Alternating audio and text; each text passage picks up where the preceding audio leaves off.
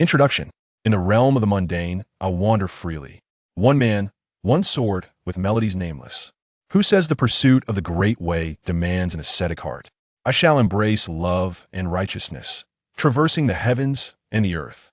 Who says the quest for immortality can disregard the common folk? I shall wield my sword, championing the cause of the wronged. Chapter 1. The scheme surrounding a birthday feast. Chongqing City. Senior Chu, you have finally arrived. Please come in, come in.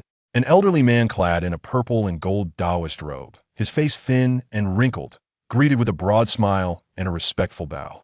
Yin Bao, go instruct Xiao Tsue to brew the finest honey orchid immortal tea and serve it in the living room. Of course, a middle-aged man, resembling the elder and possessing a foundation of the golden core stage, hurriedly bowed and retreated. After everyone had taken their seats, the elder in the purple and gold robe respectfully clasped his fists and said, "It is truly an honor for our Lu family to have Senior Chu grace us with his presence. I have invited all the chefs from the Silver Cauldron Pavilion in Chongqing City to prepare a feast for you." "Enough, enough," replied a man seated in a grand chair, appearing to be in his 30s, dressed in a flowing black robe. He had a slender waist, a robust build, a square face adorned with a beard, and striking features that exuded authority. "Lu Jinhu, if it weren't for your request, through Shuel Yin of the Carefree sect, I wouldn't have involved myself in your affairs. Now, tell me, what exactly do you wish to achieve at tomorrow's birthday banquet for the Yun family?" "Senior Chu, allow me to elaborate," the elder said with a smile. "You may not know, but in Chongqing City, there are two prominent families, known as the East Yun and West Lu. The West Lu refers to my Lu family in the West City, while the East Yun refers to the Yun family in the East City. Our families have been rooted in Chongqing City for centuries, controlling a vast majority of the inns, taverns, fabric shops, tea houses, and brothels, as well as auction houses and treasure pavilions serving cultivators. For hundreds of years, we have been evenly matched. In the past, at the peak of the Yun family's power, they boasted 4 nascent soul cultivators and 8 golden core cultivators, relentlessly pressuring my Lu family, seizing our copper and iron mines, and several shops truly outrageous. However, the Yun family has long since lost its former glory. They now have only 1 nascent soul cultivator and 5 golden core cultivators left, while my Lu family boasts 5 nascent soul cultivators and 8 golden core cultivators among the younger generation. Were it not for the strict prohibition against conflicts between cultivation families in Chongqing City, my Lu family would have already had the strength to eradicate the Yun family." The man in black took a sip of tea and said slowly, "You summoned me here merely to bolster your reputation?" "Senior Chu, to speak frankly," Lu Jinhu replied, producing a jade box from his storage ring and placing it on the table before the man in black. "I wish for your support to strengthen our position and also to have you oversee the Yun family's ancestor. Although he is at the peak of the nascent soul stage, he is but one person and cannot act alone. Should he harbor thoughts of desperate retaliation, we would need your assistance to maintain order for the safety of the banquet guests." As the man in black probed the jade box with his spiritual sense and confirmed it contained the agreed-upon reward, he accepted it into his storage ring. "Very well, but should it truly come to my involvement, of course, we shall increase the remuneration. Senior Chu, you shall not be shortchanged." "Good, now let us discuss your specific plans. We intend to pressure them at the banquet to surrender several mines outside the city to my Lu family.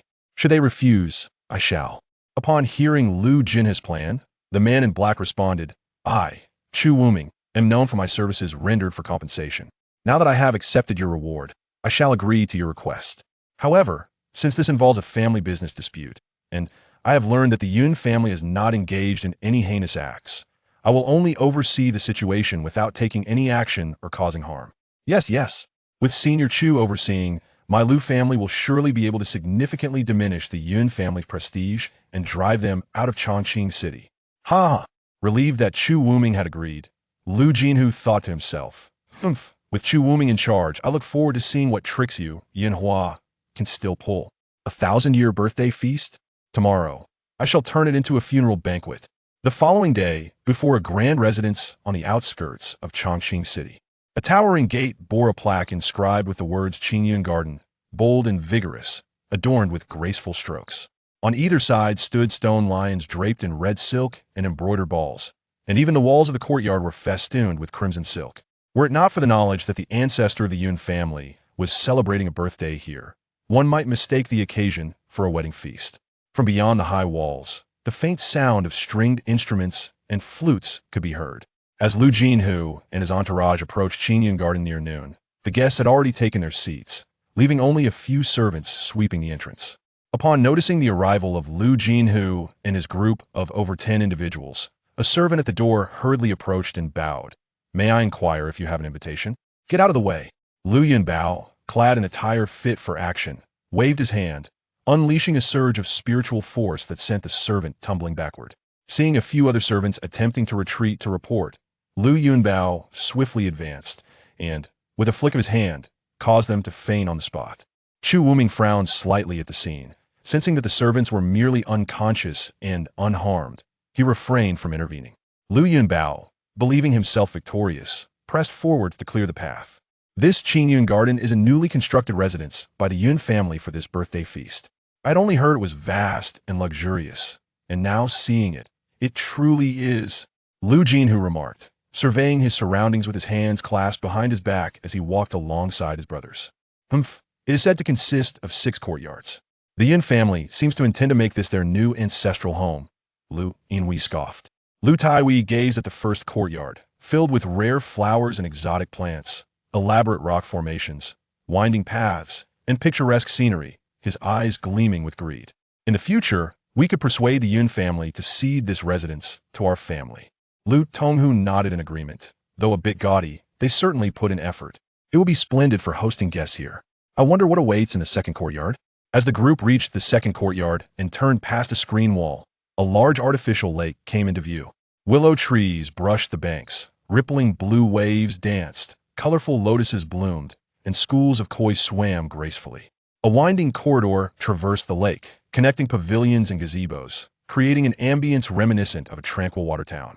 Upon exiting the second courtyard, the cacophony of voices enveloped them. The first sight to greet them was a Bodhi tree planted every several paces, each likely transplanted from afar, each boasting decades of age. Their tall and lush canopies cast generous shade. The ground was neatly paved with green flagstones, and the expansive courtyard was adorned with hundreds of round tables. At this moment, the courtyard was abuzz with voices, fragrant dishes wafting through the air, and the aroma of wine permeating the atmosphere, bustling with life as the Yu family's kin and friends settled in, engaging in lively conversation, while countless servants scurried about serving dishes at the tables. Lu Jinhui gazed from afar, observing the patriarch of the Yun family, who was currently toasting with the present head of the family and several core members. A faint, cold smile crept onto his face as he invoked his powers, proclaiming loudly, "Quite a lively gathering. It appears that your Yun family truly values you, old fellow." Though seemingly casual, his words were imbued with magical energy, clearly reaching the ears of everyone present. Lu Jinhui, the brows of the Yun patriarch, Yun Hua, furrowed sharply. "Indeed, it is I, Lu," he replied with a chilling chuckle, stepping forward leisurely. 2 Yun disciples attempted to intervene, but were effortlessly pushed aside by Lu Yunbao with a mere wave of his hand. I wondered who it was. It turns out to be the Lu clan's 5 tigers and 8 leopards. I don't recall extending an invitation to you. But since you, Yin Hua, are celebrating your millennium birthday, and we reside in Chongqing City, how could we not come to offer our congratulations? Lu Jinhui retorted with a grin. At that moment, the Yin patriarch also noted the presence of Chu Wuming behind Lu Jinhui. Though unfamiliar, an unsettling feeling stirred within him, yet his expression remained unchanged. "Then, I thank the elder of the Lu family for this courtesy. Since you are here, you're indeed a guest. Shall we sit down and share a drink? I've already toasted you." Lu Jinhui grinned. "Now, it is time to discuss some serious matters." Yun Hua's brow furrowed slightly as he coldly inquired, "And what might that be?" "Today is a rare occasion with all the members of your family gathered, including numerous friends and relatives. The Lu clan's 5 tigers and 8 leopards are here today to seize the opportunity to inform you that once this birthday banquet concludes, you shall sell the mines at Huangye Ridge to our Lu family. The price can be negotiated. Let us continue to coexist amicably as old neighbors in Chongqing City. Haha. What if I refuse?" "Refuse? Do you still believe the current Lu family is the same as the Lu family of where you could decline? Should you refuse, I fear the Yun family may cease to exist in Chongqing City." Yun Hua struggled to suppress his rage, ready to retort when he was interrupted by a burst of laughter from behind. "Ha ha ha. I never imagined that my friend Yun would have such a distinguished guest at his millennium birthday," celebration none other than the renowned Chu Wuming. Lu Jinhui glanced up, unacquainted with the speaker.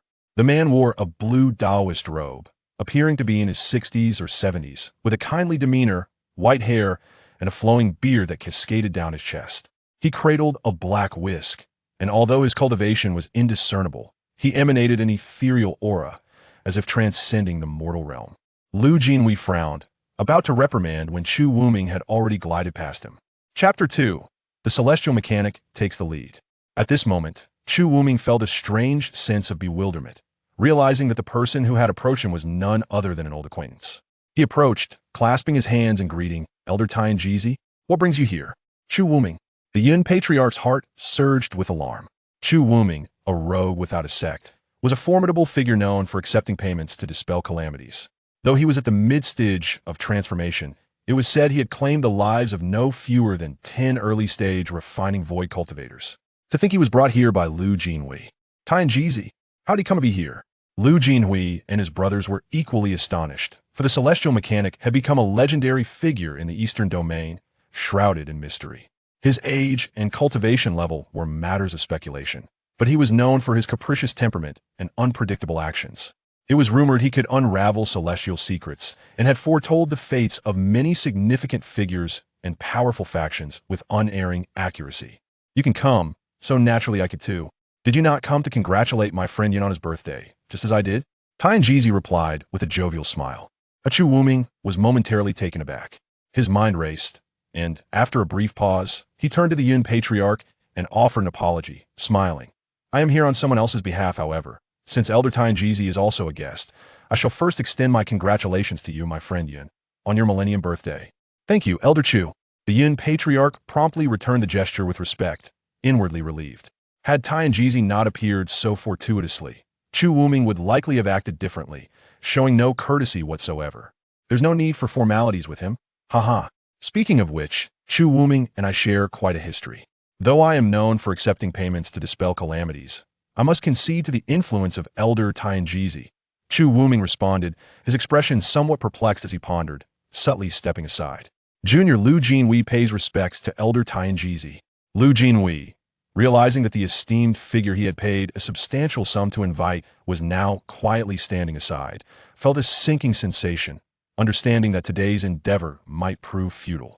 Oh, Lu Jinhui, is it? No need for formalities. Tien Jizi nodded. Aren't you all here to discuss something? I'm merely a guest and shall not interfere. Please continue. Elder Tien Jizi is present. How could we dare to act rashly? We merely came to congratulate our friend Yun, and having done so, we shall take our leave. Lu Jinhui clasped his hands, discreetly signaling to his 4 brothers behind him. Now, since you have come, why rush to leave? Tien Jizi waved his hand. I heard your proposal today is a momentous occasion for our friend Yun's birthday, and it would be ill-mannered to undermine each other's dignity. I have a suggestion. Would you care to hear it? Both Lu Jinhui and the Yun Patriarch clasped their hands and replied, Elder Tien Jizi, please proceed. Since you wish to contest the ownership of the mines, why not engage in 3 contests to determine the victor? Tien Jizi suggested with a smile. We can group you by cultivation levels, the 8 of you in the core formation stage together, the 5 in the nascent soul stage as another group, and the transformation stage cultivator, Chu Wuming, in his own group. Lu Jinhui was momentarily taken aback. The reason he dared to come today was due to the Lu clan's overwhelming strength surpassing that of the Yun family by a significant margin. He had calculated this day to tear away the last shred of dignity from the Yun family, intending to gradually expel their influence from Chongqing City. While Tien Jizi's suggestion deviated slightly from his original plan, it resonated with a similar end goal, causing him to secretly rejoice, though he dared not express it aloud. Lu Jinhui respectfully replied, While I wholeheartedly agree with your proposal, Elder, you may not be aware that the Yun family's numbers in the nascent soul and core formation stages may not match the Lu clan's. It would suffice for each realm to dispatch a representative for a friendly contest. That would not be appropriate. The Yun family has brought many friends and relatives. If they cannot muster even a few participants, how will they manage in Chongqing City going forward? Wouldn't you agree, my friend Yun? Tien Jizi interjected, arching an eyebrow. The Yun Patriarch felt a bead of sweat forming at his temples. Unable to retort, he awkwardly replied, Yes. However, excellent. Tien Jizi did not afford the Yun Patriarch any further opportunity to speak. Continuing, Since you all agree to this method of competition, let it be so. Chu Wuming, observing Tianjizi as if he were the host orchestrating the event, suddenly understood his intentions.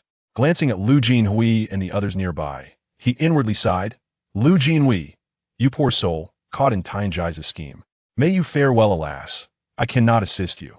Esteemed elder within the Yun family and our esteemed guests, there is no one in the transformation stage.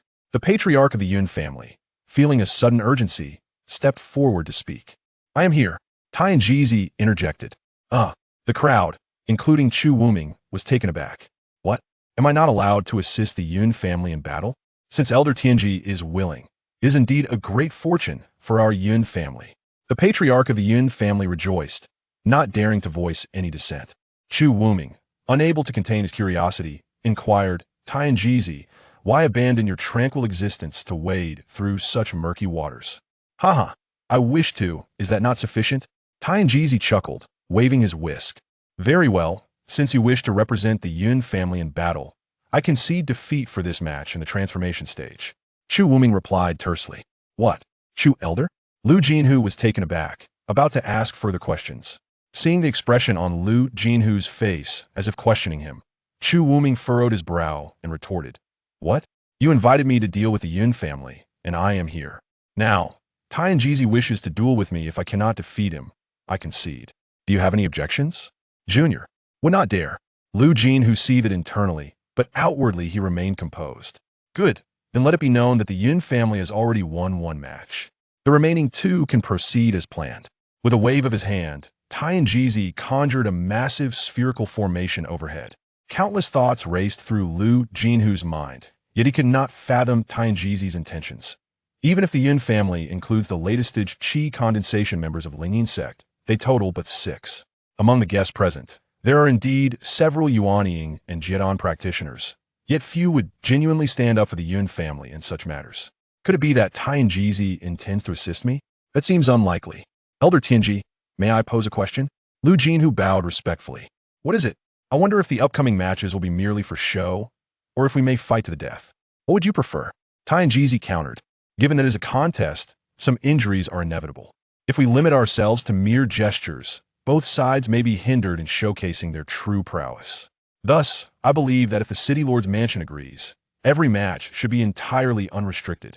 The side that emerges alive from the constraints above shall be deemed victorious. A glint of cold light flickered in Lu Jinhu's eyes as he contemplated weakening the Yun family's strength for a future encounter. What say you, Yun friend? Tianjizi turned to Yunhu. Haha, if the Yun family were not akin to a turtle retracting its head, we would certainly agree. Lu Jinhu's brother, Lu Yinhui, spoke with malice. Indeed, if you lack the courage, simply concede. Another Lu family member chimed in. Very well, we agree. The patriarch of the Yun family pondered for a long moment, calculating that perhaps they still had a fighting chance in the Jiedon match, and in the Yuanying match, they could simply concede. Tianjizi cast his gaze toward a nearby table, where the City Lord of Chongqing was seated. City Lord Wang, both the Yun and Lu families intend to organize a small-scale wager. May I inquire about the stance of the City Lord's mansion on this matter? City Lord Wang Fan, also a practitioner in the transformation stage, did not dare to show any negligence in response to Tianjizi's question, for he understood that even in the presence of the Emperor of the Floating Two Kingdom or the leaders of various sects, Tianjizi would be regarded as an esteemed guest. As a mere city lord, it was best to show ample respect. Since both families are in agreement, and with Elder Tianji presiding, the City Lord's mansion is naturally willing to serve as a witness, City Lord Wang stated with a smile as he stood. Excellent. Thank you, City Lord Wang. Tianjizi clasped his hands in gratitude and muttered under his breath, people die for wealth, birds perish for food, what folly this is. Would it not be better for all to share in prosperity? However, just as the Yun and Lu families were momentarily stunned by his words, Tianjizi, with a smile, produced an object and raised it high, declaring, very well. In that case, I shall present you with an additional prize to invigorate the contest. Tianjizi shook the jade plate in his hand. This is a celestial star, interdimensional star plate. Whichever family triumphs in the matches shall claim it. The interdimensional star plate, leading to celestial star. The crowd gasped in astonishment, with some eyes glowing with fervor. It was a treasure that could elevate any faction by over 500 years of cultivation within a mere few years. 500 years could very well allow a family, without even a Jidon practitioner, to birth a Yuaniing cultivator. Lu Jinhu's eyes sparkled with excitement, and he discreetly conveyed to the Lu family members, "In a moment, fight with all your might. Do not allow yourselves to lose in either match." "Rest assured, uncle," the Lu family's 8 leopards responded. "Now, you may arrange for your participants to enter the arena. Remember, the fates of those who enter are sealed. No vendettas shall arise post-match. Once inside, anything goes with no restrictions." Tianjizi proclaimed loudly.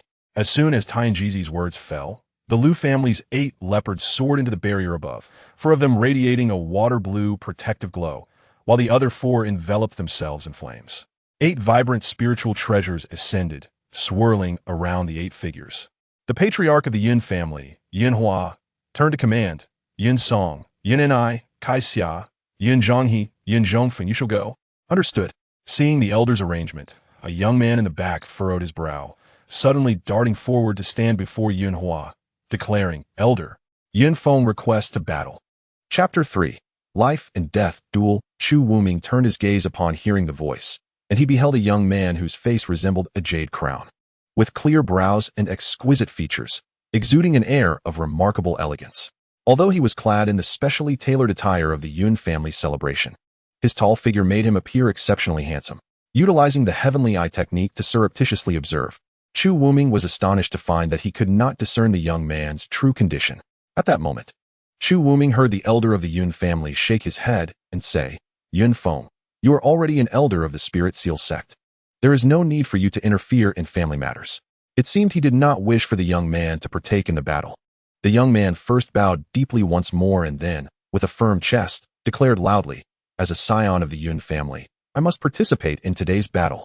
The elder's expression darkened as he admonished, "Do you not understand that this is a life and death struggle? What if something were to go awry?" Yun Feng had been away from home since childhood and had contributed little to the family. He viewed today's battle merely as a minor assistance to the family, assuring the elder, "There is no need for concern. Besides, I doubt they can pose any threat to me."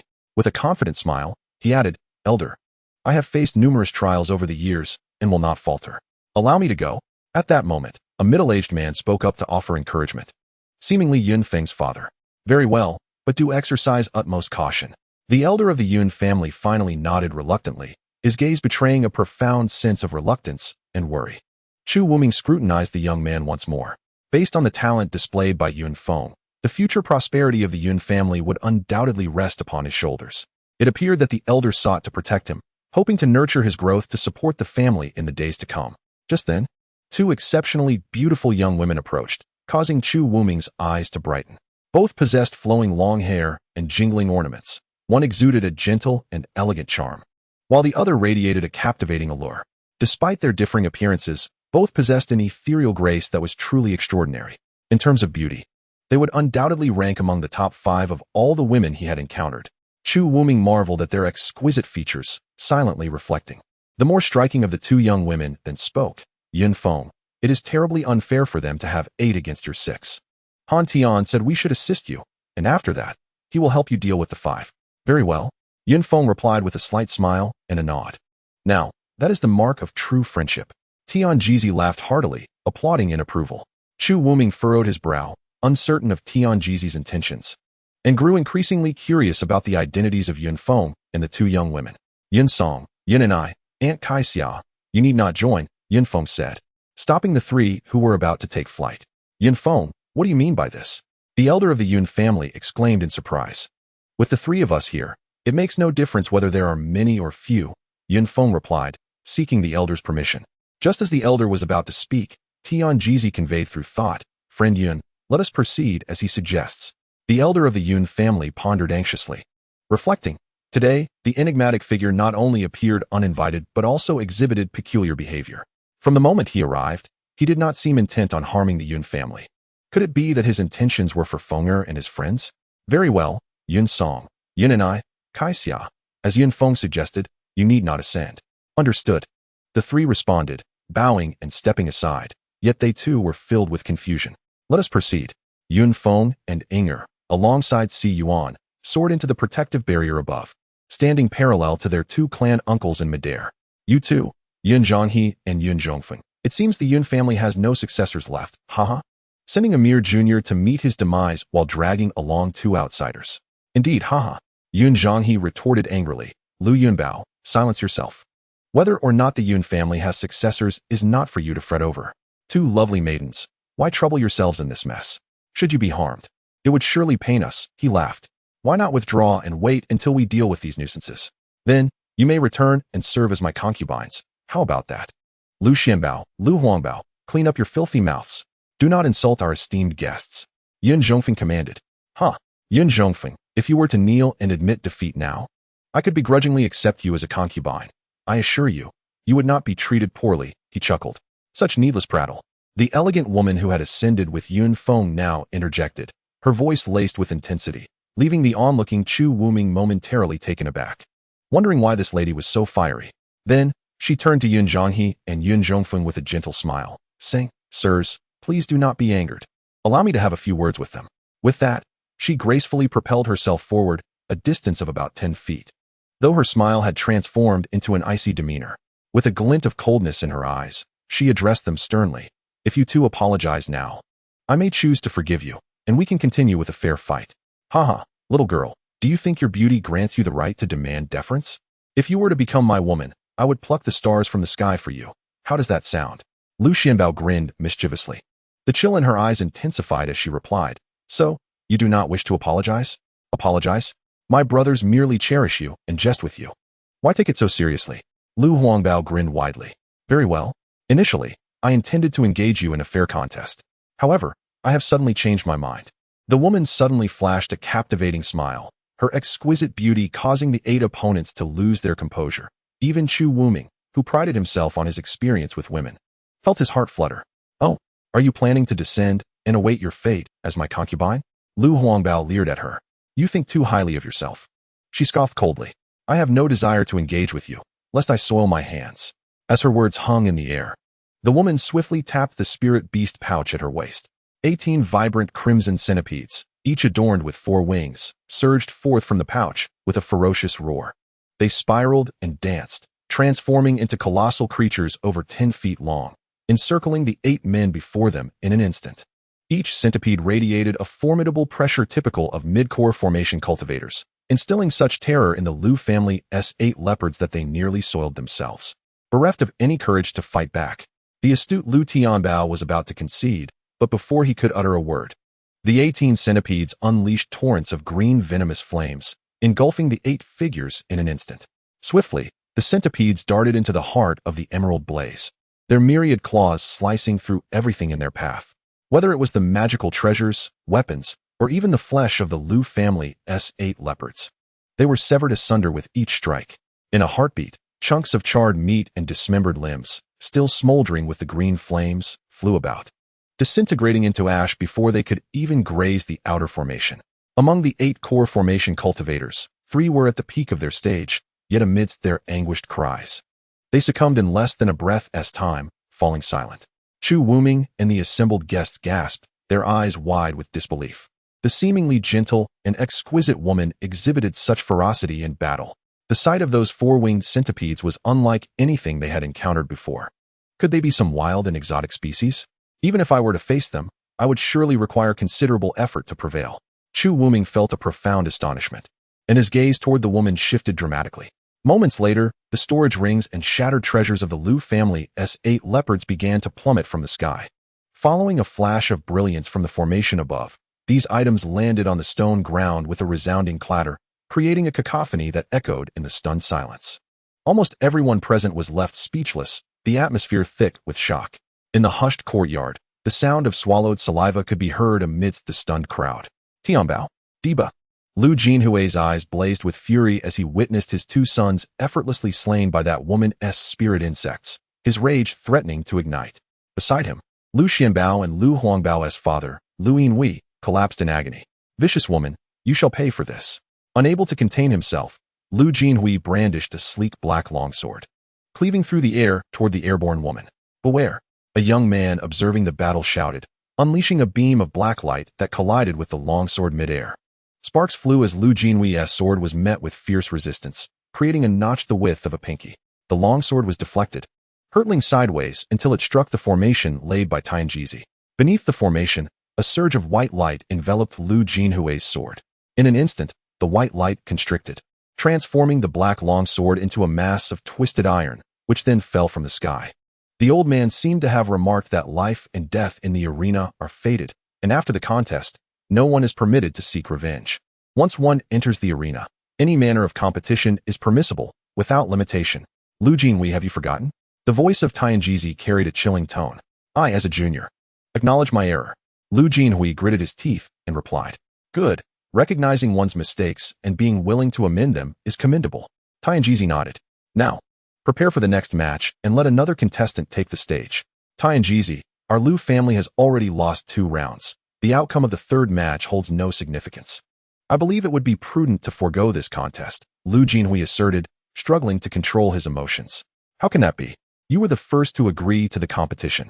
Do you mean to mock me? At this moment, Lu Jinhui realized that Tianjizi had likely foreseen the entirety of today's events, and everything that had transpired was merely a means of incitement. Even if he wished to concede and leave, Tianjizi would not allow it. To fight? He was outmatched. To flee? It was impossible. Lu Jinhui felt as if his heart had plunged into the depths of despair. He glanced at Chu Wuming, only to find him intently observing the young man who had just fought. Realizing that he could not rely on Chu Wuming, he steeled himself, thinking, so be it. Even if I must perish, I shall take a few down with me. Chapter 4. A shocking battle. Very well. Let us continue the contest. Lu Jinhui had finally grasped the situation, casting aside his concerns for life and death. However, I find that young lady's spirit insect to be quite remarkable. Might I request that she remain in the arena for the next battle? That depends on how Taoist Yun arranges it. I shall not interfere. Tianjizi waved his hand, nudging the elder of the Yun family forward. The elder of the Yun family, having lived for a millennium, was not without wisdom. He raised his hand and summoned Yun Zhonghe and Yun Zhongfeng, saying he, Feng friend has just expressed a desire to assist our Yun family in the next match. Let us trouble Elder Han. Very well, esteemed elder. There is no need for formality. The young man who had fought earlier bowed slightly to the elder of the Yun family and Tianjizi, then soared into the barrier above. Let us go. As Lu Jinhui took flight, he discreetly communicated with the other 4, even if it leads to our demise today. We must take those few down with us. Rest assured, elder brother, I shall kill those young ones to avenge our kin, Lu Tiehu said in a low voice. Chu Wuming looked up to see the young man named Han, clad in a purple brocade robe, standing gracefully in midair, exuding an aura of vigor and nobility. His bronze skin glistening as if he had cultivated some secret body refining technique. He must be the Han Tian mentioned by the 2 young ladies, Chu Wuming mused. Within the barrier, Han Tian stood at the forefront, wielding a long blade, while Yun Feng and the 2 young women were enveloped in protective auras of white, red, and blue respectively, each holding their own flying swords. Observing their positions, Chu Wuming sensed something amiss. Could it be that Yun Feng and the others had no intention of engaging and were leaving the 5 Yuanian cultivators to be dealt with solely by this Han? At that moment, the long knife in the hands of the man with the surname Han gleamed with a flash of light, a faint black mist seemingly coming to life, subtly swirling within the blade. Standing over 2 zhang away, the 5 tigers of the Lu clan formed a row, each spaced half a zhang apart. Their protective auras flickering erratically, with each of them hovering a magical artifact beside them, glaring fiercely at the 4 individuals ahead. If you are all prepared, let us commence. The voice of Tianjizi resonated from beyond the barrier. In the next instant, the Lu clan's 5 tigers simultaneously raised their hands, their lips moving as incantations filled the air, and the magical artifacts beside them shone with dazzling brilliance. Just then, under the watchful gaze of Chu Wuming and the others, the 5 tigers of the Lu clan, who were exerting their full power in casting spells, suddenly trembled in unison, their faces contorted in expressions of profound agony. Not only did the magical artifacts in their hands come to an abrupt halt, but their protective auras also momentarily shattered. What a formidable soul attack! Chu Wuming discerned immediately, realizing that the knife was indeed peculiar. Observing the dire state of those who had been struck by Han Tian's long knife, he could not help but feel a deep sense of trepidation. Oh no! Moments later, Lu Jin Tiger, the most powerful among them, was the first to regain his composure. His heart sinking as he struggled against the excruciating pain in his head, forcing his eyes open to look ahead. Opposite them, Yun Feng and his 2 companions remained still, with Yun Feng not even drawing his celestial sword. Meanwhile, the young man in the purple robe, who had previously stood across from them, had vanished from sight. In the brief moment that Lu Jin Tiger was taken aback, he was suddenly struck by the realization that the auras of his four brothers were rapidly waning. And then they inexplicably disappeared. What? Lu Jin Tiger was horrified, hastily turning to look beside him, only to witness four headless corpses slowly descending, their severed heads rolling nearby with wide-open eyes. A swirling black mist enveloped their necks, suggesting that even their primordial spirits had not managed to escape. Before Lu Jin Tiger, a black blade of light was swiftly approaching, flashing like lightning towards his neck. Lu Jintiger's body jerked back violently. He pointed a finger, and a resplendent golden symbol shot forth, clashing with the black blade in a resounding clang, effectively blocking it behind him. Filled with rage, Lu Jin Tiger nearly ground his teeth to dust. Resolute, he waved his hands, summoning over 10 magical artifacts to hover before him.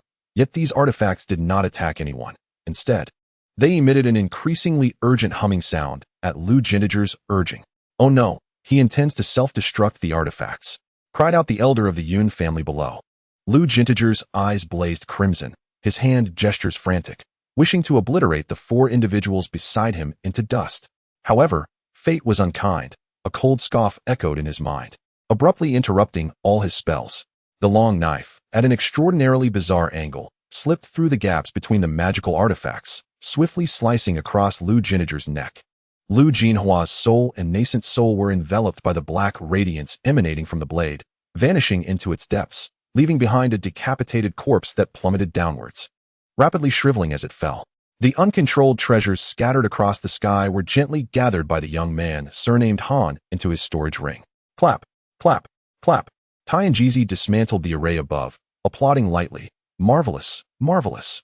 Quite splendid indeed. Apart from Chu Wuming, all present were friends and relatives of the Yun family, who soon joined Tianjizi in applause, with many enthusiastic individuals cheering aloud. The heart of the Yun family's ancestor was nearly overwhelmed with astonishment. He was acutely aware that Han Tian's true cultivation was merely at the 7th level of the core formation stage, yet he had effortlessly slain 5 nascent soul cultivators, including 2 in the later stages. If it were him, facing even one of them would require considerable effort, let alone 5, a notion hardly worthy of dreaming. The Yun family ancestor swallowed hard, his voice hoarse as he exclaimed, "Excellent, truly remarkable. Feng'er's friends are simply extraordinary." Initially, he intended to describe them as monstrous, but quickly reconsidered, finding the term inappropriate, leaving him momentarily at a loss for words. "Daoist Yun, I trust you find this birthday gift to your liking?" Tianjizi inquired with a beaming smile, seemingly laden with meaning. "Thank you, Senior Tianjizi."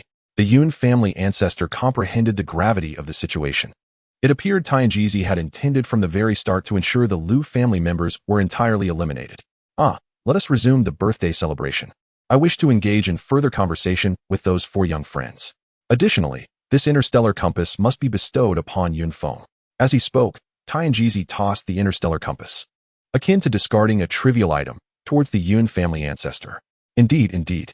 Please, Senior Tianjizi, do take your seat," the Yun family ancestor urged with a broad smile. "Feng'er, quickly escort your 3 friends to the main table." "Yes, ancestor," Yun Feng replied respectfully as he descended. As the Yun family ancestor passed by the family head, he discreetly instructed, "Xiao He, swiftly make arrangements concerning matters related to the Lu family." "Understood." Yun Zhongyi nodded and departed. "Chu Daoist, do you intend to leave? Or will you join us?" Tianjizi suddenly halted after taking a couple of steps, addressing the somewhat lost Chu Wuming. "Why depart when there is food and drink?" Chu Wuming grinned, appearing as though he had not come with the Lu family, and unceremoniously strode towards the main table. Once everyone resumed their seats, apart from Tianjizi, the original occupants of the main table were relocated by the Yun family ancestor, leaving only Tianjizi, Chu Wuming, the Yun family ancestor, Han Tian, and Yun Feng. Tianjizi remained silent, smiling as he observed the 4, while Chu Wuming, undeterred by the surroundings, seized a wine jug and a roasted leg of lamb, indulging himself. Although Chu Wuming remained silent, his spiritual awareness had already extended outward, attentively capturing the hushed voices from another table nearby. "You truly do not recognize who they are? Indeed, they appear so youthful yet effortlessly subdued the 5 tigers and 8 leopards of the Lu family in mere moments. Allow me to enlighten you. The pale-faced one from the Yun family is named Yun Feng, the dark-complexioned one is Han Tian, the tall figure is Sikong Yinger, and the one with a peach blossom-like visage is Sheng Siyuan. They are renowned as the 4 young elders of the Lingyin sect. rumored to possess the extraordinary ability to challenge those beyond their realm. So, these 4 distinguished elders are indeed them. Today, I am fortunate enough to witness their true forms. Remarkably, they are all barely in their 20s, yet have already reached the late stage of Dan formation, serving as elders within their sect. Does that not incite envy? Indeed, the disparity is staggering. After decades, even centuries of cultivation, we feel as if our efforts have been wasted. While Chu Wuming listened, he discreetly observed Han Tian and the others. At that moment, he heard Sikong Inger chuckle softly and politely inquire, "Elder Tianji, although you may not have seen everything you wished, you have gleaned enough. Might you enlighten us as to why you are so inclined to assist the Yun family? Oh, I see you are perceptive. Truly wise, as expected of one who bears the body of 100 lifetimes." Elder Tianji chuckled. The body of 100 lifetimes? Sikong Inger was momentarily taken aback, as if confronted with something both concerning and familiar. Yun Feng and the other 2 were similarly astonished. Yet their expressions held no trace of shock. "Indeed, I have come on your behalf. Assisting the Yun family was merely a matter of circumstance. Elder, do you possess knowledge on how to break the so-called curse of 100 lifetimes?" Han Tian appeared less concerned about the Liu family's turmoil and instead respectfully inquired about the alleged cycle of reincarnation. "Regrettably, I truly do not know. My sincerest apologies." Elder Tianji chuckled, shaking his head. However, his gaze roamed back and forth between Han Tian and Yun Feng, instilling an uncomfortable sensation within both. Nearby, Chu Wuming, who had just taken a sip of wine, noticed Elder Tianji's scrutiny and inexplicably felt a pang of concern for Han Tian and Yun Feng. Chapter 5. A timeless friendship. Since returning to his seat, the patriarch of the Yun family had been enveloped by a sense of astonishment and elation. What manner of being is Elder Tianji? It is said that in the capital of the floating land, 3 emperors have regarded him with the utmost reverence, addressing him as master. Great sects such as the Buddhist and the Taoist held him in high esteem, seeking his favor in hopes of receiving a prophecy or a word of wisdom. Yet now, Elder Tianji sits at the same table, sharing laughter and conversation during my own birthday celebration. The patriarch of the Yun family could not shake the feeling that this was surreal. Tianji's gaze frequently shifted between Han Tian and Yun Feng, seemingly intent on probing the intricacies of their cultivation. Yet the 2 remained reticent, their words largely confined to polite exchanges. The patriarch of the Yun clan, with a mind racing through possibilities, surmised that Tianji sought to gain a deeper understanding of their capabilities. Seizing an opportune moment, he inquired, "Given Elder Han's recent display of prowess, would it be fair to say he ranks among the finest of the younger generation within the Lingyan sect?" The strength Han Tian had exhibited rendered the Yun patriarch hesitant to draw parallels between him and his own descendants, leaving him at a loss for how to address him. "Please do not refer to me in such grand terms," Han Tian replied with a smile, inclining his body slightly. "Yun Feng and I share a bond akin to brothers. You may simply call us by our names. As for being among the finest, I dare not claim such. I cannot best Yun Feng, after all." "What?" The Yun patriarch's eyes widened in astonishment, and even Tianji and Chu Wuming, standing nearby, appeared taken aback.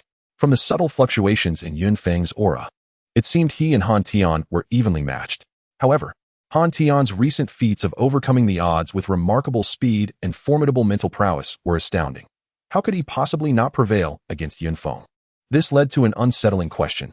Just how formidable was Yun Feng?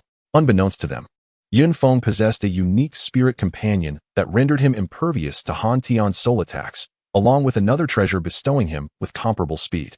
Moreover, having grown up together, their familiarity with each other's techniques allowed Yun Feng to gain the upper hand in their recent encounters. "We are all fairly evenly matched," Yun Feng chuckled, reluctant to divulge the secrets he harbored. "The others were simply too careless, which is why they lost so swiftly.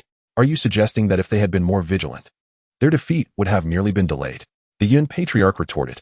"Well, that could be one interpretation," Yun Feng conceded with a nod.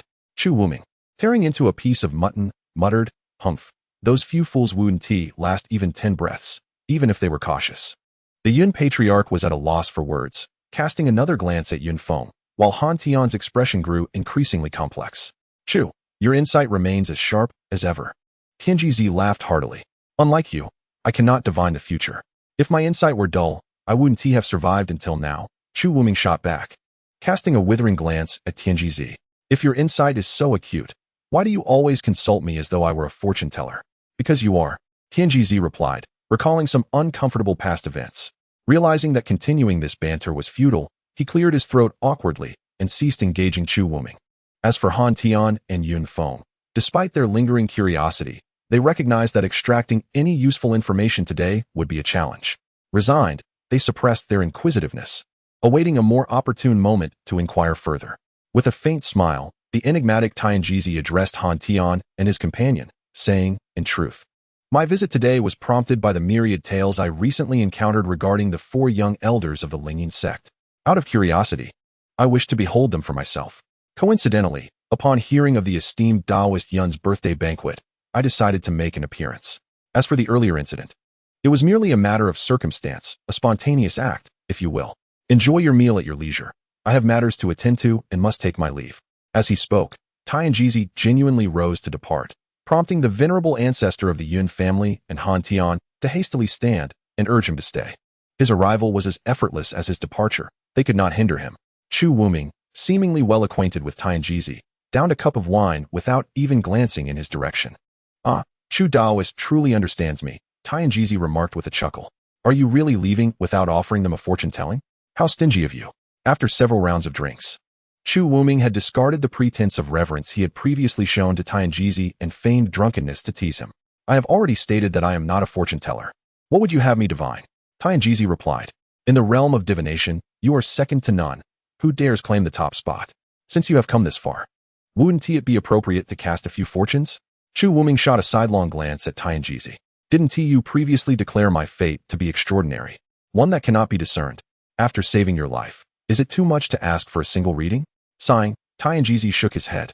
"I truly find you impossible to deal with." Noticing Chu Wuming was about to speak again, Tianjizi quickly waved his hand and said, "Enough of the past. Consider it a debt I owe you." Turning with a jovial expression towards the ancestor of the Yun family, he continued, "Before I take my leave, I wish to extend my heartfelt blessings for the Yun family. May you sail smoothly through life's storms, encounter fortuitous outcomes, and prosper abundantly. One must not speak of what is understood," was a saying Tianjizi often uttered, and the ancestor of the Yun family was well aware of its significance. With Tianjizi's words now laid bare, the ancestor could hardly feign ignorance and promptly bowed in gratitude. "And what of them?" Chu Wuming inquired, gesturing toward Han Tian and Yun Feng. "Their fates are indeed peculiar, and I cannot discern them," Tianjizi replied, shaking his head. "Once more?" Chu Wuming exclaimed. "Must there not be another explanation? As for you," Tianjizi ignored Chu Wuming and turned to Siyuan, saying, "Your future child shall be remarkable, a true talent." Siyuan was momentarily taken aback, her cheeks flushing crimson as she wished for a crevice to hide within. "But I have yet to find a partner. So how could there be a child? Is it not a tad premature to speak of such things? Very well. I have matters to attend to and must take my leave." Tianjizi seemed eager to evade further entanglement with Chu Wuming. Before his words had fully dissipated, he leaped into the air, vanishing in an instant. The protective barriers above the Yun family's courtyard appeared to be non-existent. Seeing the others still standing motionless, gazing upwards like statues, Chu Wuming cleared his throat and remarked, "Your family's wine is truly exceptional." His words effectively drew the crowd back to reality. The elder of the Yun family regained his composure, a layer of cold sweat forming on his forehead.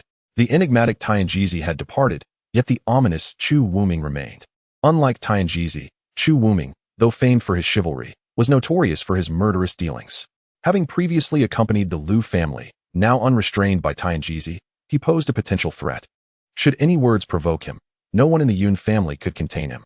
"Senior Chu, you flatter me. Truly you do," the elder of the Yun family exclaimed, forcing a smile and approaching with utmost respect. "I have partaken of your wine.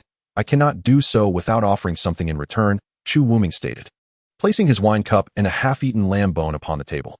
"I wish to borrow your auspicious grounds to pledge brotherhood with him," he said, pointing at Han Tian.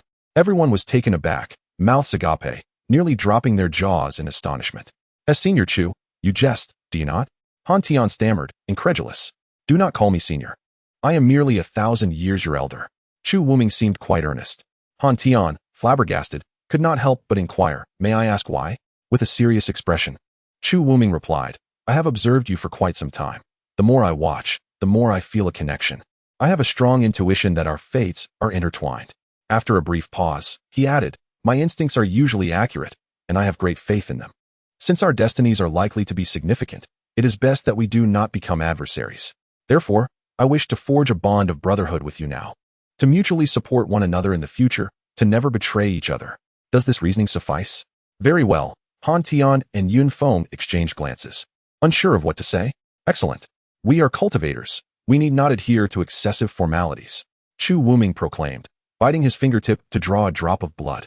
Murmuring an incantation, that drop of blood suddenly rose into the air, elongating into an extraordinarily slender thread. A short distance before Chu Wuming, the bloodline appeared to be guided by an invisible brush, first forming a circle roughly the size of a ruler, then extending dozens of crimson runes from within. As those runes were inscribed, they began to flicker in and out like breathing. Upon the completion of the final stroke, the entire formation emitted a resonant hum, followed by a gentle red glow. The elder of the Yun family and Han Tian recognized that the formation was none other than the Heart Demon Oath formation, commonly found in the Shifeng realm. Chu Wuming proclaimed loudly, I, Chu Wuming, swear by the Heart Demon, with heaven and earth as witnesses. Today I pledge brotherhood with Han Tian, of different surnames. In the days to come, we shall unite our hearts, support one another, and be sincere with each other. Never to betray, sharing fortunes, and facing hardships together. After taking the oath, Chu Wuming grinned widely. Turning to Han Tian, I have completed my part. Now it is your turn. Han Tian found the situation peculiar, though he masked his thoughts. Yet, in contrast to the elusive and somewhat alarming aura of Tianjizi, Chu Wuming exuded an inexplicable sense of reassurance, as if he were a trustworthy ally. As Chu Wuming's vows resonated with sincerity and genuine intent, Han Tian, deciding to cast aside further contemplation, mirrored his actions by inscribing a similar array for swearing an oath against his inner demons, repeating Chu Wuming's words verbatim. Oath-taker, Han Tian. Upon uttering the final syllable, both arrays emitted a resonant hum, merging into a singular entity before, with a sudden pop akin to a bursting bubble, they dissipated into nothingness. Chapter 6. The past of Tianjizi. In that fleeting moment, both Chu Wuming and Han Tian sensed an unusual shift within the depths of their consciousness, as if something had been added to the very essence of their souls. Yet, this peculiar sensation was ephemeral, fading away almost instantaneously, leaving no trace. Chu Wuming chuckled heartily, patting Han Tian on the shoulder, proclaiming, Good brother, from this day forth, your affairs shall be my affairs, and your friends shall be my friends.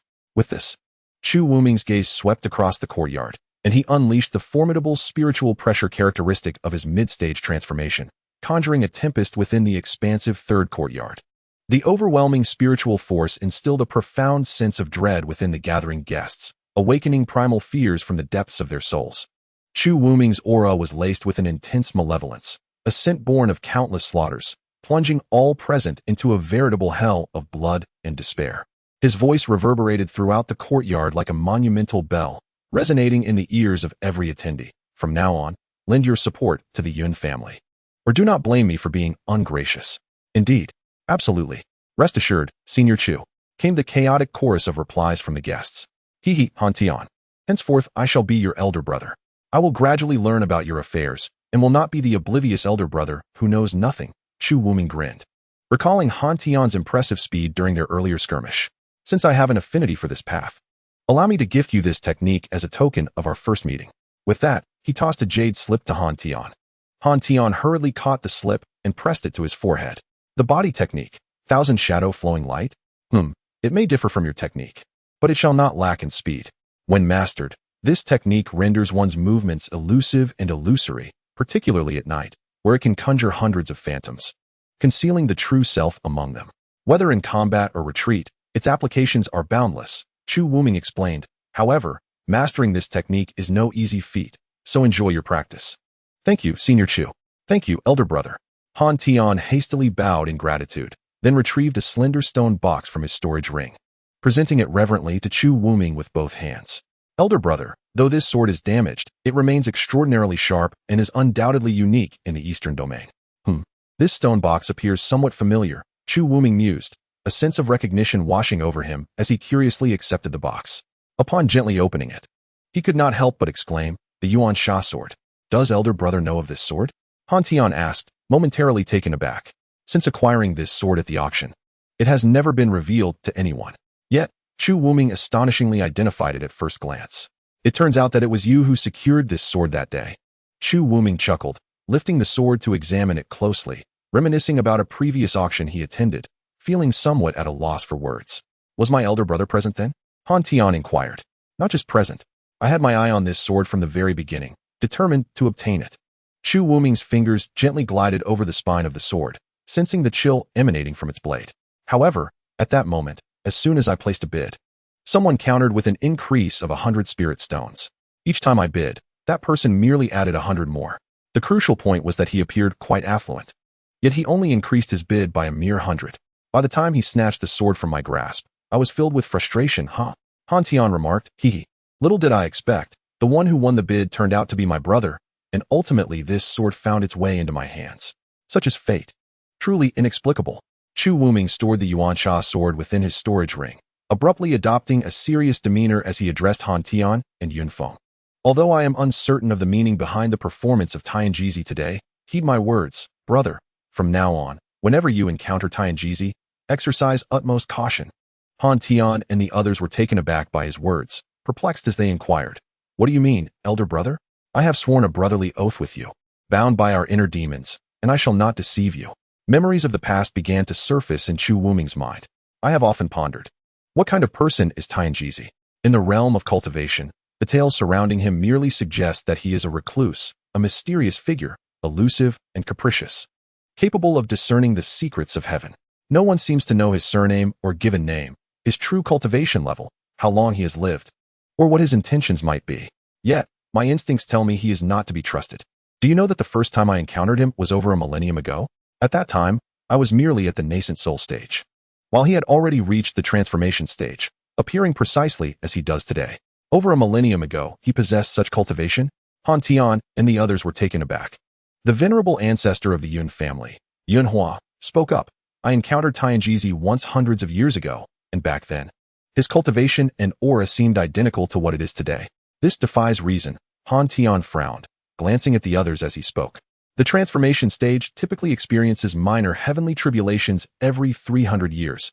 If one survives, they naturally ascend in cultivation. If not, they are reduced to ash, their cultivation returning to the heavens. If I recall correctly, the earliest legends concerning the elder Tianjizi have likely, Chu Wuming nodded and interjected, existed for over 10,000 years. Sikong Inger hesitated slightly, stating, could it be that he practices some unique technique? Even the most extraordinary techniques cannot escape the constraints of the heavenly laws. The minor heavenly tribulation of the transformation stage occurs every 300 years without exception. There are only early tribulations, never delayed, unless one employs the method of staving off death through blood condensation. Han Tian remarked, even the blood sealing technique merely temporarily confines one's lifespan. Once unsealed, the tribulation of 300 years will inevitably arrive. Brother, does Tianjizi periodically employ the blood sealing technique and disappear for a time? I have quietly conducted some inquiries, and it appears that throughout the millennia, many significant events bear his shadow. Chu Wuming scoffed, stating, he certainly has never utilized the blood sealing technique, whether through the cultivation of unique arts or other methods.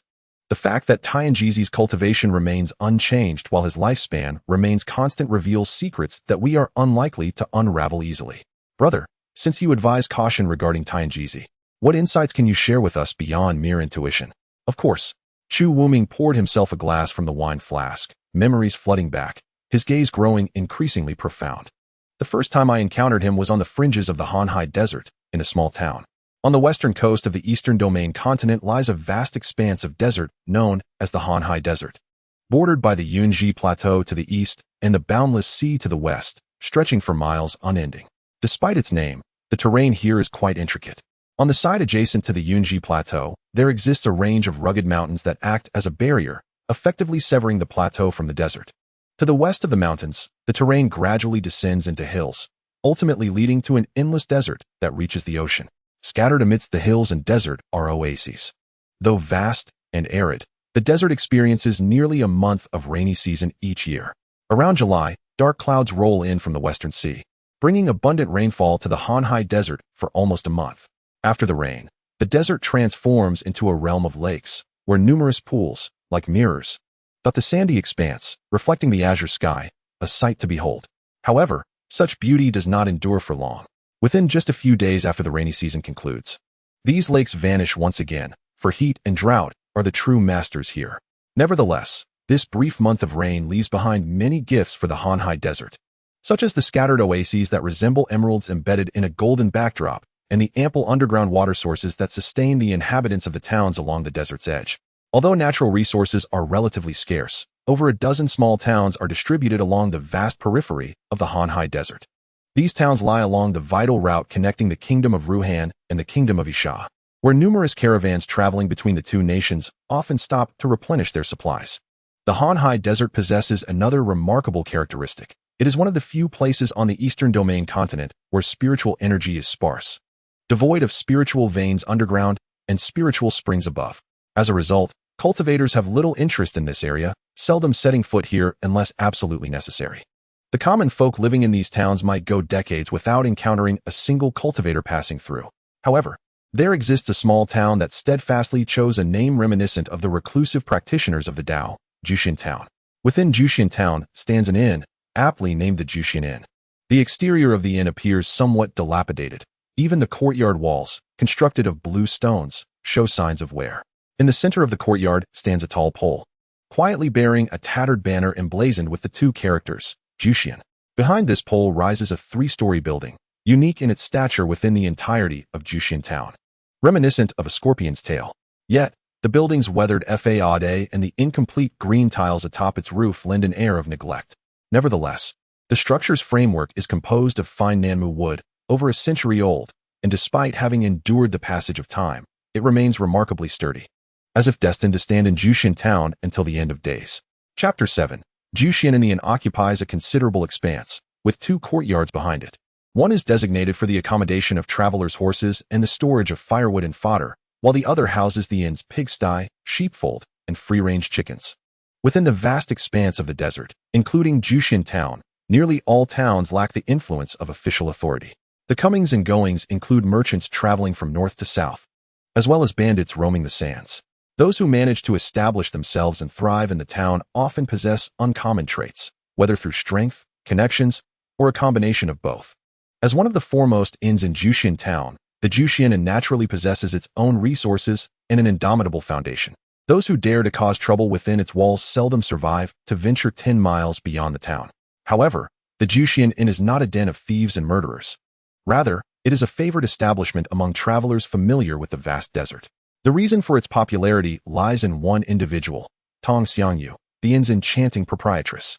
Tong Xiangyu is strikingly beautiful, her figure well-proportioned and alluring.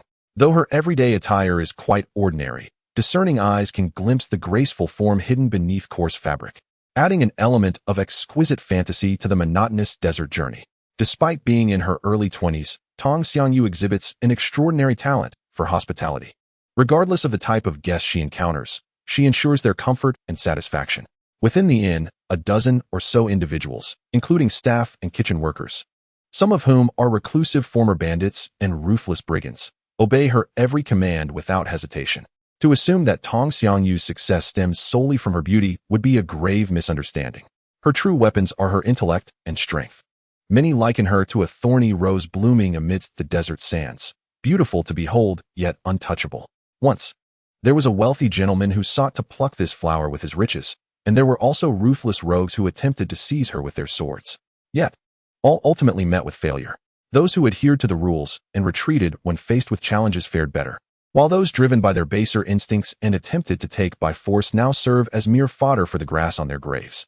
Some have inquired of Tong Xiangyu, with her beauty and talents, why she chose to remain in such a desolate place when she could find a better life anywhere else. Tong Xiangyu simply replied that she was waiting for someone.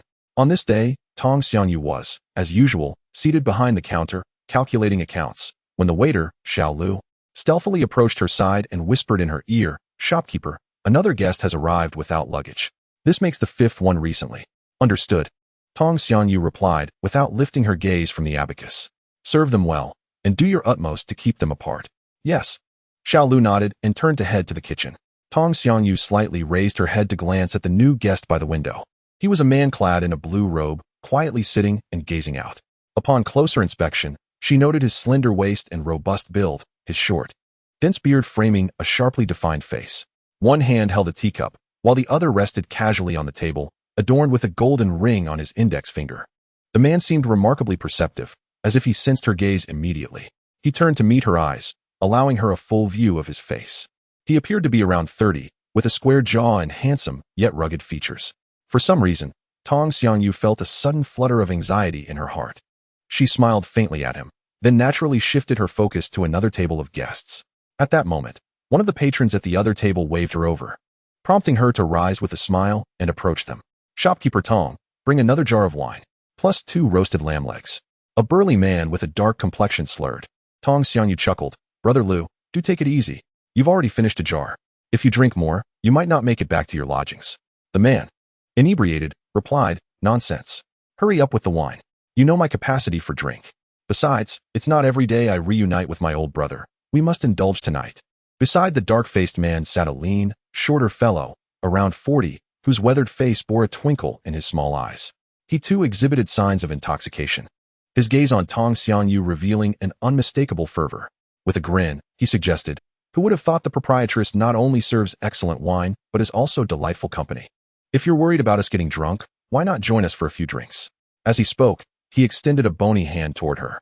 Tong Xiangyu smiled as she waved her handkerchief, lifting the empty wine jar from the table and giving it a shake, inadvertently blocking the small man's hand. The local brew, renowned as 8 Drunken Lanterns, was famous for miles around. "Since both of you are connoisseurs of fine spirits, allow me to fetch another jar for you." Upon seeing Xiao Lu emerging from the kitchen, she called out, "Xiao Lu, bring a jar of wine and 2 lamb legs for Lu Ji's table." Coming right up, Xiao Lu quickly grabbed a small wine jar from behind the counter and hurriedly delivered it to the table. "Enjoy your meal," Tong Xiangyu greeted before turning to leave. But unexpectedly, the small man seized her wrist with a firm grip, asking, "Madam, will you not join us for a drink before you depart? Do you look down upon us brothers? How could you say such a thing?" Tong Xiangyu replied, unfazed. She poured wine for both men, took an empty cup for herself, elegantly withdrew her hand from the small man's grasp, and cheerfully said, "Since Mr. Hu has extended an invitation, I shall partake in a toast. To both of you. Cheers." With that, she raised her cup, clinked it with theirs, and drank it all in one go. "Take your time, I shall check on the lamb legs." She turned to leave. The small man attempted to pull her back, but was restrained by the dark-faced man beneath the table, who urged him, "Why are you still holding on to your drink? Hurry and drink." Confused, the small man hesitated, and the dark-faced man leaned in to whisper, "Do not provoke her. Be wary, or she may well take your manhood and feed it to the dogs." Taken aback, the small man gazed longingly at Tong Xiangyu's retreating figure, asking dismissively, "What do you mean by that? Her skills are no trivial matter. I dare say even 7 or 8 common men would be no match for her. A woman who can run a shop in the vast desert is not someone to be trifled with." The small man shrank back at this, his voice dropping lower. "Is that truly the case? Is there any doubt?" The dark-faced man continued, "Last year, when I passed through here, some unfamiliar faces tried to harass her. They appeared to be bandits fleeing from elsewhere. She remained cheerful and handled them with remarkable finesse, leaving them utterly inebriated. The next day, they had departed for half a day when I stumbled upon their corpses 10 miles away, all dead by a single sword stroke. Is it so unusual for a few to die in the desert? How can you be certain it was her doing?" "Because I have seen her sword. It is slightly wider and shorter than an ordinary sword, yet it is exceedingly sharp, cutting through iron like mud. One year, a group of desperate men attempted to abduct Madame Tong in public. She killed them all with a single stroke, finishing the entire affair in less than 2 breaths. Among those men, 3 were cleaved in 2, sword and all." Horrified, the small man felt the chill creeping up his neck, whispering, "Does that mean I just—" The dark-faced man laughed heartily, patting his shoulder. "Not at all. Ha ha ha. Madame Tong possesses a certain chivalrous spirit. She would not be so petty." In the course of casual banter with familiar patrons, I found that the ribald jokes flowed more effortlessly than my own. No offense taken, let us continue our revelry. By the way, you have yet to enlighten me on the reason for your unexpected pilgrimage to Jushin Town. Is there work to be done amidst this vast desert? Indeed, there is a task at hand. The diminutive figure lowered his voice, glancing around to ensure the attention of others was solely on their table, before continuing. "But keep this under wraps. 3 months ago, Lord Longjio sent me a letter, instructing me to bring along my dining companions to Jushin Town, promising a handsome reward upon completion." As he spoke, he raised 5 fingers in a playful flourish. 500 taels of silver? The dark-faced man's eyes widened with surprise. 500 taels of gold. The little one smirked, his tone laden with mystery. "Such a sum?" The dark-faced man gasped, quickly donning a conciliatory smile. "What sort of work is it? Can my brother join?" The little one shook his head. "It's not that I wouldn't agree to bring my brother along, but I am just as oblivious to the specifics. Lord Longjio merely instructed me to arrive at the Jushin Inn in advance and assured me that I would be escorted for the task thereafter. I was warned not to inquire further or discuss this matter with anyone else. Were it not for you, I wouldn't have mentioned it to anyone. However, I have already been here for 2 days without a single soul reaching out to me. If it weren't for the unmistakable handwriting and seal of Lord Longjio on the letter, I would suspect someone was playing a trick on me. What a pity indeed. The dark-faced man sighed, seemingly acquainted with the customs of Lord Longjio's circle. I must set off on my journey tomorrow. Though this trip yields little profit, my family relies on me to provide for several mouths. Lu, do not despair of the numerous brothers who once stood with us. Only the 2 of us remain. Your current profession, while arduous, at least offers stability. I can feed myself alone, but I have no other skills, which is why I have persisted. After this journey, I intend to retire. I plan to open a shop in Ruhan Kingdom and find a wife, living comfortably for the rest of my days. Indeed, it is about time. I replied, you must amend your vices of gambling and womanizing. After all these years, you have yet to amass any wealth. You speak the truth, brother. Here's to you. Cheers. As the 2 clinked their cups and exchanged hushed whispers, they remained oblivious to the peculiar expressions that danced across the faces of patrons at the adjacent table by the window. Chapter 8. The Black Jade token. Little Lu had just served the food and drink to the guest at the window when a woman's voice rang out from the entrance. Innkeeper, do you have any rooms available? Turning to look, little Lu beheld a stunning woman clad in a purple robe, standing gracefully at the door.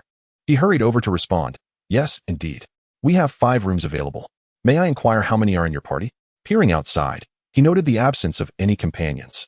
1 room will suffice, the woman replied. Please, do come in, and kindly register with our manager first.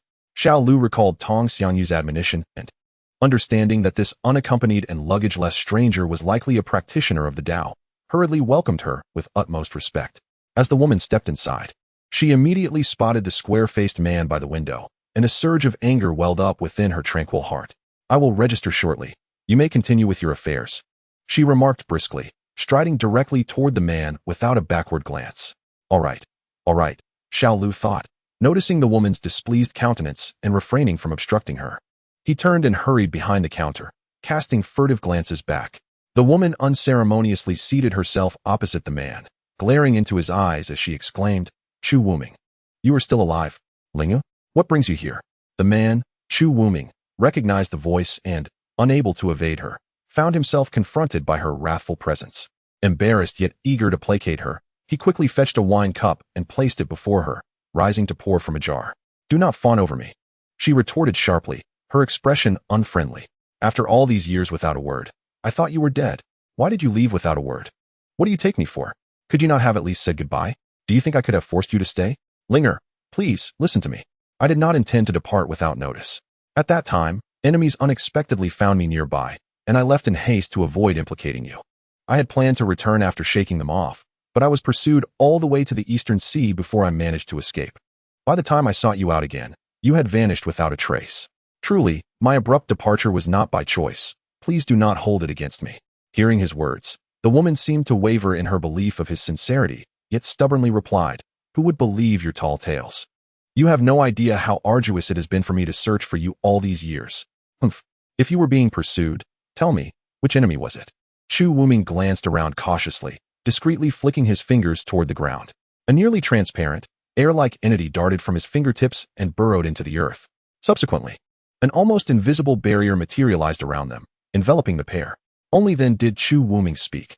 Regarding that enemy, you may have heard of him. The woman, furrowing her brow, inquired, Who is it? Chu Wuming replied, It is Yun Zhonghe of the Xian sect. Is it him?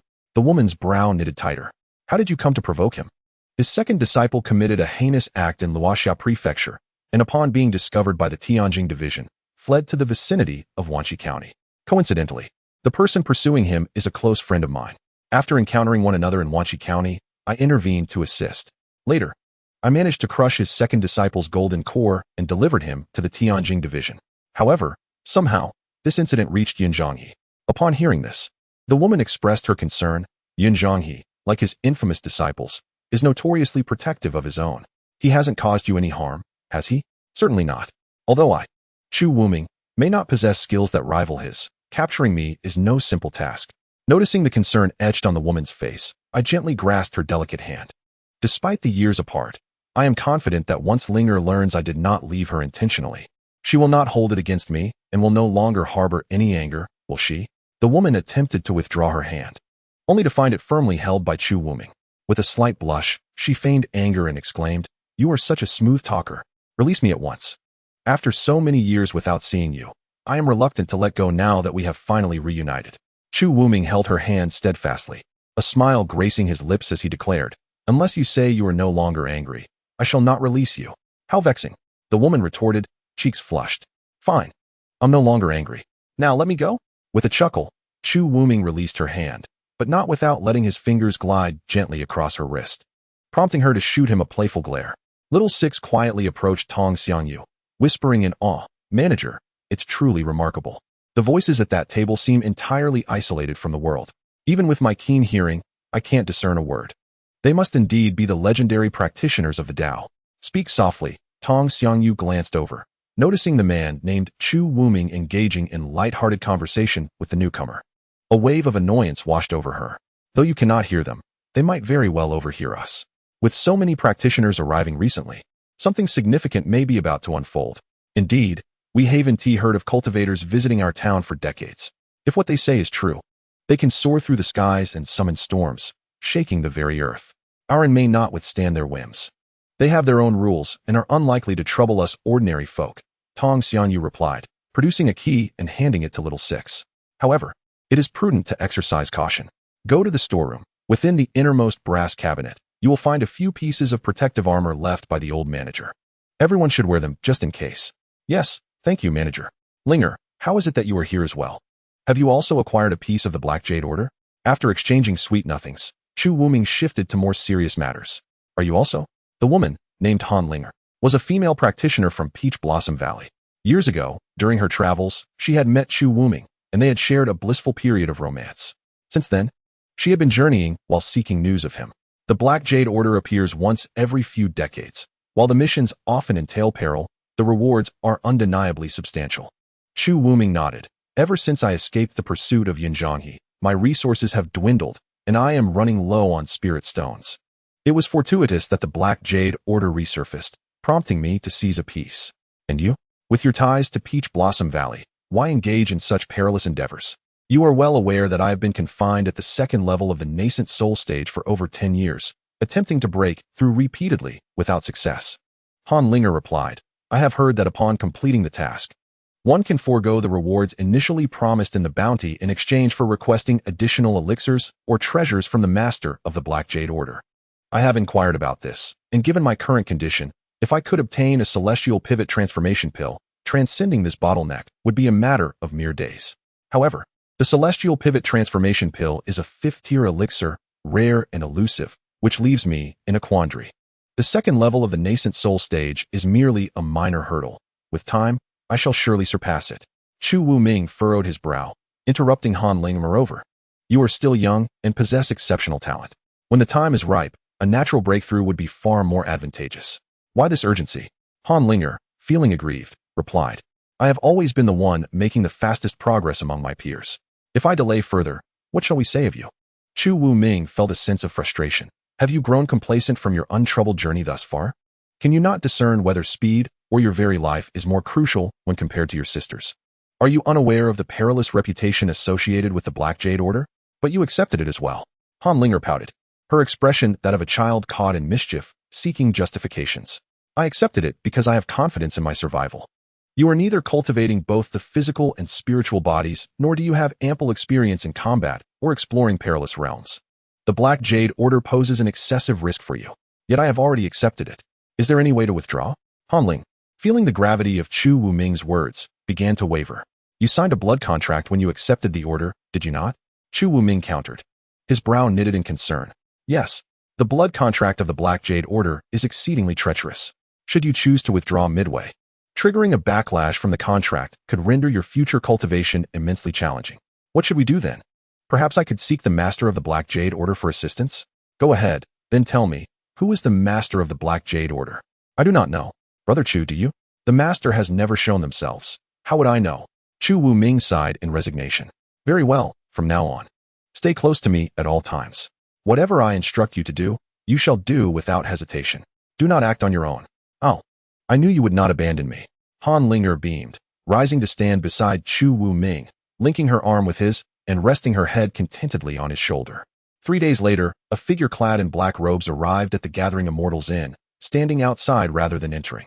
Beneath the tall flag, he raised a black jade token and proclaimed loudly, "All holders of the Black Jade Order, please report. All holders of the Black Jade Order, please report. All holders of the Black Jade Order, please report." His powerful voice echoed 3 times, naturally stirring all within the inn. During these days, Chu Wu Ming had remained ensconced in the room with Han Linger, not having stepped outside even once. At this moment, upon hearing the sound, he and Han Linger promptly donned their attire and made their way to the courtyard of the inn, only to discover that the summoned individuals amounted to an astonishing 18. Among these 18, with the exception of a venerable elder with a head of white hair and a seemingly youthful attendant, the remaining 16 were, surprisingly, all familiar faces who had long been residing at the inn. Noticing that aside from the onlookers gathered at the inn's entrance, no one else approached, the figure in the black robe tapped his black jade token a few times. Immediately, a resonant hum emanated from the bodies or storage rings of the 18 individuals, as if some entity were responding to the call. Chapter 9. The Strange Assembly. Once verification was complete, the figure in the black robe cleared his throat and addressed the assembly. "All of you have come here at the behest of the Black Jade Decree, as have I. However, my purpose today is solely to activate each of your Black Jade tokens. The true tasks have already been unlocked within these tokens, and you may access the pertinent information at your convenience. For those who are not practitioners of the way, simply pressing the Black Jade token to your forehead will reveal the subsequent assignments. As for the rewards agreed upon when accepting the tasks, they may be claimed at the Wanbao Pavilion in the capital of Ruhan Kingdom upon completion. You are not the one who summoned us." Suddenly, a diminutive man named who spoke up, voicing the question that lingered in the minds of many present. "I am not," the figure in the black robe replied, shaking his head. "I have merely been tasked with activating the Black Jade tokens and arranging your itineraries. With 3 days remaining before departure, I suggest you take this time to familiarize yourselves with one another, as collaboration will be essential moving forward. As for anything else, I possess no further information to share." With that, the figure in the black robe disregarded the gazes of the crowd, cupped his fists in a gesture of respect, and turned to seek out the innkeeper. "Master Tong." Once the black-robed figure departed, the 18 individuals exchanged glances, momentarily at a loss for words. Although they were all guests who had checked into the Gathering Immortals in over the past few days, the treacherous nature of the Jianghu had instilled in them a reluctance to converse freely with strangers, until summoned by the black-robed figure. Many had been unaware that they were all gathered for the same mission. Individuals like Chu Wuming, who were solitary cultivators, had previously participated in similar group assignments, where the participants were predominantly practitioners of the way. However, among the 18 present, Chu Wuming quickly discerned that more than half were merely ordinary folk. Aside from the newly arrived elder, whose cultivation level was indiscernible, the remaining few seemed to possess abilities comparable to his own. After a brief moment, it was the elder who had recently arrived who broke the silence. With a wave of his hand, he conjured a transparent soundproof barrier, enveloping all 18 within its confines. He then clasped his hands in a gesture of introduction and said, "Since the master of the Black Jade tokens has issued instructions, allow this old man to introduce myself. My surname is Wei, and my given name is Yixian. I make my living through divination, having traveled from Xianding City. This is my disciple, Mo Tong." Often, when strangers meet, the act of one person initiating conversation can break the ice, prompting others to follow suit and dispel the silence. The man with the surname Hu, who previously sought to tease Tong Xiangyu, spoke up. "My surname is Hu, and my given name is Ba. I hail from Tianfeng City." Nearby, 3 weathered men with dark skin paused upon hearing this. The leader among them clasped his fists and inquired, "Are you not the esteemed Hu Ba, known in the martial world as the Pangolin?" "Indeed, that is I," Hu Ba replied with a respectful bow. "May I inquire your esteemed name?" "Honored to meet you. I am Chun Yulo, and these are my brothers, Chun Baolu and Chun Bailu." At the mention of their names, Hu Ba was taken aback and quickly donned a smile, exclaiming, "Ah, it is the illustrious 3 Chens of the Unloading Ridge. My apologies for not recognizing you." At that moment, another individual could not resist introducing himself. "I have long admired the names of Pangolin, Hu Ba, and the 3 Chens. It is a pleasure to finally meet you today. We are the brothers Ho Jin Fan, Ho Jin Hai, and Ho Jinbo from the Shishan sect." Hu Ba and the Chun brothers turned their gaze toward the trio, noting that the Ho brothers were of average height and possessed ordinary looks, yet their temples bulged, and their eyes sparkled with a profound inner strength, indicating their martial prowess was commendable. However, Hu and Chun were well aware that the Ho brothers, despite their formidable skills, were not virtuous men, having committed numerous heinous acts that could not be counted on both hands. The four men offered a somewhat perfunctory salute in return, lacking the warmth they had previously exchanged. The Ho brothers, perceptive to the undercurrent, felt the chill of their reception and revealed a hint of displeasure. Ho Jinhai muttered under his breath, "They are all grave robbers. And yet they truly believe themselves to be esteemed seniors?" Oomph. Soon after, several others began to introduce themselves, though they hailed from distant lands. They were all prominent figures within the same profession, quickly becoming familiar with one another. One jested, "With our collective might, we could sweep through all the ancient tombs of the Eastern Domain." After a while, the elder known as Wei Yixian, who claimed to make a living through divination, cheerfully interrupted the camaraderie, asking, "May I inquire the esteemed names of these fellow Taoists?" Chu Wuming stepped forward, clasping his hands, and replied, "I am Chu Wuming. This is Han Linger, Yu Huachuan, Mo Hong, and Zhuo Songchan. I am but the humble Ding Xian."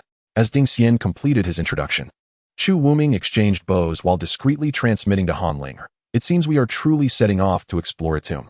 These four are masters among the wandering cultivators who frequently delve into ancient tombs, primarily operating along the East Sea and in the floating land. They are lone wolves, rarely collaborating with others, yet they have all gathered under the auspices of the master of the Black Jade Order this time. Han Linger responded through their shared channel, "I feel that my cultivation is the weakest among us, merely an outsider. Brother Chu, you must look after me." Of course, Chu Wuming assured her. However, this assembly is indeed peculiar. It is rare to hear of cultivators teaming up with common folk for explorations. Moreover, I have never heard of any ancient tombs or secret realms within the vast expanse of the Hanhai Desert. It is truly perplexing to ponder the identity of the master of the Black Jade Order, especially given the ambiguity of the task assigned. Well, since we are here, we might as well embrace the journey and see where it leads us.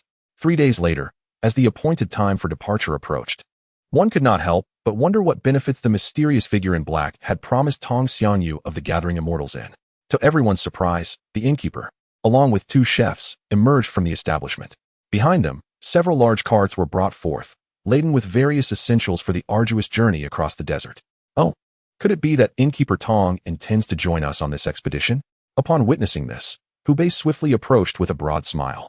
Naturally, at this moment, Tong Xiangyu donned a fitted outfit that accentuated her graceful figure, exuding an air of elegance and confidence. Draped over her shoulders was an oversized hooded cloak, and at her waist hung an ancient-style broad-bladed sword.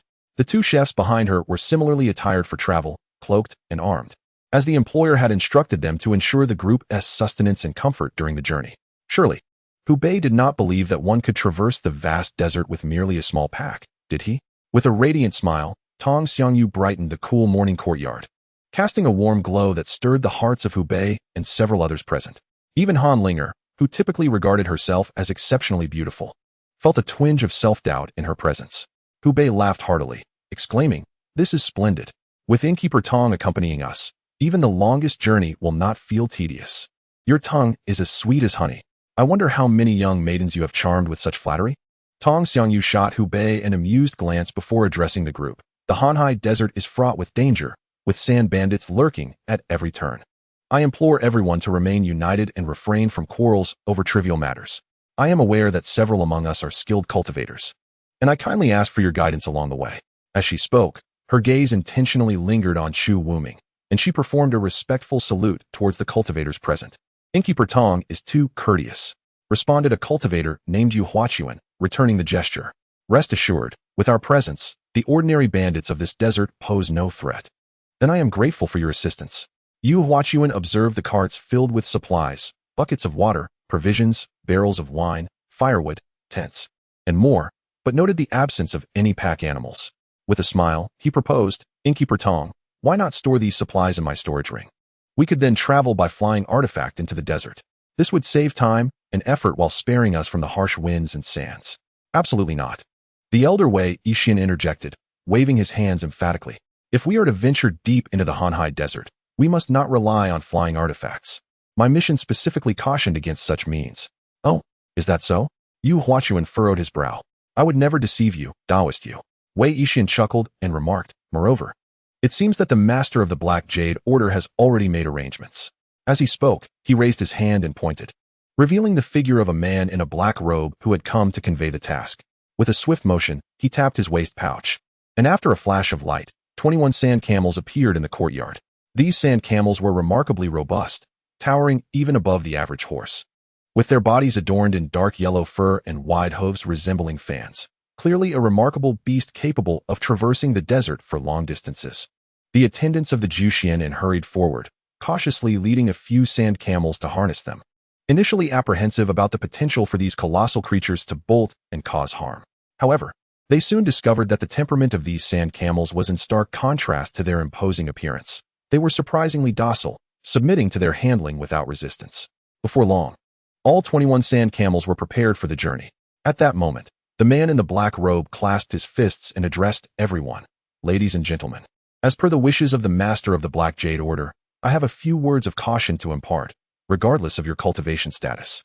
You must all travel together. Do not stray from the group along the way. As for the guiding, I entrust it to the esteemed Wei Xian. Too kind, too kind. The elder replied with a respectful gesture. Thus, I wish everyone a safe journey. The 21 sand camels marched in a line, creating a rare and magnificent sight as they traversed through Jushin town.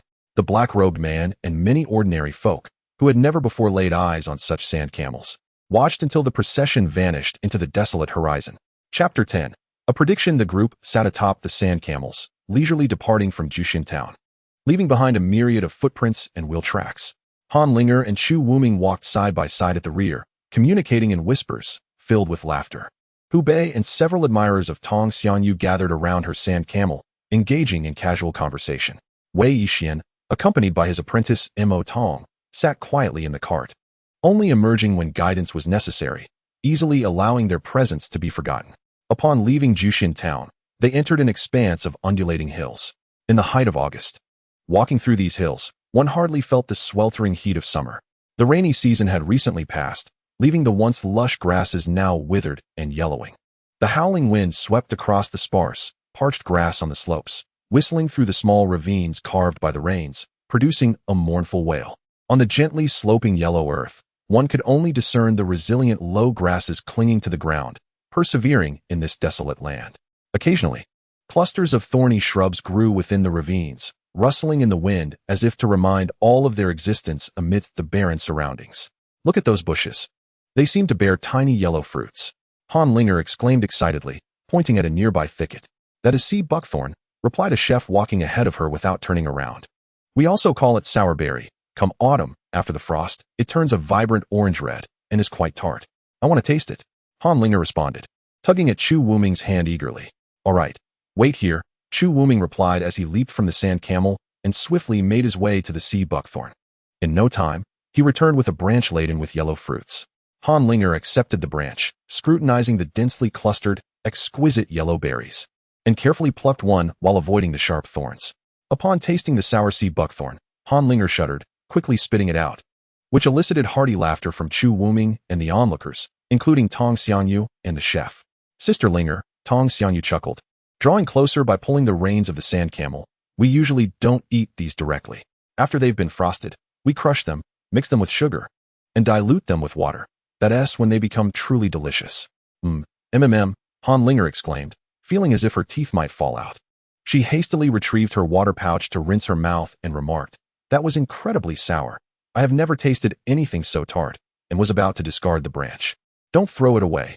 That would be a pity, Tong Xianyu said, taking the sea buckthorn branch and offering it to the sand camel.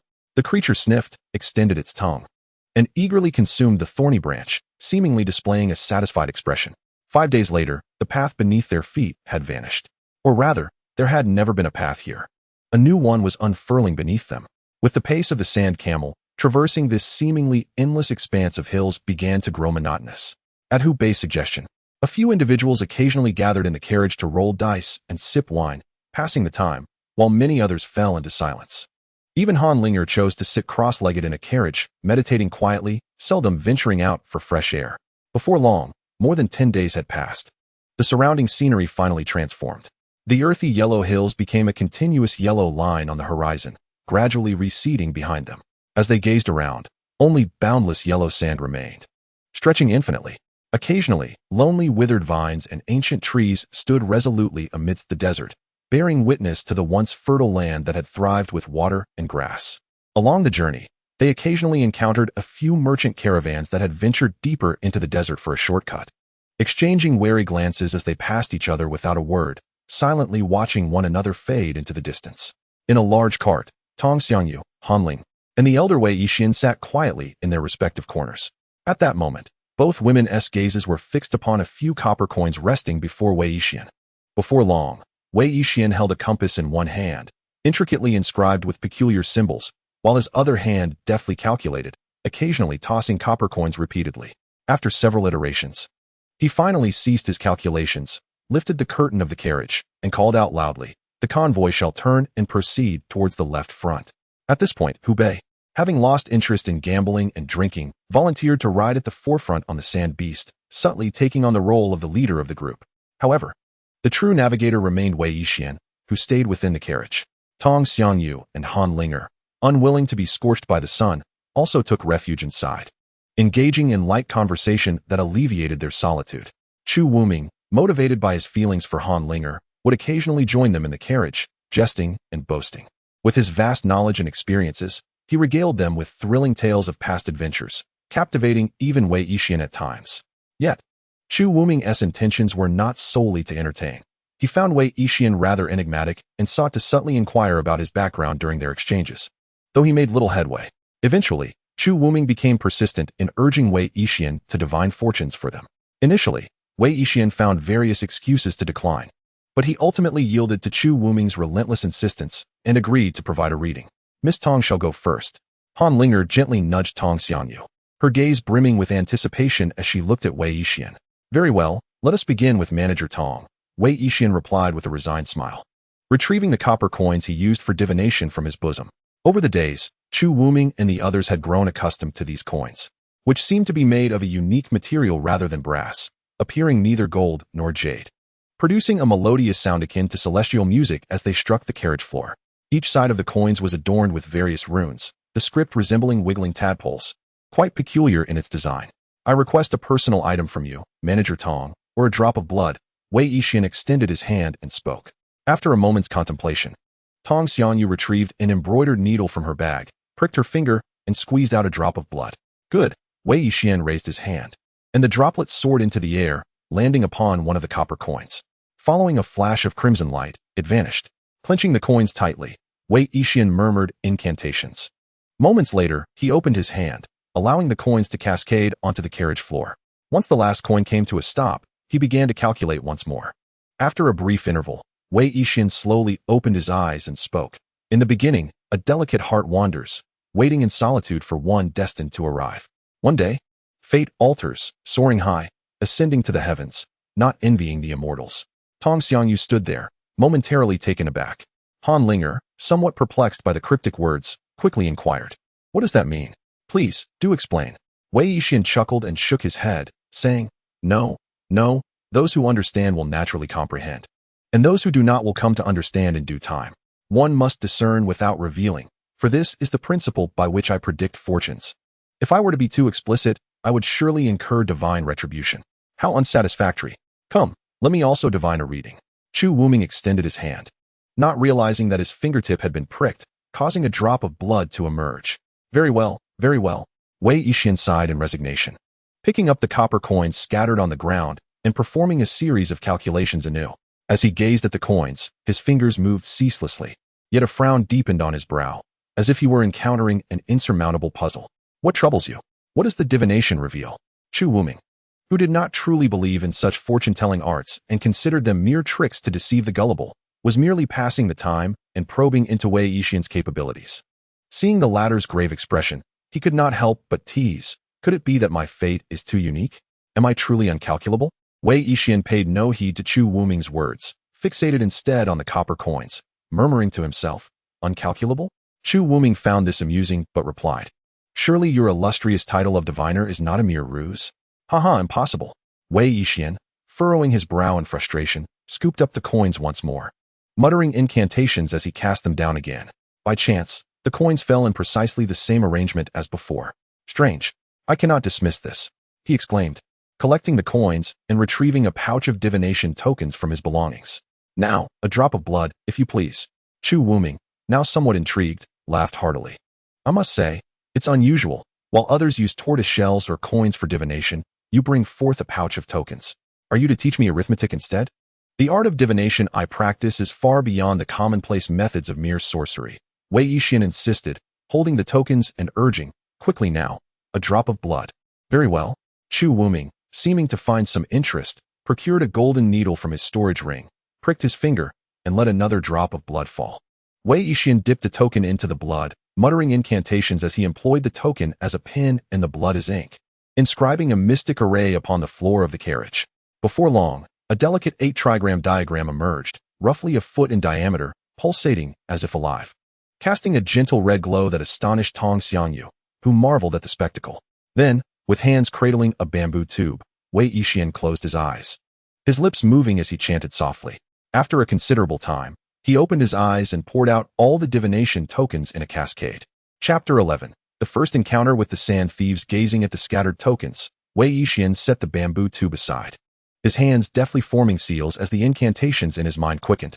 Chu Wuming observed silently from the side as Wei Yixian performed his actions, feeling an inexplicable sense of unease creeping into his heart. Even the scalp began to tingle slightly, as if some unseen force had been stirred.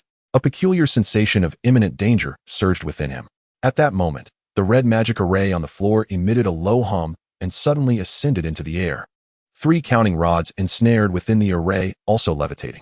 Wei Yixian's face lit up with joy as he reached out for the rods. However, before his hand could touch them, his complexion abruptly paled, and he convulsed, spitting out a mouthful of fresh blood, tears of blood streaming from the corners of his eyes. In that instant, the red magic array quietly shattered, dissipating into specks of crimson light. Not far away, Tong Xiangyu and Han Ling had been intently watching Wei Yixian's actions, but were startled by this sudden change, their faces paling in fright as they hurriedly stepped back. Even Chu Wuming was taken aback, swiftly conjuring a transparent barrier to shield himself from the blood that Wei Yixian had expelled. Looking at Wei Yixian now, his expression appeared quite weary. He hastily retrieved a pill from his storage ring and swallowed it, then took out a handkerchief to wipe away the blood from his eyes and lips, panting as he slowly picked up the scattered counting rods. Occasionally, he cast a glance at Chu Wuming, the look in his eyes now tinged with a hint of caution and resentment. Once he finally recovered some composure, Wei Yixian complained like a disgruntled spouse. I said I wouldn't do it, yet you insisted I calculate. Look what happened now. I nearly lost my life. He continued, as a diviner. What was that just now? Do not call me a diviner. I am not one. Wei Yixian spoke with indignation, his face still showing a trace of lingering panic. Your fate is unique, seemingly protected by the blessings of the heavenly path. I attempted to forcibly peer into your future, only to be rebuffed by the very heavens. Had I not withdrawn in time, at least this pair of eyes would have been ruined. Blessings of the heavenly path? Chu Wuming and the others were taken aback. What is that? Indescribable and cannot be articulated. Wei Yixian shook his head. In any case, it is not a bad thing for you. Well, that is quite good. Chu Wuming replied with a smile, appearing satisfied with this answer. He pointed at Han Ling and said, why not read her fortune as well? Wei Yixian glared, waving his sleeve dismissively. Read again? Do you wish for my life? Such divination is not as common as cabbages. It cannot be performed endlessly. Today, as calculation has already harmed me, it may take years for me to recover. I cannot do it again. I cannot. You're just trying to fool us. Chu Wuming donned a mischievous grin. You claim to be different from ordinary diviners. What was that blood you spat earlier? Surely it wasn't tea, just pre-prepared sugar water? You. Wei Yixian's beard trembled with fury. Do you intend to drive me to my grave? Ah, I was merely jesting. Chu Wuming laughed heartily, clapping Wei Yixian on the shoulder. You've just spat blood. Surely it won't affect your subsequent guidance? In the carriage, a few individuals were engaged in light-hearted banter when suddenly, a commotion erupted outside. A sharp sound pierced the air, followed by a heavy thud against the carriage, as if something had struck it forcefully. Chu Wuming exchanged glances with his companions, and they all hurriedly exited the carriage to survey their surroundings. Chu Wuming extended his hand to retrieve a signal arrow from a corner of the carriage. Sand bandits! Exclaimed Tong Xiangyu, gripping her sword tightly at her waist, her expression shifting to one of seriousness. Beside her, Han Linger offered a slight smile, placing a calming hand on her arm, signaling her to remain composed. Before them, Dust billowed from several nearby sand dunes, where approximately 40 to 50 riders on horseback and camels encircled a caravan composed of 21 sand beasts, galloping swiftly while occasionally launching signal arrows in their direction. At that moment, more than 10 signal arrows were embedded in the sand, forming a faint circle that surrounded the entire caravan. The sand beasts, startled by the arrows, huddled together, frozen in place.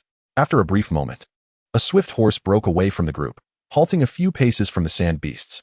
The rider brandished a gleaming long knife and called out loudly, "Listen, merchants! Surrender your weapons and line up to kneel, and I shall spare your lives. Should you dare to resist, this day next year will mark your demise." Among the sand beasts, whether it was Master Hubba, the three brothers from the Qin family, or Wei Yixian's young apprentice, none displayed a trace of panic. No one responded. They merely regarded the man with peculiar expressions. The rider, acutely aware of their gazes, felt an inexplicable surge of anxiety. Although these people appeared to be mere merchants, they showed no signs of fear in the face of bandits. Instead, their looks conveyed mockery, pity, coldness, and disdain, but fear was conspicuously absent. Having plundered the vast desert for many years, the man recognized the significance of the multitude of expressions before him. Suppressing his rising unease, he swiftly assessed the attire of those individuals and the contents of the carts behind them for clues. To his surprise, he instantly caught sight of two stunning women in the crowd, and his mind buzzed with a singular thought. No matter who they were, he desired those two women, even if it were only for a fleeting moment. The sound of galloping hooves brought him back from his momentary reverie, as two more riders approached, rekindling his enthusiasm. With over 50 skilled brothers surrounding him, his spirits soared. He raised his long knife, pointing it menacingly at the foremost figure among the opposing group, and barked, "I shall repeat myself. Everyone, lay down your weapons and line up to kneel, and I shall spare your lives. If you dare to resist, this day next year will mark your demise." The man he targeted was none other than Yu Huachuan. Upon noticing the audacity of the threat directed at him, Yu Huachuan furrowed his brow and coldly retorted, "Noisy." As soon as the words left his lips, a glint of cold light shot from Yu Wagkin's waist. The man, who had been shouting, suddenly felt a flash before his eyes. When he looked down, he was horrified to find a fist-sized hole in his chest. Through that gaping wound, one could see half a heart struggling to beat a couple of times before it fell silent. Darkness enveloped him as he collapsed, rolling down the sand dune. How dare he use a hidden weapon? The two sand bandits who had just approached were enraged upon witnessing their companion's demise. With a fierce tug of the reins and a swing of their blades, they charged at Yu Wagkin. The surrounding bandits, equally incensed by the sudden loss, paused momentarily before erupting into a furious roar, brandishing their swords and rushing forward. Before they even arrived, a flurry of arrows rained down upon the group atop the sand camels. Yu Wagkin had unwittingly become the focal point of the onslaught, with more than 10 arrows aimed directly at him. At this moment, Hu Baiyi, the Chun brothers, and the Ho brothers had firmly gripped their weapons, ready to fend off the incoming projectiles. Suddenly, several translucent shields rose silently from Ding Xian, Chu Wuming, Yu Wagkin, Mo Hung, and Zhua Songchan, intercepting the barrage of arrows. The arrows, upon striking the shields, seemed to collide with cotton, halting midair before cascading down harmlessly to the ground. In the next instant, beams of colorful light erupted either from the waists or palms of Ding Xian and his companions, morphing into various forms such as flying swords, long knives, and spikes, which swiftly soared into the ranks of the sand bandits. In an instant, blood splattered, limbs flew, and the air echoed with wails of agony. Just as Hu Baiyi raised his long knife above his head, not a single bandit remained mounted on their horses, leaving him astonished as he sheathed his blade once more. The Ho brothers exchanged wary glances at those who had just acted, their eyes betraying a deep-seated apprehension. Moments later, observing that Yu Wagkin and Chu Wuming treated the encounter as a trivial matter, showing no inclination to dismount from their camels, the Ho brothers exchanged knowing looks. Each drew their respective knives and leaped down from their mounts. The leader, Ho Jin Fan, grinned broadly and exclaimed, "What a fearsome band of robbers they are said to be. In the presence of these celestial beings, they are merely a flock of unremarkable fowl. Let me see what treasures these ruffians possess. It would be a virtuous deed to distribute their spoils to the poor." Ho Jinbo and Ho Jinhai, each pulling out a bag from who knows where, dashed towards the fallen bandits' bodies without a hint of hesitation, rummaging through their pockets and belongings amidst the blood-soaked ground. Hu Baiyi and the Chun brothers exchanged glances, initially dismissive, but soon found themselves unable to resist joining the fray to scavenge the battlefield. Tong Xiangyu noticed the two cooks looking at her, seemingly seeking her counsel. She shook her head and said, "Dismount the saddles from the living horses and let them go. For those that have perished, cut away some good meat for a feast later." Two chefs abandoned their thoughts of scavenging for spoils, dismounted from their sand camels, and set off to liberate the horses and camels. After half a day, the group arrived at an oasis to replenish their water supply. The two chefs unpacked their pots and pans, kindled a fire, with one grilling meat and the other stewing. A gathering of tomb raiders surrounded them, eagerly awaiting the sumptuous feast, while occasionally glancing at the distant figures of the cultivators. Before long, delightful aromas wafted from the oasis, enticing even the likes of Chu Wuming and Ding Xian, practitioners of the Tao, to salivate. Under the shade of a tree, the cultivators sat cooling off. Some meditated in silence, others engaged in idle chatter, while a few gazed longingly at the roasted meat prepared by the chefs. Suddenly, Zhuo Chan, who had been meditating, voiced his complaint. "I wonder what is wrong with the master of the Black Jade Order. Even if we must venture deep into the desert to seek treasures, why not simply take the flying shuttle, especially with Wei Yixin to guide us? And why must we bring along those tomb raiders? It is such a waste of time." Chapter 12. The enigmatic Sans Wei Yixin, who had been resting with his eyes closed, opened them with a slight smile and replied, "If you wish to know why not give it a try?" "Try what?" Zhuo Chan asked, momentarily taken aback. "The flying shuttle," Wei Yixin replied enigmatically, suggesting it would be a good opportunity to showcase the Taoist methods to them. "Very well, I shall try," Zhuo Chan said, sensing there was more to Wei Yixin's words, and retrieved a flying shuttle from his storage ring. With a whoosh, it transformed into a length of over 2 zhang, hovering in midair beside him. With a thought, Zhuo Chan activated the shuttle. The door on the side slowly opened, and he strode in confidently. In the next moment, a brilliant light emanated from the back of the shuttle, and with a swift sound, it shot into the sky, departing the oasis for the distance. As Zhuo Chan piloted the shuttle forward, the screen before him displayed a panorama of sand dunes rapidly receding behind him. He couldn't help but exclaim, "Now this is the speed we should have. Riding a wretched sand camel every day is as slow as a tortoise. This is hardly a remarkable experience." After a brief moment, Zhuo Chan abruptly turned the shuttle around, returning to the location of the oasis. "I didn't sense anything unusual. Wei Yixin, where exactly are we heading? I think it would be best to take us straight there with the shuttle," he stated after disembarking. Beside Chu Wuming, Han Linger stifled a giggle, tossing a mysterious shadow stone to Zhuo Chan. "That performance was quite commendable. They even applauded you." Zhuo Chan, bewildered, received the shadow stone and infused it with a hint of his spiritual energy. Instantly, a projection emerged from the stone, revealing a view from below.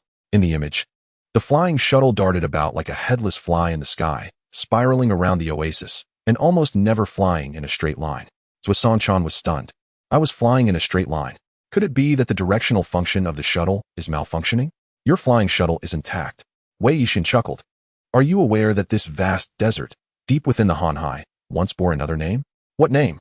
"The Misty Sand Sea." Wei Yixin stroked his beard and continued, "However, it has been far too long since any cultivators have ventured into the Hanhai Desert. Thus, this name has nearly been forgotten." The Misty Sand Sea? Not only had Zhuo Chan never heard of this name, but even Chu Wuming, who prided himself on his extensive knowledge, was unfamiliar with it. Indeed, there exists a peculiar energy beneath this ground, the nature of which remains a mystery. Yet, it not only disrupts various flying treasures, but also impedes the ability of cultivators to fly in a straight line. As if the part of the brain responsible for orientation had been obscured, Wei Yixin said, gesturing towards the sky. "It can be said that anything touched by magical power cannot maintain a straight flight here." "How fascinating!" the crowd exclaimed in unison, marveling at the wonders of nature. "Wait a moment. When we were battling the sand bandits, my flying sword moved with precision." Zhuo Chan interjected suddenly. "Such a short distance, what could you possibly discern?" Wei Yixin replied, "If you don't believe me, why not give it another try?" "Very well, I shall," Zhuo Chan replied with genuine interest.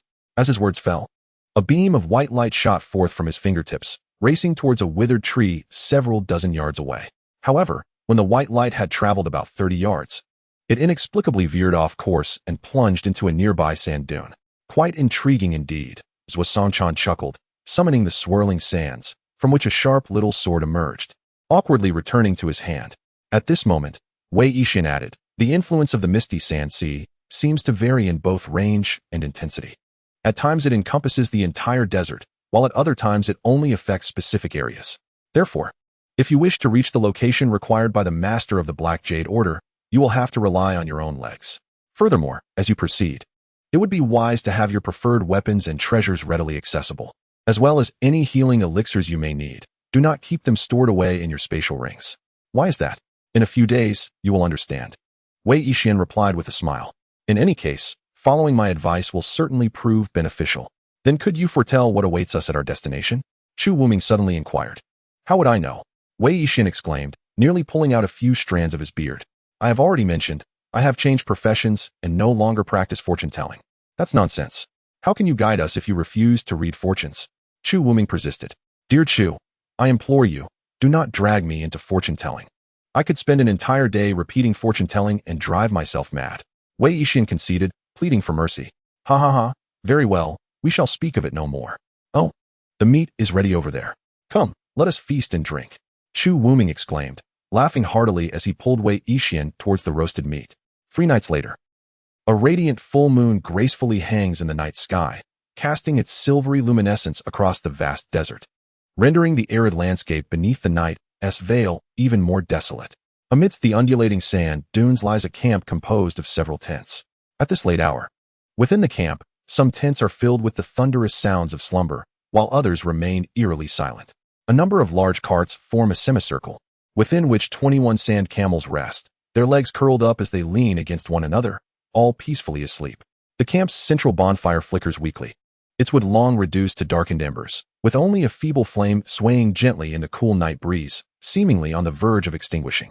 Beside the fire, a man clad in a yellow robe sits cross-legged, eyes closed in meditation, tasked with keeping watch that night.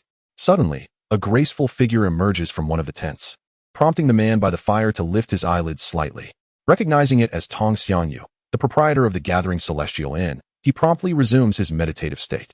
Tong Xiangyu casts a distant glance at the figure by the bonfire, feeling an inexplicable sense of reassurance. Reflecting on the day the cultivators vanquished the Sand Raiders, she finds comfort in the presence of these adept individuals within the group. At the very least, their vigil during the night ensures greater safety than if left to ordinary folk like herself. Even if Sand Raiders were to stealthily approach, their fate would be sealed with a mere flick of the cultivator's fingers. Surveying her surroundings, Tong Xiangyu notes that aside from Yu Wagkin keeping watch by the fire, there are no other souls present. She then turns and ventures deeper into the sand dunes, aware of the cultivator's keen senses. She intends to traverse a few more dunes in search of a secluded spot for her private needs. Having hastily concluded her business, she fastens her belt and rises to return, only to be startled as a figure materializes beside her, causing her to stumble back in alarm. Who are you? Tong Xiangyu gasps, instinctively drawing her sword and pointing it at the stranger. Fear not, it is I? Upon closer inspection, she realizes it is Yu Wagkin. It is you. Taoist you. Tong Xiangyu breathes a sigh of relief, lowering her sword. You startled me.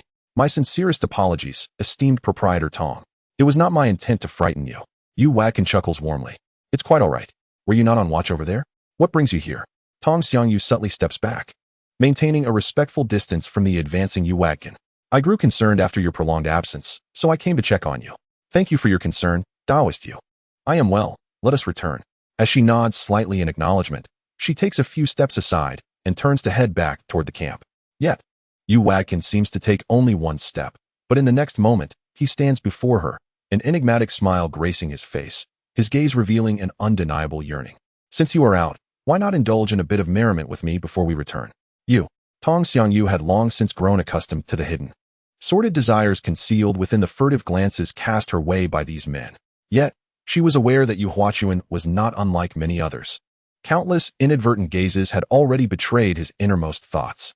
However, she had not anticipated that beneath his facade of propriety and gentlemanly demeanor, this Yu Huachuan would possess such audacity once he shed his disguise. Nevertheless, Tong Xiangyu recognized that Yu Huachuan was a practitioner at the mid-stage of the nascent soul realm, and despite her utmost efforts, she feared she would not stand a chance against him. Hence, she took a step back and spoke with a solemn tone. Taoist you. We must continue our journey together tomorrow. I implore you to show some respect. It matters not, he replied, a glint of mischief in his eyes. We have all toiled hard on this journey, and it has been rather dull.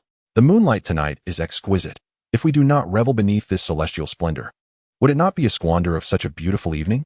Furthermore, should we achieve something delightful together, I assure you, I will be your staunch protector for the remainder of our journey, ensuring that you suffer no harm.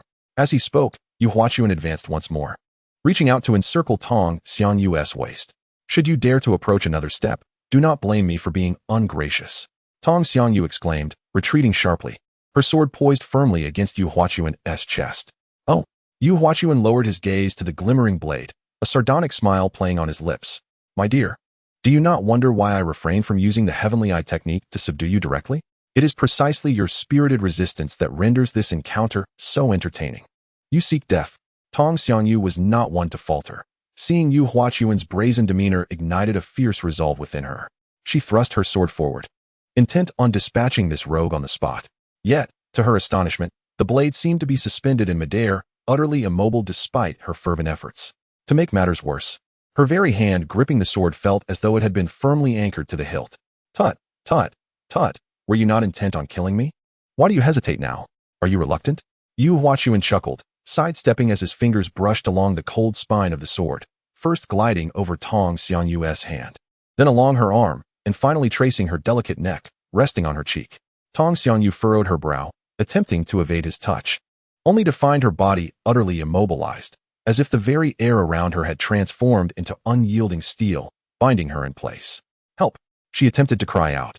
But to her dismay, her mouth refused to open, the words stifled within her throat, unable to escape. Struggling, she darted her eyes around, and to her astonishment, she discovered a translucent barrier surrounding them, resembling a giant bowl that enclosed both her and Yu Huachuan. At this moment, Yu Huachuan had shed his usual veneer of propriety, wearing a lascivious grin as he remarked, Why the silence, my dear? Do not resist. Once you experience the pleasures I offer, you may find it impossible to part ways with me. Rest assured, the esteemed gentleman will soon alleviate some of your restraints, ensuring you experience the true ecstasy of existence, the sensation of being on the brink of heavenly bliss. Hey, don't touch me. Get away, cried Tong Xiangyu. However, her voice failed to emerge, her lips barely able to move. With all her might, Tong Xiangyu attempted to struggle and wield her sword, only to discover that she was utterly unable to shake off Yu Huachuan's grip on her body. She could only watch helplessly as Yu Huachuan gently extracted the longsword from her grasp, casually tossing it aside into the sand.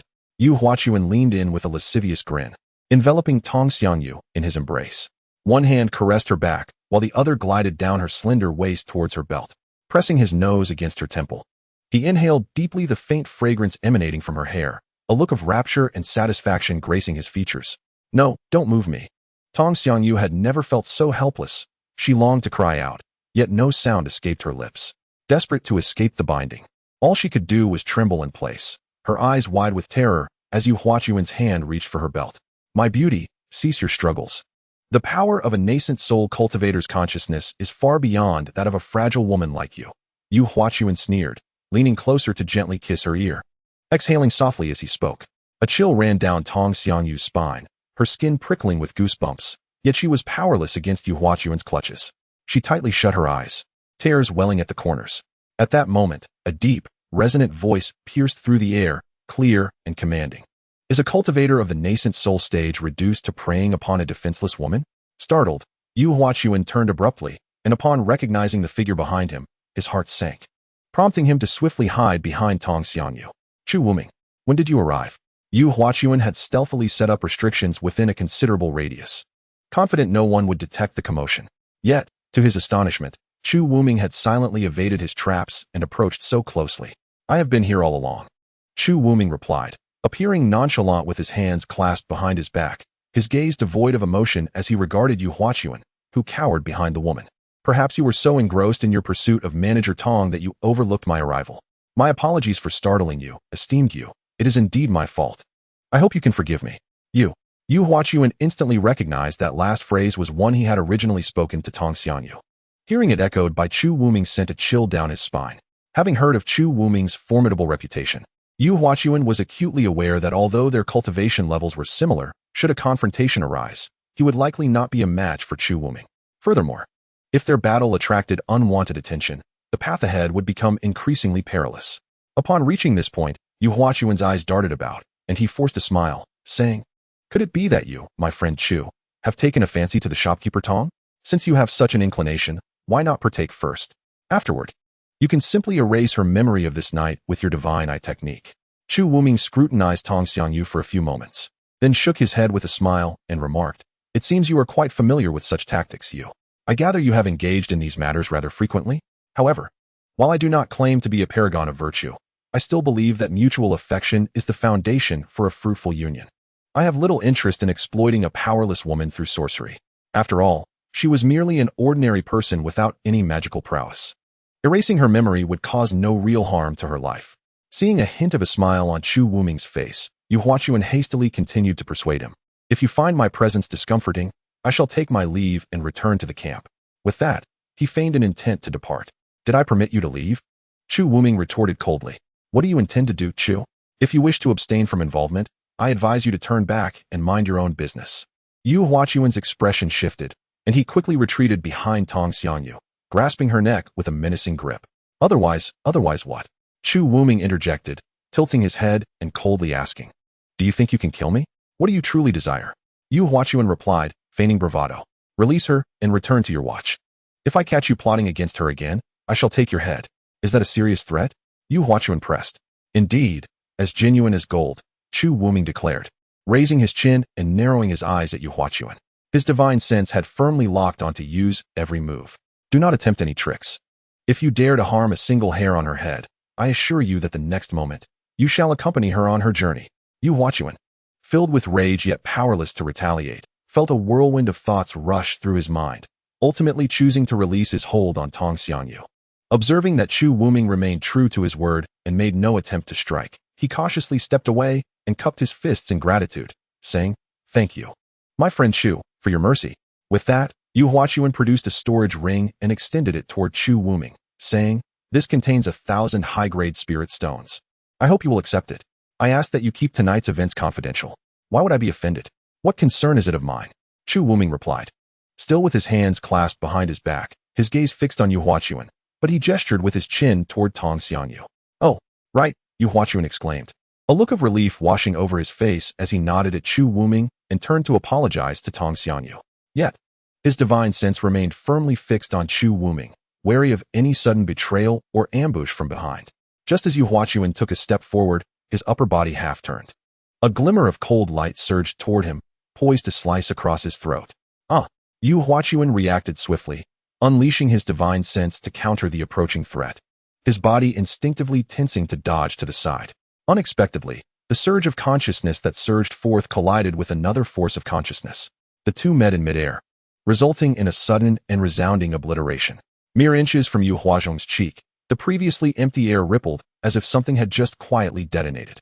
At the same moment, as Yu Huazhong attempted to evade, an immense force immobilized his body, rendering him incapable of movement, though this force was momentarily maintained before he managed to break free.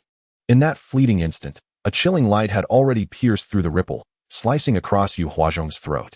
Fury ignited within Yu Huazhong as he intended to chastise Chu Wuming for his betrayal, only to find his voice stifled, trapped somewhere within him, unable to escape.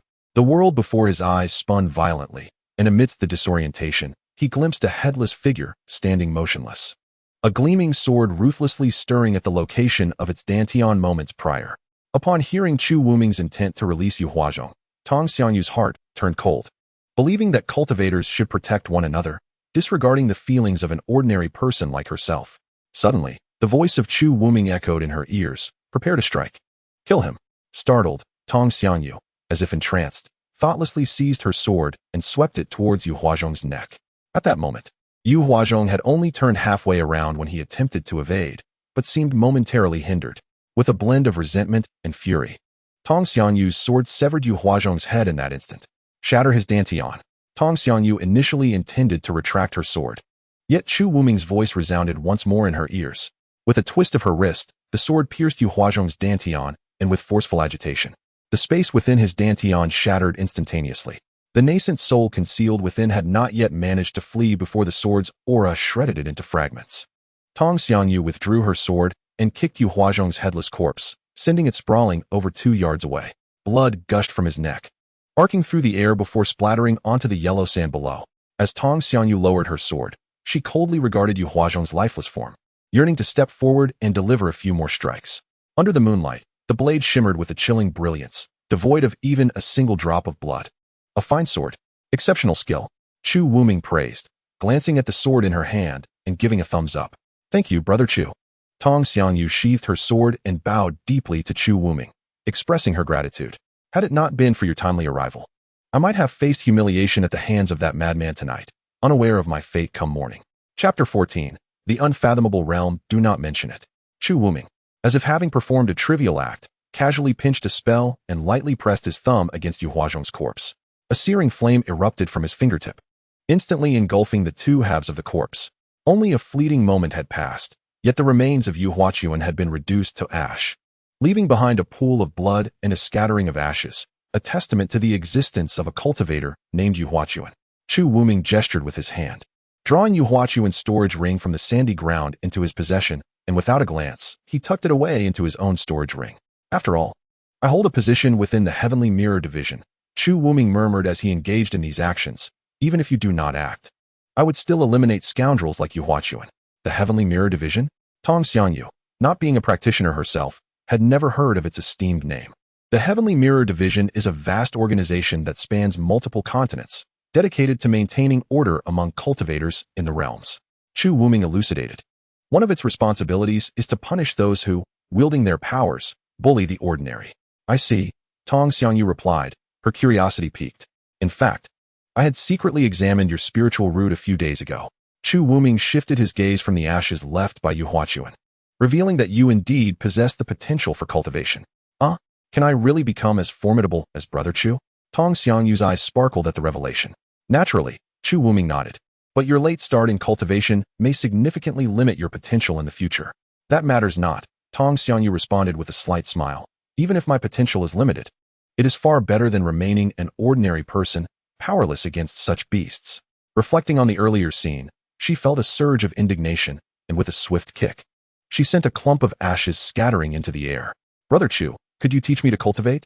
Perhaps I could take you as my master? She said, pretending to kneel and bow. Haha, please don't. Chu Wuming chuckled, waving his hand, while pressing one palm against the sandy ground. With a gentle motion, the sand began to swirl, and moments later, it completely buried the blood and ashes beneath a thick layer of yellow sand. I do not take disciples. If you wish to cultivate, I shall teach you once this mission is complete. Upon hearing this, a glimmer of joy flashed in Tong Xiangyu's eyes, and she quickly expressed her gratitude. Thank you in advance, Brother Chu. The following day, as everyone gradually rose from their slumber, some cultivators who had meditated through the night emerged from their tents, and it was only natural that someone noticed Yu Huachuan, who had been on night watch, was missing. Where is Daoist Yu? Zhou Songchan, who had a close relationship with Yu Huachuan, furrowed his brow and inquired. I didn't see him when I got up this morning to relieve myself. Hu Bei responded from a short distance away. Daoist Yu? Yu Huachuan?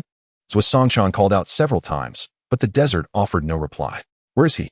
Zhou Songchan stamped his foot in frustration and leaped into the air, surveying the area from several feet above, yet he found no trace of Yu Huachuan. Among the crowd, Chu Wuming and Tong Xiangyu chose to remain silent, each engrossed in their own tasks. Wei Daoist, could you help check if something has happened to Yu Huachuan?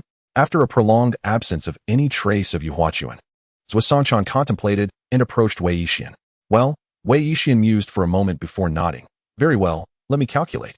With that, he retrieved a few copper coins and began to chant incantations. Moments later, he cast the coins onto the sandy ground, observed them briefly, then closed his eyes to perform his calculations in silence. The surrounding crowd drew closer, eagerly awaiting the outcome of Wei Yixian's divination. Chu Wuming and Tong Xiangyu exchanged glances, sensing a subtle shift in each other's expressions. When Wei Yixian finally opened his eyes, his gaze seemingly wandered over Chu Wuming and Tong Xiangyu before he bent down to pick up the coins. With a sigh, he remarked, alas, it seems that Daoist Yu has no intention of continuing the mission and has secretly departed during the night. There is no need to concern yourselves with him. Let us proceed. How can this be? Zhou Songchan responded, somewhat at a loss for words. Ho Jinfa, standing nearby, exclaimed angrily, fortunately, we did not encounter sand bandits last night. Otherwise, if we had been ambushed in our sleep, that would have been quite the predicament. Chu Wuming and Tong Xiangyu exchanged another glance, both recognizing the same unspoken truth in each other's eyes. Wei Yixian was undoubtedly lying. Yet, this deceit served to shield them from the reality of the situation. The crowd began to murmur among themselves, no longer pursuing the matter, and resumed packing their belongings. At that moment, Wei Yixian's voice rang out once more. In approximately half a day's time, we shall reach an oasis. Let us hasten.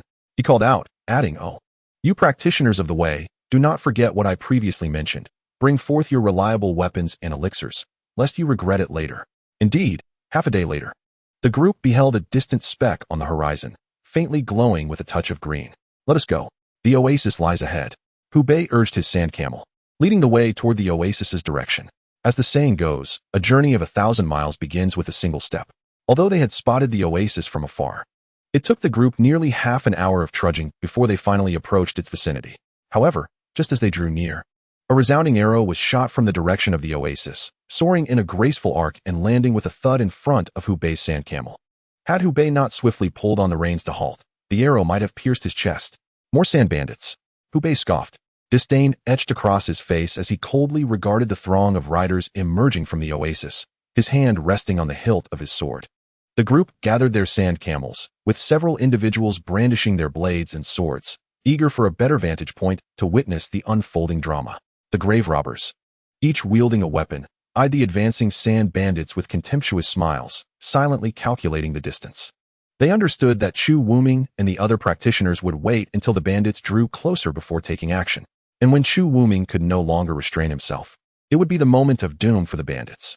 At that moment, a sudden exclamation came from behind, as the Taoist Ding Xian shouted, "What is happening? My magical power has vanished."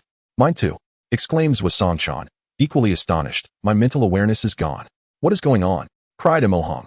Chu Wuming and Han Linger, standing beside him, were equally stunned, their eyes reflecting a shared sentiment. "I am in the same predicament." However, at that instant, the band of sand bandits was rapidly closing in, and the first volley of arrows had already silently descended. Be it the caravans traversing the desert, the bodyguards, or the desperate brigands roaming the sands, bows and arrows remained their most formidable weapon.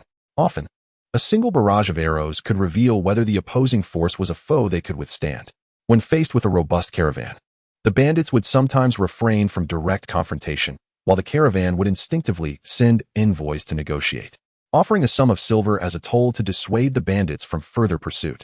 Upon accepting the silver, the bandits would refrain from continuing their harassment. Yet, if confronted by a caravan like Chu Wuming's, where the bandits had charged within an arrow's distance and met no resistance, they would draw their bows to seize the caravan's goods for themselves. These 50-odd bandits were all skilled archers and riders. Before they even arrived, they had already unleashed 3 volleys of arrows. Remarkably, the target of these arrows was merely the 20 individuals atop the sand camels. Although these bandits were but common fighters accustomed to the vast desert, many of whom had never laid eyes on the imposing camels beneath those 20 riders, they could easily surmise that those seemingly large, docile camels were likely more valuable than horses or ordinary camels. Even if the caravan carried no precious cargo, the camels alone constituted a significant fortune, and thus preserving their lives was paramount. The nearly horizontal volleys of arrows resembled 3 dark scythes, whistling through the air, aimed at Chu Wuming and his companions' chests and throats. "Quick dodge!" yelled Wei Yixian, as he was the first to roll off, not forgetting to pull his disciple, Mo Tong, down with him. One of the tomb raiders at the front was caught off guard, only able to emit a muffled grunt before his body was pierced like a hedgehog, collapsing to the ground. Beside him, Zhuo Songchan, with swift reflexes, swung his sword, deflecting 2 arrows, yet found 5 more embedded in his chest. In a momentary daze, he felt 3 to 5 arrows lodged in his head as well. Without the enhancement of mental awareness, cultivators like Zhuo Songchan seemed no stronger than ordinary fighters. Zhuo Songchan's entire body was hurled backward by a tremendous force, first landing on the camel behind him before rolling to the ground. When he finally fell, blood seeped from his mouth and nose, and it was clear he would not survive. As soon as Chu Wuming sensed something amiss, he swiftly seized Han Linger and leaped off the sand camel, taking refuge between the 2 large carts behind them. Upon turning back, he noticed Wei Yixian and Mo Tong, and Tong Xiangyu scrambling towards them in a frantic manner. Seeing Wei Yixian approach, Chu Wuming inquired in a low voice, "What is happening? Why has our magical power vanished?" Chapter 15. Martial Arts Master. This place is known as the Land of the Impossible. Wei Yixian peered outside at the sand bandits still racing around, and quickly replied, "The sand bandits have always believed that the name implies this is a lawless land for them. However, in truth, here cultivators cannot wield their powers or divine sense. Reduced to mere mortals. Why didn't you say so earlier? All you do is engage in cryptic theatrics." Chu Wuming nearly wished to slap Wei Yixian, lamenting, "If you had not kept us in suspense, Zhuo Songchan might not have met his untimely demise." Who would have thought that upon merely stepping into the land of the impossible, they would encounter sand bandits? Wei Yixian instinctively recoiled as an arrow whizzed past his head, embedding itself into the cart behind them with a resounding thud. Why didn't you consult the divination before bringing us here? Chu Wuming exclaimed, drawing his sword and peeking outside. I am not a fortune teller, Wei Yixian retorted, feeling an urge to strike Chu Wuming as well. However, before he could finish, Chu Wuming had already leaped out from between the carts. Behind him, Tong Xiangyu and Han Linger exchanged glances, nodded, and, seizing the opportunity, brandished their swords. Following closely like a pair of nimble weasels, a sand bandit was galloping on horseback, his legs tightly gripping his steed while he prepared his bow. The horse, guided by instinct, galloped in circles around a chosen target. Having traversed the vast desert for years, the sand bandit relied heavily on his steed, the quicksand horse, and his formidable three-stone bow. Though the quicksand horse was not as tall as ordinary war horses, its broad hooves and remarkable stamina allowed it to run for days in the desert without feeling thirsty, making it renowned among the sands. The three-stone bow could pierce through 3 layers of iron armor within 10 paces, having claimed countless lives of merchants and bodyguards daring enough to resist in the desert. After swiftly eliminating 2 foes upon engaging, the sand bandit realized that the merchant group had concealed themselves in the gaps between the sand camel and the carts. He had already sentenced them to death in his mind. How dare a merchant convoy without even a single bow challenge the vast desert? Even if they did not perish by his hand today, they would surely meet their end at the hands of another bandit crew. Rather than let them fall into someone else's grasp, it was better to end them himself. As he rode, he spotted a man's leg partially exposed behind one of the carts and, without hesitation, drew his bow to shoot. With a loud twang, an arrow flew forth. And almost simultaneously, a scream echoed from behind the cart as the struck individual, dragging his wounded leg, hurriedly sought refuge beneath the cart. The bandit revealed a cold smirk at the corner of his mouth, swiftly drawing another arrow from the quiver at his back. Suddenly, a burly man sprang forth like lightning. The bandit reacted with remarkable speed. As the man emerged, the bandit knocked the arrow onto the bowstring and, with a thunderous shout, drew the bow to its full moon-like arc, the sharp tip of the arrow aimed directly at the man. Just as he was about to release the arrow, the man unexpectedly swayed to the left and right, his speed surpassing that of a galloping horse, causing a momentary hesitation in the bandit's actions. Bang! The powerful bow emitted a muffled thud as the arrow flew towards the man's heart.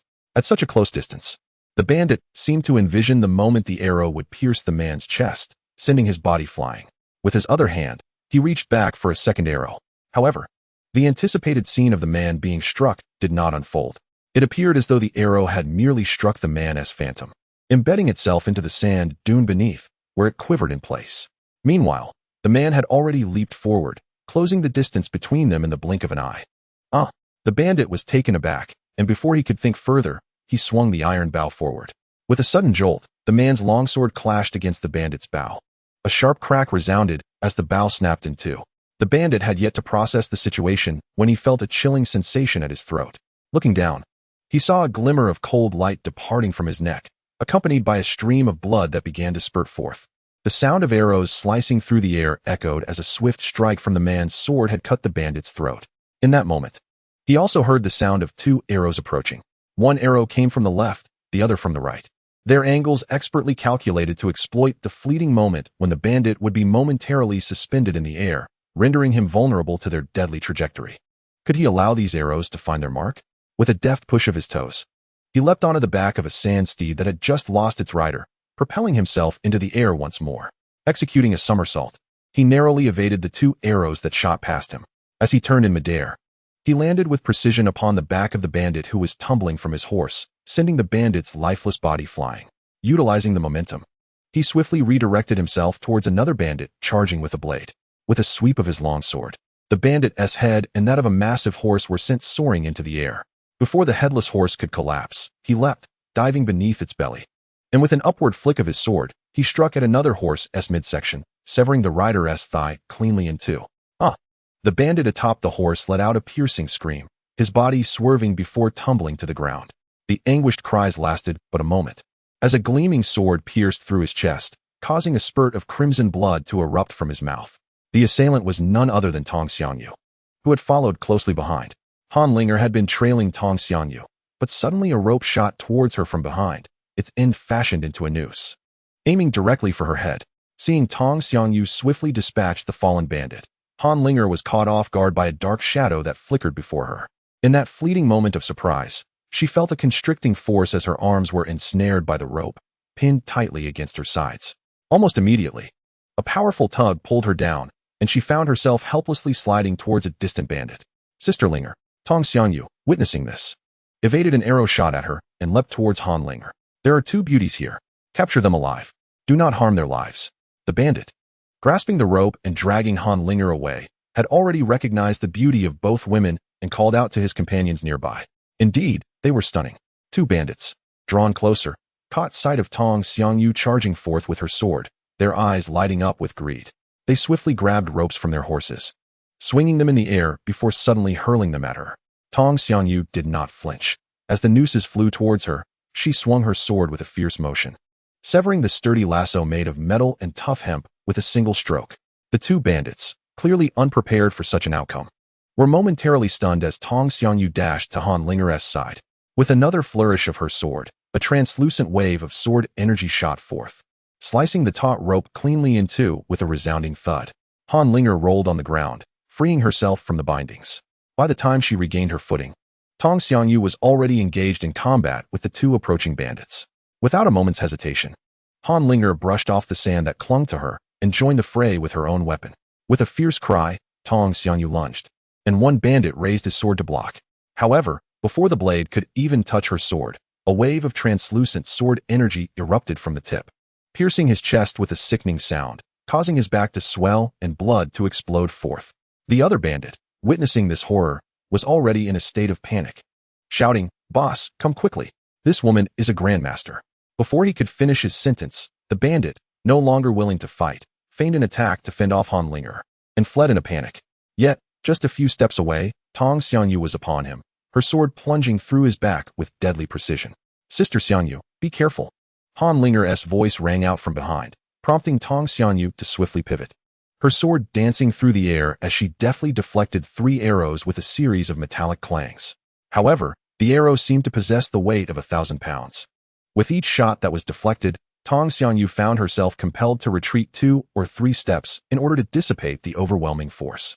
After 3 arrows had been loosed, an exceptionally large sand steed charged forward, and atop it was a towering figure, a robust man with dark skin, wielding a long-handled saber that he swung menacingly towards Tong Xiangyu.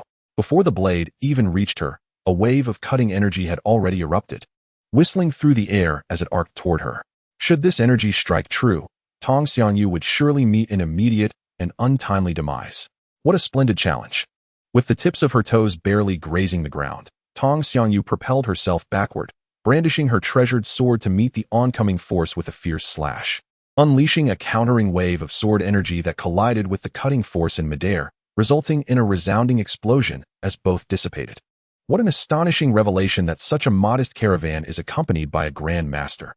I am most eager to discover what precious treasures you bear. The towering man on the sand steed smirked coldly, suddenly leaping into the air like a great eagle, his saber shimmering brilliantly in the sunlight as if it were a bolt of lightning, descending upon Tong Xiangyu with the might to cleave mountains and shatter stones. In the next moment, a blade of cutting energy, stretching several feet long, had materialized, crashing down alongside the man's long saber. Chapter 15. The Grand Master of Martial Arts. This place is known as the Land of Impossibility. Wei Yixian peered out at the sand bandits still swirling and racing outside. Responding swiftly, the bandits have always believed this name suggests a realm where they can act with impunity. However, in truth, it is a place where cultivators cannot wield their powers or spiritual awareness, forced to exist as mere mortals. Why was this not disclosed earlier? You spend every day indulging in cryptic riddles. Chu Wuming could hardly contain his frustration, wishing to deliver a resounding slap to Wei Yixian. Had you not kept secrets, Zhou Sanshan might not have met his untimely fate. Who could have foreseen that upon entering the Land of Impossibility, we would encounter sand bandits? Wei Yixian recoiled, just as a feathered arrow zipped past his head with a whoosh, embedding itself with a thud into the carriage behind them. Why did you not consult the omens before leading us here? Chu Wuming exclaimed, drawing his sword from behind and peeking out. I am not a fortune teller. Wei Yixian felt an overwhelming urge to slap Chu Wuming as he spoke. However, before he could finish, Chu Wuming had already leaped forth, bursting out between the carriages. Behind him, Tong Xiangyu and Han Linger exchanged glances and nodded, seizing the opportunity to follow closely, swords in hand, much like a pair of nimble raccoons. One of the sand bandits galloped fiercely, his legs clamped tightly around his steed as he prepared to shoot with his bow, while the horse instinctively circled its master's chosen target. In this vast desert, the most reliable ally he possessed was this sand steed beneath him and the three-stone bow in his hands. Though the sand steed may not match the height of an ordinary warhorse, its broad hooves and remarkable endurance allowed it to traverse the desert for days without feeling thirst, earning its reputation as a celebrated steed in the expansive desert. The three-stone bow, within a distance of 10 zhang, is capable of penetrating 3 layers of iron armor. Over the years, it has claimed the lives of countless merchants and bodyguards daring enough to traverse the vast desert. After swiftly eliminating 2 adversaries upon engagement, the bandit, witnessing the merchants cowering between the sand camels and the compartments, had already condemned them to death in his mind. A merchant caravan that dared to cross the boundless desert without even a single bow? Even if they were to escape his grasp today, they would inevitably fall prey to other marauding bands. Rather than allow them to fall into the hands of others, it would be more prudent to dispatch them here and now. As he galloped forward, he noticed a man with half a leg exposed behind a compartment. Without hesitation, the bandit drew his bow and released an arrow. The bowstring twanged, and an arrow flew forth. Almost simultaneously, a scream pierced the air from behind the compartment, as the struck man, dragging his injured leg, hastily sought refuge beneath the vehicle. A cold smirk crept across the bandit's lips as he deftly retrieved another arrow from his quiver. Suddenly, a burly man leapt forth like a lightning bolt.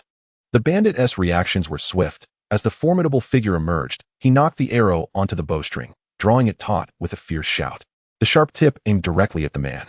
Just as he was about to release the arrow, the man unexpectedly swayed to the left and right, moving with a speed that rivaled that of a galloping horse, causing a momentary hesitation in the bandit's aim. Thud! The three-stone bow emitted a dull thrum as the arrow was loosed toward the man's heart.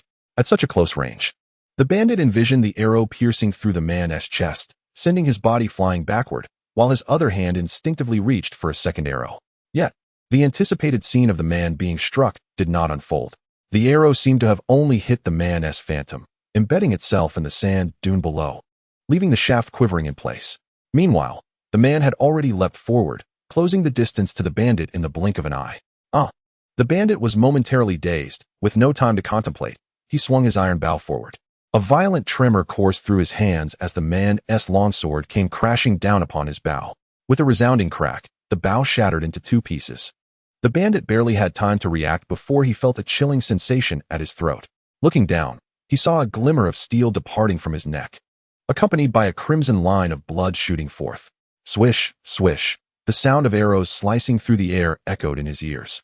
With a single stroke, the man had sliced open the bandit's throat, yet he also heard the whistling of 2 arrows approaching.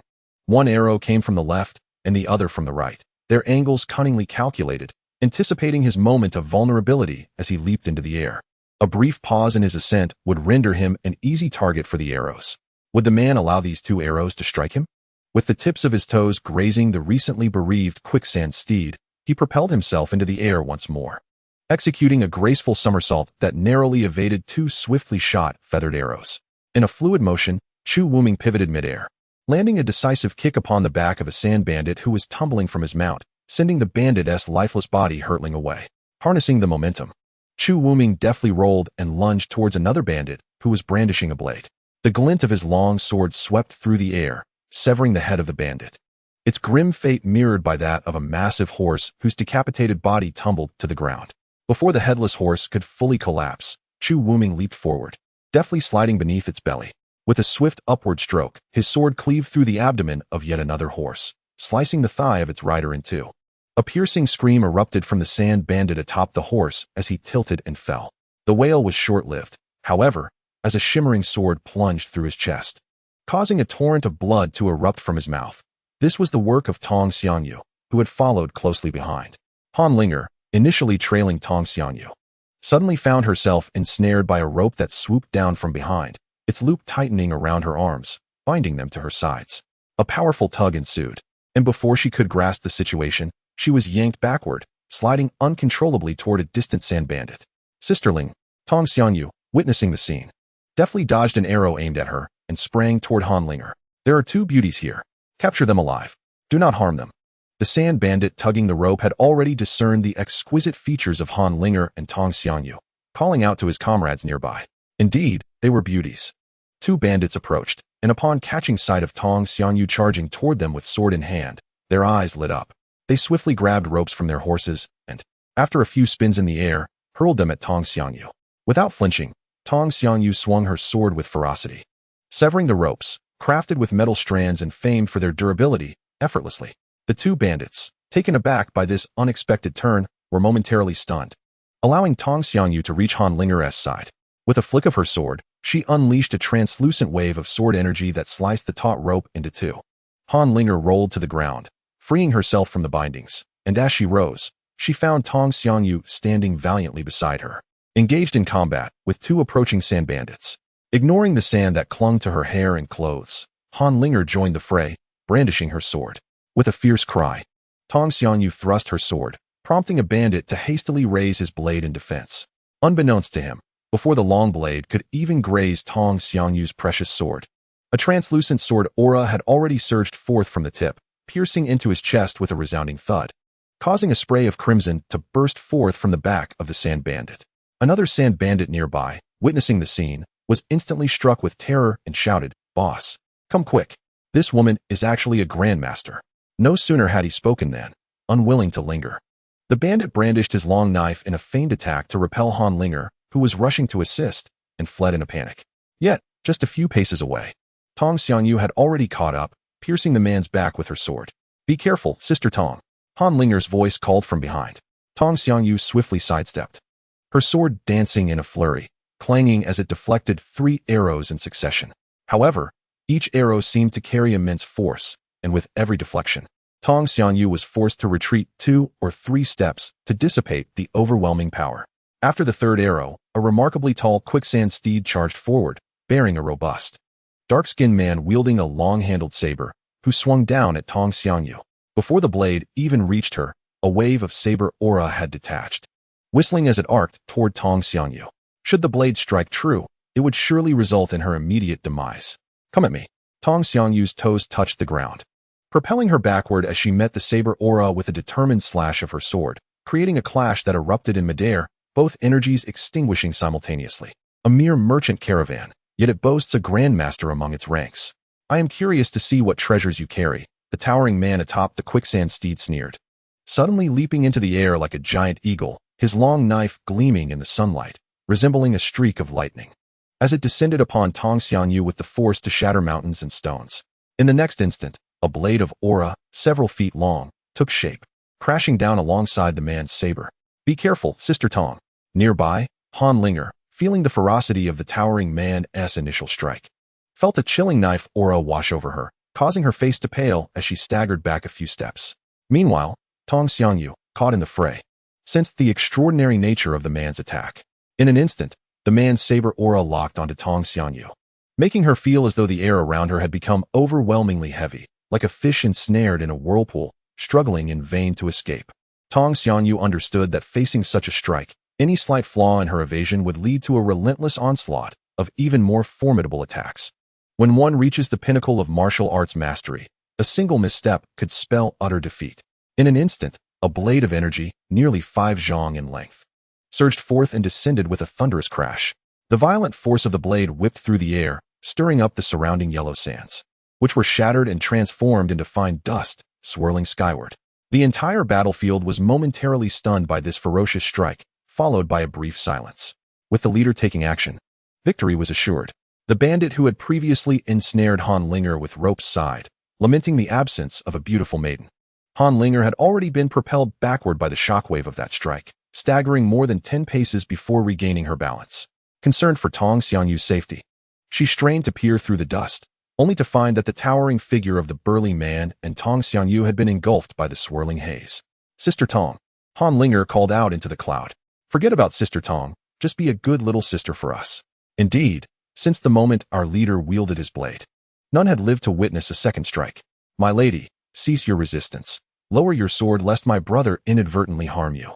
2 bandits, grinning lecherously, lunged toward her. One pressed his blade against Han Linger's precious sword, while the other aimed a strike at her wrist. At that moment, Chu Wuming had already rushed over, his long sword clashing with the bandit's weapon with a resounding clang, sending the bandit's sword soaring high, nearly striking his own head. The bandit, momentarily stunned, was met with Chu Wuming's swift maneuver as his sword, like a venomous serpent, coiled around the bandit's arm and, with a sharp thrust, pierced his throat. Die! Simultaneously, Chu Wuming raised his foot and delivered a powerful kick to the chest of the other bandit. The impact was akin to being struck by a massive hammer, sending the bandit flying over a zhang before crashing to the ground. As he struggled to sit up, a sudden sweetness flooded his throat, and he coughed up a mouthful of blood, mixed with fragments of internal organs.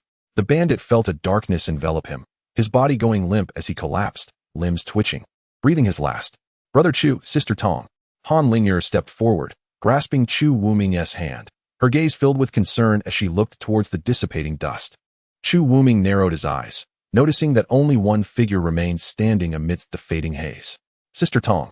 Han Lingyer leapt forward, finding Tong Xiangyu panting heavily, her dust-covered face revealing signs of fatigue, aside from a gaping wound stretching from her shoulder to her abdomen, exposing the silver armor beneath. She seemed to have escaped any serious harm.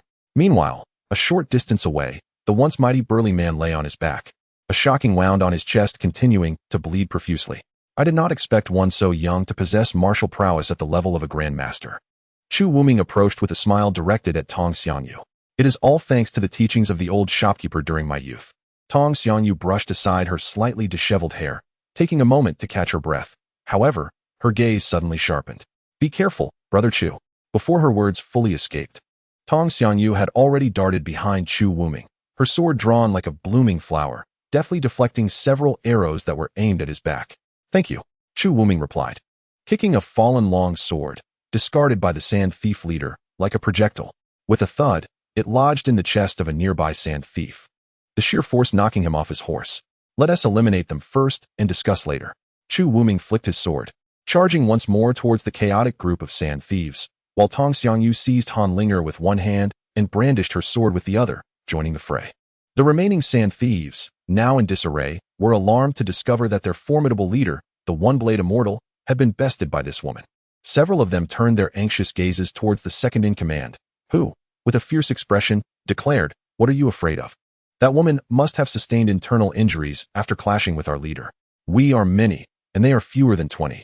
Let us take advantage of her weakness and claim her life. Wipe them all out. Leave no one behind. Avenge our leader. Charge. Avenge our leader." The second-in-command's fervor rekindled the fighting spirit among the sand thieves, who once more galloped towards Chu Wuming and his companions. Come at me. Chu Wuming swung his sword, decapitating one sand thief, then kicked the severed head, sending it crashing into another sand thief riding towards him.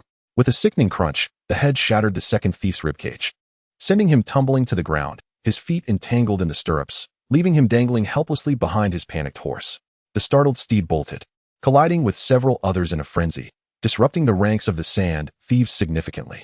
At that moment, Ding Xian, Mo Hong, Hu Bei, and others, trapped within the central caravan of sand beasts, seized the opportunity to leap forth, each wielding their weapons against the sand thieves.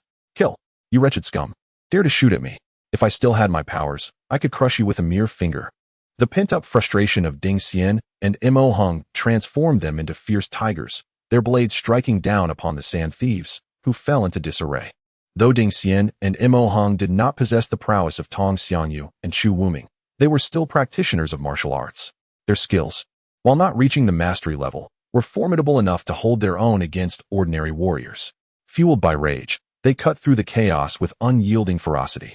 Meanwhile, Hu Bei, the Chun brothers, the Ho brothers, and other grave robbers, seasoned by at least a decade or two in the tumultuous world, fought valiantly, managing to take on multiple opponents and catching the sand thieves off guard, sending many crashing to the ground. The battle was indeed bloody, yet it did not last long. After approximately the time it takes to burn half a stick of incense, a heart-wrenching scream echoed from the direction of the oasis, followed by a figure tumbling from their horse, motionless thereafter. The battle had thus reached its conclusion. Chu Wuming squinted into the distance for an extended period, confirming that the fallen rider lay completely still, with only a small portion of the arrows sticking out from their back. He then slung the longbow he had just picked up across his back and secured a quiver of arrows at his waist. Looking around, he found that those still standing were all his companions. The more than 50 sand bandits had been reduced to a scattering of corpses, with patches of blood staining the yellow sands. rendering the vast expanse of desert akin to a realm of bloodshed, the pungent aroma of blood rising under the scorching sun, enough to induce nausea. Among the bandits, the second-in-command skills were surprisingly only slightly inferior to those of the slain leader, the Blade Immortal, struck down by Tong Xiangyu. His keen perception had discerned that although Tong Xiangyu had emerged victorious, her internal energy had been nearly depleted. While the other bandits engaged in combat with Hu Bei, Ding Xiandaoren, and others, he had charged directly at Tong Xiangyu. However, he had not anticipated that Chu Wuming's martial prowess was not much less than hers. Had it not been for Chu Wuming's presence in the group, it was likely that the ones currently clearing the battlefield would have been the Sand Bandits. Unexpectedly, Chu Daige's abilities were indeed formidable. Tong Xiangyu approached, supporting Han Linger, her clothing now marred with several new tears and stained with blood, though seemingly that of others. Thankfully, in response to the beauty's praise, Chu Wuming never exhibited undue modesty. He chuckled and remarked, "I cannot compare to you, Manager Tong. It has taken me over 100 years to barely reach the Grandmaster level, unlike you, who has achieved such prowess in your early 20s. Indeed, Sister Tong. Did you say that this skill was taught by the old manager? If so, how remarkable must he be?" Han Linger inquired from the side. "The old manager is indeed a formidable individual," Tong Xiangyu acknowledged, a hint of melancholy flickering in her eyes as she reminisced. "When I was 4, my parents' caravan encountered a powerful group of sand bandits in the vast desert. The caravan's protectors were swiftly slain, and as a bandit raised a knife towards me, the old manager suddenly appeared. Alone, with a single sword, he vanquished the entire band of bandits. He later brought me back to the Jushin Inn, where he taught me martial arts and literacy. Unfortunately, he seems to bear a grave hidden injury. Despite my efforts to find renowned physicians, none could discern the source of his ailment. He passed away a few years ago." Hearing this, Han Linger replied, "Sister Tong, may you find solace." "I am fine." Tong Xiangyu gently shook her head, dispelling the fleeting sorrow. "Sister Linger, do not delay. Let me take you to tend to your wounds." At that moment, Chu Wuming also noticed Han Linger as paler and stepped forward to support her other arm, asking, "Are you all right? Why does your face appear so pale? Where are you hurt?" Chapter 17. The last oasis. Han Linger discerned the concern reflected in Chu Wuming's eyes, which warmed her heart. She shook her head and smiled, saying, "I am fine. It is merely a scratch on my back that has caused a bit of blood loss. I have already taken some medicinal pills, though their healing effects seem to be diminished in this desolate place. Fortunately, I have managed to stop the bleeding. That is good to hear. If we encounter any sand bandits again, you should refrain from joining the fray and rest in the carriage," Chu Wuming advised cautiously, as he and Tong Xiangyu assisted Han Linger towards the large cart. "Take it slow, be careful," Tong Xiangyu reminded. "Thank you, Tong's sister." Han Linger replied with a slight smile, "I assure you, I am not gravely injured. How can you say you are fine with such a long gash on your back?" Tong Xiangyu opened the carriage door, stating, "Even if the bleeding has stopped, you still need to apply some wound ointment and change into fresh clothing." "Very well, Chu brother. You may attend to other matters. Just ensure that no one else enters," she instructed. Upon hearing this, Chu Wuming surveyed the battlefield once more. He noticed that Hu Beiji and Ho Jinhai, along with others, were tending to the aftermath, each bearing injuries yet exhibiting an exuberant spirit as they sifted through the belongings of the fallen bandits, arms, provisions, and treasures. Aside from the unfortunate deaths of Zhuosangchan and another, no further casualties had occurred. "You possess remarkable skill, and your agility is impressive. Among all these people, you alone can keep pace with my speed," Chu Wuming remarked, turning to Tong Xiangyu. Tong Xiangyu, not one to be modest, smiled slightly and replied, "Indeed. If we were on familiar terrain, I dare say your speed would not surpass mine. Besides, they are merely common sand bandits. Without the pressure from bows and arrows, I could easily contend with 10 of them." "Only 10? Han Linger thought to stifle a laugh, but inadvertently stirred her freshly healing wound, grimacing in pain. "Those who fell to your sword were dispatched in a single stroke. Without our assistance, I believe even 20 or 30 ordinary sand bandits would pose no challenge to you.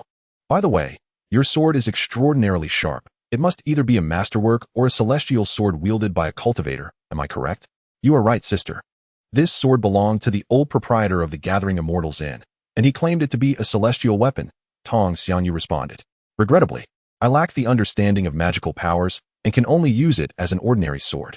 The sword he bequeathed you, along with this soft armor, appears to be quite exceptional," Chu Wuming remarked in a hushed tone. He too must have been a cultivator, and prior to his hidden injuries, his cultivation level was likely quite high. "How did you deduce that from just these 2 items?" Han Linger asked, astonished. "By intuition," Chu Wuming grinned. "As you know, My intuition is remarkably accurate. As he spoke, he naturally began to slip into the carriage. Hey, why are you sneaking in after me? Don't come in. I need to change and apply some medicine. At that moment, as Han Linger turned to sit down in the carriage, she noticed Chu Wuming trailing closely behind Tong Xiangyu and hurriedly spoke up to deter him. Upon realizing that his identity had been discerned, Chu Wuming refrained from engaging in any argument, offering a sly grin before turning and gently closing the carriage door. He had initially intended to stand guard at the front of the carriage, but noticed Wei Yixian supporting Mo Tong as they made their way towards the oasis. Mo Tong's leg was wrapped in bandages, indicating he had sustained some injury moments prior. Chu Wuming hastened his pace to catch up with Wei Yixian and inquired, "Have you been here before?" "Indeed, I have," Wei Yixian replied, nodding earnestly. "What else might we encounter ahead? It would be prudent to inform us in advance." Chu Wuming's face bore an unusual seriousness as he addressed Wei Yixian. "The destination lies just ahead," Wei Yixian responded, "though I have only been there once, many moons ago. As for the current circumstances, I cannot ascertain. Is it still impossible to wield magic there?" "That seems to be the case." "Understood." After the group had tidied the battlefield and meticulously accounted for the remaining supplies, a somber expression settled upon their faces. Despite the sand bandits having intentionally held back, 5 sand camels had perished, though this was not the most pressing concern. The critical issue was that only 3 large water barrels remained intact. Astonishingly, 2 had been shattered beyond repair during the skirmish. Even if they combined the several water bags left behind by the bandits, they could barely muster half a barrel of water. Unlike before, when the cultivators could endure several days without sustenance, relying solely on meditation to sustain themselves, they now found themselves as vulnerable as ordinary mortals.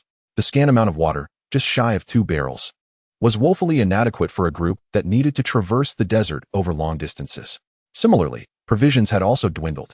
The rations initially brought from the gathering immortals and had already been halved prior to the battle, with further losses incurred during the conflict. Even when accounting for the food scavenged from the fallen bandits, it was hardly enough to sustain the remaining members until they could return to the inn. Fortunately, the 2 chefs devised a plan to transform the meat of the fallen horses and sand camels into strips, seasoning them with salt and drying them atop the carriage. Within 2 days, they had produced a substantial quantity of jerky, which surprisingly tasted quite palatable.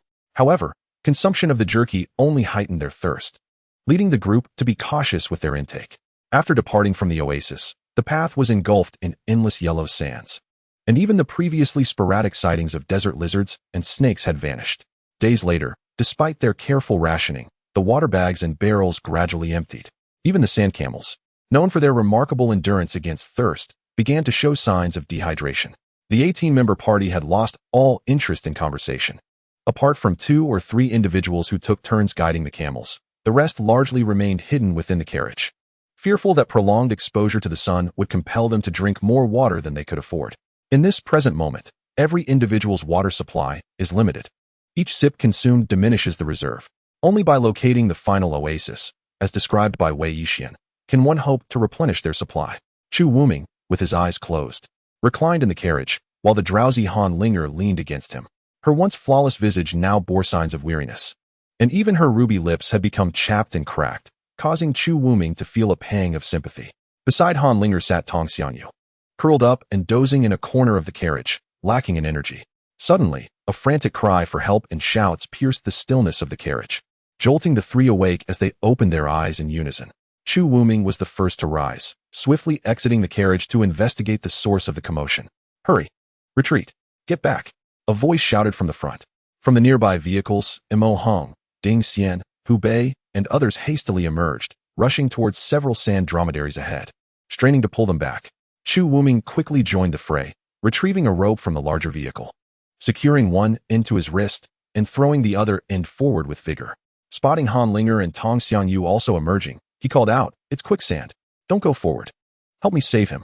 Within mere moments, as the group sprang into action, the first sand dromedary that had been at the forefront was now reduced to nothing more than its exposed head, its entire body and rider already engulfed by the treacherous sands.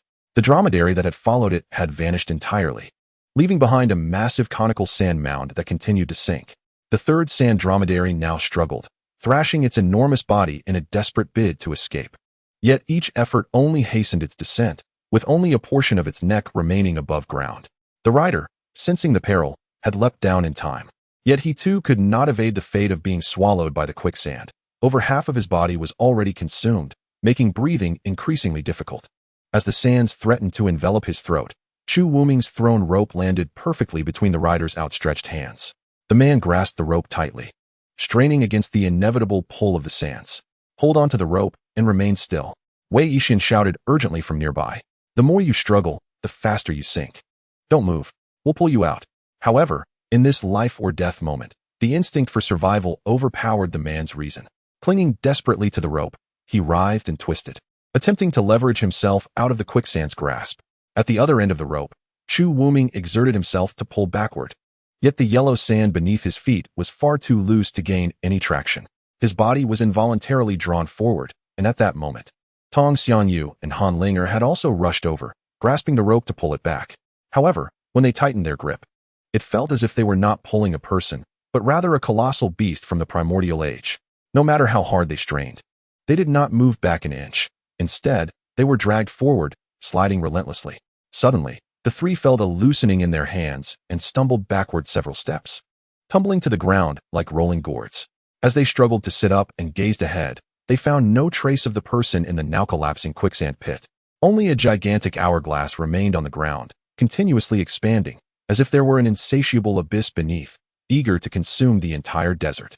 Chapter 18. Lost in the desert at that moment, Hu Bei, Mo Hung, and the others had driven the remaining sand camels and the large cart to a safe area. Hu Bei cautiously approached, glancing intermittently at the quicksand pit that had claimed 3 lives in mere moments. With a sigh, he reached out to support the pallid-faced Chu Wuming, saying, "There is no other choice. We must go." Chu Wuming cast a lingering gaze at the quicksand pit, assisted Han Linger and Tong Xianyu, and silently made his way toward the cart. 3 days later, where could the next oasis possibly be? How much further must we go? I feel as if I might perish from thirst.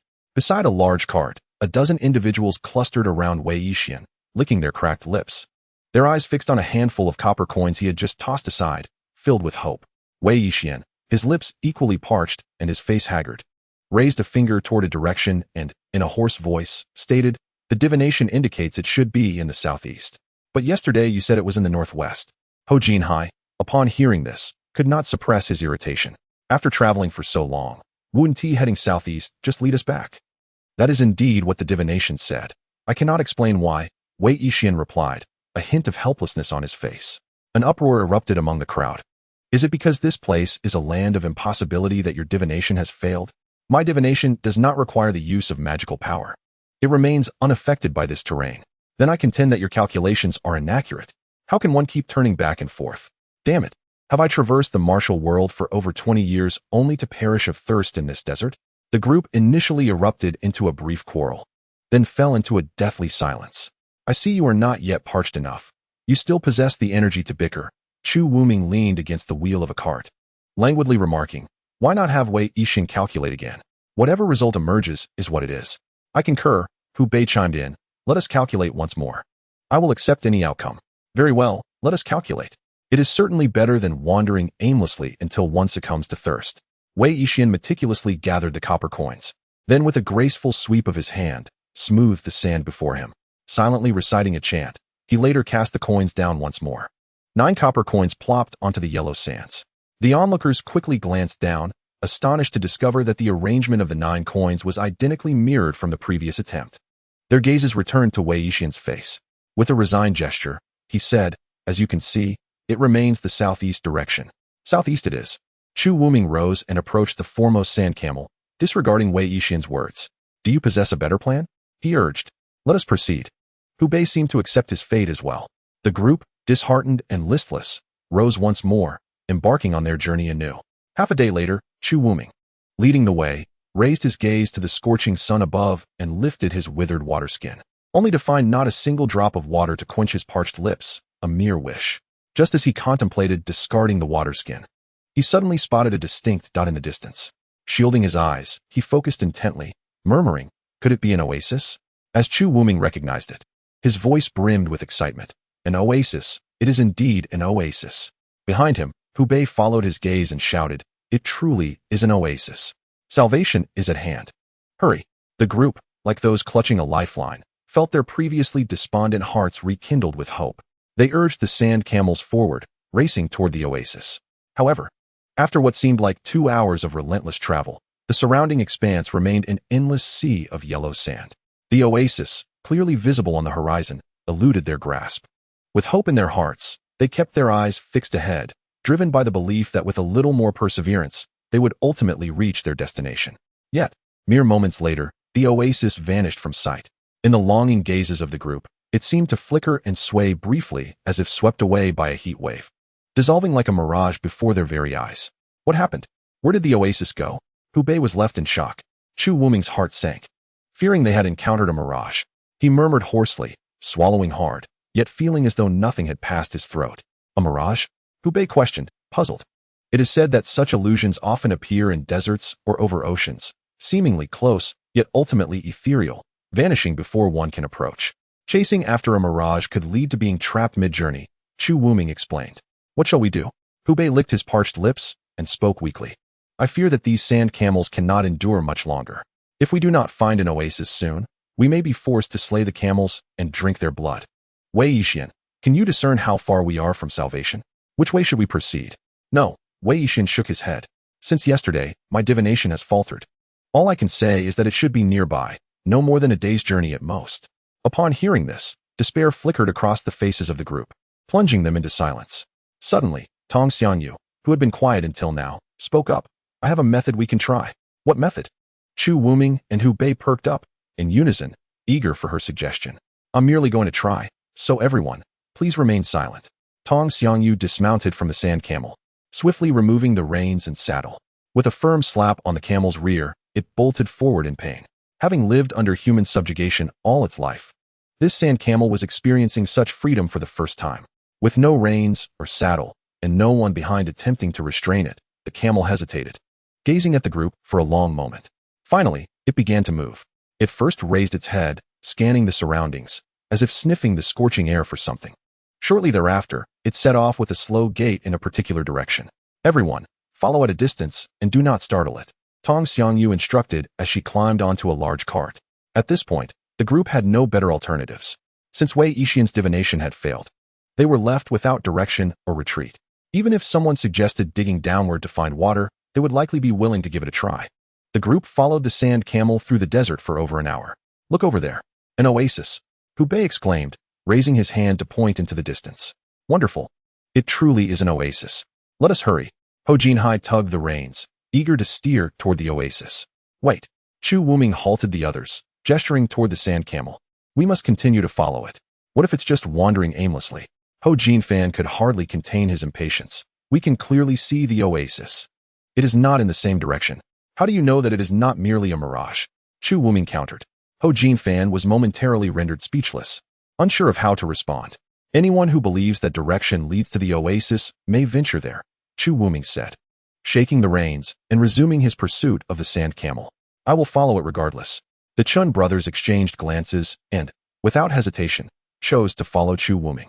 I too shall follow the sand camel, Hubei remarked, glancing at the distant oasis. Though reluctant, he tightened his grip on the reins of his sand camel and opted to maintain their original course. After a brief moment, only the brothers Ho Jinhai, Ho Jinfeng, and Ho Jinbo remained in place. The others had chosen to trust Tong Xiangyu's method. Alas, let us go, Ho Jinhai sighed, pulling on the reins and urging the sand camel to follow. In the blink of an eye, more than 2 hours had passed.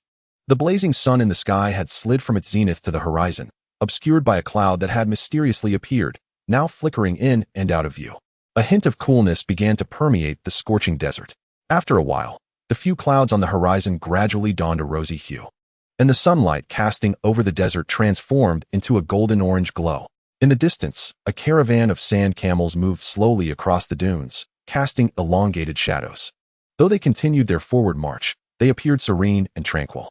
However, the travelers traversing this desolate expanse had long lost any inclination to appreciate the beauty of their surroundings. Even their gazes, fixed upon a lone sand camel in the distance, grew vague and unfocused. Suddenly, the front sand camel let out a series of excited snorts before galloping joyfully, its massive hooves stirring up clouds of sand, as if it were about to take flight. Witnessing this, the group felt a surge of energy and eagerly urged their remaining sand camels to give chase. It's an oasis. We've truly found an oasis. They exclaimed in unison, filled with hope. After running several miles, they finally arrived at the oasis. This oasis was strikingly different from the previous ones encountered along their journey. There were no towering trees. Only a few clusters of yellow-brown shrubs grew sparsely, barely alive beside a small pool of water. Surrounding the oasis was a chaotic ring of tawny rocks, measuring about 30 to 40 yards in circumference, providing a meager shield against the encroaching sands. The pool itself was rather pitiful in size, its surface barely more than 10 feet wide, yet it appeared to plunge into unfathomable depths, the center as dark as ink. Chapter 19. The mysterious cave. At that moment, no one had the leisure to admire the scenery. They were far too preoccupied with quenching their thirst. Like ravenous wolves, they rushed to the edge of the small pool to drink. Even those who were typically more reserved, like Han Linger and Tong Xianyu, could not resist lifting their water skins to their lips for a hearty gulp. Moments later, as the group, satisfied and with faces aglow, looked up from their indulgence to observe the sand camels still eagerly drinking, they suddenly realized that they had been sharing this moment with their beasts of burden. Yet, after enduring such thirst for so long, despite any feelings of disgust, none dared to expel the precious water they had just consumed. "I suppose this is the last oasis you spoke of, fortune teller?" Chu Wuming inquired, surveying the surroundings. Indeed, this is the spot." Wei Yixian rose to his feet, pacing around the water pool several times, seemingly engaged in silent calculations, his face alight with unmistakable excitement. "What shall we do next?" Hubei stretched his legs and reclined casually at the edge of the pool, inquiring. "Naturally, we must locate that entrance." Before his words had fully escaped his lips, Wei Yixian had fixed his gaze upon a particular spot and suddenly came to a halt, lifting his eyes to the sun's position in the sky. He then turned and took 7 or 8 steps backward, arriving at an unremarkable yellowish rock. With a swift motion, he brushed away the yellow sand that cloaked the stone, revealing precisely what he sought. "Emo Tong, come here." Wei Yixian beckoned, and his disciple, Emo Tong, hurriedly crawled from the pool's edge, limping as he approached. Wei Yixian placed an arm around Emo Tong's shoulder, leaning in to whisper a few instructions. Emo Tong obediently nodded, drawing a dagger from his waist, gripping the blade tightly. And with a fierce determination, he suddenly drew it across his palm, instantly causing blood to flow. "This is the spot," Wei Yixian exclaimed, pointing at a slender crescent-shaped gap, roughly the size of a palm, nestled between 2 rocks. Emo Tong raised his hand above the crevice, allowing his blood to drip into it, his brow unfurrowed. Moments later, the crescent-shaped gap was nearly filled with blood, resembling a small crimson moon. "Continue, do not cease," Wei Yixian urged, his gaze fixed intently upon the fissure, a hint of anxiety in his voice. Emo Tong, compelled to obey, persisted in pouring his blood into the opening. However, perplexingly, no matter how freely Emo Tong's blood flowed, it never overflowed from the crevice. It seemed that any excess blood was absorbed beneath, as if consumed by some unseen force. Gradually, the flow of blood from Emo Tong's palm began to slow, prompting Wei Yixian to frown slightly and insist, "Open your hand. Do not let the blood stop." Emo Tong complied, forcing his already congealing wound open, and blood gushed forth once more from his palm. "Good, splendid, just like that." Wei Yixian's gaze grew fervent. After approximately 10 more breaths, Emo Tong began to feel faint, his vision darkening, his head heavy and his limbs weak. He swayed unsteadily, nearly collapsing. His trembling hand spilled blood onto the surrounding rocks, painting them a vivid crimson. Wei Yixian swiftly stepped forward, embracing Emo Tong's body, grasping his bleeding hand firmly and raising it above the crevice, gritting his teeth as he commanded. "Continue, do not stop." "Yes, master," Emo Tong replied weakly, feeling increasingly dizzy, the world around him dimming. After what felt like an eternity, Emo Tong finally succumbed to darkness, losing consciousness entirely. Suddenly, a deep rumble resonated from the depths of the earth beneath them, causing the ground to tremble and sending a shockwave through their bodies. A deep rumble echoed, followed by increasingly frequent tremors from beneath the ground. From beneath the rocks before Wei Yixian, a clearer sound resonated, followed by a sudden eruption of dust and sand, as if something had collapsed below. Alarmed, Wei Yixian hastily dragged the still unconscious Emo Tong backward. As the swirling dust gradually settled, a dark entrance emerged behind the rocks, releasing a damp and chilling aura that swept over the nearby individuals, causing them to shudder involuntarily. "It has opened, it truly has," Wei Yixian exclaimed with joy, releasing his grip and carelessly tossing Emo Tong aside as he stepped toward the entrance. Not far off, Tong Xianyu furrowed her brow at the sight. quickly moving closer to tear a piece of cloth to bandage Mo Tong's hand, before dragging him to the pool's edge and rising to gaze at the entrance. Standing beside the dark opening, Wei Yixian peered into the abyss, only to be met with an impenetrable darkness, obscuring any sense of direction, with their powers rendered ineffective. Even Chu Wuming and Ding Xian, who had approached, could not see far into the void, cautiously observing for a while. They noticed no unusual occurrences within the cave and turned their gazes toward Wei Yixian. Chu Wuming spoke first. The Black Jade token previously assigned us the task of following your lead to uncover the hidden treasures in the desert. Since entering this forbidden land, the token has ceased to function. Now that this cavern has been revealed, will you descend alone, or will we all venture together? Feeling elated, Wei Yixian smiled faintly, stroking his beard as he replied, this cavern merely serves as a passage to the hidden treasures.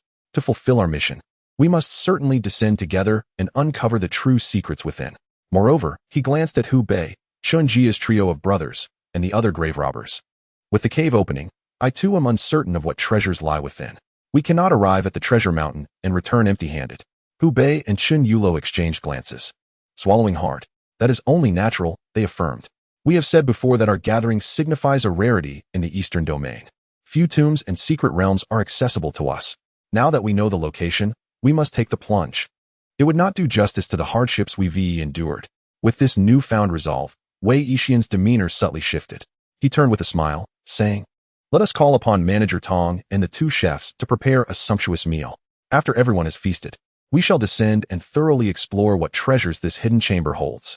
Once they had dined heartily, leaving Tong Xiangyu, the two chefs, and the still feeble Mo Tong to establish a camp above, the rest of the group lit torches and retrieved luminous pearls and other sources of light, cautiously stepping into the cavern. Initially, the entrance to the cave was scarcely taller than a person and a little over 3 feet wide, resembling a fissure forcefully cleaved from the rock, making passage exceedingly cramped. At times, one had to crawl to get through. As they continued onward, the cavern gradually widened. Yet the path remained highly convoluted, with sudden turns appearing after only a short distance. Thus, they traversed the winding passage for approximately the duration of 2 incense sticks before finally being able to stand upright. Judging by instinct, it seemed that this route was descending at a gentle angle. The air within the cave was remarkably humid, utterly unlike that found beneath the desert. As the cavern expanded further, a faint sound of flowing water began to emerge. Upon finally exiting the passage, the group was greeted by the sight of a subterranean cavern towering several zhang high, with a subterranean river flowing languidly across the opposite side. The earlier heard sound of water emanating from this very river. There's no path ahead, exclaimed Hu Bei, raising a luminous pearl and shielding its light with his hand. Surveying the surroundings, could this be the hidden treasure sought by the Black Jade Order? Let us search for any mechanisms or markers, Chun Yulo suggested, carefully leading his two companions towards one side. Upon hearing this, everyone brandished their torches and luminous pearls, scattering to explore the cavern. Before long, they had thoroughly examined the area. Apart from the entrance through which they had entered, there were no other exits nor any conspicuous anomalies, save for the underground river, which accompanied only the uneven stone walls, hardly suggesting the presence of any hidden treasures. Frowning, Chun Yulo gazed up at the ceiling, stating, in my experience, it is unlikely that this place is devoid of burial sites. Who would go to the trouble of constructing a tomb here? Ho Jinhai remarked as he explored the stone walls. There are no signs of human handiwork. It appears to be merely a naturally formed cave. Hu Bei, wielding a shimmering silver pickaxe, gently tapped the stone walls and concurred, I tend to agree with you, Lord Ho. These rocks are indeed natural, though they seem exceedingly dense, akin to metal ores that have undergone tempering. Could it be that the master of the Black Jade Order intends for us to transport some of these stones back? Chu, what do you think? Might these stones possess value for practitioners of your craft?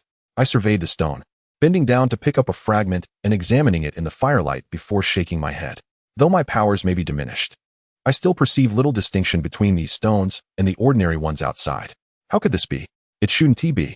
Wei Yixian furrowed his brow, having already circled the cavern several times, silently calculating, yet feeling an unwavering certainty in the accuracy of his divinations.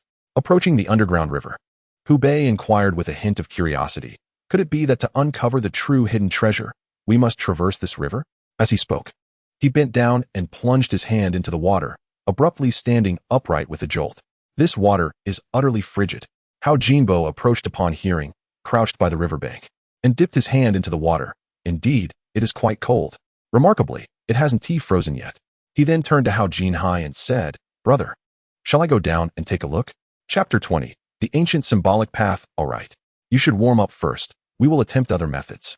Hao Jinfa and Hao Jinhai said as they stepped forward, each retrieving several items from their respective satchels. Wei Yixian and the other cultivators watched with curiosity. Hao Jinfa produced a bundle of short sticks, approximately a foot in length, and after some tinkering, he swiftly assembled them into a rod over 2 zhang long, with a claw-like attachment at one end. Once he immersed the long rod into the river and stepped back a dozen paces.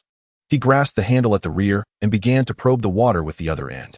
The rod, seemingly equipped with some mechanism, moved with remarkable agility in the water under Hao Jinfa's control, exploring each section thoroughly before advancing to the next, leaving no corner unexamined.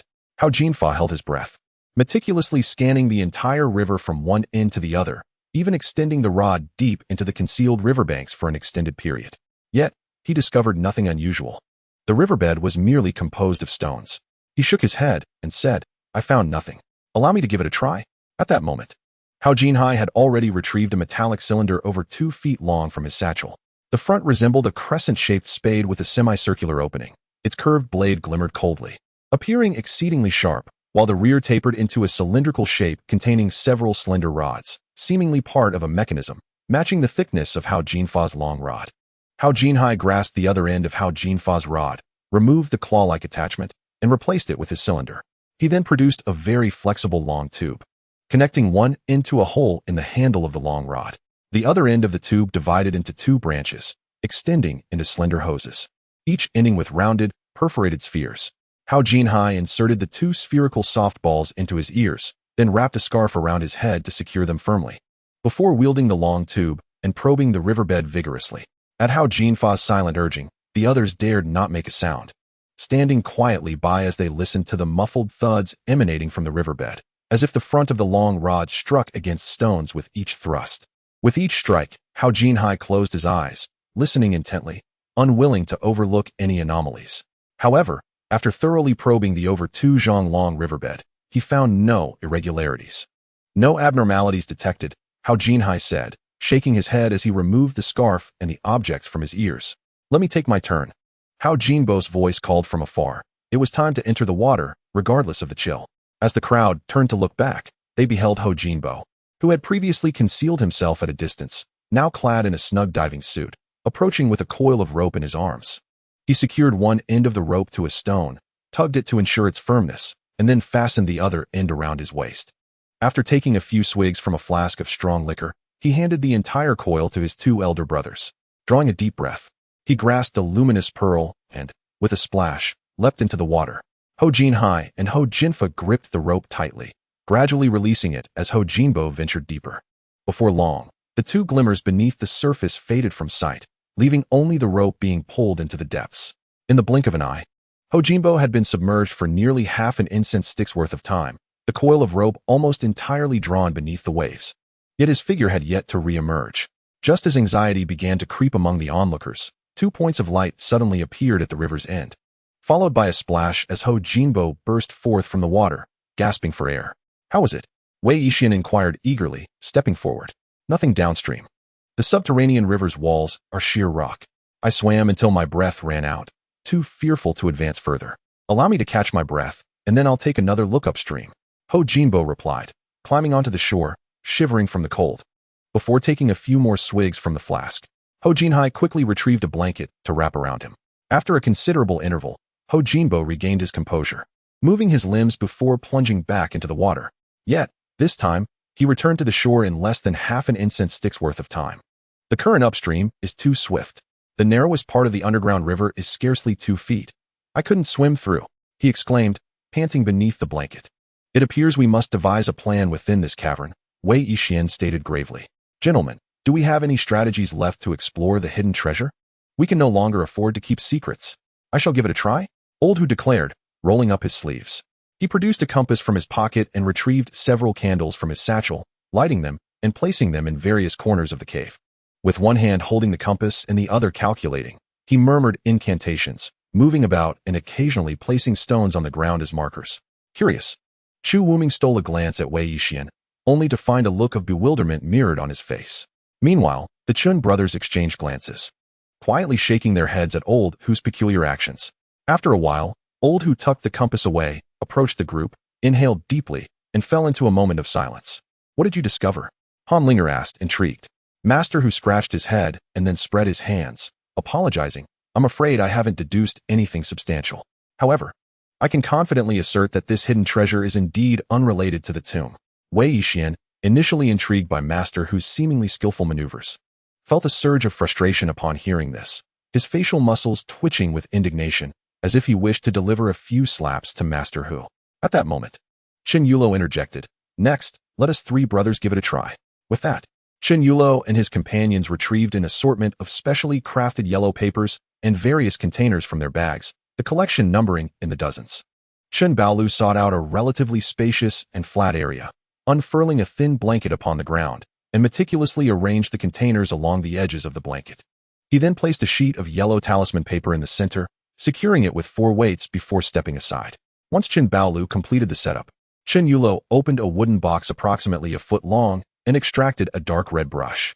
Holding a bowl of clear water in one hand and the brush dipped into the colorful substances from the containers in the other, he began to inscribe intricate designs on the talisman paper. Each time he switched materials, he rinsed the brush in the clear water, and when the water became murky, Chen Baolu promptly replaced it with a fresh bowl of clean water. Not only were Wei Yixian and Chu Wuming perplexed by Chun Yulo's artistic endeavors, but even Master Hu and the 3 brothers from the Ho family stood by, entranced yet bewildered.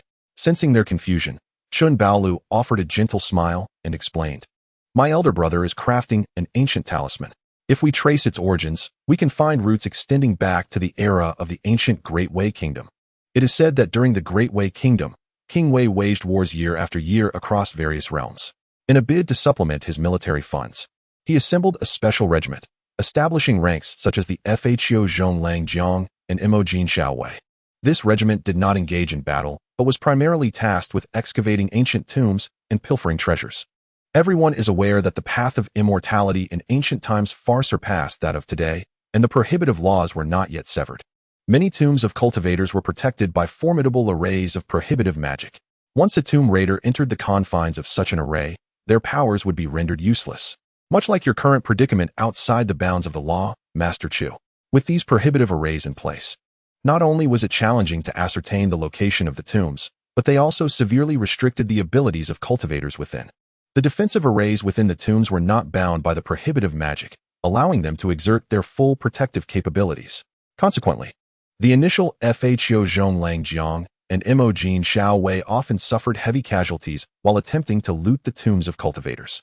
To address this dilemma, powerful individuals later drew inspiration from even more ancient shamanistic practices, ultimately developing certain ancient talismans that could bypass the constraints of prohibitive arrays, specifically for such occasions. Chen Baolu gestured towards the various containers on the ground, stating, The items used in these ancient shamanic arts are often quite peculiar. Do you know what those bottles and jars contain? Within them lies toad's blood, antelope horns, scorpion venom, schisandra powder, honey, ghost grass, black dog blood, turtle eggs, dragon bone powder, mithril juice, dragon scale juice, sunflower water, peacock bile, and many more substances that bear no relation to the path of cultivation, most of which lack any spiritual energy. However, once inscribed into talismans according to ancient practices, they transform into symbols that even ordinary individuals can wield. Yet, these talismans must be employed swiftly after their creation, unlike the talismans in your hands, which can be preserved for extended periods and activated at will. How astonishing! Ding Xian exclaimed, grateful to his brother for the enlightenment. Such techniques were truly unprecedented to him. The wisdom of the ancients surpasses that of modernity. Emohun concurred. Chu Wuming nodded in agreement, reflecting inwardly. Truly, the path has no bounds. If not for witnessing this today, who would have known that these commonplace materials could serve as talismanic components? Undoubtedly, there are countless mysteries awaiting our exploration in this world.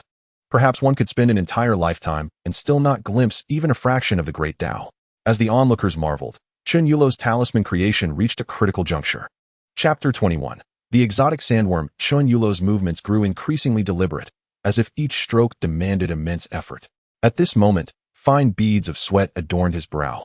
For every detail required utmost precision, lest a single misstep occur. He could no longer cleanse the same brush and switch to different materials. Within less than half an instant stick's time, he had already replaced his brush over a dozen times for various substances. The talisman paper had become a chaotic canvas, adorned with an array of bizarre symbols, igniting the curiosity of the onlookers.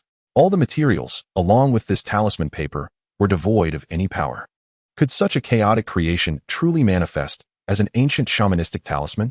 Finally, as Chun Yulo completed his last stroke, he exhaled slowly, wiping his sweat with his sleeve. He gently lifted the talisman paper and approached a cleared area. There, he laid the talisman paper flat upon a clean stone, circled it 3 times to the left and 3 to the right, uttering incantations in an exceedingly archaic and obscure tongue that Chu Wuming, Hubei, and the others could not comprehend. Having completed 6 circles, Chun Yulo positioned himself directly before the talisman paper, steeling himself as he bit his tongue and directed a stream of blood upon the paper. In that instant, a miraculous event transpired. The moment the talisman paper was touched by his blood, the multicolored symbols seemed to come alive, transforming into a myriad of vibrant, fluttering insects that began to dance upon the paper, causing the talisman itself to slowly ascend into the air. After a brief moment, the radiance upon the talisman grew ever more resplendent, and the vividly colored feathered insects began to detach themselves from the talisman, soaring towards the surrounding rock walls, the cave ceiling, the ground, and the water. With each breath, only a single, luminous talisman remained suspended in the air, moving of its own accord, untouched by the wind. The variously shaped insects, both real and ethereal, flickered and vanished into the rocks and water, disappearing from sight. After waiting a moment longer, the talisman in midair suddenly transformed into a beam of golden light, colliding with the left rock wall. The talisman dissipated into shimmering golden particles, leaving behind a swirl of golden dust on the rock face. "Over there," exclaimed Chun Yulo, filled with excitement. "Behind that rock wall lies a hidden world. I'm coming." Hubei, invigorated by the revelation, suddenly sprang to life. He retrieved a wooden box from his satchel, opened it, and extracted several components, assembling them onto the small pickaxe he held. Before long, the previously gleaming silver pickaxe had taken on an unusual appearance. This tunneling pick is designed to break through rock. No stone can withstand its might. With that, Hubei stepped up to the rock wall, swung the pickaxe with great force, and struck the wall with a resounding thud. The onlookers witnessed a burst of sparks, and Hubei let out a cry of pain as the pickaxe slipped from his grasp, flying backward. Upon examining Hubei's hands, they saw that his palms were bloodied and torn. Meanwhile, the rock wall bore only a small white mark. Grimacing in pain, Hubei couldn't help but touch the little white spot, muttering, "This rock wall is exceptionally hard." Chu Wuming, stifling a laugh, picked up the tunneling pick that had been flung toward him and approached another section of the rock wall. With a swift motion, he struck it. The sound of cracking echoed, and debris flew as the pickaxe created a sizable dent in the wall. Chu Wuming had initially thought Hubei was boasting, but to his surprise, the pickaxe proved to be an excellent tool. It seemed that the sturdiness of that rock wall was beyond comprehension. "What shall we do now?" Wei Yixian furrowed his brow, contemplating the situation. If they still possessed their magical powers, they could forcefully break through with spells, but now, devoid of any power and faced with such a formidable barrier, would they be forced to dig for years? Nearby, Chun Yulo smiled slightly at the scene and said to Chun Bailu, "Brother, it's your turn." "All right." Chun Bailu rolled up his sleeves and approached the assortment of jars and bottles, laying out a talisman and dipping it in various materials as he began to sketch and write. Chun Yulo, hands clasped behind his back, approached Wei Yixian and the others, explaining, "The talisman Bailu is creating is known as the wall-breaking talisman. Regardless of the thickness of the rock wall or any seals or barriers, as long as what lies beyond is a tomb or subterranean space, it can breach through in a single strike, forcibly opening a passageway." Approximately half an hour later, Chun Bailu completed the wall-breaking talisman. The group gazed at the talisman, marveling at the intricate symbols that adorned it, far more complex than the one previously drawn by Chun Yulo. Chun Bailu gently picked up the wall-breaking talisman and approached the rock face. Utilizing some unknown means, the talisman effortlessly adhered to the surface of the rock. Would it explode? Should we take cover? At that moment, an inexplicable unease surged within Chu Wuming, prompting him to inquire hastily. "It won't," Chun Yulo replied with a smile, assuring that even standing right in front of it would not elicit any discomfort. However, Chu Wuming's anxiety did not dissipate at Chun Yulo's words. Observing Chun Bailu and Chun Baolu advancing toward the cliff, he tugged at Han Linger's sleeve, leading her to retreat to the side. Although Han Linger had intended to move closer to see, she followed Chu Wuming's lead as he frowned slightly. She knew that his instincts were remarkably accurate, and this keen intuition about danger had saved him countless times.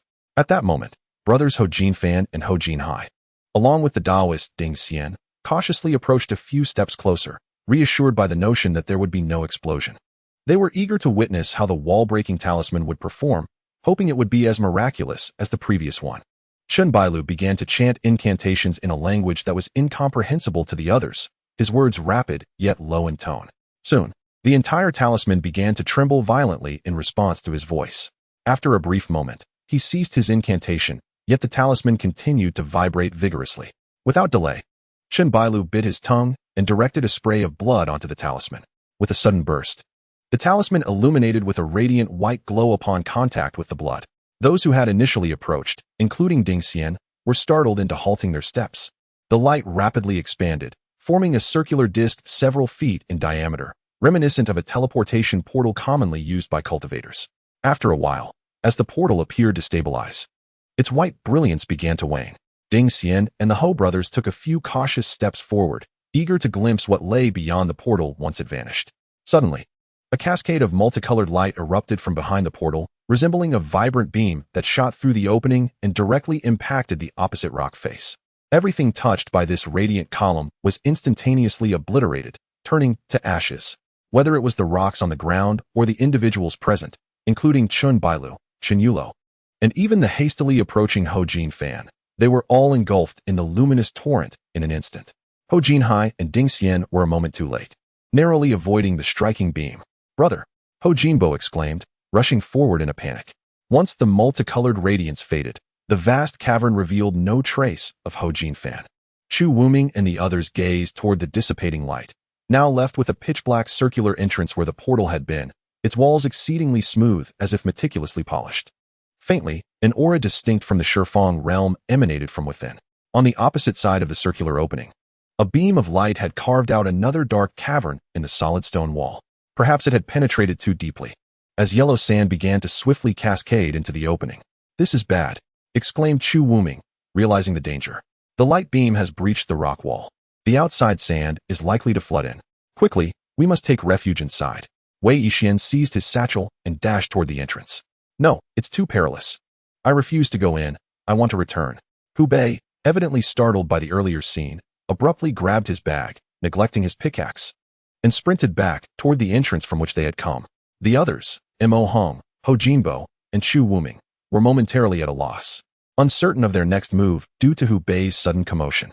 Just then, they witnessed Hu Bei being flung back from the entrance, landing with a thud on the ground. "Who the hell kicked me?" he exclaimed, rising to his feet and drawing his long knife. At that moment, a lithe figure emerged from the opening, wielding a longsword. Upon closer inspection, they recognized her as Tong Xiangyu from the Jushin Inn. "Run!" Tong Xiangyu commanded, swiftly executing 2 sword strikes. As the blades fell, anguished cries echoed from within the cavern, accompanied by a foul, metallic scent of blood wafting into the air. Hu Bei, closest to her, noticed that Tong Xiangyu's clothing was tattered, her body smeared with a viscous, dark green substance that appeared to be blood from some creature. He then glanced ahead and spotted a head the size of a fist, adorned with a mass of sharp, tiny teeth, rolling out. Although it had been severed, its mouth continued to snap open and shut, as if still seeking to devour. "Get back!" Tong Xianyu shouted, retreating while crushing the insectoid head beneath her foot, turning it into a puddle of muck. Her longsword danced in the air, slicing through the bizarre insects that lunged at her. Yet, the relentless sound of numerous legs scuttling from the cavern indicated that countless more were crawling toward them. In the midst of their frantic escape, more than 10 creatures emerged from the cave, shrieking as they spotted the living Chu Wuming and his companions rushing toward them. Chu Wuming drew his sword and observed that the insects were over 2 feet long, as thick as an arm, their segmented bodies reminiscent of centipedes. Their backs were covered in a smooth, mirror-like shell, appearing exceedingly hard, yet the head bore a grotesque, circular mouth lined with sharp teeth. Chapter 22. Insects in the Underground City. Chu Wuming cleaved through one of the grotesque creatures and shouted, "These are aberrant sandworms. We must retreat into the cave." As he spoke, he grasped Han Linger's hand and hurried toward the circular opening. At that moment, the aberrant sandworms flooding into the cavern numbered in the hundreds, nearly overwhelming the entrance. Hu Bei, Mo Hong, and Ho Jinbo dared not linger any longer, taking advantage of Tong Xiangyu holding the front line. They all grabbed their belongings and turned to flee. "Tong Xiangyu, this way!" Chu Wu-ming escorted Han Linger to the entrance of the cave before decisively turning back to confront the danger. And only after ensuring that Tong Xiangyu was safe did he swiftly slip into the cavern. As Chu Wu-ming pulled Tong Xiangyu into the cave, the sandworms immediately surged forward, drawn by the scent of the two. However, to their astonishment, the sandworms halted at the cave's mouth, seemingly deterred by a scent that instilled fear within them, refusing to advance another step. Chu Wu-ming and Tong Xiangyu, not daring to linger, turned and ventured deeper into the cave. What transpired above? Are you unharmed? Chu Wu-ming inquired with concern, noticing Tong Xiangyu's tattered attire and disheveled appearance. Not long ago, the ground trembled unexpectedly, Tong Xiangyu recalled, still shaken by the memory. Then I heard a cacophony of rustling from beneath, and when I looked, countless sandworms had emerged from the earth. The sand camels tethered outside were quickly surrounded and consumed, leaving behind nothing but bones within mere moments.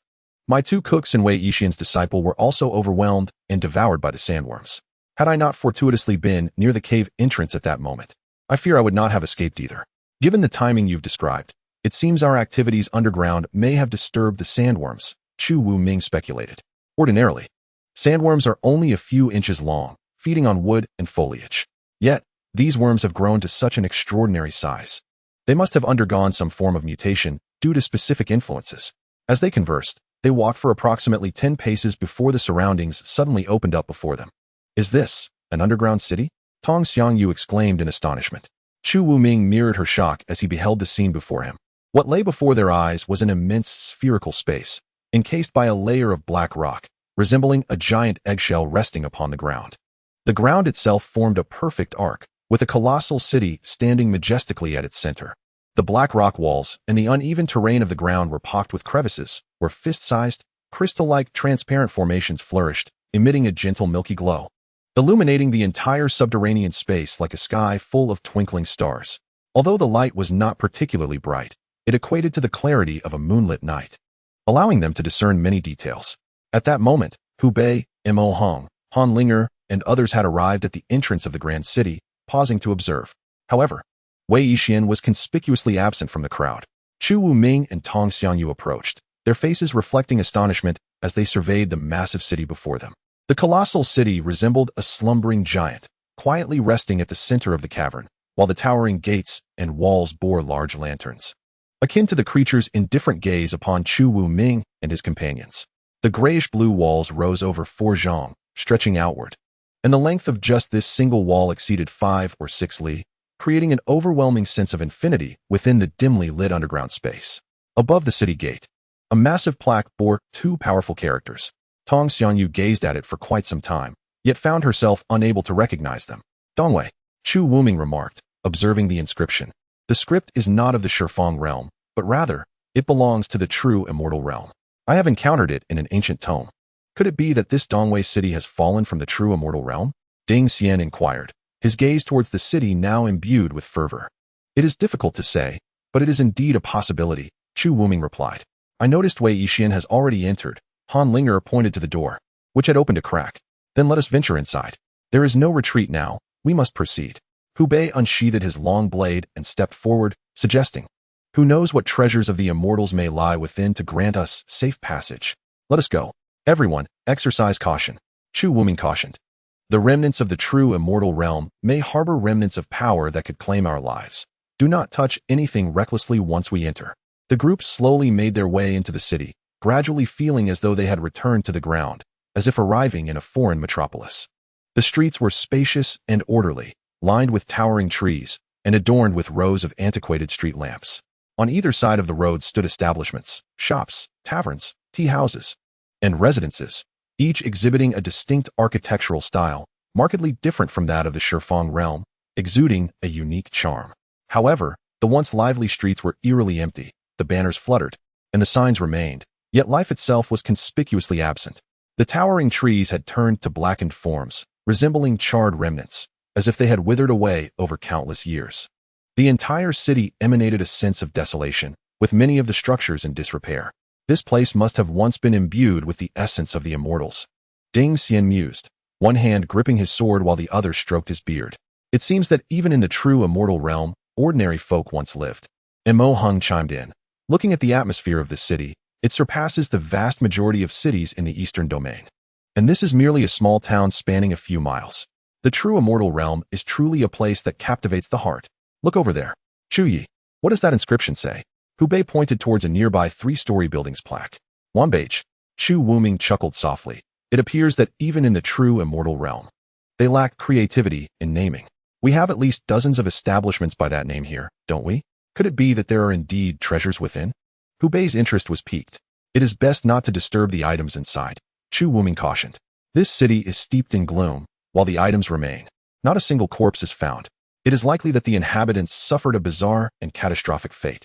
Understood, Hubei nodded. I shall enter and observe. But I will not touch anything. With that, Hubei stepped forward, gently pushing the door open with his long blade. The door was gently pushed open by a long knife, producing a piercing friction sound. Hubei was startled and retreated a few steps, stepping aside from the entrance. After a moment, seeing that everything appeared normal and no dazzling colors erupted from within, he cautiously approached. Oh my! Hubei exclaimed as he peered into the room, his mouth agape in astonishment. The crowd followed suit, drawing nearer to observe that the interior was surprisingly spacious, seemingly extending several tens of feet in all directions. Indeed, it was a treasure of spatial wonder. The chamber could almost be deemed a palace, furnished with exquisite elegance. Rows of antique shelves displayed an array of vases, ornaments, and sculptures, while numerous crystal cabinets were filled with a myriad of jade artifacts, jewelry, and gemstones, all shimmering and dazzling, overwhelming the senses. As they wandered through, it felt as though they were immersed in a royal treasury. Even cultivators like Chu Wuming and Han Lingair felt their hearts race with excitement upon seeing many of the items. Had it not been for Chu Wuming's prior admonition, their cautious natures might have led them to hastily seize the treasures within. At that moment, Hubei was utterly mesmerized. Approaching one of the counters, he noticed the crystal covering had been lifted.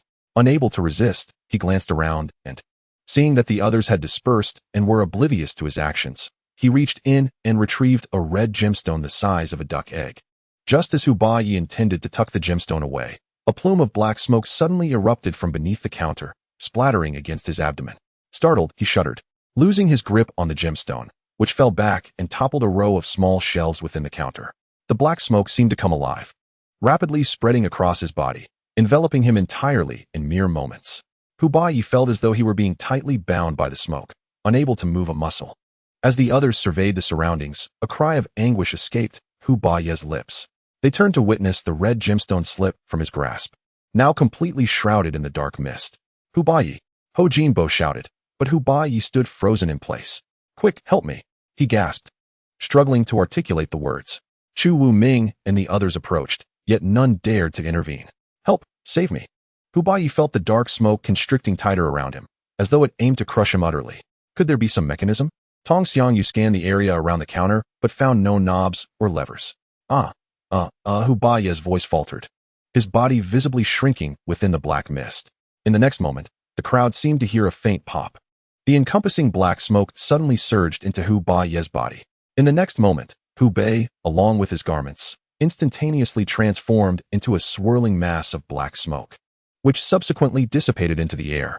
These counters must possess anti-theft mechanisms. Everyone, refrain from touching anything within, Chu Wuming solemnly cautioned, urging everyone to retreat swiftly. Do not approach. With lingering trepidation, the group cautiously exited the room, gripping their weapons tightly, no longer daring to haphazardly seize or touch any items present. They refrained from pushing the door to inspect the houses by the street, instead opting to continue along the grand avenue of the city. As they left behind shop after shop, glimpses of rare artifacts could be discerned through partially ajar doors and windows, treasures that would surely command a fortune in the Shifeng realm. However, informed by Hubei's earlier misfortune, the group, despite their reluctance, dared not extend their hands carelessly.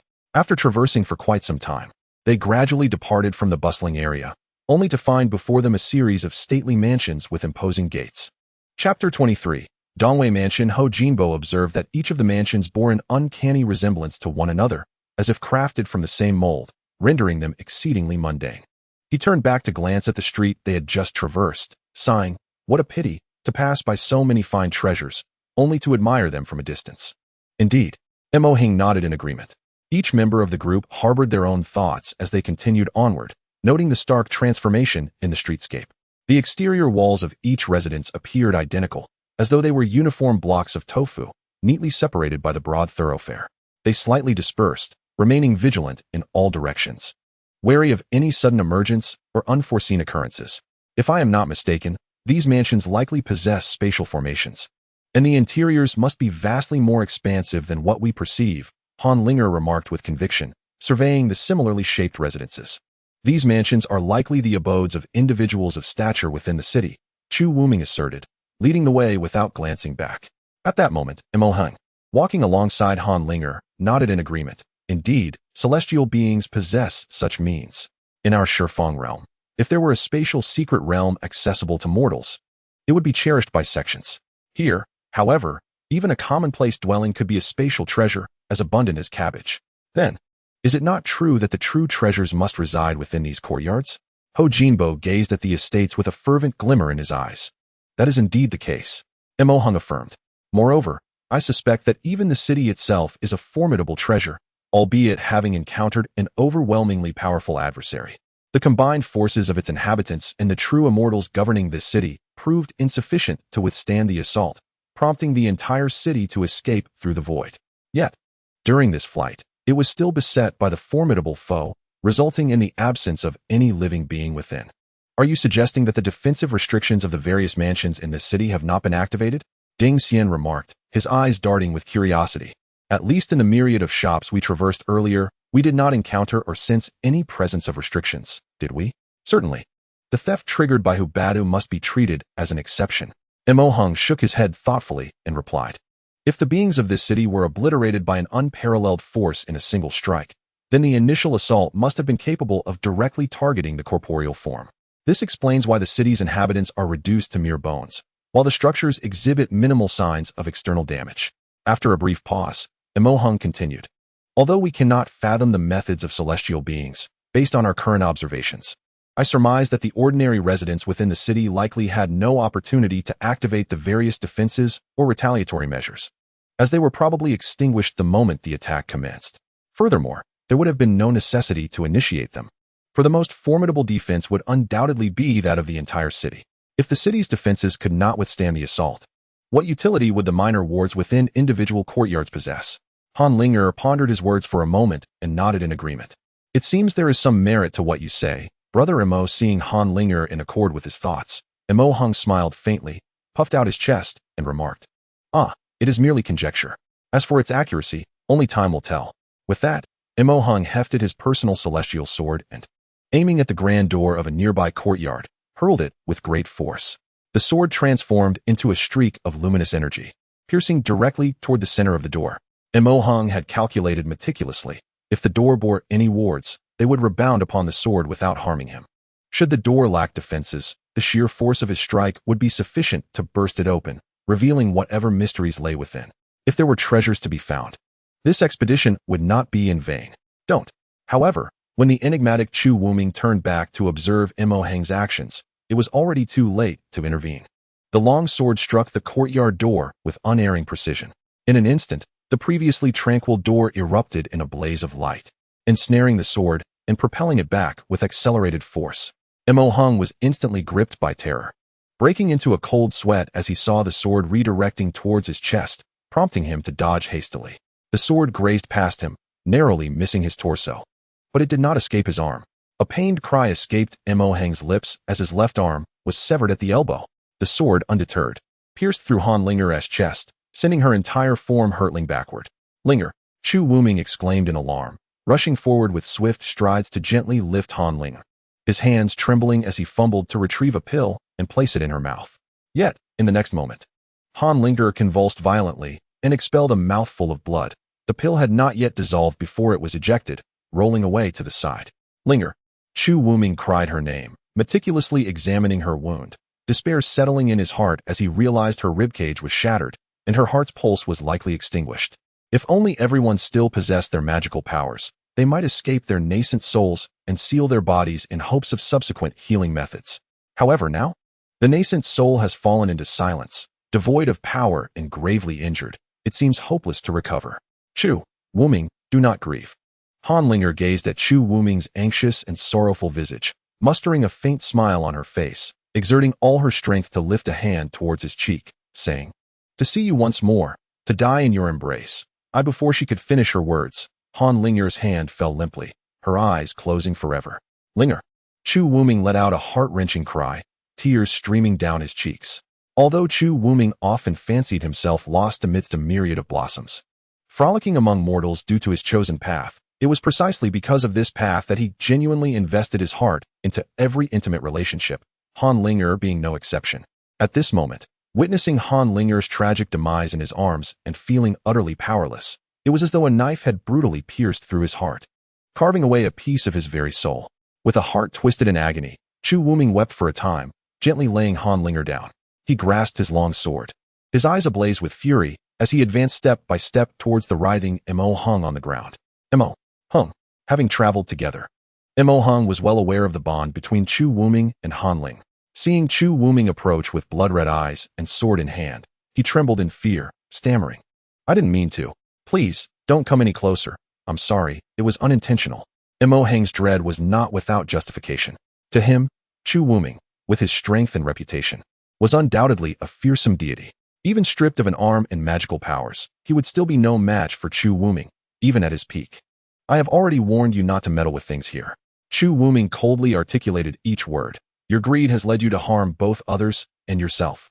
Long ago, you slaughtered 132 lives in Wanghai village while plundering the tomb of the Xiaodan Marquis. Did you think no one was aware? You have long been on the wanted list of the Heaven Mirror Bureau. I intended to eliminate you after this mission, but your momentary hesitation and delay have cost Linger her life. Don't come any closer." "Chu Wuming, have you forgotten? We both have a mission, and it forbids us from harming one another. If you kill me, the blood oath will retaliate." As Mo Hung spoke, he desperately shuffled backward, but seeing that Chu Wuming remained undeterred, he hastily switched to pleading for mercy. "I was wrong. It was not my intention. Chu Wuming, please spare my life." "Mission? Blood oath? Huh. If you seek to court death, then embrace it." Chu Wuming's peripheral vision caught sight of Ding Xian and Ho Jinbo seemingly attempting to intervene, and with a sudden lunge forward, he thrust his sword like a serpent, piercing Mo Hang's throat. A swift flick of his wrist, and the colossal head rolled away, a fountain of blood spraying high into the air. Now, only Chu Wuming, Tong Xiangyu, Ho Jinbo, Ho Jinhai, and Ding Xian remained among the group. Wei Yixian has mysteriously vanished, leaving no trace behind. The 5 individuals have grown increasingly taciturn. Ho Jinhai, Ho Jinbo, and Ding Xian have deliberately distanced themselves from Chu Wuming. Over the years, these 3 have not maintained a clean slate, and the mention of the Tianjing division by Chu Wuming has become a thorn in their throats, a sword hanging over their heads, fearing that a mere whim of Chu Wuming might lead to their demise. Tong Xiangyu, however, bears no such burden and intentionally stays close to Chu Wuming, grateful for the life he saved. Her sympathy and guilt intensified upon witnessing Chu Wuming's profound sorrow after Han Linger's tragic death. She mused that had she acted in time, perhaps she could have deflected the fatal sword aimed at Han Linger. The group continued silently until they arrived at the entrance of an enormous estate. Unlike the previous courtyards, this one was vast, with walls extending several dozen yards to either side. Above the grand entrance hung a plaque inscribed with 2 large characters, which Ding Xian immediately recognized as identical to those at the city gate. He read aloud, "Dong Wei." "It seems Wei Yixian has already entered," Ho Jinhai remarked, pointing to the slightly ajar door. "This old man must be hiding some secrets. Once we find him, I shall demand answers," Ho Jinbo added, with sword in hand. Chu Wuming led the way, stepping into the courtyard, followed closely by Tong Xiangyu. After navigating around an intricately carved shadow wall, a picturesque watertown garden suddenly unfolded before their eyes. In stark contrast to the previous desolation, this place radiated vitality and prosperity, evoking an almost surreal sensation of stepping into another realm. On the banks, lush trees flourished, vibrant flowers bloomed, and butterflies flitted about. In the water, golden fish swam, and the gentle sound of bubbling springs accompanied the presence of lotus blooms. The garden was adorned with countless rockeries, pavilions, and winding paths that created a tapestry of exquisite beauty at every turn. Upon closer inspection, however, it became apparent that the colorful butterflies and golden fish were not tangible beings, but rather ethereal illusions, appearing lively yet insubstantial. Within this garden, several figures moved about intermittently, each wielding tools to either polish or prune, seemingly oblivious to Chu Wuming and the others. "Those individuals do not seem to be real," Tong Xiangyu whispered, studying them closely. "Indeed, they are puppets, Chu Wuming cautiously advanced along a corridor, deliberately avoiding a nearby puppet. The craftsmanship was extraordinarily refined, vastly superior to the puppets from our realm. Ding Xian cautioned the Ho brothers from behind, "Do not provoke these puppets. Although they appear indifferent to us now, we may not stand a chance if they suddenly turn hostile." Chu Wuming turned back and said, "There is no need for concern. If these puppets were meant to fend off external enemies, they would have rushed forward long ago. It is quite remarkable that this garden and these puppets have remained unchanged for what seems like an eternity. It appears as though the devastating attack that obliterated the entire city spared this place." Tang Xianyu remarked, "These puppets, being devoid of life, naturally cannot be extinguished by a single blow like a living being," Chu Wuming analyzed. "Moreover, this cavernous estate serves as the heart of the entire space. Its defensive capabilities would undoubtedly be the most formidable. The survival of the flora here stands as the best testament to that." Before long, the group traversed the garden unscathed and entered the second courtyard, where Chu Wuming's brow furrowed deeply. His gaze fell upon the fallen puppets strewn across the ground, and he spoke in a low voice. "Wei Yixian has been here." The attire of the puppets in this courtyard was markedly different from those in the front yard. They were tall and robust, clad in short tunics that exuded a sense of power. Standing alongside Chu Wuming, who was already quite imposing, they seemed even more formidable. If the puppets in the front yard were mere servants, then these must serve as guardians of the estate. Yet, at this moment, the puppets lay as if in slumber, sprawled across the ground, each adorned with a shimmering talisman affixed to their foreheads, chests, shoulders, and, in some cases, even their rears. "What kind of talisman is this?" Ding Xian inquired, leaning closer to examine one of the puppets. "It is likely used to suppress the puppets," Chu Wuming replied. "An ancient tome mentions that many puppets in the immortal realm are powered by the souls of living beings or beasts. After erasing their consciousness, these souls are embedded within the puppets, allowing for manipulation of their every action. Aside from their cultivation, which cannot be enhanced through practice, these puppets function like ordinary beings, capable of executing complex tasks and wielding various supernatural abilities." "It seems Wei Yixian came prepared," Ding Xian said solemnly. "Wei Yixian?" Chu Wuming silently pondered. "Who exactly are you? Since Wei Yixian has paved the way for us, pressing onward will surely lead us to him," Ho Jinhai declared. "Indeed, once we find him, we must demand an explanation for abandoning us. If he has plotted against us, I shall ensure he pays dearly." Ho Jinbo seethed, recalling the tragic fate of his elder brother, placing the blame squarely on Wei Yixian. The five of them proceeded cautiously through the second courtyard, refraining from disturbing the puppets that lay scattered about. This second courtyard indeed possessed its own distinctive features. At its center stood 3 successive halls, each elevated above the last. From a lateral perspective, the 3 halls were constructed with steps of jade, balustrades of white jade, and columns of purple gold, adorned with intricate carvings and gilded eaves, exuding an air of grandeur. Flanking the 3 halls were 2 rows of low houses, all with their doors wide open, their numbers perfectly mirroring that of the puppets scattered across the ground. The grand entrance of the first celestial hall has now been pushed open. Through the main door, one can observe that the rear entrance is also ajar, revealing the faint silhouette of a colossal bronze cauldron majestically positioned upon the platform before the second celestial hall. Originally, on either side of the first celestial hall, there stood 2 towering sculptures of exotic beasts, which have now been shattered into numerous fragments scattered across the ground. Upon closer inspection, it appears they were once statues resembling Qilin. Remarkably, these 2 Qilin statues retain their hair and features, appearing vividly lifelike, with glimmers of light still flickering among the shattered pieces, exuding an extraordinary aura. The jade thrones beneath them are riddled with cracks, seemingly on the verge of disintegration with the slightest touch. It is evident that these 2 statues have been in this state for quite some time. Ho Jinhai, an expert in antiques, though not a practitioner of the Tao, immediately discerned some clues. These 2 statues may have served as the focal points of the protective array within this courtyard. Chu Wuming surveyed the surroundings and remarked that when the initial attack occurred, the guardians of the array would have been swiftly obliterated. It is likely that the true essence of these sculptures was not stone, but rather 2 genuine Qilin transformed into puppets. In death, they have found a form of liberation. What celestial techniques are these? I dare say they are no better than those of us grave robbers, Ho Jinbo spat disdainfully. The true immortal realm is merely a more suitable environment for cultivation, not some earthly paradise, Ding Xian sneered. The inhabitants there likely engage in even fiercer conflicts. Indeed, where there are people, there exists a world of intrigue, even among immortals, Ho Jinhai stated, as he ascended the steps of the first celestial hall. Perhaps his movements were a touch too hasty, for the gentle breeze and vibrations of his steps reverberated upon the jade throne of one statue. The already fractured throne emitted a sharp crack under the influence of the wind. The group halted, their spirits taut with anticipation. Crack! A second sound echoed from the jade throne. Crack! A third sound followed, causing an unsettling sensation to stir in the hearts of the onlookers. With an explosive crash, the throne finally succumbed to its fractures. Snow-white shards of jade tumbled to the ground, some skipping joyfully across the jade steps, producing a series of sharp clinks, while a nearby puppet was propelled away. Not good.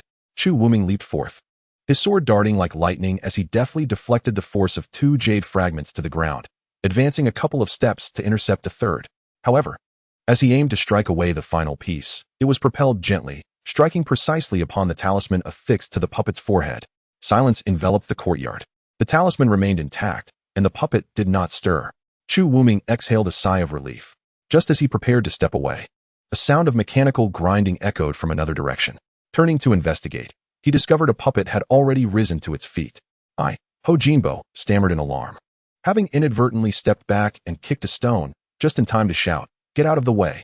Ho Jinhai charged forward with his blade, aiming directly at the chest of the puppet. As he spoke, the puppet had already transformed its palm into a knife, leaping to strike at Ho Jinbo's back. Just as the strike was about to land, Ho Jinhai's sword had already cleaved into the puppet's chest. A thunderous clang resounded, and Ho Jinhai felt a numbness in his wrist, his grip painfully strained, as if his blade had struck against iron. Yet the puppet's movements remained unchanged. It hesitated briefly before continuing its assault on Ho Jinbo. Ho Jinbo bent down and rolled away just in time to evade the attack, swiftly turning on the ground to deliver a powerful strike at the puppet's legs. Perhaps due to the prolonged inactivity or the dwindling energy within, the puppet's response seemed sluggish. After missing its attack, it turned to seize Ho Jinhai. However, Ho Jinhai evaded deftly, raising his sword to slash at the puppet's wrist. With 2 resounding clangs, sparks flew at the point of contact, yet they inflicted no damage upon the puppet. Instead, both Ho Jinbo and Ho Jinhai felt their wrists ache from the impact, nearly losing their grip on their blades. The puppet remained silent, retaliating with a palm strike aimed at Ho Jinbo, which landed squarely on his shoulder. A dull thud echoed as Ho Jinbo's shoulder crumpled, and he let out a pained cry, rolling away like a tumbling gourd, colliding with another puppet and inadvertently dislodging the talisman affixed to its face. The previously closed-eyed puppet instantly opened its eyes, which glimmered with an eerie red light.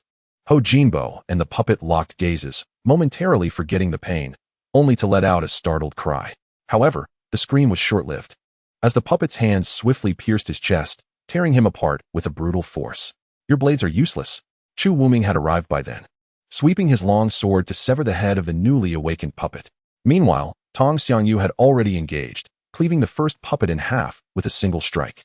Third brother. Ho Jinhai's heart ached terribly. Just as he was about to rush over, he was shocked to find that the severed puppet could still move. Suddenly grasping his ankle with a resounding thud, a chill ran down Ho Jinhai's spine as he felt his ankle ensnared as if by an iron hoop. And when he attempted to pull away, the puppet's grip was astonishingly powerful. With a sickening crunch, Ho Jinhai's ankle was brutally crushed. He cried out in agony, losing his balance and falling to the ground. Just as Tong Xiangyu prepared to sever the head of the half-dismembered puppet, Ding Xian shouted from the sidelines, "This is bad. Those talismans are about to lose their potency."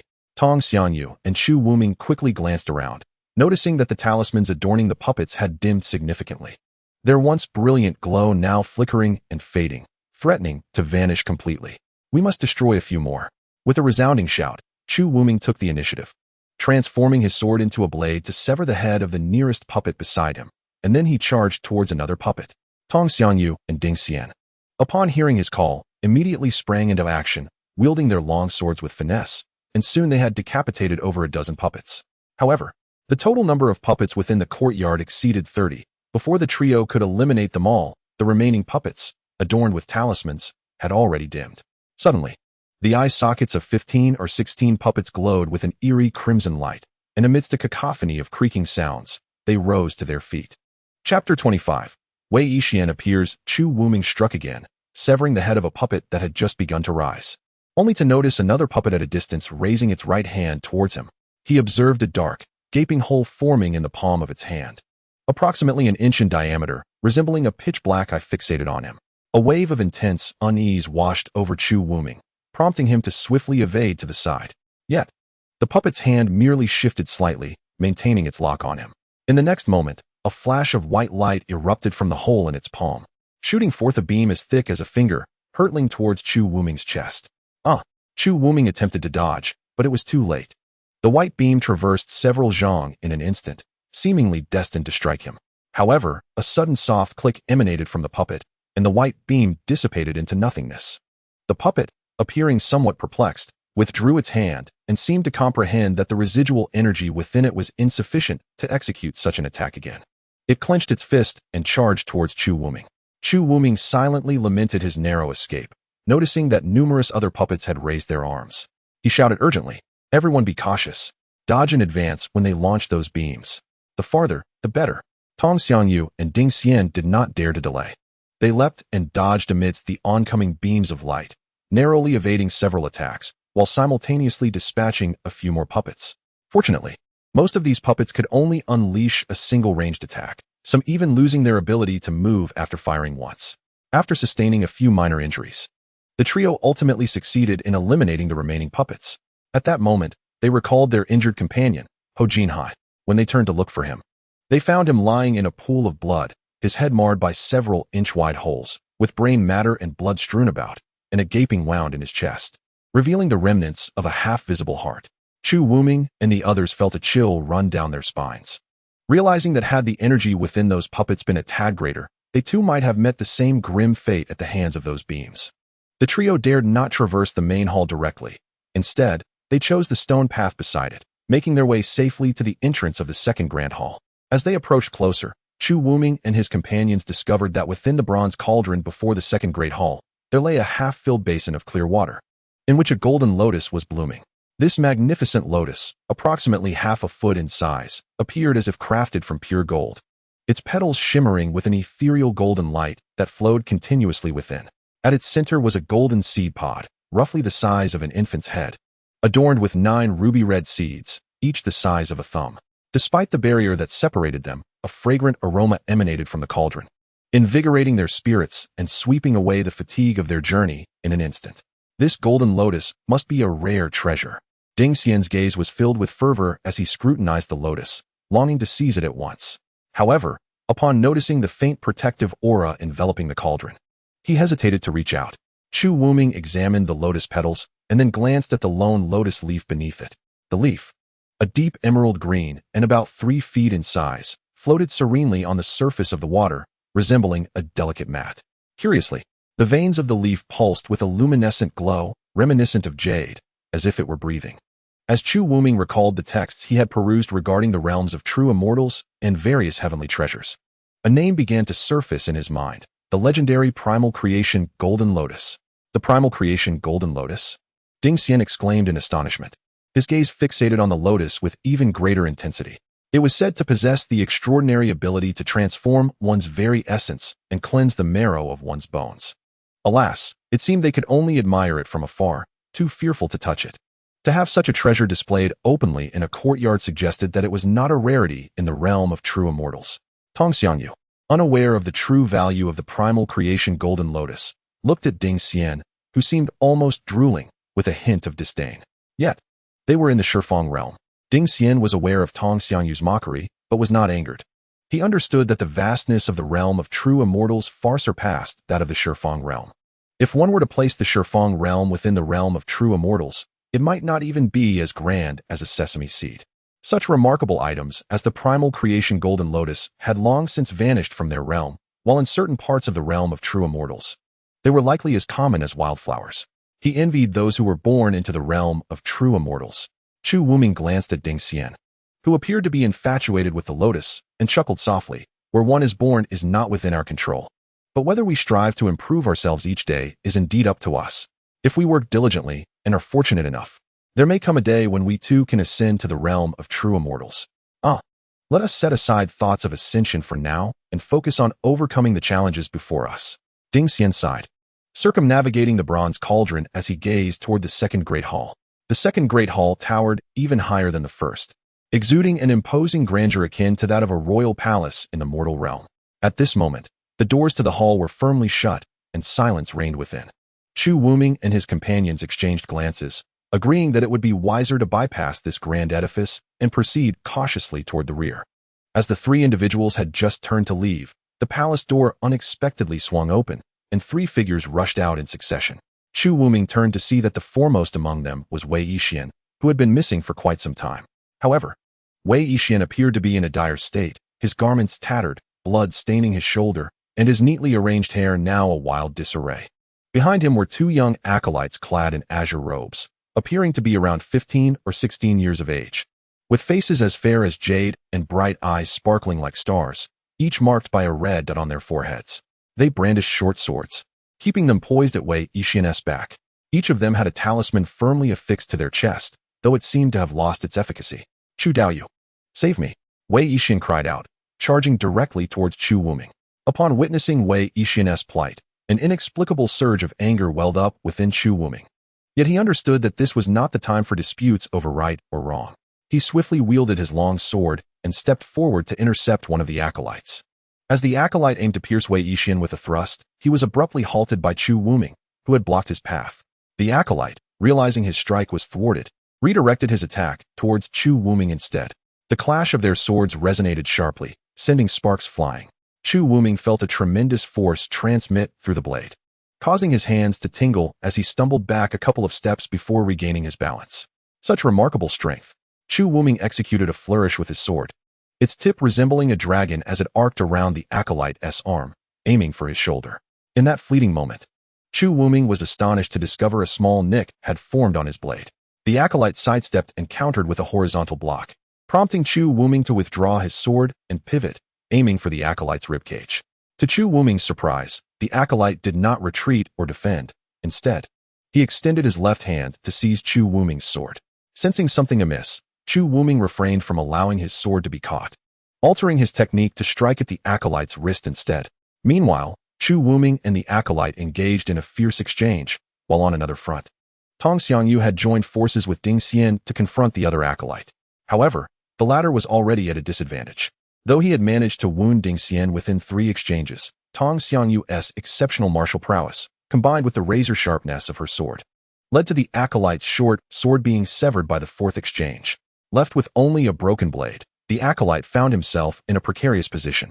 Target his legs, Ding Xian shouted as he swept his sword towards the acolyte's neck, forcing him to raise his weapon in defense. Seizing the opportunity, Tong Xiangyu advanced, disregarding Ding Xian's command, her sword moving like a striking serpent, transforming into a beam of cold light that pierced through the acolyte's throat and emerged from the top of his head. A series of grating sounds erupted from within the acolyte, and to everyone's astonishment, flames suddenly ignited in his eyes, which had appeared no different from any ordinary person's. Amidst a cacophony of crackling sounds, his entire head was engulfed in flames. Tong Xiangyu struck with precision, swiftly retreating like a swift swallow, and soon flitted behind the boy engaged in battle with Chu Wuming, driving her sword into the back of his head, the blade piercing through his mouth with a sickening sound. An ear-piercing noise erupted. First, the boy's eyes ignited with flames, and then his entire head was enveloped in a pale blue fire. His body shuddered before collapsing to the ground, the short sword clattering away. Ding Xian, witnessing this, glanced at the long sword in his hand, now marred with nicks, and without much thought, stepped forward to seize the short sword. Be careful! Both Chu Wuming and Tong Xiangyu shouted simultaneously, startling Ding Xian, who leapt back a considerable distance, sword in hand. What happened? Ding Xian looked towards the 2 puppet boys, noticing they remained motionless, consumed by flames, and quickly turned to Chu Wuming and Tong Xiangyu. You truly have audacity. Forgetting about Hu Bei, Tong Xiangyu exhaled in relief upon seeing Ding Xian unharmed. Ding Xian, nearly dropping the short sword in fright, reconsidered, realizing he was unscathed. He reasoned that there must be no enchantment or curse on the sword, allowing him to wipe the cold sweat from his brow. Could you two refrain from such startling outbursts in the future? You nearly scared me to death. Wei Yixian, what brings you here alone? What are you searching for? Ding Xian turned to see Wei Yixian leisurely taming his unruly hair, a surge of anger bubbling within him. Do not blame me, Taoist Ding. Wei Yixian replied with a jovial smile, clasping his hands. I am merely following orders for a task. The item I seek is not in these 2 halls. I suspect it resides in the last hall. Who would believe you? Ding Xian spat. You could have waited for us to act together, yet you ventured in alone. Speak. Have you hidden some treasure? With that, Ding Xian lifted the short sword, pressing it against Wei Yixian's throat. Wait, wait, wait. Wei Yixian, still smiling, gently pushed the sword aside. I possess no magical power here, nor can I open my storage ring. What could I conceal on my person aside from this tattered bundle? Even the whereabouts of the item I seek is merely conjecture. Humph. Ding Xian sheathed his sword with a scoff. Now that we have met, do not attempt any further tricks. Since we entered together, any treasures discovered must be shared fairly. My task was to escort you in, and with that completed, if you are not forthright, I shall eliminate you, which would not breach the oath taken upon accepting this mission. Wait, wait, wait. I am merely eager to complete my task, Wei Yixian protested. In this micro-city, these 3 halls are the very heart of it all. Should any treasures be found, you may take them freely, as long as you avoid triggering any prohibitions. What I seek is simply a jade plate. I desire nothing else. Is this truly the case? Ding Xian inquired, furrowing his brow. Indeed, indeed. More genuine than gold itself. Wei Yixian appeared disinclined to linger, chuckling lightly as he made his way along a narrow path beside the second hall, beckoning everyone to follow. Chu Wuming and his companions accompanied Wei Yixian to the front of the third hall, which stood at an impressive height of over 5 zhang. The foundation beneath the hall resembled a flawless slab of warm, exquisite jade, towering over a zhang high and extending for dozens of zhang in area. The stone steps, intricately carved directly from the jade, bore exquisite designs upon each tier. As they ascended the steps, a refreshing coolness seemed to permeate from beneath their feet, and Chu Wuming experienced a peculiar sensation that his magical prowess was gradually being restored. Perhaps it was the nurturing influence of some extraordinary force upon his dormant primordial spirit. Chu Wuming speculated that if this jade foundation could be transported outside, merely meditating upon it each day might foster a gradual enhancement of one's cultivation. Upon reaching the platform before the hall, they found themselves still over 2 zhang away from the grand entrance. At this moment, Wei Yixian calmly seated himself at the forefront, producing a palm-sized wooden puppet from his robes. The puppet was crudely fashioned, resembling a child's toy hastily assembled from dry twigs and straw. Nevertheless, Wei Yixian's demeanor was grave as he cradled the puppet carefully, biting his tongue to draw blood, which he then used to delineate facial features upon the puppet's head. Following this, he murmured incantations, retrieving a talisman from his robes and placing it in the puppet's hand. The diminutive puppet, grasping the oversized talisman, appeared comically out of proportion, like a person wielding an enormous flag without any support. Chu Wuming and his companions listened intently as Wei Yixian chanted softly, soon realizing that the incantation closely resembled the language employed by the Chun brothers, a tongue of ancient sorcery. Moments passed, and as Wei Yixian's incantation quickened, the puppet's body began to tremble in synchrony with his words. Wei Yixian gently raised his bloodied fingertip and lightly touched the puppet's forehead, marking it with a red dot. Instantly, the puppet ceased its quivering and began to move its limbs as if animated by a newfound life. Simultaneously, Wei Yixian lowered his arms, his head drooping, remaining utterly still, as though he had simply fallen asleep in his seated position.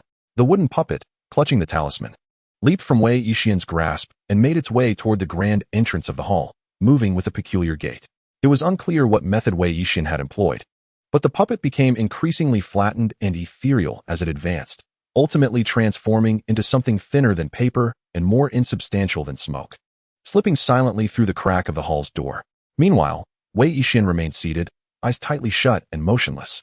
Chu Wuming, observing this spectacle, understood that Wei Yixian's consciousness had seemingly followed the puppet into the hall, and he could not help but admire this remarkable technique. Before long, the grand entrance of the hall opened quietly. A life-sized wooden puppet emerged from behind the door, twisting and swaying as it approached Wei Yixian. As it walked, its form gradually diminished until it transformed back into the shape of a small puppet, leaping into Wei Yixian's robe.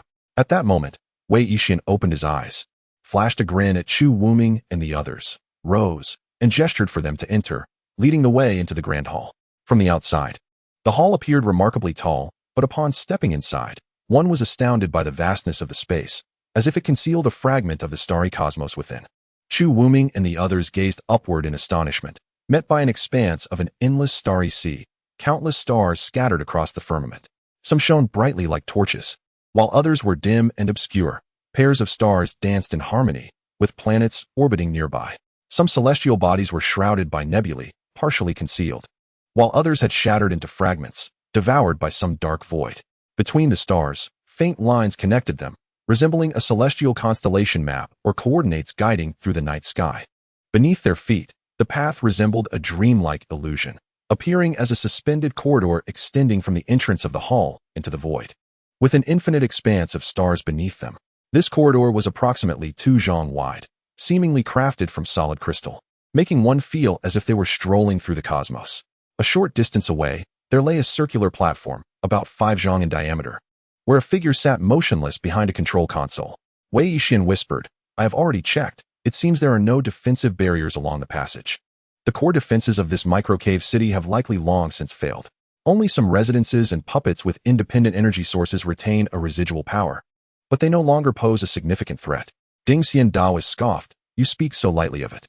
Out of an entire team, only the 4 of us remain. Do you still maintain there is no substantial threat? If those few could survive, they would undoubtedly have a thorough discussion with you." Wei Yixin chuckled, offering no rebuttal, and continued toward the circular platform. Upon reaching the platform, they finally discerned its contents. At the center stood a golden chair, towering at least half a person's height, firmly affixed to the platform, connected to a semicircular control console in front. Upon closer inspection of the console, it bore various control levers and buttons, alongside a massive elongated arc-shaped screen. Behind the console, a dark, emaciated corpse reclined in the chair. The corpse wore a golden object resembling a headband, with circular, thin plates firmly affixed to its temples. Clad in a gilded Taoist robe, it bore a dark mark on its chest, reminiscent of dried blood. Beneath the robe, flashes of different colors could be seen, as if seated upon a jade cushion. "That person must be the master of this microcave city, right?" Tong Xiangyu inquired softly. "Perhaps," was the reply. Chu Wuming cautiously approached the control panel, surveying the buttons above. Aside from a decayed corpse, there was not a single item for storage. How utterly unfortunate. Ding Xiandao Ren, for reasons unknown, had grown somewhat irritable. "Wei Yixian, the treasure you seek cannot possibly be this corpse, can it? If that's the case, you'd better carry it yourself. I shan't assist you." As he spoke, Ding Xian leaned closer to scrutinize the lifeless body, occasionally prodding the corpse's Taoist robe with his short sword, eager to ascertain if anything was concealed upon it. He then lifted the corpse's dangling sleeve and immediately spotted a ring adorning its finger. Could it be a storage ring? Ding Xian felt a twinge of uncertainty, yet proceeded to slide the ring off. At that moment, he perceived a slight bulge in the corpse's abdomen, as if something were concealed within. Elated, he hastily reached in and retrieved the item. Ding Xian found himself grasping a dark green silk pouch, plump and light, the contents unknown. They had previously agreed that whatever was discovered would belong to the finder. Straightening up, he glanced back at Wei Yixian and the others, tucking the pouch into his own garments. He then unceremoniously shoved the corpse aside and peered at the seat of the corpse. "Are you searching for a jade plate? Come over and see if this is it." Ding Xian beckoned, turning to look at Wei Yixian once more, only to find him retreating with a look of anxiety. "What's wrong?" Ding Xian inquired, taken aback, and followed Wei Yixian's gaze, only to witness the corpse that had been toppled now undergoing a transformation. The rate of change in the corpse's body was astonishing. Moments ago, it had appeared emaciated and dark, but now, inexplicably, its muscles swelled while its skin retained its dark hue, taking on a metallic sheen. Silver hairs erupted from its pores, resembling glimmering silver needles.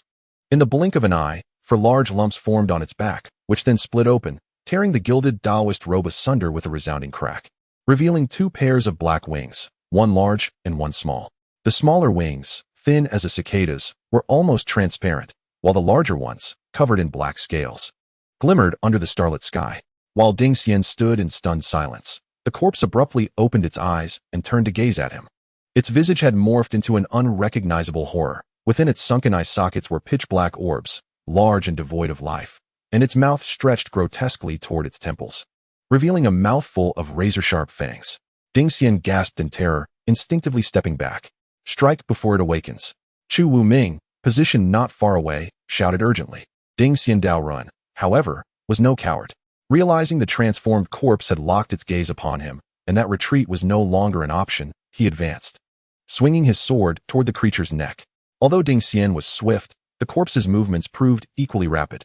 The withered corpse abruptly unfolded its 4 wings, propelling itself forward with a sudden surge of wind, leaping over 2 yards.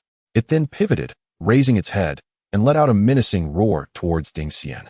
In this moment, the limbs of the corpse had transformed into an astonishingly robust state, the sinewy muscles brimming with explosive power. Its fingertips sharpened to a lethal point, akin to the talons of an eagle. With a mere grasp, it carved 10 deep gashes into the crystalline ground beneath it. Ding Xian, realizing his strike had missed, felt a surge of alarm and swiftly retreated towards Chu Wuming while the corpse remained momentarily inactive. "Everyone, join forces, or we shall all perish," he proclaimed, even as he continued to back away. His intention had been to lure the corpse towards Chu Wuming, yet it appeared fixated solely on him. With a powerful push against the ground, the corpse lunged, extending a clawed hand directly towards his heart. Ding Xian dodged just in time, his short sword slicing through the air, striking the wrist of the corpse. A resounding clang echoed as the corpse's wrist remained unscathed, while Ding Xian's sword was sent flying from his grasp. Stunned, he felt his grip weaken, and as he prepared to change tactics, a sudden chill gripped him from behind. Before he could turn, a black claw erupted from his chest, clutching a vibrant red heart that pulsated with life. As Ding Xian struggled to act, an overwhelming sense of weakness washed over him, and darkness enveloped his vision. Not far away, Chu Wuming observed the scene unfold with clarity. The corpse moved with astonishing speed, deceiving Ding Xian with one hand and swiftly circling behind him. It then pierced through his back, emerging at the front, seizing the heart, and without a moment's distraction, squatted beside Ding Xian's lifeless body, devouring the heart as if it were a mere snack, blood spilling from its mouth. With a gulp, the corpse swallowed Ding Xian's heart in mere bites, its joints cracking ominously as bone spurs began to sprout from its elbows and wings. Alarmed, Chu Wuming recognized the dreadful evolution taking place post-consumption and wasted no time, thrusting his sword towards the creature's back. As the corpse reached to break Ding Xian's skull, preparing to stuff a grayish substance into its mouth, it sensed the impending threat and spun around just as Chu Wuming's sword struck its chest. A dull thud resonated, akin to metal colliding, yet the sword failed to penetrate. Before Chu Wuming could withdraw his weapon, the corpse grasped the sword tightly with both hands. Suddenly, a layer of black frost enveloped the blade, causing the once gleaming steel to tarnish and resemble decaying wood. With a tremendous effort, the corpse shattered the sword into a cascade of black and gray remnants, scattering them across the ground. The long sword, a vital artifact of Chu Wuming, had long ceased to resonate with his spirit, rendering him incapable of wielding it. Yet, in this moment, Chu Wuming distinctly sensed the presence of his beloved sword. However, what he felt was not an uplifting connection, but rather the mournful cries of the sword as it shattered. A deep anguish struck Chu Wuming's heart, as if someone had dealt a devastating blow to his very soul, making him feel as though he might cough up blood. Just as he prepared to evade the attack, his movement was hindered, slowing his retreat. Meanwhile, the corpse was relentless. After shattering the sword, it transformed its fingers into lethal talons, lunging directly at Chu Wuming's chest, seemingly intent on extracting his heart for a taste of its essence. The other hand, without hesitation, devoured Ding Xian's lifeless head. The corpse's speed was astonishing. At this critical juncture, Chu Wuming realized he had little hope of evading the impending strike, which would likely result in his heart being ripped out. In this dire moment, Wei Yixian appeared from an unknown location, brandishing a shimmering talisman, and with a swift motion, struck it against the top of the corpse's head. Although the corpse appeared somewhat dazed, seemingly guided by instinct alone, its senses and reflexes were extraordinarily sharp. The moment Wei Yixian's palm approached, the corpse had already detected the threat. In one fluid motion, it flapped its four wings and propelled itself backward, narrowly avoiding Wei Yixian's reach, even as its fingers grazed Chu Wuming's garments. Turning its head, the corpse regarded Wei Yixian, its previously dark eyes now glowing with an intense light. Infused with a hint of fury, Chu Wuming continued to retreat, glancing down to see 3 charred holes already puncturing his robe. If he lingered any longer, his very life might be forfeit. Undeterred by his initial failure, Wei Yixian advanced with determination, managing to slap the talisman onto the corpse's arm before it could fully withdraw.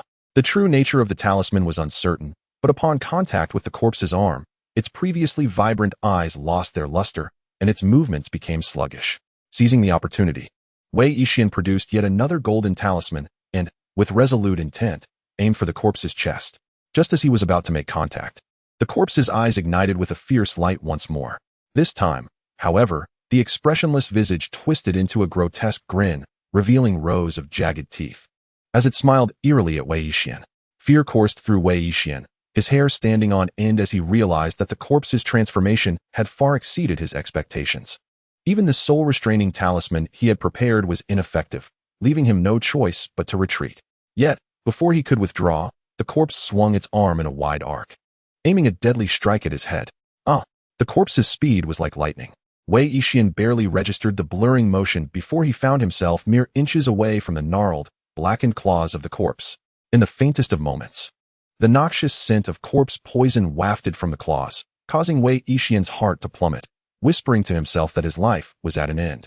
Just then, he sensed a firm grip on the back of his robe, propelling him backward like a cannonball. Turning his head, he caught a fleeting glimpse of Chu Wuming's profile as it passed by. The dry corpse emitted a chilling howl, realizing that its prey had slipped from its grasp. It promptly lunged forward, its arm shooting out to seize Wei Yixian's chest once more.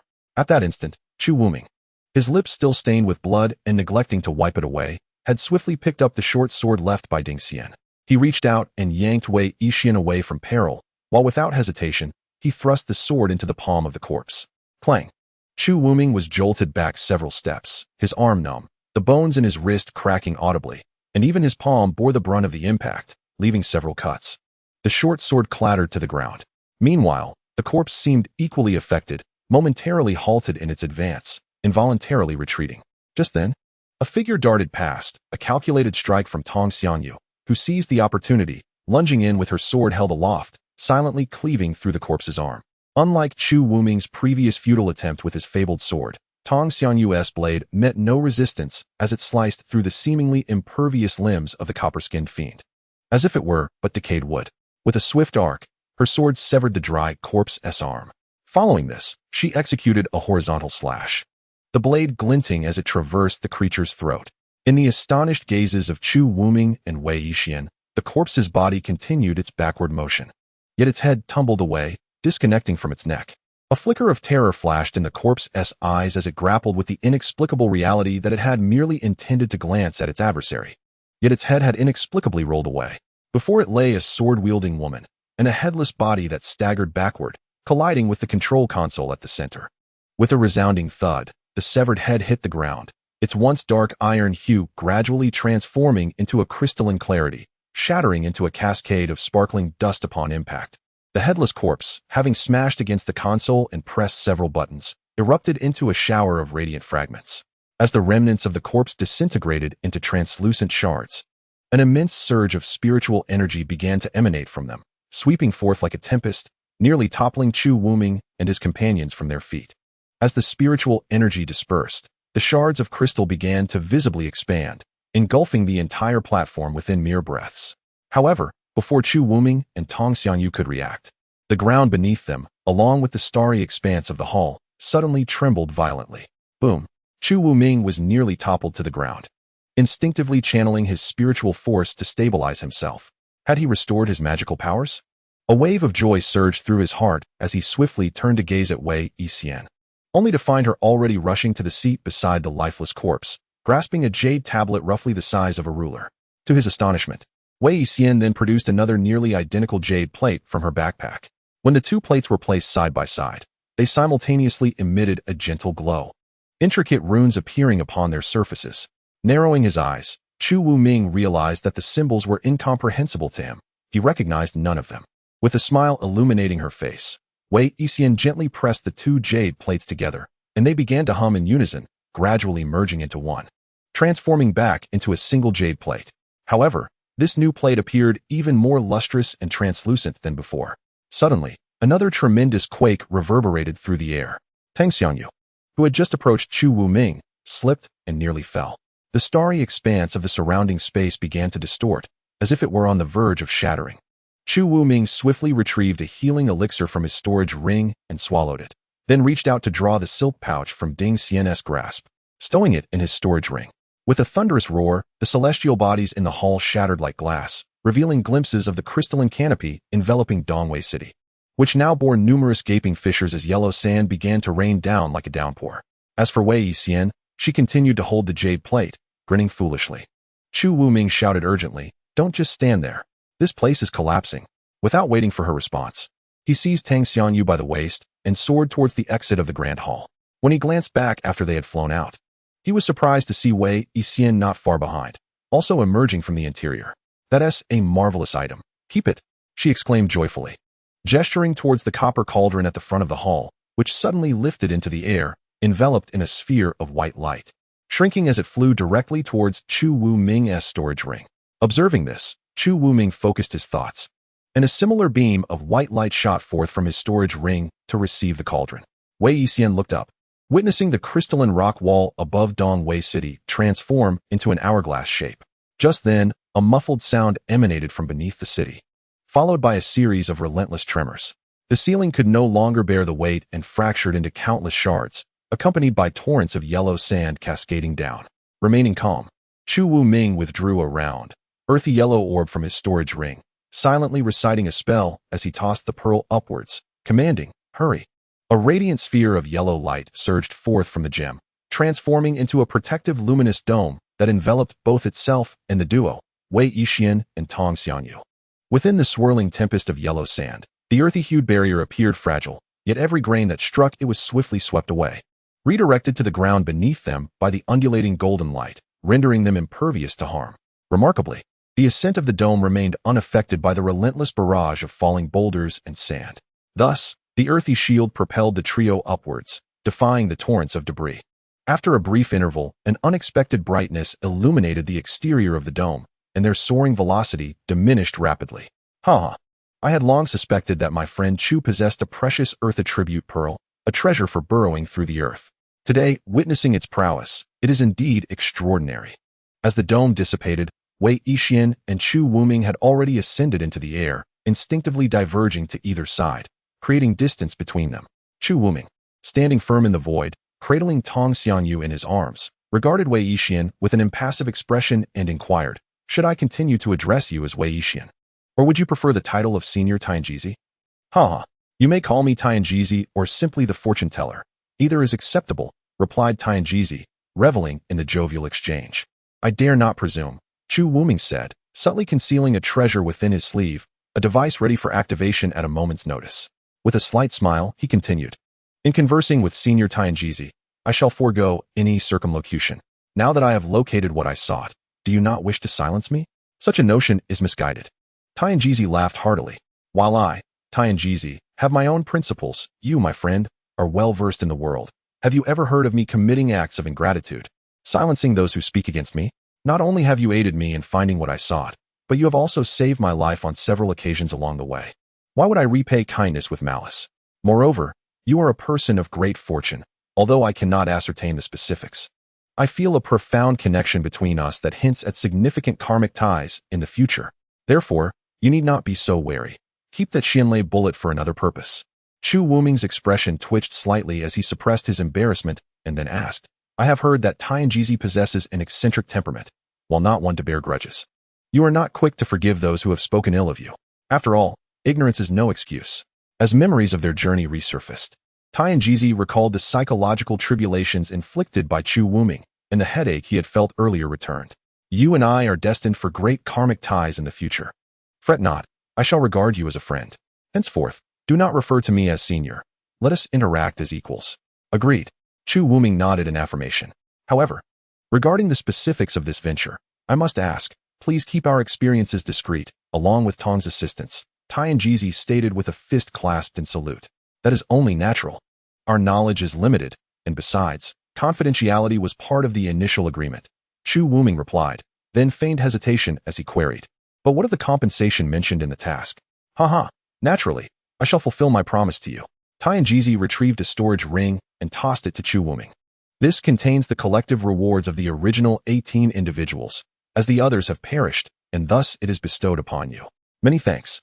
Chu Wuming gently scanned the contents with his consciousness, discovering indeed a trove of 18 distinct supplies. "The matters of today are concluded, Taoist Chu, Manager Tong. We shall part ways here, until we meet again." Tianjizi bowed respectfully to the two and swiftly transformed into a beam of light, soon vanishing into the horizon. Once assured that Tianjizi had truly departed, Chu Wuming exhaled a sigh of relief, observing the desert beneath him continuing to collapse, forming a vast funnel spanning at least several dozen miles, resonating with a thunderous roar. Simultaneously, an exceptionally pure stream of spiritual energy surged skyward, coalescing into a vibrant cloud in the heavens, accompanied by distant rumblings of thunder, swiftly expanding.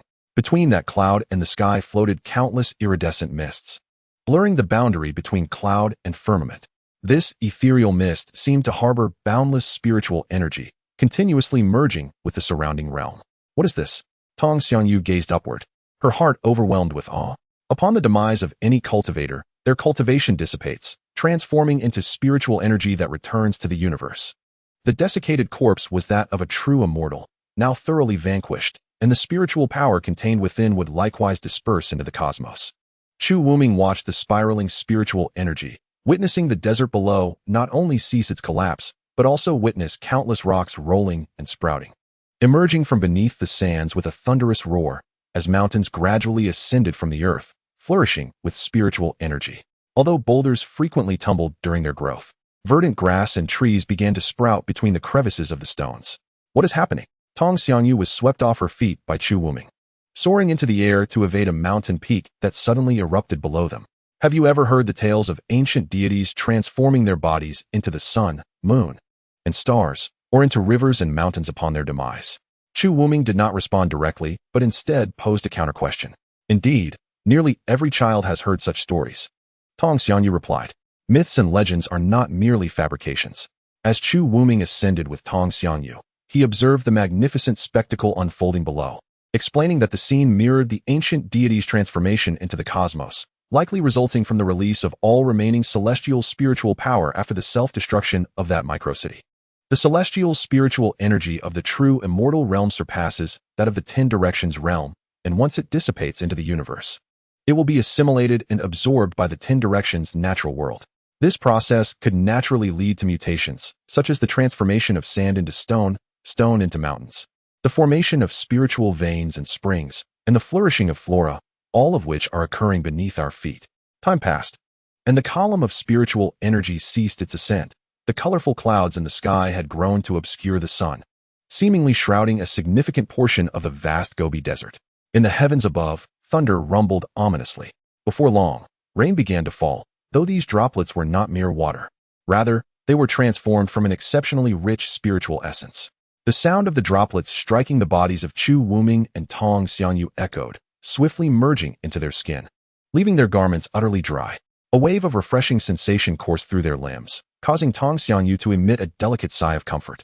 Suddenly realizing that she was still in Chu Wuming's embrace, she felt a rush of embarrassment as her cheeks flushed crimson. This was the very first manifestation of the spiritual liquid, a rare treasure born from the transformation of celestial energy, truly a fortuitous encounter.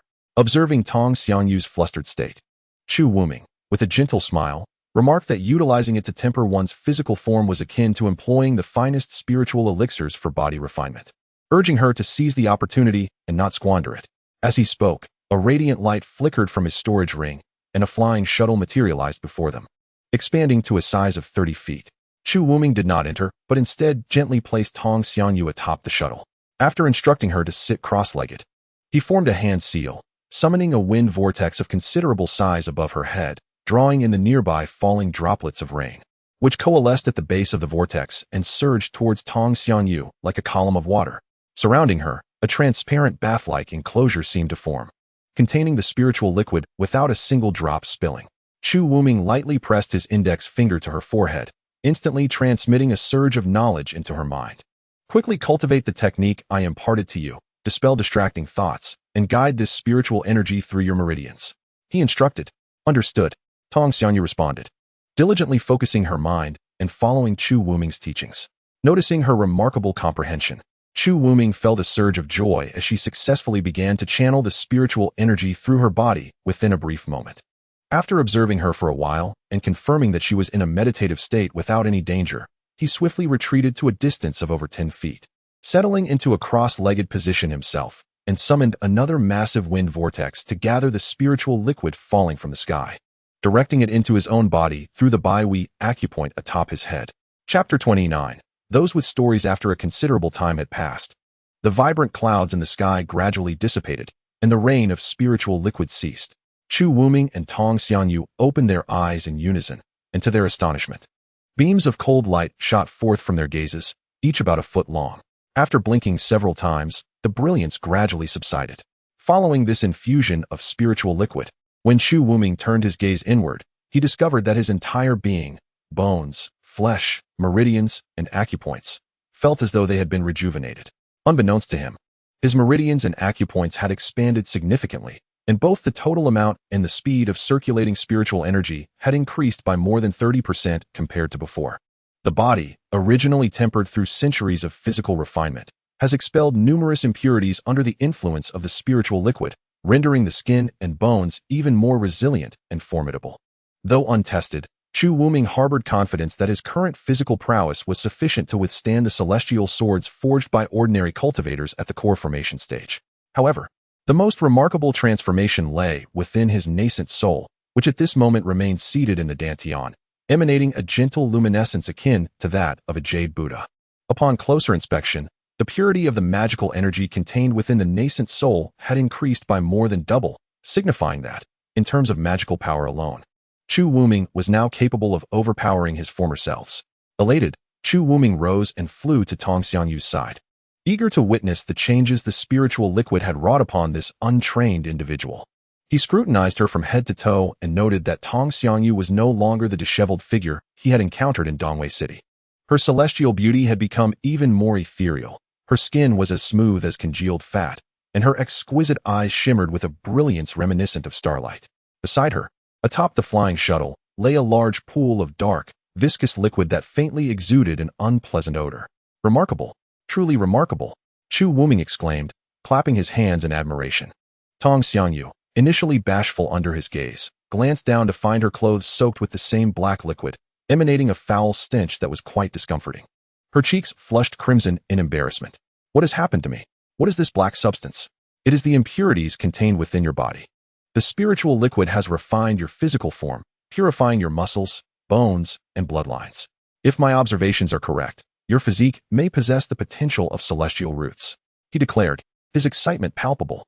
Celestial roots? Tong Xiangyu paused, puzzled. What does that mean? Celestial roots imply that if you diligently cultivate and encounter rare opportunities, you may one day ascend to the celestial realm and achieve true immortality, Chu Wuming elucidated. Is that truly possible? Tong Xiangyu inquired, her face lighting up with joy. She quickly bowed to Chu Wuming. This opportunity is all thanks to you, Brother Chu. I am deeply grateful. There is no need for such formality, Chu Wuming replied, assisting her to her feet. This is your fortune. You previously extended your hand to save my life, and now I have aided you in enhancing your foundation and refining your body and spiritual roots. It is a natural cycle, perfectly aligned with the way of heaven. Seeing that Tong Xiangyu seemed poised to speak further, Chu Wuming interjected, given the recent significant disturbances in the vast desert, it is likely that powerful beings will soon come to investigate. We should not linger here. Let us depart at once. Taking a step forward, he gently wrapped his arm around Tong Xiangyu's slender waist, guiding her into the flying shuttle, which transformed into a streak of light as they soared towards the Jushin Inn. It seemed you were quite wary of that Tianjizi earlier, nearly breaking my waist with your grip, Tong Xiangyu chuckled, covering her mouth in amusement within the shuttle. Is that so? My apologies, Chu Wuming responded, a hint of embarrassment coloring his tone. That day, the enigmatic figure possessed a cultivation level far superior to my own. If he harbored intentions of silencing me, I might not stand a chance against him. Chu Wuming shook his head and chuckled helplessly. I truly envy you. After the destruction of the Cave of Spirits, the desert no longer restricts you. Before you, I am but a weakling, easily molded at your whim, said Tong Xiangyu. You are already remarkable, Chu Wuming replied. If it weren't for you on this journey, I might have perished long ago. Rest assured, your innate talents now far exceed those of ordinary individuals. Once we leave this place, I shall teach you the ways of cultivation, and in the future, you too can roam freely as we do. That would be wonderful. Thank you, Tong Xiangyu responded. By the way, has your old shopkeeper ever mentioned the origins of this sword and the soft armor you wear? Chu Wuming inquired. I noticed you dispatched that celestial corpse effortlessly, and it seemed completely unaware of your presence. I do not know, she replied. The shopkeeper did not elaborate when he entrusted them to me. In truth, with your skills and beauty, you could easily leave Jushin town and find good fortune in any sect, Chu Wuming remarked suddenly. But why do you remain at the Jushin tavern? Is it for the shopkeeper? Not at all. Tong Xiangyu smiled brightly at Chu Wuming, and the flying shuttle seemed to fill with sunlight. The shopkeeper asked me to wait for someone there. Wait for someone? Yes, she said. He mentioned that someone would come to save my life and alter my destiny, and I must wait for him. Her eyes sparkled with a soft glow, filled with tenderness as she gazed at Chu Wuming. I believe I have already found him.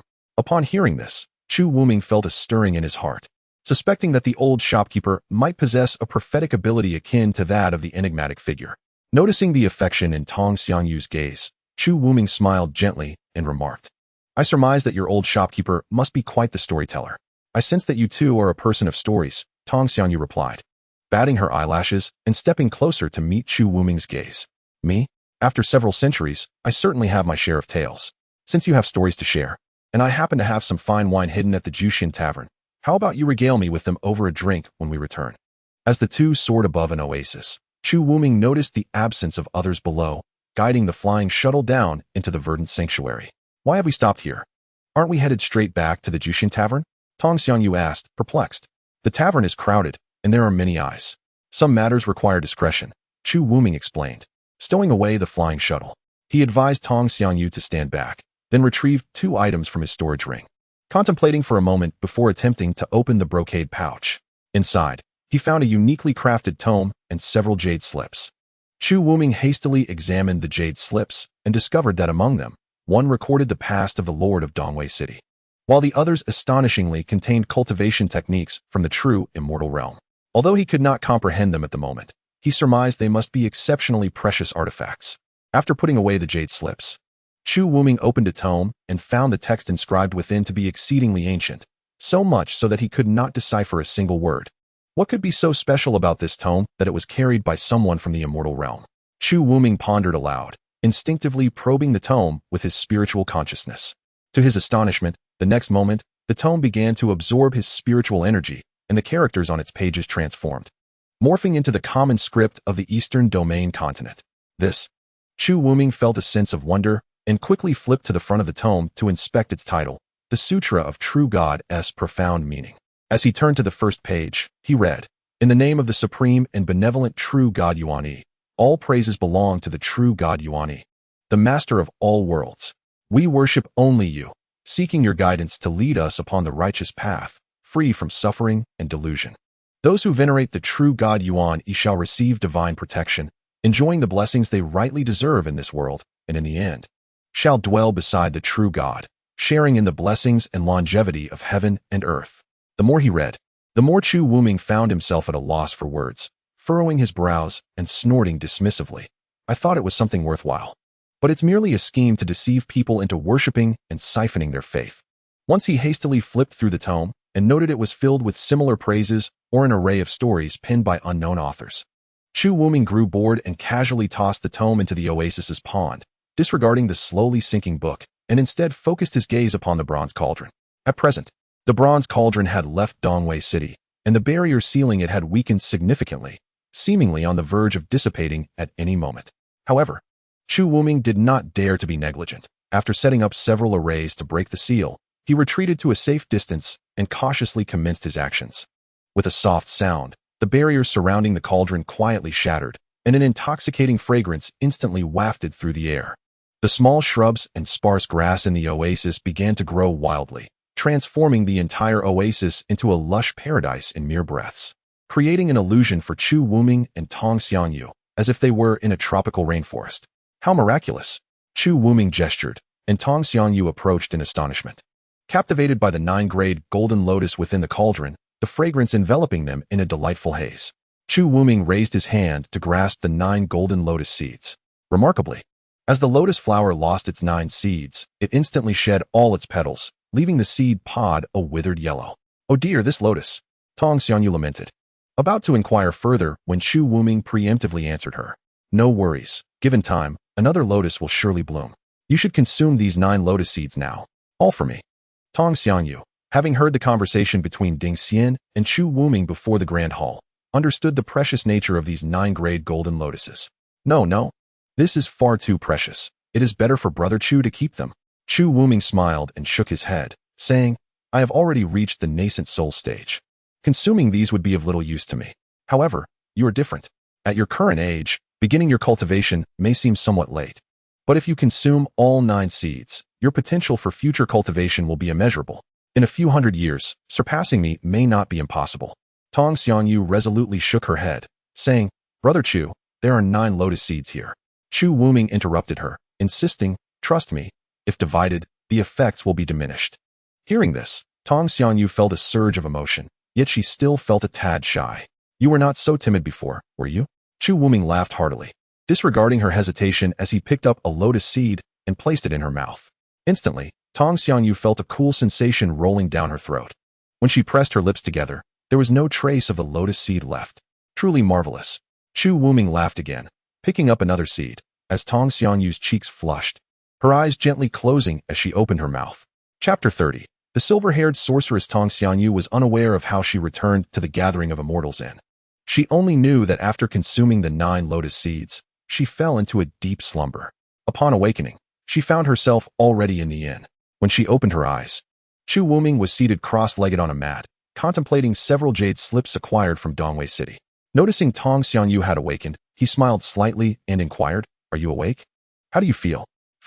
Tong Xianyu was momentarily taken aback, instinctively looking down at her attire, relieved to find her clothes still neatly worn. Yet, in the next moment, she realized her consciousness seemed to penetrate the barrier of her clothing and flesh, revealing her blood vessels, muscles, organs, and even numerous mysterious pathways, both large and small, scattered throughout her body, startling her. Consuming the 9-grade golden lotus will indeed lead to a rebirth. Chu Wuming appeared to have anticipated this, rising to approach her, and continued. Moreover, that seed came from the true immortal realm. Even if it had once suffered near annihilation and was reborn, it is incomparable to any product of the Shifeng realm.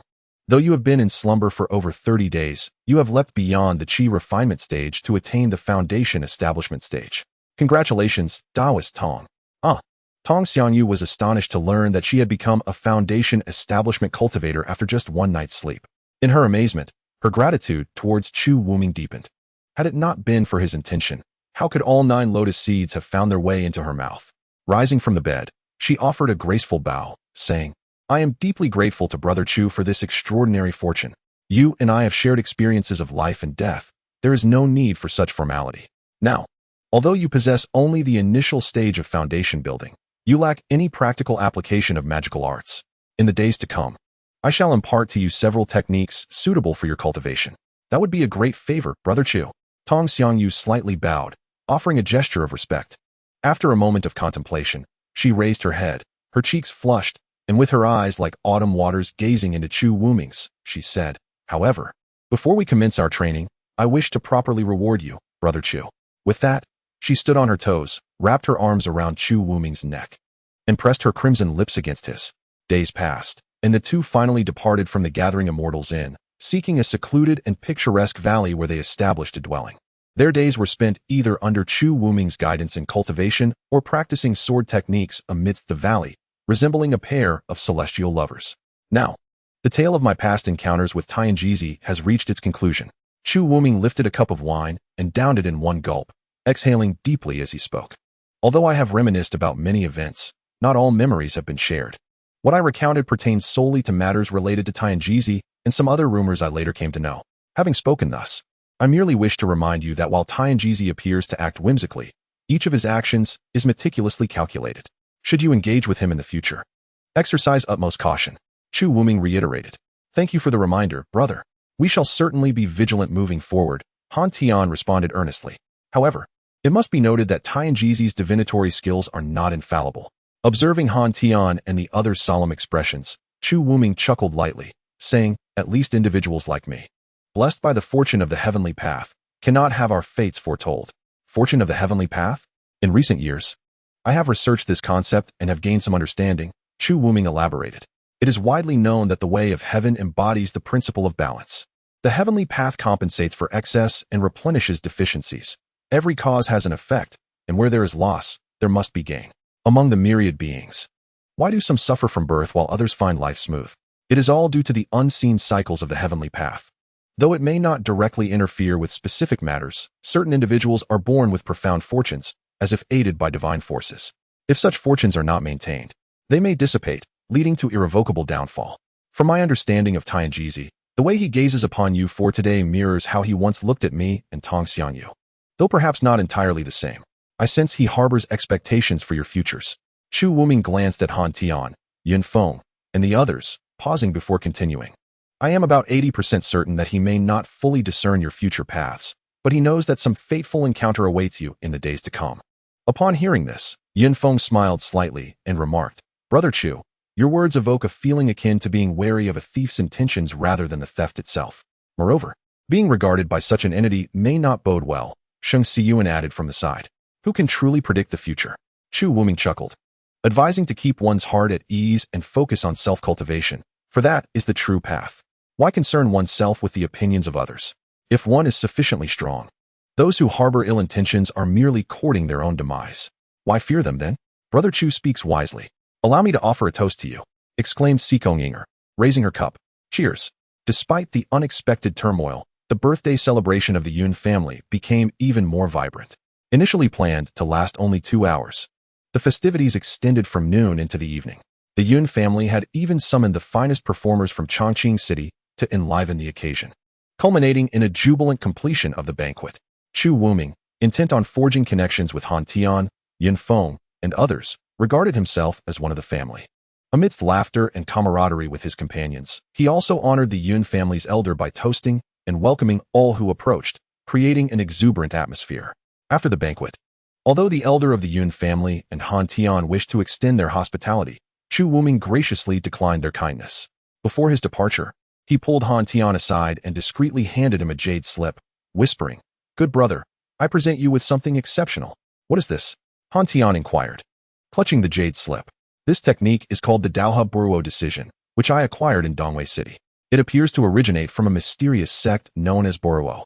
Indeed, it is an excellent dual cultivation method. I have noticed the mutual affection between you and Inger. Cherish it well, for it will surely prove useful in the future." He laughed heartily. Han Tian felt his cheeks flush with embarrassment at Chu Wuming's words and hurriedly replied, "Brother, you must be mistaken. We have yet to, No need for explanations. As someone who has experienced this, I can discern the subtle feelings between you two. Inger is a fine girl. You must treat her well," Chu Wuming advised with a smile. "Moreover, some matters should not be delayed. When the time comes to act, seize the moment without hesitation. Otherwise, you may find that the opportunity has slipped away, and regret is a remedy that does not exist in this world." "You are right, brother," Han Tian acknowledged, feeling a warmth in his ears. Fortunately, the lingering effects of alcohol masked his embarrassment. "Well then, as we part ways after this journey of 1,000 miles, I bid you farewell, my friends. Until we meet again." Chu Wuming clapped Han Tian on the shoulder, turned to the rest, and, with a hearty laugh, departed. The Liu family, who had attempted to disrupt the Yun family celebration, found their core power obliterated, inadvertently serving as a stepping stone for the Yun family to dominate Chongqing City and expand outward. Other smaller forces within Chongqing City were uprooted, offering their allegiance to the Yun family as a token of submission. With the groundwork laid by Tianjizi, even the city lord turned a blind eye, refraining from interference. The future developments of the Yun family in Chongqing City remain a tale for another time. As Chu Wuming departed under the cover of night, he eschewed his usual flying shuttle, instead summoning a flying sword, upon which he soared through the majestic mountains, riding the winds. In Chongqing City, the tales of the vast desert have long been told, yet the enchanting figure of Tong Xianyu lingers in Chu Wuming's heart, refusing to fade away. He wonders how that girl is faring now. The last he heard, she, much like Han Linger, had joined the Peach Blossom Valley. Perhaps, when the opportunity arises, he shall pay her a visit. As these thoughts occupied Chu Wuming's mind, he instinctively slowed his pace. Regrettably, he could no longer return to the place where Linger met her demise. Even the desire to pay homage there had become an elusive dream. Lost in a multitude of thoughts, Chu Wuming glided slowly among the mountains, allowing the cold night wind to caress his face, dispersing his inebriation. Time slipped by unnoticed until, inadvertently, he caught sight of a valley not far off, shrouded in a swirling mist that refused to dissipate. Someone has forged a cave dwelling ahead. The unnatural fog was unmistakable to Chu Wuming. It was merely a common confounding barrier, not intended to deter cultivators, but rather to prevent ordinary folk from wandering in and falling prey to the true defenses that lay in wait. Should an unsuspecting person stumble into this thick mist, they would find themselves expelled after only a few steps, akin to being trapped in a phantom wall. With his thoughts preoccupied, Chu Wuming had no desire to meddle, and hastily urged his flying sword to veer away from the valley. However, before he could escape, a cold light suddenly shot forth from the mist, hurtling directly towards him. Chu Wuming furrowed his brow, sensing no palpable malice emanating from the light. He raised his hand and gently waved, summoning a small black shield, which clanged as it intercepted the icy beam. Who might this be? It is none other than the heartless hero, Chu Wuming. What? Are you merely passing by my cave dwelling without stopping for a visit? A woman's voice echoed from the valley. Upon hearing this, a smile graced Chu Wuming's face. And just as he was about to respond, a figure shot forth from the mist. Judging by the aura radiating from her, she appeared to be at the late stage of the nascent soul realm. The figure was slender and curvaceous, her silver hair dancing in the wind, accompanied by a towering 2-zhang-tall dual-faced demonic avatar. From afar, the avatar donned purple golden battle armor, its helmet adorned with 4 sharp horns, and a head bearing 2 faces that rotated back and forth in a most peculiar manner. The face on the front was delicate, yet slightly enchanting, while the other face at the back sported 4 eyes, rendering it mesmerizing and intimidating, with an expression of cold indifference that commanded respect. The dual-faced avatar boasted 4 arms, each delicately holding a bell, a demon-slaying staff, a silver sword, and a radiant golden ring. As they soared through the air, the dual-faced demonic avatar suddenly lunged forward, seamlessly merging into the body of the woman before Chu Wuming. A radiant aura of purple and gold enveloped the woman, and within its luminous embrace, her form seemed to swell, transforming into a towering giant over 30 feet tall. Her aura surged with remarkable intensity, soon exuding a formidable presence that surpassed that of a mid-stage avatar. Moments later, the purple gold radiance dissipated, revealing a grand 4-armed, double-faced demon god before Chu Wuming. The front visage of this demon bore an uncanny resemblance to the woman, her soft, silvery hair cascading gracefully from beneath a purple gold helmet, flowing over its shoulders. With a serene smile, Chu Wuming stood poised atop his flying sword, observing the woman's display of power, seemingly unperturbed by the unfolding events. Suddenly, the woman's head spun sharply, and the monstrous face that had been positioned behind her turned to face forward, its 4 eyes emitting brilliant golden beams aimed directly at Chu Wuming. He raised his hand in a sweeping motion, and the small black shield whirled in the air, expanding to the size of a door, effectively blocking the 4 beams of light. As the golden rays struck the shield, they splashed outwards like water, creating a dazzling spectacle akin to fireworks illuminating the night sky. At that moment, a resplendent golden bell flew from the demon god's grasp, instantly enlarging to the size of a water tank, hurtling towards Chu Wuming. Before it could reach him, the bell rang with a cacophony of sounds, sending forth ripples of golden waves that enveloped Chu Wuming in an instant. He felt as though a thunderclap resounded within his consciousness, and his senses were abruptly sealed by the golden waves, trapping all awareness in a pitch-black, peculiar space devoid of sound, color, taste, form, or sensation, where space, time, and light seemed to dissolve into nothingness. Quite intriguing, Chu Wuming remarked calmly. With a mere thought, a tingling sensation surged from the depths of his soul, liberating him from that enigmatic realm. Just as he regained his freedom, he found the demon god charging towards him. The demon's staff and silver sword radiated an overwhelming might, swinging from either side, as if intent on cleaving him in twain. Meanwhile, the golden ring transformed into a 3-foot diameter, descending ominously upon him. Excellent! Chu Wuming exclaimed, finally springing into action. His flying sword shot forth, intercepting the demon's staff. The black shield swiftly returned to defend against the silver sword.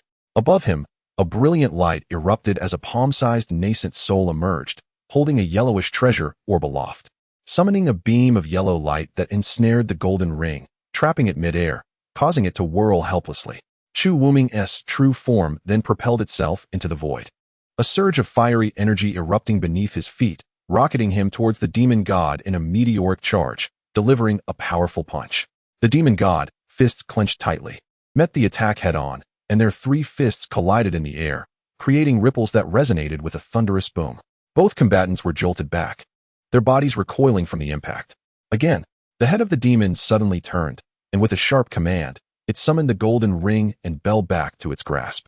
Its 4 arms danced like wheels, launching a frenzied assault on Chu Wuming. Unyielding, Chu Wuming clutched his lifebound sword, stepping into the void as he clashed with the demon amidst a valley, the sound of their battle echoing relentlessly. As their excitement escalated, they discarded their magical artifacts, engaging in a fierce contest of fists and feet, each strike generating a gust of wind that resonated with raw power. Bang! With a thunderous crash, Chu Wuming was kicked by the demon and sent crashing into the mountainside, his body embedding into the rock and stirring up a cloud of dust. With a sudden burst, he soared from the debris, like a cannonball, hurtling towards the demon, delivering a punch that sent the creature tumbling into the earth. The demon looked up, then soared into the sky, its 4 arms outstretched, swiftly wrapping around Chu Wuming in a tight embrace. In an instant, the demon's form began to shrink and dissipate, revealing the true identity of a woman in midair, who clung tightly to Chu Wuming's neck, her crimson lips meeting his in an impassioned kiss, abruptly halting their battle. After a prolonged moment, the woman released Chu Wuming, taking his hand as they transformed into a streak of light, darting towards the cave dwelling in the valley below. Following their passionate encounter, the woman, flushed and languid, nestled in Chu Wuming's embrace, pouting as she murmured, "After years apart, you Haven T come to find me. Have you been entangled with another vixen during this time?" Chu Wuming gently caressed the woman's silvery hair and replied, "These years I was on a mission in the far north. The beast there will likely soon be unable to resist descending southwards." "Another beast tide?" The woman frowned. "The Snow Domain City is bound to face another great battle. I have warned them, the rest is up to them." Chu Wuming stated, "By the way, Ainley, are you not serving as an elder at the Een Puppet Sect? How did you end up here?" "Me?" Ainley pouted.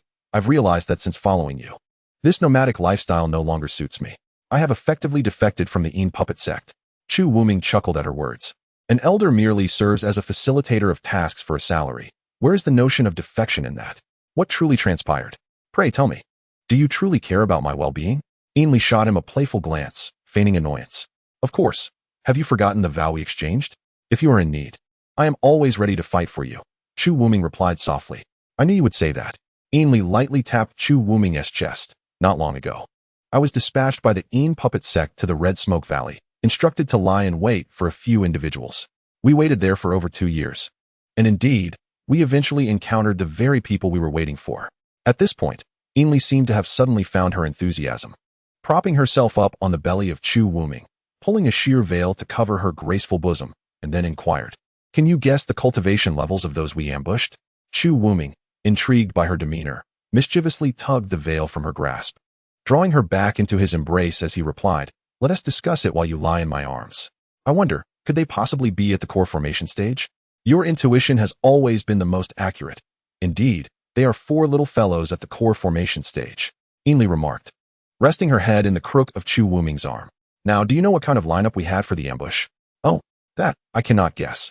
We had a total of 12 individuals, 4 at the nascent soul stage and 8 at the core formation stage. Moreover, we brought along one of the Een Puppet Sect's treasures, the 9 Heavens, Li Huolioli." Chu Wuming was taken aback. Such a formidable array to deal with just 4 core formation juniors? What enmity could the Een Puppet Sect possibly have with these 4? Enmity? There is none. Ainley scoffed. "In my opinion, the so-called enmity is merely a result of the Een Puppet Sect's own making." "What do you mean by that?" "Do you know that many years ago, the Een Puppet Sect received some revelations from Tianjizi concerning the Bloodfiend Sect?" Ainley turned to look at Chu Wuming. "I had not heard of that." Chu Wuming shook his head, pondering why Tianjizi was involved once again. "I only learned of it after accepting this mission," Ainley explained. The revelation stated, "When the dual spirits of ice and thunder appear, the Bloodfiend and Een Puppet will perish." Dual spirits of ice and thunder appear. The Bloodfiend and Een Puppet will perish? Chu Wuming repeated, momentarily taken aback, before hesitantly asking, "When you ambushed those 4 young ones, they were not 2 men and 2 women, were they? The men named Han Tian and Yun Feng, and the women named Sikong Inger and Sheng Siyuan?" "Ah, yes. How did you know?" Ainley was equally surprised, quickly responding, "Never mind how I know." Chu Wuming slightly shifted his position, gazing intently into Ainley's eyes as he asked, "Are you all right? Did they harm you?" Seeing the genuine concern reflected in Chu Wuming's eyes, devoid of any pretense, Ainley felt a wave of emotion swell within her, playfully scolding, "At least you have a conscience. Your first question is not about the battle, but rather whether I was injured." Chu Wuming sighed with relief, gently pinching Ainley's nose, and smiled slightly. "Though I seem to always be wandering through life aimlessly, that is merely a consequence of my cultivation method. It does not mean I lack affection." Ainley chuckled softly, her cheeks flushing as she retorted, "At your age, still behaving so childishly. You are not devoid of affection. You are simply overly sentimental." Chu Wuming chuckled awkwardly. "That too is a consequence of my technique. I cannot help it. Besides, my feelings for you are genuine. Otherwise, how could I have made a heartfelt vow with you back then?" Ainley shot him a glance, then remarked, "By the way, Chu Lang, why were you concerned that I might be harmed by Han Tian and the others? They are merely at the core formation stage. Had I not witnessed it with my own eyes not long ago, I would not have worried about your safety," Chu Wuming replied. Chu Wuming remarked that they are the kind of anomalies who challenge their limits, even more exaggerated than I was in my youth. Although I have only witnessed Han Tian's prowess firsthand, he single-handedly annihilated 5 Yuanying stage cultivators. If the other four were to join forces, their combat power would surely be even more terrifying. Ainley nodded, a hint of trepidation in her voice as she agreed. Indeed, as you say, though they are merely at the Jedon stage, our group of Yuanian cultivators, having laid ambushes and set traps to take advantage of the terrain and timing, still suffered heavy casualties at their hands. Ultimately, we were forced to compel an elder of the Een Corpse sect to sacrifice his foundational essence to forcibly elevate his cultivation to the Huashan stage, hoping to join forces with me to eliminate them. Chapter 32. The Mountain Village Case. Ainley smiled warmly, nestling back into Chu Wu Ming's embrace. Thus, at the critical moment, I intervened to slay that elder, saving the four of them and forging a benevolent bond with them. I had not anticipated that my Ainley would prove so astute. Am I truly so clever? She replied, shaking her head. In truth, I initially underestimated them as well, intending to strike alongside the others. However, as you know, the dual-faced demonic visage manifested from my heavenly maiden's Brahma divine decision can foresee future fortunes and misfortunes. When I gazed upon them through this visage, an overwhelming sense of powerlessness and a strong warning arose within me, leading me to understand that engaging them lightly would be unwise. Later, when I employed the other visage to observe their past, do you dare to guess what I beheld? What did you see? Chu Wu Ming inquired, noticing Yin Li's solemn expression. That Sheng Siyuan was relatively benign, but behind Si Kongying air, there seemed to be nearly 100 ethereal shadows of souls, quite terrifying. Yin Li exclaimed. As for Yun Feng and Han Tian, they are even more remarkable, exuding a heavy aura of malevolence, perhaps even beyond your own capabilities. If my deductions are correct, the number of Huashan and Lianshu cultivators who have perished at their hands likely exceeds your count. How could this be possible? They are so young, merely at the Jedon stage. Where could they have slain so many Huashan and Lianshu cultivators? Chu Wu Ming expressed his astonishment, his face a mask of disbelief. Has my heavenly maiden visage ever misjudged? Ainley retorted. However, I discerned that among that malevolent aura, there were many entities that did not resemble humans. It seems they primarily targeted the demon race. If they are indeed demons, that is all the more incredible, Chu Wu Ming exclaimed. The combat prowess of the demon race far surpasses that of humans at the same cultivation level. I cannot even claim to easily vanquish a demon equivalent to the Lianshu stage. Clearly, they must have experienced some extraordinary encounters, Ainley mused. If fate permits us to meet again, I would truly like to inquire about their experiences. By the way, how did you come to know them? Did you say you recently met them? Hee. As it happens, Han Tian is now my sworn brother. Chu Wu Ming chuckled. Next time you see him, you should let him address you as sister-in-law. He surely has stories to share with you. Huh, who would want to be his sister-in-law? Ainley playfully pushed Chu Wu Ming, pouting. Come on, hurry and tell me. Not long ago, I was entrusted to visit Chongqing City. After several days of passionate entanglement, Ainley presented a jade slip inscribed with a cultivation method to Chu Wu Ming, stating, This is a technique given to me by Si Kongying. Title de jure formless art. It harnesses malevolent energy as its guiding force, relying on the physical body as its foundation, allowing one to manifest the formidable three-headed and six-armed Azura form. Upon achieving mastery, one can merge this form with their true self, wielding strength capable of moving mountains and seas, with power beyond measure. At that time, the elevation and cultivation level will surpass even my heavenly maiden technique. You already practice a method that harmonizes the Dharma form with the nascent soul, do you not? I believe this would be more suited to you, which is why I sought it out. Oh, since you deem it extraordinary, I shall make time to practice diligently. Chu Wu Ming replied, taking the jade slip and holding Yin Li's hand reluctantly. Are you truly not considering accompanying me? Yin Li shook her head, responding, No. Who knows if you have other romantic interests there? I prefer not to join that commotion. Chu Wu Ming chuckled awkwardly, neither confirming nor denying, and presented her with a small bronze cauldron. This cauldron has been refined by me over a millennium. Recently, the final restriction within it has been completely eliminated. Once activated, its power is immense, enough to unleash a strike equivalent to the initial stage of the void refinement realm. However, given your current cultivation level, you must be prepared to escape once you use it. Otherwise, the depletion of your spiritual energy could lead to greater peril. Ainley looked down and saw the cauldron shimmering with golden light, brimming with spiritual energy. Its surface was intricately adorned with patterns of auspicious clouds and mythical beasts. Instantly recognizing it as the celestial treasure Chu Wu Ming had previously shown her, obtained from the vast desert of Hanhai. However, now it contained only half a pool of spiritual liquid, and the two lotus roots were nowhere to be found. Ainley shook her head and said, Such a fine treasure should be kept by you. You've recently offended the Yin Gue sect. If they learn you are still alive, they will undoubtedly seek you out for trouble, Chu Wuming insisted, pressing the small cauldron into Yin Li's hands. If my brother manages to annihilate the Yin Gui sect in the future, you will naturally have nothing to fear. But until then, it's wise to have some form of protection. Possessing such a treasure will ease my mind. Furthermore, you can utilize the spiritual liquid within this cauldron for your cultivation, akin to carrying a spiritual spring with you, which will greatly benefit your practice. Very well, since it is a gift from you, I shall accept it. Moved, Yin Li ceased her refusals, storing the small cauldron in her storage ring. She embraced Chu Wuming and gently kissed him, then turned to board her flying shuttle. I am leaving. Should you wish to see me again, come to the imperial capital of the Floating Earth Kingdom. Take care. In the Red Moon Kingdom, Nian Prefecture. At the prefectural governor's residence. Report. Governor. An urgent telegram from Ganlu County. A military officer resembling a lieutenant burst into the governor's office, saluting briskly. The governor, engrossed in reviewing documents, hastily set aside his work, rising to inquire, what is the situation? Another report. Last night, the entire village of Shirley Pu in Ganlu County was massacred, with 158 men, women, and children meeting untimely deaths. The captain reported, pausing briefly before adding, I have already inquired. The villagers' deaths mirror those in the previous 2 villages, all having succumbed to their hearts being violently extracted. With a resounding clap, the prefect slammed his hand upon the sturdy Nanma desk, causing it to splinter into 2 pieces, scattering its contents across the floor. Who could possess such audacity? The prefect exclaimed in fury. Have the individuals who investigated Kujiabeo village and Sanchineo village returned? Are there any leads? They returned last night, the captain replied. I have already dispatched them to Shilapu village to assess the situation.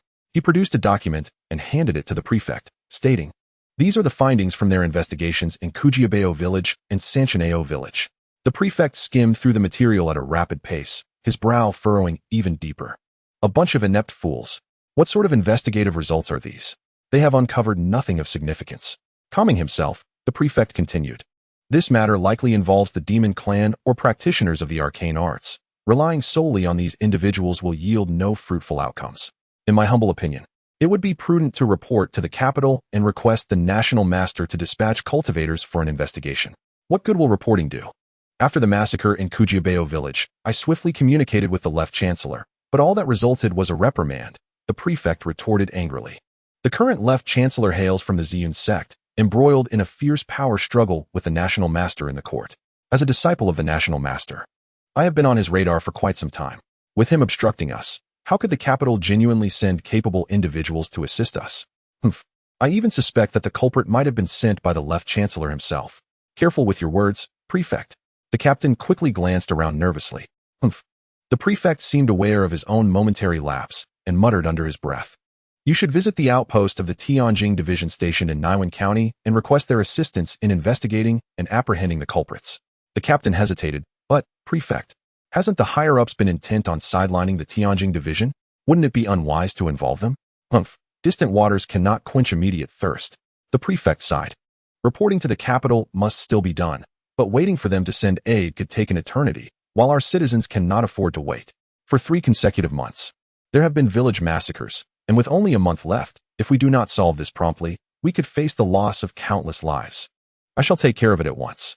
By the way, I will make the request in my personal capacity. The prefect called out to the captain, who was about to depart, and handed him a storage ring, saying, this contains 3,000 high-grade spirit stones, which should suffice for the expenses. Should it fall short, return to me. Yes, the prefect is most righteous. The captain, about to say more, noticed the prefect's grim expression and quickly exited.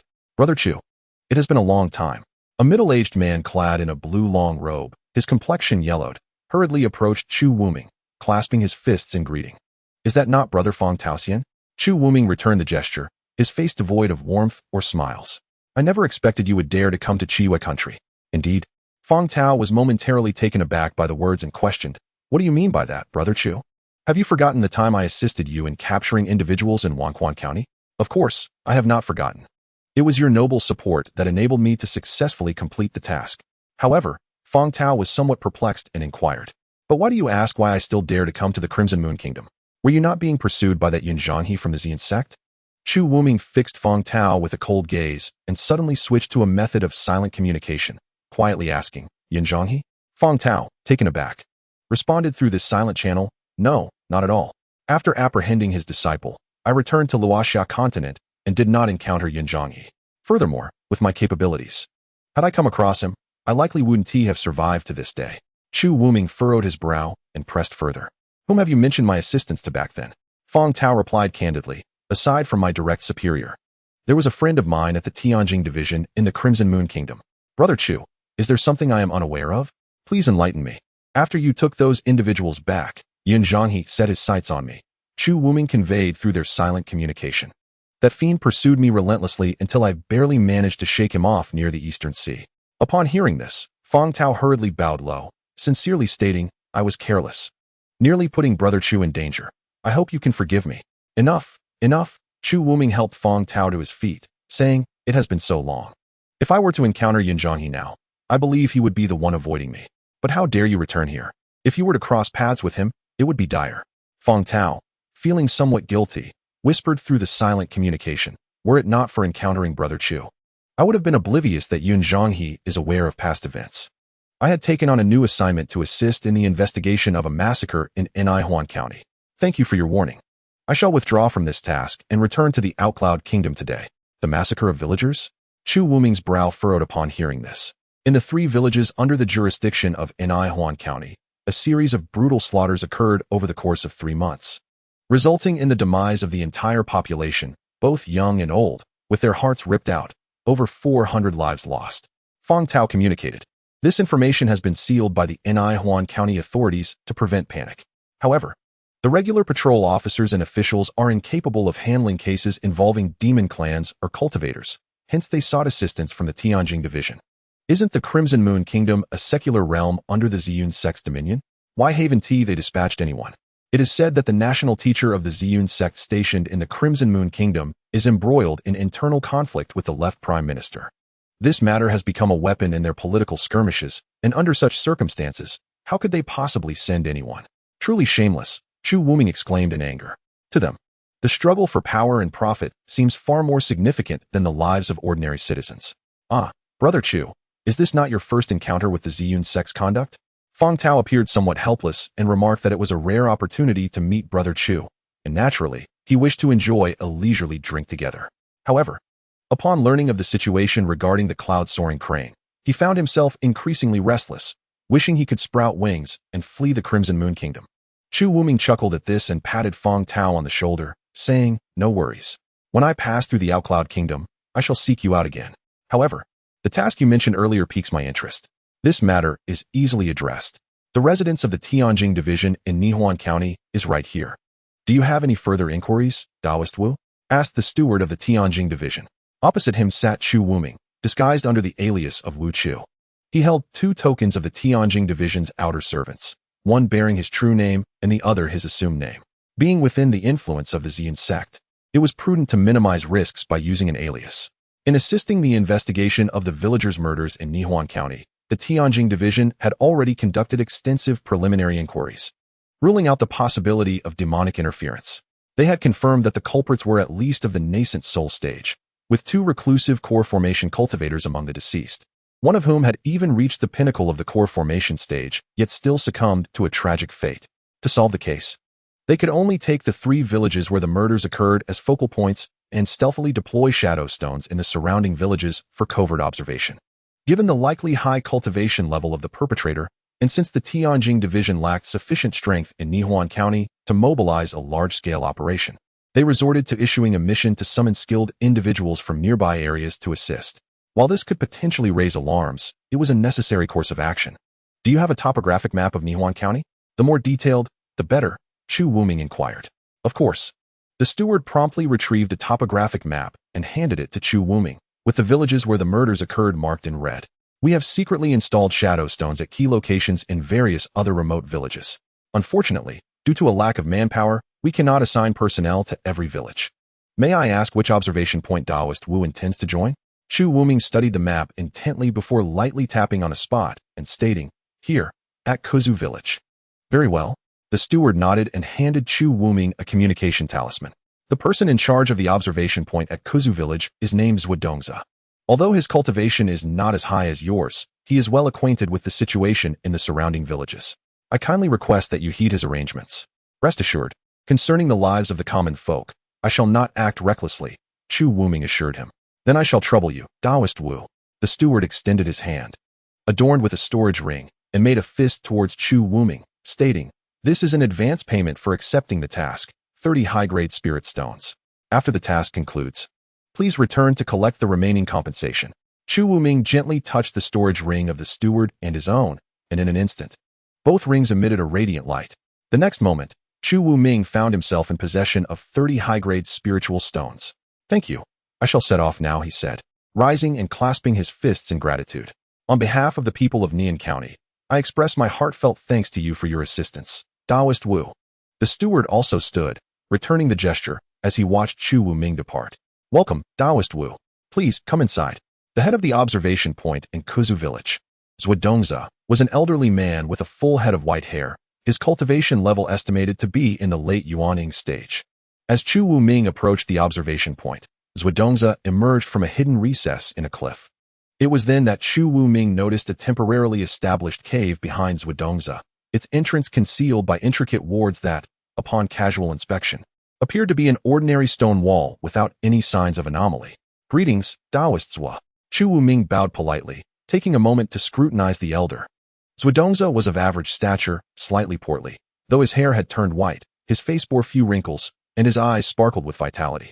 Considering the information previously provided by the steward of the Heavenly Mirror Agency regarding Nian County, it was evident that Zhuodongza's cultivation had likely reached the pinnacle of the Yuaning stage, standing at the threshold of ascension to the Huashan stage. Upon hearing that Taoist Wu would be visiting, this old man felt a sense of relief, Zhuodongza remarked as he welcomed Chu Wuming into the cave. Given the strength of the perpetrator, the Heavenly Mirror Agency only dispatched individuals capable of contending with those at the Yuan-Ing to early Huashan stages for this operation. Those of lesser cultivation have been assigned to gather intelligence throughout Nian County and are not permitted at the observation point. Initially, our team consisted of only 4 members. But with your arrival, we now number 5. So few? Chu Wuming furrowed his brow at the revelation. Indeed, if weaker cultivators were dispatched, encountering the perpetrator would only lead to their demise, Zhuodongza replied as he guided Chu Wuming to a 5-foot square light screen. "Taoist Wu, please take a look.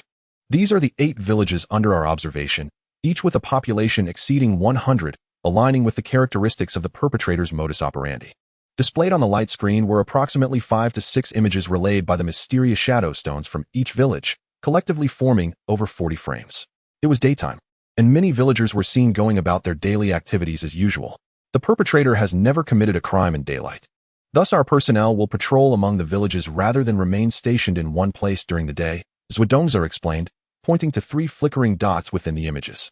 The other 3 members of our team are currently on patrol. They will return by dusk, at which point I will introduce you to them. This evening, Taoist Wu can team up with one of them and choose a village to lie in ambush. Should you spot the perpetrator, please report back promptly and refrain from taking reckless action that may alarm them. If the perpetrator appears in another village, I will notify everyone at once to converge. Understood. Chu Wuming nodded thoughtfully, his gaze fixed upon the images of the 8 villages. He then glanced at the geomantic map hanging beside the light screen and inquired, "Friend Zhua, might I ask which of these 8 villages boasts the largest population?" The most populous is undoubtedly Baligo, with approximately 180 residents. Following closely is Huaishu-gu, home to over 150 individuals. The remaining villages, such as Dezhu Village, Huangsher Village, and Kuzhu Village, are even smaller, each housing around 100 to 120 souls, came the reply. "Baligo, Huaishu-gu," Chu Wuming mused silently. "I shall choose to stake my vigil at Baligo tonight." Days later, Zhuodongza assigned Chu Wuming a companion named Zhang Shi, who, like Chu Wuming, was an external aide from the Tianjing division, tasked with supporting the investigation. During the nights that followed, the duo continuously patrolled between Baligo and Huaishu-gu, hoping to encounter the perpetrator. Yet, the elusive villain remained absent. "Brother Wu, do you think the fiend will strike again?" Zhang Shi suddenly transmitted his thoughts to Chu Wuming while seated cross-legged in a cellar of Baligo village. "Indeed." Chu Wuming responded in kind. "Just 2 days ago, we confirmed that the most likely dark art utilizing a living heart is the Qian Xian Shuesha Gong. By harnessing the resentment and malice from a heart taken from a living being, combined with secret techniques, they can transform it into blood malice, infusing their body with it to render their flesh and bones as resilient as magical artifacts. impervious to ordinary weapons or celestial swords. The murderer has yet to collect even half the required hearts. Hence, he will undoubtedly continue his heinous acts. Who knows if he will target Baligo village? Zhangxi remarked with a hint of frustration. There are nearly 100 villages in Naihuan County that meet the criteria. Our idle waiting feels akin to searching for a needle in a vast ocean. I have a premonition that he will soon make an appearance, Chu Wuming asserted. My instincts have always proven accurate. Then let us hope for your foresight, Brother Wu. Zhangxi responded with a smile. I truly wish this scoundrel would show himself soon. I will not hesitate to sever his head from his shoulders. Humph. Now that we have bolstered our ranks with 4 additional members, should he appear in any of the villages, our combined strength of 9 will surely be enough to apprehend him. Before Chu Wuming could finish his thought, both their storage rings emitted a resonant hum. They quickly opened their eyes and retrieved the communication talismans within. The murderer has been sighted. In Huaishugu, Zhuadongzai's urgent voice crackled through the talisman. Damn it! He chose to go to Huaishugu today instead of yesterday, Zhangxi exclaimed, leaping to his feet and crashing through the partially open cellar door with explosive force. Without a moment's hesitation, he transformed into a streak of light, racing towards Huaishugu village. In his wake, Chu Wuming also ascended as a beam of light. Though he had departed a heartbeat later, his speed surpassed that of Zhangxi, and in mere moments, he had outstripped him, leaving him far behind. Bali Valley Village lies a considerable distance from Huai Tree Valley Village, positioned at the eastern and western ends within the jurisdiction of the control point in Kuzu Village. As seen on the geomantic map, at this moment, the cave within the control point of Kuzu Village was completely deserted. On the still illuminated light screen, 7 luminous dots could be seen hastily converging towards Huai Tree Valley Village from various surrounding villages. Meanwhile, the 2 luminous dots that had previously lingered in Huai Tree Valley Village were extinguished without notice. Chapter 34. Breaking them one by one. Rest and observe. Behold the sword. A beam of golden light streaked across the night sky, aimed directly at the back of a cloaked figure. The figure let out a cold snort, swiftly dodging the golden light with a slight shift, and in the blink of an eye, had closed the distance to the sword wielder, unleashing a powerful punch. A semi-transparent shadow of the fist surged forth, crashing towards the sword wielder's chest with a resounding whoosh. Caught off guard by the swiftness of the cloaked figure's movements, the sword wielder hastily raised a black circular shield that he had summoned previously for protection. However, he was unprepared for the immense force behind the punch, which sent the shield hurtling back, striking him squarely in the chest. With a violent gasp, the sword wielder's flying sword had yet to be recalled when the impact shattered several of his ribs, causing a torrent of blood to erupt from his mouth. Before he could react further, the cloaked figure, like a specter, had already materialized behind him, transforming his palm into a blade and striking down upon the back of his neck with a swift motion. Blood spurted skyward as the sword wielder's head was severed, soaring away from his body. A flicker of white light darted from the gushing neck, a tiny Yuan-ing attempting to escape by employing a secret technique. Yet, the cloaked figure had already raised a hand, capturing the Yuan-ing in a flash of blood light amidst its agonized cries. Without hesitation, the cloaked figure crushed it in his grasp, the Yuan-ing emitting a piercing scream before exploding into countless points of spiritual light, dissipating into the ether. Having just obliterated the Yuan-ing with his right hand, his left hand plunged into the decapitated corpse's chest, retrieving a blood-red heart that continued to pulsate with life. That makes 4 hearts from Yuan-ing stage beings, one of which is worth 10 ordinary ones. The cloaked figure mused, as a glimmer of light enveloped the heart, sealing it within a jade box for safekeeping. Bold ruffian, come and meet your demise. At that moment, an elderly figure clad in black robes, with hair as white as snow, soared in from the distance. Upon witnessing the cloaked figure's successive slayings of 2 officials from the Tianjing division, rage surged within him, prompting him to summon his own life-bound treasure with haste. A dazzling golden copper bowl emerged from his storage ring, rapidly expanding to the size of a grinding wheel, and spun towards the cloaked figure.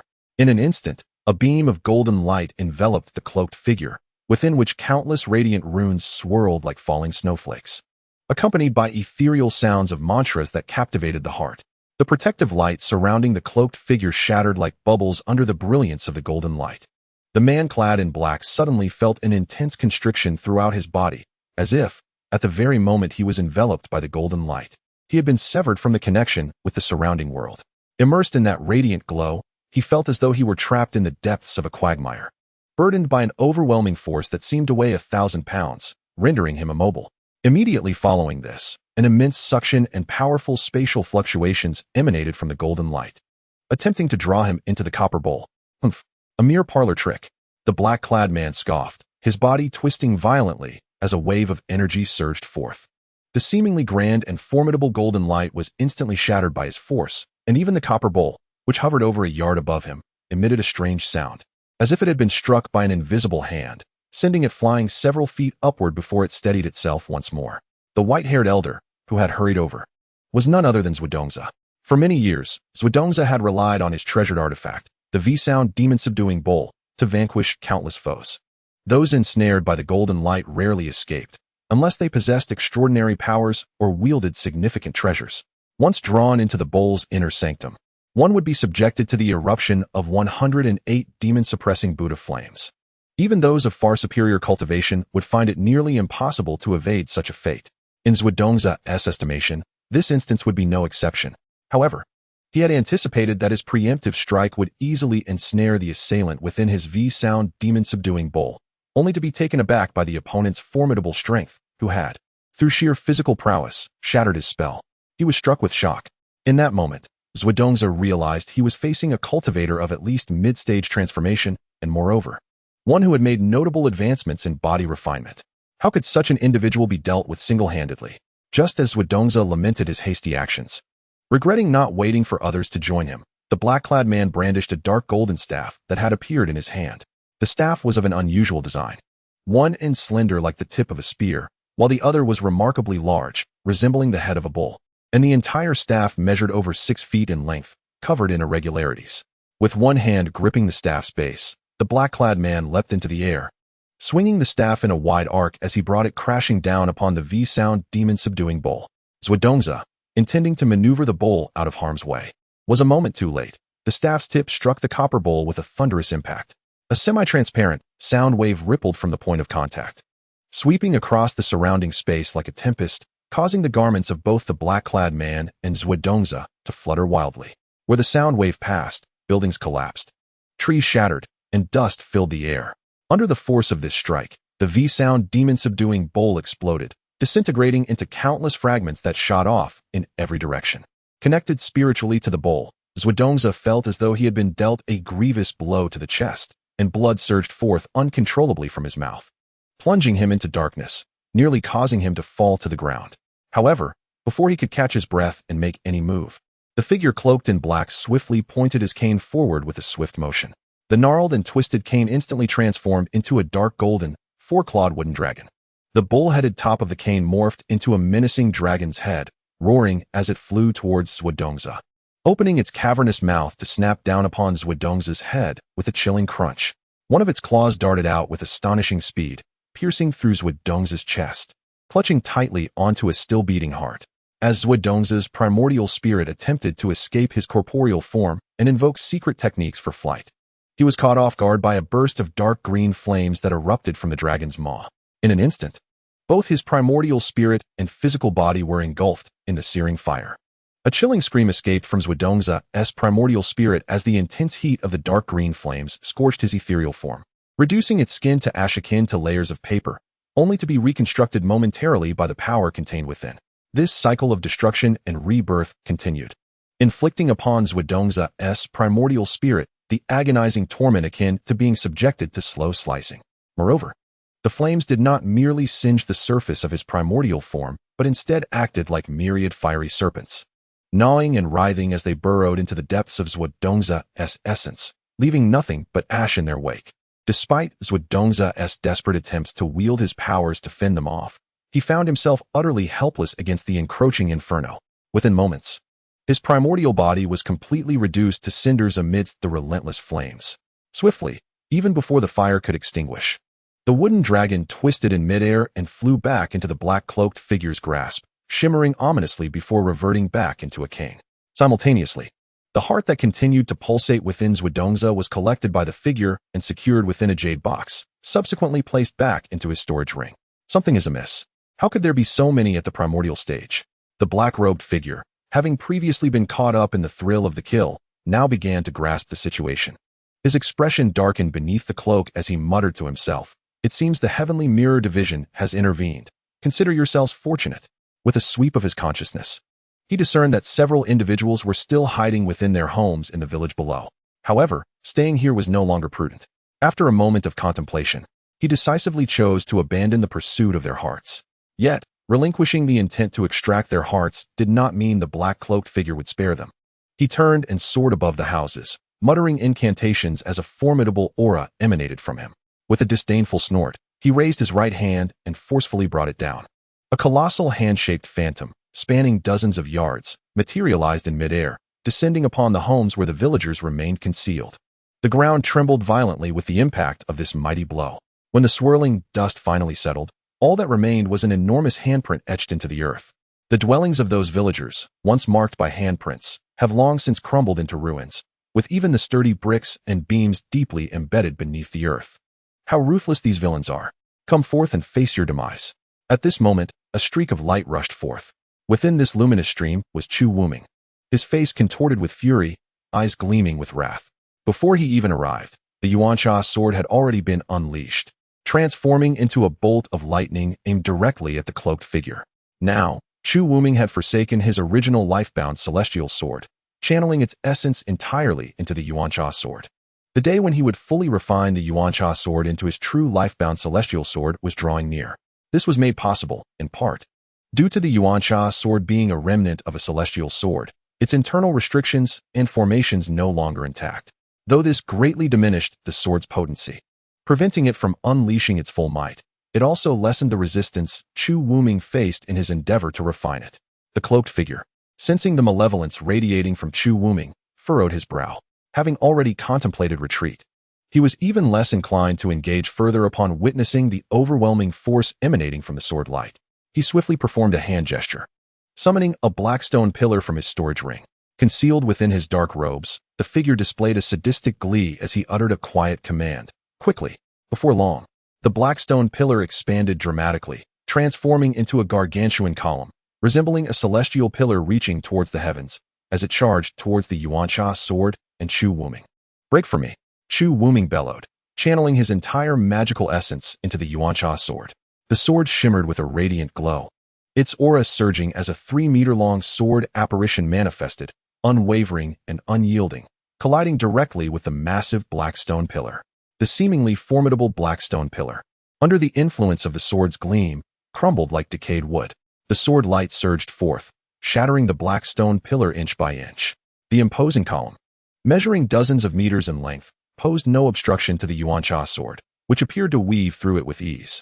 From a distance, one could observe a white light racing through the stone pillar. Wherever it passed, the pillar would swell dramatically before disintegrating into countless black shards that scattered in all directions, only to be obliterated by the surrounding, turbulent sword energy before they could travel far. In a mere 2 or 3 breaths, the once mighty black stone pillar had vanished without a trace. The sword apparition and Chu Wuming emerged from the dissipating dust of the pillar. However, at the spot where the cloaked figure once stood, only a slowly fading white portal remained. Under Chu Wuming's watchful gaze, it vanished with a soft pop. The Yuancha sword, now a fleeting streak of light, struck down where the portal had been, finding nothing but emptiness. Damn it! As Chu Wuming observed the figure clad in black, he was taken aback by the stranger's unexpected decision to forego confrontation. Utilizing the concealment offered by the dark stone pillar, the figure swiftly activated a teleportation talisman and vanished, inciting Chu Wuming's ire, prompting him to curse vehemently. Fueled by anger, he summoned the Yuancha sword back to his side and descended towards the village of Huai Tree Valley below. At that moment, the village lay in ruins. A colossal handprint marred nearly a third of the settlement. The ground was indented by over 2 feet, and the tiles of rooftops had been reduced to mere fragments. Among the shattered bricks and stones, blood oozed slowly from the crevices. In other areas, the remnants of previous battles had left nearly every structure in tatters, with not a single house remaining intact, nor a courtyard unscathed. The site was one of desolation, with crumbling walls and a pervasive stench of blood wafting through the air, evoking a sense of nausea. After a brief moment, Zhangxi arrived, riding on a beam of light, and landed beside Chu Wuming. He silently surveyed the chaos before them, his tightly clenched fists betraying the anger he struggled to contain within. Let us search for survivors, Chu Wuming sighed, and together with Zhangxi, they unleashed their spiritual awareness to probe the vicinity. Fortuitously, after a little more than half an hour, They managed to rescue over 30 survivors from various hidden cellars scattered throughout the area. Through the accounts of these survivors, alongside the clues uncovered during their search, Chu Wuming and his companion gradually formed an initial hypothesis regarding the events that transpired after nightfall. It appeared that the figure in black had stealthily entered Huai Tree Valley around the hour of the high, commencing his grim harvest from the outermost households, systematically moving from one home to the next. With his formidable abilities, the black-clad figure could undoubtedly strike silently against these ordinary villagers. A mere use of the Heavenly Eye technique would plunge them into an endless nightmare, from which they would unwittingly succumb in sheer terror as he extracted their hearts. Under the cover of darkness, he navigated through the courtyards, undetected even by the 2 attendants from the Heavenly Mirror Division who lurked somewhere in the village's center. It was not until the figure had ravaged nearly half the village and drew nearer to the center that the attendants finally became aware of his presence. One of them immediately engaged the intruder in combat, while the other raised an alarm, urging the villagers to awaken and take refuge. However, the latter, a late-stage attendant of the Yuan-Ing realm, proved no match for the black-clad figure. Within mere moments, the intruder had eliminated the obstacle and commenced a frenzied slaughter of the fleeing villagers. Shortly thereafter, 2 additional attendants from the Heavenly Mirror Division arrived. Witnessing the black-clad figure ruthlessly claiming lives and hearts, they could not remain passive. Without waiting for reinforcements, they charged forth, hoping to buy the villagers some precious time to escape. Yet, the black-clad figure's prowess was formidable, even as the 2 combined their efforts. They could barely withstand for more than 10 breaths before falling victim to his lethal assault. Chu Wuming had gleaned fragments of the subsequent events from afar. "Did you catch a glimpse of his appearance?" Zhang Shi inquired. The trembling villagers collectively shook their heads, and one bolder individual, with a quivering voice, remarked that the man's face seemed shrouded in a layer of black mist, rendering his features indistinguishable in the dark of night.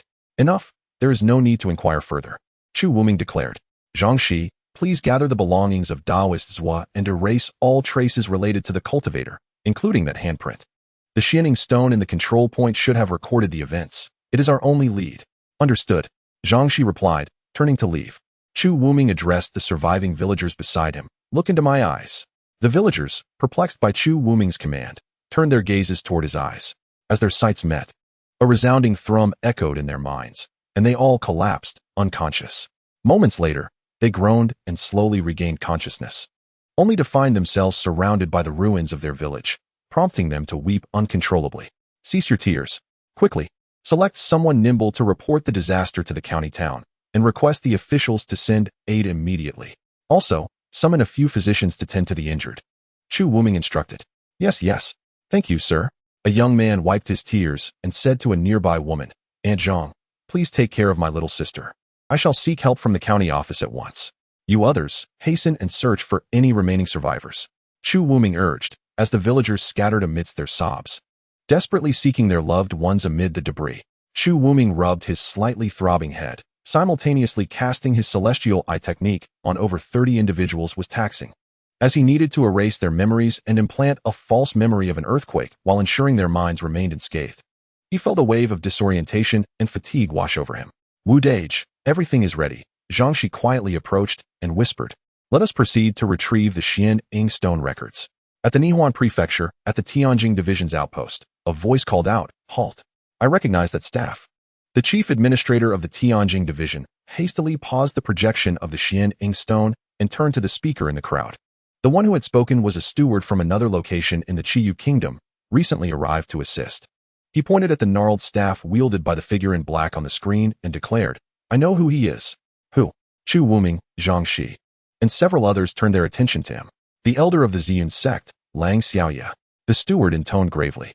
"This staff is known as the Black Gold Vine Dragon Staff, incredibly sturdy and capable of shattering treasures without sustaining damage. When infused with spiritual power, it transforms into a wooden dragon, harboring the ghostly poison flame, specifically designed to corrupt treasures and the nascent soul. Its power is boundless. Lang Xiaoya acquired this artifact decades ago, treating it as a precious treasure, and has since refined it into his life's magic tool. I have witnessed him wield it in battle. There is no mistaking it. It is indeed him." What a bold move by Lang Xiaoya, to strike against the ordinary folk under his own sect. The chief steward's eyes glinted with a cold light as he fixated on the figure in black within the luminous screen. "In that case, let us pay a visit to the law hall of the Ziyun sect to witness this elder Xiaoya firsthand." Do you think you can slander our elder of the Ziyun sect based solely on this fragment of footage? The head of the law hall, with a grim countenance, cast a frosty gaze over the three from the Heavenly Mirror Division. How could the Heavenly Mirror Division make such unfounded accusations? The steward of Nihuan County stated in a deep voice. That ebony golden vine dragon staff is Lang Xiaoye's innate magical artifact, as is well known. The images within the Xianing stone are vivid and undeniable. Do you intend for Hall Master Chiu to shield such a villain? If Elder Lang truly is the perpetrator you claim, my law hall shall not spare him once the investigation is concluded. We will certainly provide an account to the people. Hall Master Chiu replied icily. However, the matter of the investigation is an internal affair of our Ziyun sect and does not require your Heavenly Mirror Division's interference. This person has killed several stewards of the Heavenly Mirror Division. Do you think Hall Master Chiu can simply dismiss us with a few light words? Oh, you cannot even prove that the figure in black is indeed our Elder Lang. How can you assert that he murdered your people? Hall Master Chiu sneered. Moreover, I believe I have not heard of the Ziyun sect needing to heed the directives of the Heavenly Mirror Division in our affairs. You ought to clarify this. We are in the Eastern Domain, not your Central Land. Here, the Heavenly Mirror Division cannot dictate to each sect. You, the steward of the Heavenly Mirror Division, trembled with rage, struggling to contain his fury. Very well. However, Hall Master Chiu, if we do not see this Lang Xiaoye today, the Heavenly Mirror Division will not let this matter rest. With that, he cast a cold glance at Hall Master Chiu, and the atmosphere in the reception hall plunged to a freezing point. Since you are so persistent, bring him here. Hall Master Chiu shouted towards the outside. Yes. Approximately half a stick of incense later, footsteps echoed from the entrance, and shortly after, an elder clad in purple robes stepped in with a deliberate gait. Before he arrived, his voice already resonated. I have been in seclusion refining elixirs these past days. I must see who dares to falsely accuse me. You claim this figure in the footage is me? This was recorded last night. Lang Xiaoye scrutinized the projection from the Xianing stone, a hint of derision flickering in his gaze as it swept over Chu Wuming and the others, finally settling on the steward of the Heavenly Mirror Division from Nihuan County. With witnesses and physical evidence at hand, do you still wish to deny it? The steward of Nihuan County said with a solemn expression. Witnesses? Based solely on his distant encounter with the figure in black? That is hardly sufficient. Lang Xiaoye shot a fierce glance at the disguised Chu Wuming before continuing. Physical evidence? Is it that staff captured in the footage? What a joke. As he spoke, a radiant light flickered from his storage ring, and a staff emanating an overwhelming aura materialized in his grasp. Chapter 36. The Assassin Chu Wuming. Chu Wuming and the others hastily retreated a couple of steps, each summoning their celestial swords and magical artifacts, their bodies taut with tension. Upon witnessing the scene, Lang Xiaoye wore an expression of derision. With a cold snort, he remarked, since you claim that this cane is my esteemed Wujin Tunglong staff, allow me to demonstrate what the true Wujin Tunglong staff truly resembles. With that, he forcefully struck the ground with the tip of his cane, producing a sharp crack as it pierced through the blue bricks, firmly embedding itself into the earth. Chu Wuming and the others gazed at the cane, noticing that it bore an uncanny resemblance to the one in the image, albeit with a deep violet hue. The large head of the cane was intricately carved into the likeness of a dragon, vividly alive, seemingly glaring furiously at the onlookers. This is the authentic Wujin Tunglong staff, Lang Xiaoye declared with a triumphant sneer. Moreover, I have been in closed-door alchemical training these past few days, never stepping outside my abode. If you doubt my word, you may inquire with my young attendants. The steward of Nian County exchanged whispers with another individual beside Chu Wuming before coldly stating, question your attendants? Do you take us for fools? Whether you are foolish or not, I cannot ascertain, but I am certainly not the individual you seek. If you continue to falsely accuse me, the deaths of my Tianjing Division's members will not go unnoticed. We shall uncover the true culprits, asserted the steward of Nian County. The fallen last night carried unique magical artifacts. Upon their demise, they leave indelible marks upon their assailants. If your conscience is clear, are you willing to accompany us? At these words, a fleeting look of shock crossed Lang Xiaoye's eyes, quickly replaced by an expression of fierce determination. Before he could respond, the leader of the Chiu faction interjected forcefully, preposterous. As an elder of the Ziyun sect, do you think you can simply take me away? Are you resolutely intent on obstructing my Tianjing Division's pursuit of those who harm the innocent? The steward of Nian County replied, unwaveringly. The common folk within the Ziyun sect's jurisdiction have suffered greatly. We shall certainly send our own to investigate the true perpetrators. I graciously accept the invaluable clues you have provided, and my law enforcement hall will handle the matter henceforth, without troubling your Tianjing Division.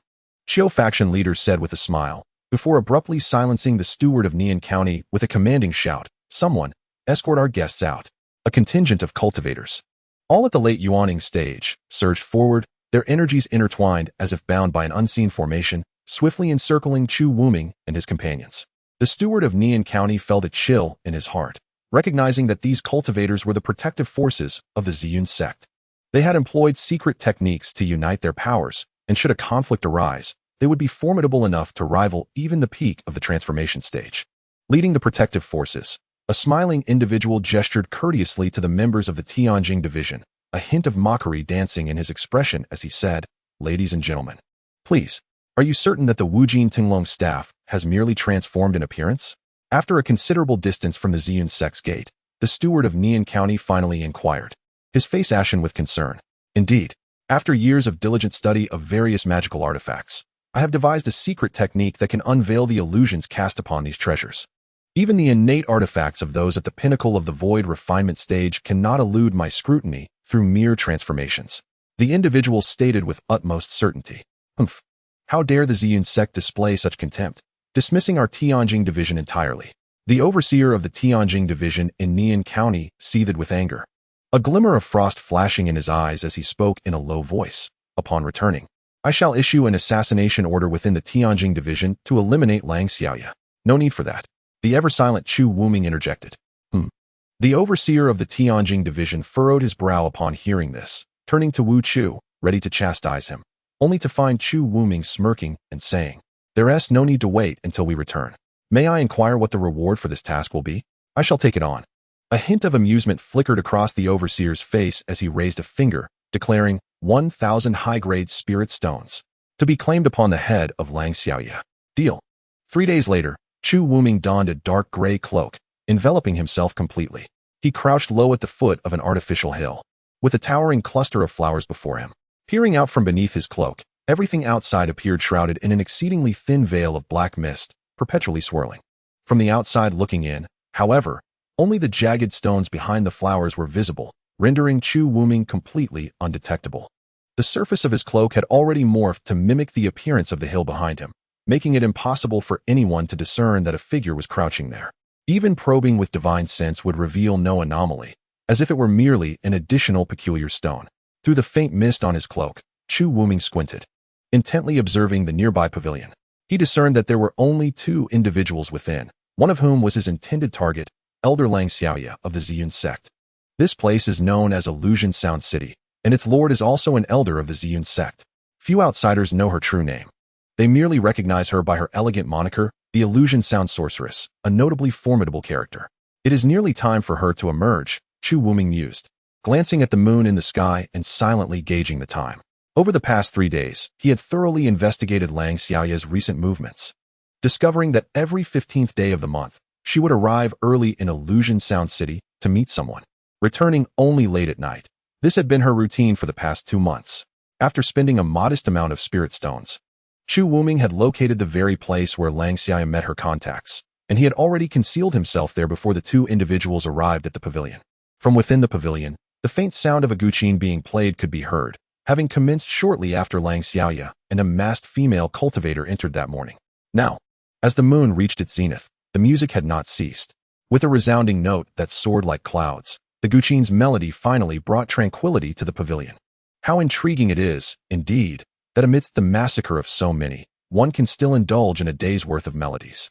Chu Wuming found himself somewhat speechless, pondering how the elders of the Ziyun sect he knew seemed to be psychologically twisted, as if each bore a hint of abnormality. Moments later, the door of the loft creaked open, revealing 2 figures emerging in succession. The first was an elderly man clad in a dark purple robe, his long beard and hair as white as snow. Yet, upon closer inspection of his face, it appeared remarkably youthful, devoid of even a single wrinkle, and faintly glowing as if he had cultivated some form of body-refining technique. Concealed behind the foliage, Chu Wuming remained motionless, his gaze fixed intently on the elder in the purple robe, who was none other than Lang Xiaoya, the one who had previously lied and defended himself in front of the Tianjing division. "Daoist Huanin, I truly appreciate your efforts today. Please, stay a moment." Lang Xiaoya turned, greeting the figure behind him with a courteous gesture. "I shall not see you off. Remember, The next batch of materials must be gathered by the 15th of next month. Otherwise, all efforts may be in vain. The woman across from the purple-robed elder replied, pausing her advance, nodding as she offered a reminder. Very well. I shall trouble you again on the 15th. Lang Xiaoya replied with a grin, turning to exit the courtyard. The creak behind him signaled the woman had already turned back into the room, closing the door softly. Lang Xiaoya seemed to have completely cast aside the troubles the Tianjing division posed, his spirits high as he walked a dozen steps, a smile still adorning his face. And he could not help but hum a tune, strolling contentedly past the flower bed. Indeed, there was ample reason for Lang Xiaoya's elation. He had previously eliminated several Yuanying stage stewards in Nian County's Diyu village, discovering that the hearts of these Yuanying individuals were far more valuable than he had anticipated. After refining this batch of hearts, Lang Xiaoya was now certain that with merely 100 more materials, he could perfect his Qianxin Shuesha technique. At that point, with his formidable physical prowess, he would be nearly unrivaled among his peers, and his status within the Ziyun sect would undoubtedly ascend as well. As he contemplated the advantages he could glean upon rising to the position of a supreme elder in the Ziyun sect and entering the Elder Council, a sudden sense of foreboding arose within him as he passed the flower bed. Lang Xiaoya, known for his cunning and vengeful nature, had unknowingly offended countless enemies over the years.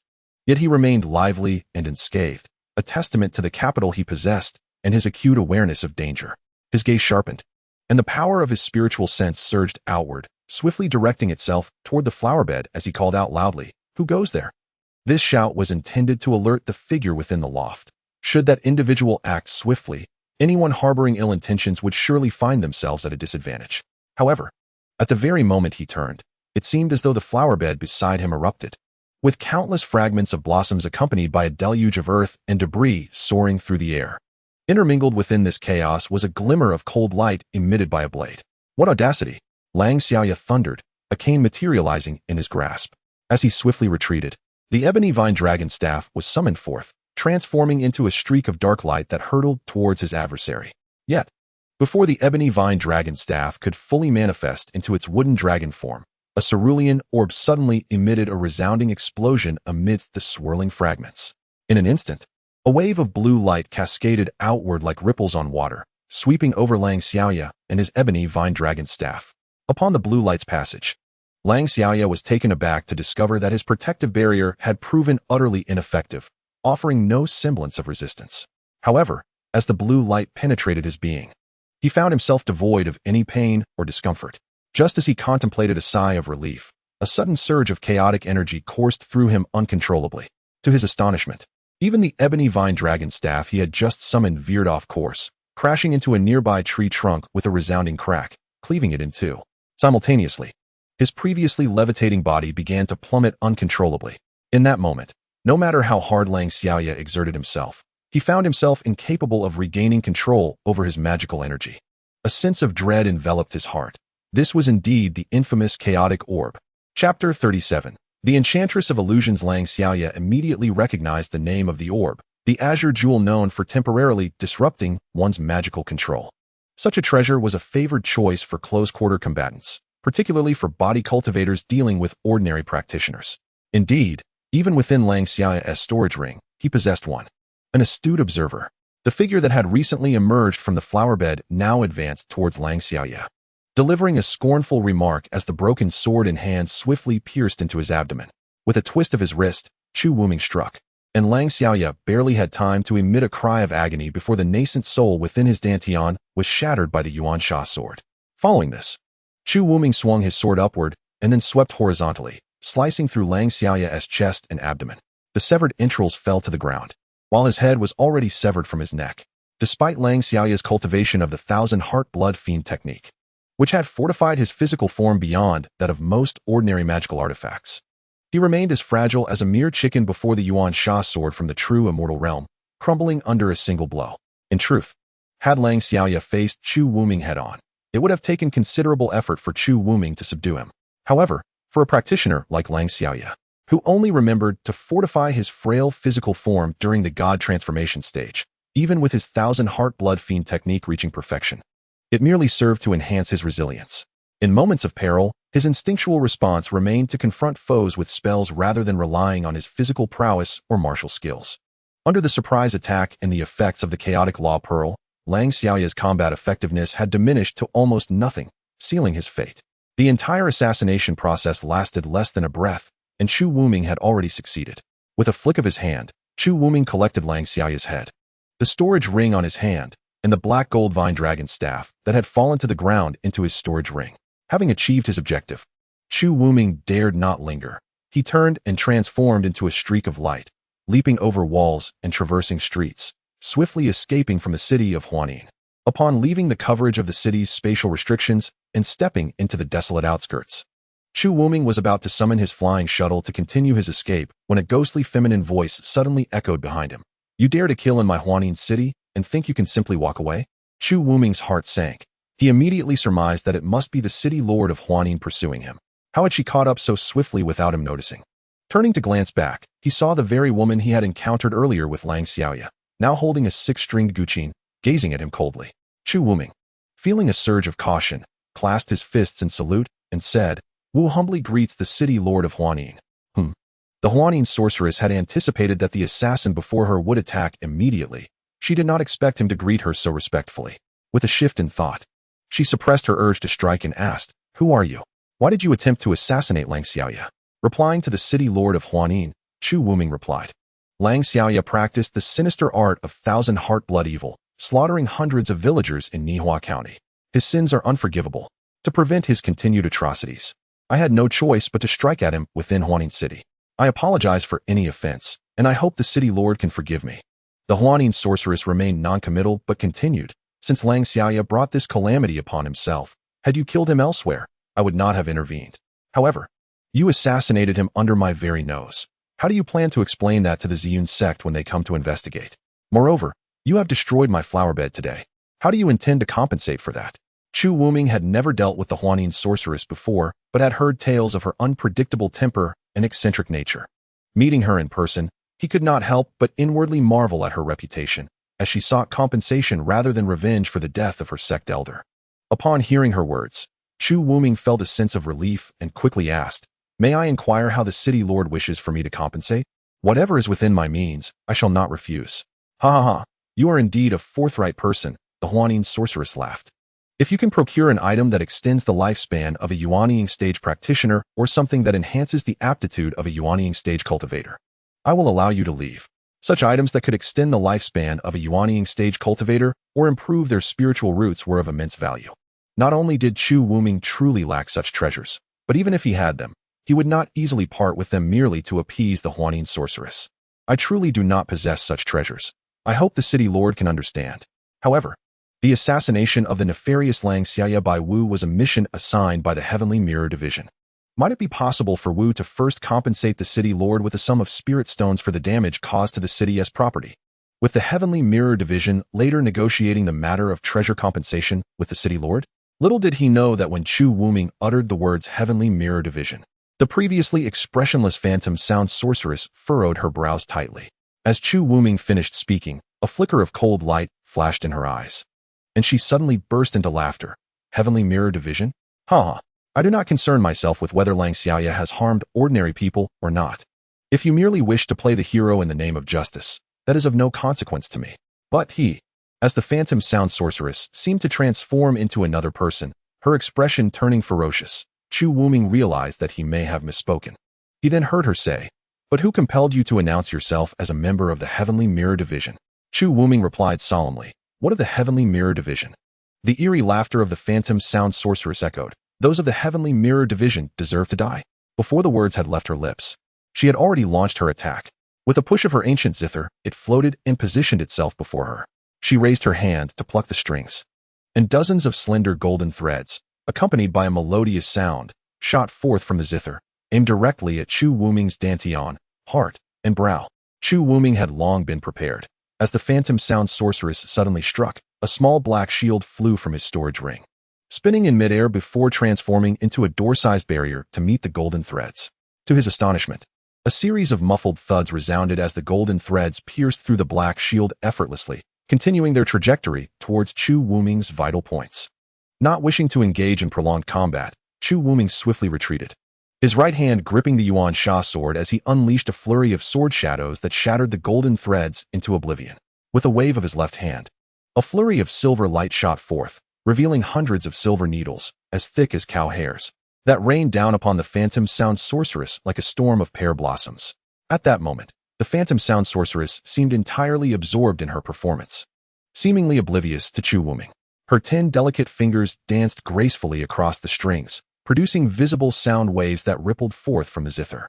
The silver needles that collided with these sound waves dimmed in brilliance, falling to the ground without any response to Chu Wuming's further commands. The sound waves, layered in the air, quickly coalesced into a massive wall a mere half a yard away from the phantom sound sorceress. As this wall thickened, it appeared as though even the space around it was being distorted under the weight of the sound waves. From Chu Wuming's perspective, it seemed as if a high wall composed of countless reflective prisms had suddenly emerged between him and the phantom sound sorceress, creating an eerie spectacle. In the next moment, the phantom sound sorceress abruptly thrust her hands forward, and the wall of sound waves bore 2 handprints in its center, surging towards Chu Wuming with an overwhelming force, as if to crush him under its might. As the nameless musician's thoughts stirred, the Chaos Pearl soared from his storage ring, unleashing a brilliant azure beam that met the 2 handprints.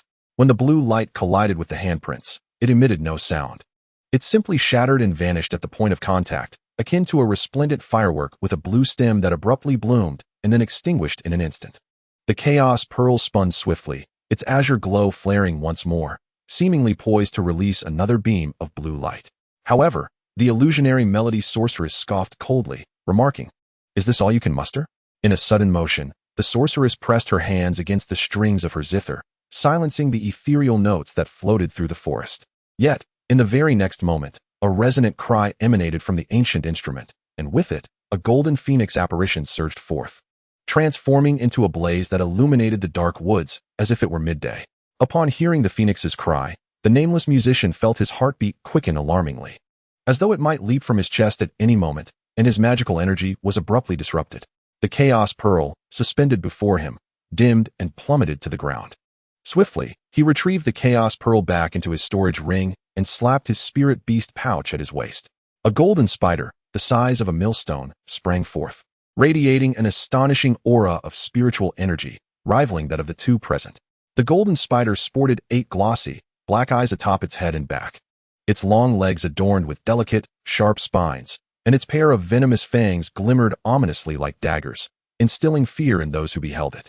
As the phoenix apparition lunged forward, the golden spider arched its abdomen, and from a slender tube at its rear, it expelled a burst of white viscous fluid. This white substance expanded in the wind, swiftly forming into a massive web aimed directly at the phoenix. Simultaneously, the nameless musician regained control of his magical energy and summoned another flying sword, launching it towards the illusionary melody sorceress. Such trivial techniques, prepare to meet your demise. The sorceress sneered, a hint of disdain curling her lips. She thrust her palm forward along the zither strings, unleashing 2 shadowy handprints that shot forth, one targeting the golden spider and the other aimed directly at the nameless musician. In a surprising turn, the shadowy handprint reached its destination first, soaring past the oncoming phoenix apparition to collide with the white spider web. The web, once appearing incredibly resilient, shattered upon impact, dispersing into flecks of spiritual light. In the next moment, the handprint struck the golden spider, merging with it.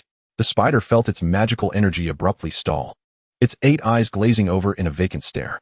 The golden phoenix apparition then swooped in, delivering a gentle peck and a swift swipe of its claws, effortlessly passing through the spider's form. The golden spider emitted no cry of anguish as it was cleaved in 2, its innards spilling forth, and a round demon core tumbled out, rolling away to a distant spot. On the other side, the flying sword unleashed by Chu Wuming passed through the illusion of a hand, and the spiritual light enveloping it extinguished in an instant. The sword traced a graceful arc before weakly embedding itself into the grass of the forest. Meanwhile, the handprint continued to dart toward Chu Wuming like a flash of lightning. Realizing the impending danger, Chu Wuming hastily summoned his mana to activate the Yuansha sword, attempting to conjure a barrier of blades for defense. However, the gray hand appeared to be insubstantial. Aside from a significant portion absorbed by the Yuansha sword, the rest effortlessly disregarded Chu Wuming's protective barrier, penetrating his body with a soft thud. Chapter 38. A desperate escape. This is bad. Chu Wuming quickly lowered his head to inspect within, discovering that the area marked by the handprint was suddenly adorned with countless bizarre runes, writhing like living entities as they burrowed into his flesh, rapidly spreading outward. Despite his attempts to counteract them with spells, he could do nothing but watch helplessly as the strange runes incessantly replicated and extended into every corner of his being. As these runes proliferated, Chu Wuming sensed that his mana was being ensnared. Even his consciousness, upon contact with these runes, was gradually eroded. It felt eerily reminiscent of his previous experience in the Land of Inability. Yet, Chu Wuming was acutely aware of the fundamental difference. Back then, he was merely unable to wield his consciousness and mana under the confines of the formation in Dongwei City, while now, his mana and consciousness were genuinely being sealed. Wherever the runes took hold, his mana could no longer merge with his meridians and flesh, forced instead to cycle ineffectively within his channels before retreating to his dantian. Should his dantian also fall under the influence of these runes, all his mana would inevitably be compressed into his primordial infant, rendering it utterly unusable. Were it not for the Yuansha sword, a treasure that had descended from the realm of true immortals to the Shifeng world. Possessing the inherent ability to absorb enemy attacks and convert them into its own energy, Chu Wuming might very well be uncertain if he could even move. Resolute, Chu Wuming summoned a radiant orb from his storage ring, pulsating with electric light, and hurled it towards the illusory sound sorceress. Your desperate struggle is truly amusing. Haha. The illusory sound sorceress sneered, lightly plucking the strings of her instrument, unleashing another gray handprint that shot toward the orb.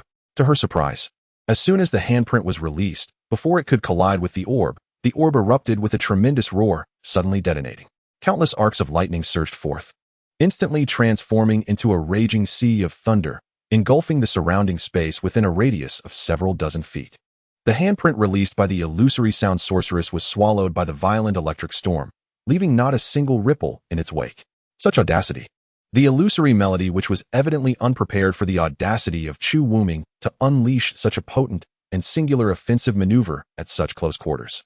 As the tempest of lightning surged toward her, she hastily summoned a phoenix apparition to shield herself while retreating rapidly, her hands deftly manipulating the Nihuang Qin, channeling her internal energy into the ancient instrument to sustain the protective illusion. However, the Thunderball was one of Chu Wuming's hidden trump cards, and even a practitioner of mid-stage void refinement would be compelled to evade its wrath in haste. The power it harbored was beyond the capacity of the illusory melody witch, who possessed merely the cultivation of the god transformation stage, to withstand. The phoenix apparition faltered after a brief moment, nearly dissipating under the onslaught. Even the enchanted garb of the illusory melody witch, impervious to fire and water, succumbed to a bolt of lightning, reduced to ashes, while a significant portion of her flowing hair was also turned to mere cinders. Fortunately, her agility was remarkable, allowing her to evade to a considerable distance in the blink of an eye, narrowly escaping the tempest of lightning before the phoenix illusion was utterly obliterated. Yet, the electric storm persisted for several breaths before finally dissipating. Once the luminescence faded, the battleground bore witness to utter devastation. The site of the Thunderball's explosion had formed a pit over 2 yards deep and several yards wide. The trees surrounding it had been reduced to ashes in an instant, and those slightly farther away lay shattered, strewn about in disarray. The forest within a radius of 20 to 30 yards had been engulfed in roaring flames, which, aided by the night wind, rapidly spread, threatening to consume the entire woodland. Amidst the flickering inferno, Chu Wuming's presence had vanished entirely. Furious, the illusory melody witch reappeared, standing upon the edge of the great pit. Perceiving that the flames obstructed her view, she abruptly tossed the ancient Qin into the air and, with a deft incantation, commanded with urgency. The Qin, unstrummed by any hand, emitted a piercing note. A circle of searing crimson flames radiated outward from the instrument, swiftly sweeping across the surrounding expanse.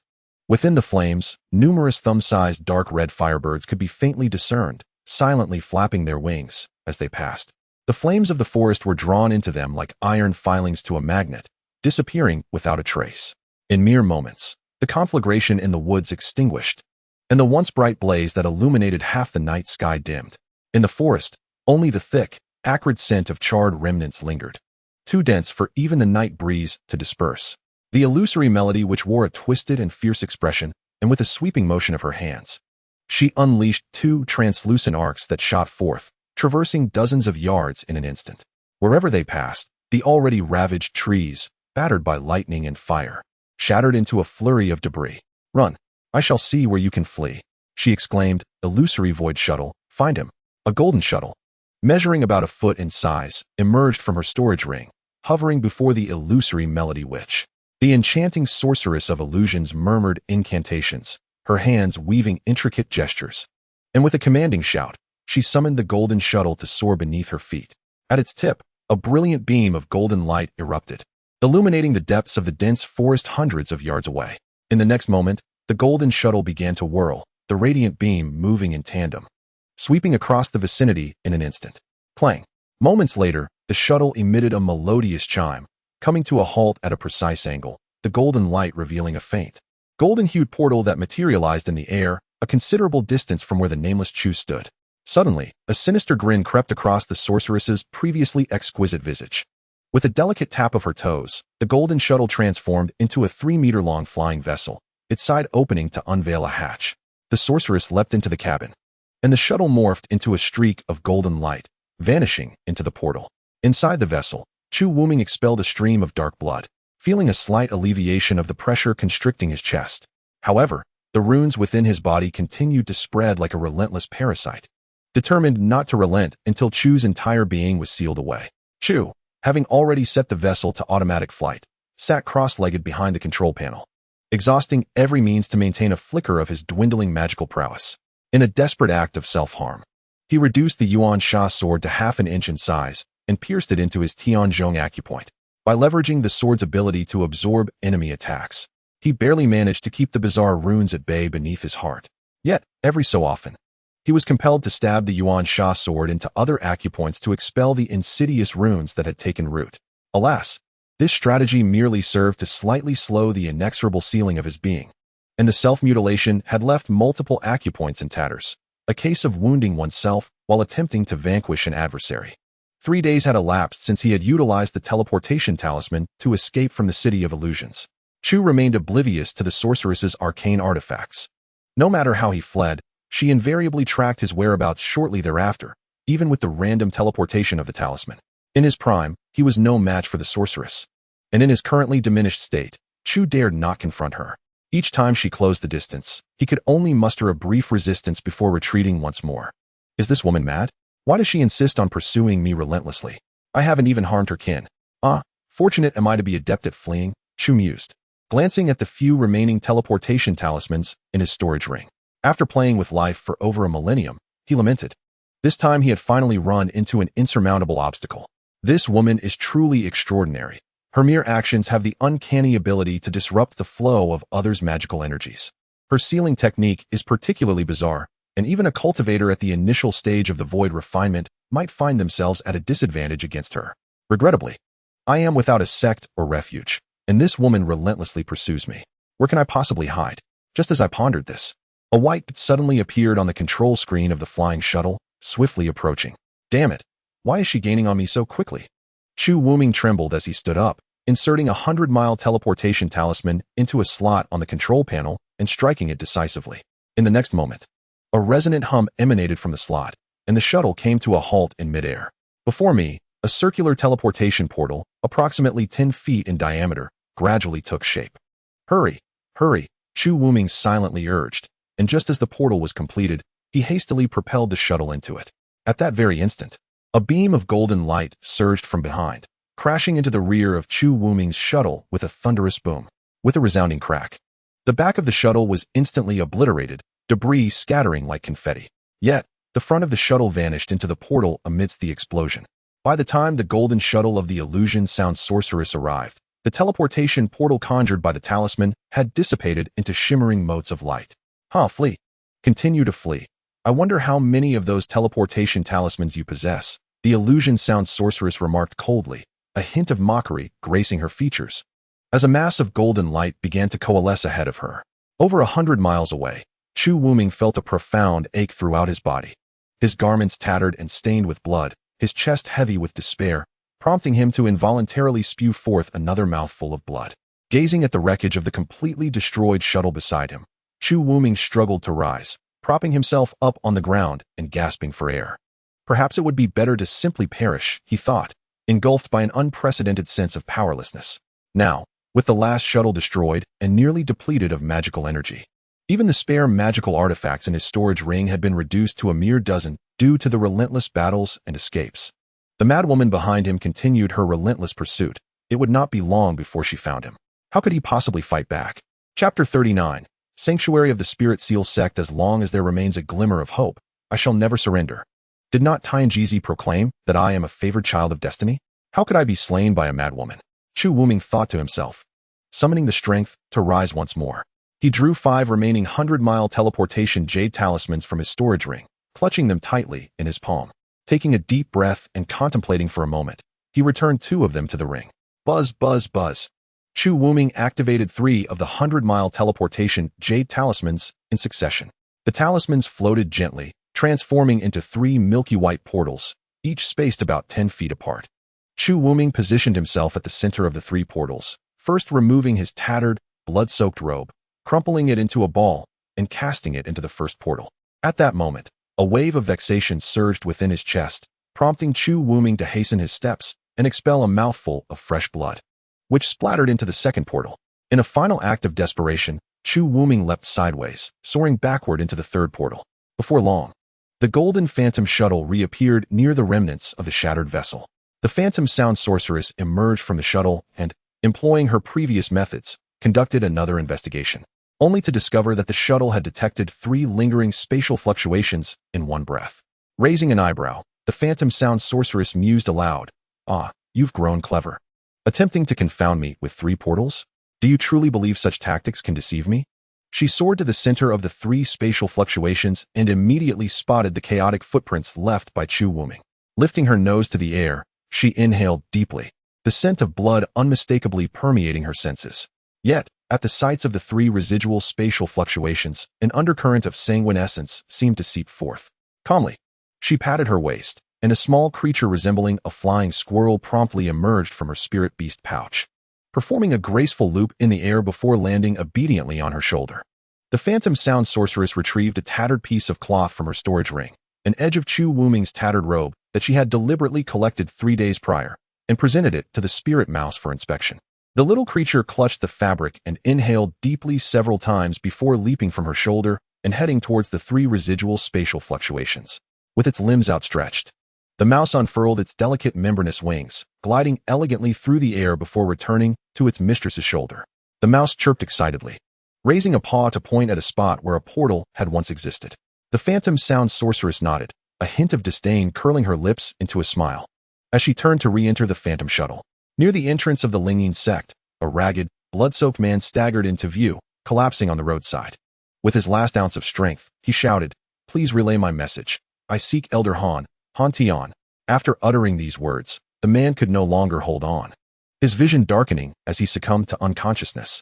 Hundreds of miles away, the phantom sound sorceress seethed with rage, confronting 2 barely detectable spatial fluctuations, one on the left and one on the right, while the small mouse trembled beside a rock.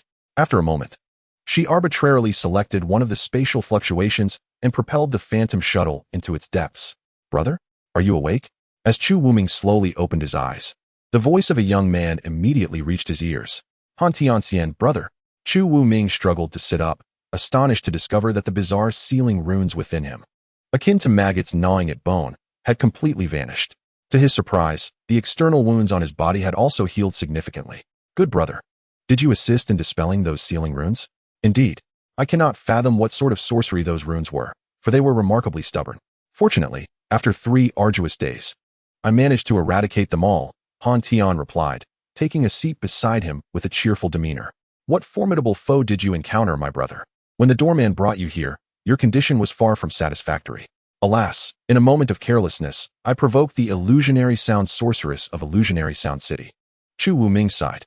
"The illusionary sound sorceress?" Han Tian paused, momentarily taken aback, before a smile crept onto his face. "One of her disciples is quite the friend of ours. How could it be that her master has taken to hunting you down? It is a long and complicated tale." Chu Wuming shook his head. "The elders of your Ziyun sect are nothing short of madmen. If that friend of yours has not lost his wits, it would be prudent to advise him to distance himself from the Ziyun sect and the illusionary sound sorceress."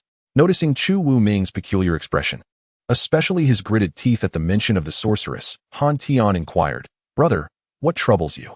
Have you suffered some distress?" "Well," Chu Wuming glanced at his almost empty storage ring and sighed once more. "There is an elder of the Ziyun sect named Lang Xiaya, who, in pursuit of his nefarious arts, secretly massacred several remote villages in Nian County, resulting in the deaths of hundreds, all victims of his heart extraction method. Eventually, the local Tianjin division learned of this atrocity and issued a quest to apprehend the culprit. I happened to be passing through at that time and joined in the hunt. Eventually, we cornered Lang Xiaoya in a village, yet he was exceedingly cunning and fled when he sensed defeat. However, we managed to uncover his identity through the records of the Xianing Stone and approached the Ziyun sect for justice. To our dismay, the Ziyun sect provided him with substantial protection and rebuffed the Tianjin division. Subsequently, the local Tianjin division issued a task to assassinate Lang Xiaoya. Since he had escaped from my grasp, I accepted the task. After some investigation, I learned of his whereabouts and sought him out in Illusionary Sound City, intending to carry out the assassination. Brother, are you referring to Lang Xiaoya? Han Tian interjected suddenly. Is he not the elder renowned for his vengeful nature and fierce protection of his own? Indeed, do you know him? Not personally, for I have yet to lay eyes upon him. Han Tian replied with a slight smile and a shake of his head. However, one of his disciples met his demise at our hands. Haha, is that so? It appears that this pair of master and disciple shares quite the connection with us brothers. Chu Wuming chuckled, then continued, I had laid an ambush outside a music house in Illusionary Sound City, and that very night, I successfully assassinated Lang Xiaoya, severing his head. However, what I did not anticipate was that as I fled the city, I was pursued by the Illusionary Sound Sorceress. I had hoped to resolve matters peacefully, yet upon discovering my association with the Tianjin division, she became utterly frantic and intent on taking my life. For a millennium, I have traversed the world, confident in my prowess among my peers, yet I suffered a significant defeat at her hands. Her techniques are extraordinarily unique, capable of disrupting my magical energies with ease, and her final methods could seal both my power and consciousness entirely. Were it not for the Yuan Sha sword in my possession, which somewhat mitigated the spread of those peculiar runes, I fear I would have perished outside the city of Illusory Sound. Reflecting upon my harrowing escape, I still feel a lingering trepidation. Rest assured, elder brother, now that you are at the Lingyin sect, even if she pursues you, she would not dare to stir trouble here, Han Tian remarked. However, you were gravely injured before. Although I have lifted the seal and treated your external wounds with medicinal herbs, your meridians and dantian are severely compromised. It would be prudent for you to recuperate for a while. If you have no pressing matters, why not stay at the bamboo cottage for some time? I can prepare some healing elixirs tailored to your needs. Then I must trouble you, dear brother. Do not mention it. Tonight, I have prepared a delightful feast. When Yun Feng and the others return, we will have a good chat. Excellent. The bamboo cottage is situated on a small hill to the left of the Qianyang Peak, under the jurisdiction of the Alchemist Hall of the Lingyin sect. It is the abode where Han Tian, Yun Feng, and their companions have cultivated since childhood. The courtyard rests halfway up the mountain, consisting of only a front and back section. The main building of the front courtyard is a two-story structure, flanked by several side rooms, where typically Han Tian, Yun Feng, Xikong Yinger, and Sheng Siyuan reside. The back courtyard boasts a sizable training ground, its ground and walls embedded with special wards to prevent these four peculiar individuals from damaging the area during their practice or sparring. The walls of the courtyard are adorned with towering green bamboo, flourishing throughout the seasons, hence the name Bamboo Cottage. As Chu Wuming stepped out of the room, the first sight that greeted him was two blooming soul-nourishing trees, exuding a delicate fragrance. He inhaled deeply, feeling a wave of delight resonate within his consciousness, silently marveling. Indeed, the Alchemist Hall of the Lingyin sect. These soul-nourishing trees are merely ornamental in the courtyard. These trees must be over 3,000 years old. No wonder Han Tian's spiritual power surpasses that of an ordinary person. Taking a few steps forward, Chu Wuming noticed several fruit trees nearby, and could not help but click his tongue in admiration. The Qingji fruit, the Huiyan fruit, and the Xuanmu fruit all bore splendid specimens. Each fruit would likely fetch a handsome price outside, perhaps dozens of spirit stones apiece. Truly, one thrives under a great tree. Chu Wuming plucked a Qingji fruit, wiped it with his sleeve, and took a crisp bite, savoring its delightful flavor. He thought to himself that after nearly suffering damage to his dantian from that madwoman, this would serve as a perfect tonic. Holding the Qingji fruit, he strolled toward the back courtyard. As he rounded a stone wall crafted from whole green stones, a vast training ground unfolded before his eyes, measuring several dozen zhang square, nearly occupying half the mountain peak. The ground was paved with azure stones, as smooth as a mirror. Along the edges of the site stood over 80 bronze pillars, each towering about 10 feet high, unmistakably serving as the focal points of a certain formation. Approaching one of the pillars, Chu Wuming raised his finger and tapped it a few times, only to discover that it was entirely solid. The purple-gold copper pillars functioned as the formation's core, while the azure stone formed the surface, beneath which intricate patterns were carved. This training ground hardly seemed designed for those in the core formation stage. It appeared that even I would find it difficult to damage this place. The benefits bestowed upon the four of them by the Lingyin sect were indeed remarkable. Even the elders of ordinary sects had seldom encountered such generous treatment. As Chu Wuming was lost in thought, footsteps approached from behind. "Brother Chu, why are you wandering about?" Turning around, Chu Wuming saw Sikong Ing and Han Tian walking side by side from behind a shadowy wall. He initially intended to address her as sister-in-law, but hesitated, uncertain if Han Tian and Ing had yet achieved any romantic milestone, and thus quickly corrected himself. "Hello, Ing Ing giggled and covered her mouth with a smile. "Brother Chu, what accent is that? Is it a dialect from your hometown?" "Haha. I was just lost in thought and misspoke." Chu Wuming chuckled. "This is where you practice your cultivation techniques. I assent it? It's built rather sturdily." "It must be sturdy. You see, Brother Chu, this is already the third renovation," Ing replied with a smile, pointing at Han Tian. "The previous ones were accidentally destroyed by us. The most outrageous incident nearly caused the collapse of the front courtyard-esque buildings, thanks to him and Yunfeng." "Impressive." "Haha," Chu Wuming said, giving a thumbs up. "When I was your age, I certainly didn't have such favorable conditions." "Brother Chu, having cultivated for over 1,000 years, what was the Eastern Domain continent like back then?" Inger asked, her eyes glimmering with curiosity. "Over 1,000 years ago," Chu Wuming mused for a moment. "It's not too different from now. However, at that time, the covert struggle between the Tianjing division and the Floating Kingdom had already revealed its outcome. Though the Floating Kingdom had been fragmented, the Tianjing division gained little benefit, continuing to develop discreetly in the Eastern Domain, much like today. The world back then was far more chaotic. The rise and fall of many sects could change overnight. Among the most powerful sects of that time, several still exist today among the 9 gates, 8 factions, and 13 sects, while others have long since vanished, their legacies extinguished. However, your Lingyin sect has developed remarkably. Over 1,000 years ago, it could only be considered a small to medium-sized sect, while now it stands as a significant power in the Eastern Domain. Chu Wuming's body seemed slightly weakened, perhaps from speaking too much at once. He suddenly swayed, nearly losing his balance. Han Tian hurried forward to support him, guiding him towards a pavilion beside the training ground. "Brother, your body is still quite weak. Before I can refine the elixir, you should consume some nourishing food infused with spiritual energy. How about starting with some celestial tea?" Once seated, Han Tian retrieved a set of tea utensils from his storage ring and arranged them on the table. On the right side, there stood a diminutive red clay stove, a mere 3 inches in height, upon which rested a matching red clay kettle, its surface adorned with a deep crimson hue and elegantly engraved with simple yet grand patterns. To the right lay a dark purple teapot, its body smooth and lustrous as jade, crafted from exquisite purple clay, its texture fine and delicate, a clear indication of its superior quality. Accompanying it were 3 tea cups, each embellished with enchanting blue patterns reminiscent of rippling water. Remarkably, the designs on all 3 cups were nearly identical. With a flick of his finger, Han Tian conjured a small red firebird that soared from his fingertip and settled into the red clay stove below. In no time, steam began to rise from the kettle atop it. Chu Wuming instantly recognized the languid firebird lounging in the center of the stove. Astonished, he inquired, "Brother, you actually use a fire spirit to boil water?" "Indeed, it boils water rather swiftly," Han Tian replied with a cheerful smile. As he opened a black clay canister beside him, carelessly grabbing a handful of tea leaves and placing them into the purple teapot, he then lifted the kettle and slowly poured the boiling water inside, releasing a delightful fragrance of tea that wafted through the air. "Here, brother, do taste this. It is the Elder Tree Immortal Tea from Mist Spirit Mountain." Han Tian poured the tea into the 3 cups and respectfully presented one to Chu Wuming. "Such fine tea," Chu Wuming exclaimed as he accepted the cup, inhaling deeply to savor the refreshing aroma that filled his senses. Observing the pristine tea liquid within, he nodded appreciatively. "Indeed, it is truly tea from that ancient tree."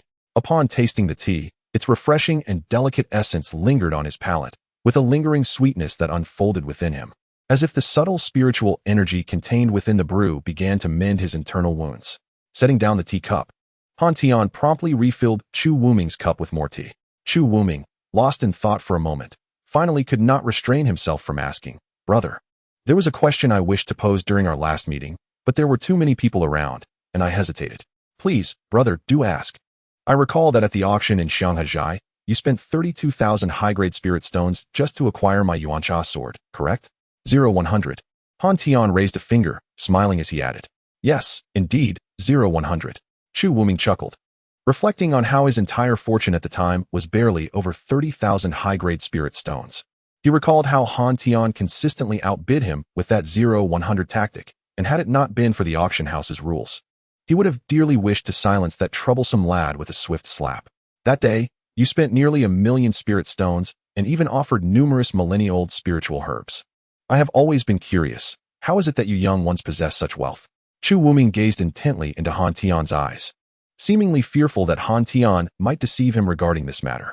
It was worth noting that the 30,000 high-grade spirit stones he had brought to the auction were accrued over an extensive period, requiring immense effort and enduring countless life-threatening trials. Yet, here was his sworn younger brother, seemingly unfazed by such tribulations. In discussions of age, where one's own youth seems insufficient, yet extravagant spending leaves one in awe. Chu Wuming once doubted whether Han Tian and his companions might be the illegitimate offspring of some prominent figure within the Lingyin sect. After all, I am an alchemist, he pondered. Han Tian appeared unfazed by his current financial status, responding without hesitation. I have encountered many alchemists, yet few exhibit such lavishness as you. Chu Wuming curled his lip, finding this answer unsatisfactory. To bestow a sword worth over 300,000 high-grade spirit stones so casually. To offer the Mist Spirit Mountain's ancient tree tea, priced at 200 high-grade spirit stones per cup, while others meticulously count their resources for brewing, and you? You prepare it in heaping quantities. Sikonging, listening nearby, chuckled softly. Brother Chu, have you ever heard of the Goyin pill? Of course, he replied. It is a specialty of your Lingyin sect, rumored to have been sold to the central continent at exorbitant prices, with demand far exceeding supply. That pill is generously donated by Han Tian to the sect, ensuring we receive a substantial yearly share of the sales, she continued with a gentle smile. We previously acquired numerous 10,000-year-old spiritual herbs in the Little Spirit Sky, which, once refined into pills, are even more valuable. Truly, the disparity among individuals can be infuriating. Chu Wuming laughed, shaking his head. After years of hardship, enduring the elements and risking my life, the spirit stones I earn merely suffice for cultivation, purchasing treasures, or hiring assistants. It could take years to save even 20,000 spirit stones. Alas, why wasn't I born as an alchemist? Brother, you jest. Han Tian replied with a slight smile. Alchemists, talismans masters, and artifact craftsmen are indeed adept at generating wealth. Other alchemists may simply spend their resources with more restraint, which renders them seemingly low-key. As for me, I assess the worth of spirit stones based on their utility, whether stones or pills. I do not consider it wasteful as long as they serve my people. Additionally, having had some fortuitous encounters in earlier years, coupled with the generous distribution from the sect, I find myself unconcerned about spirit stones. When I encounter something I desire, I simply procure it.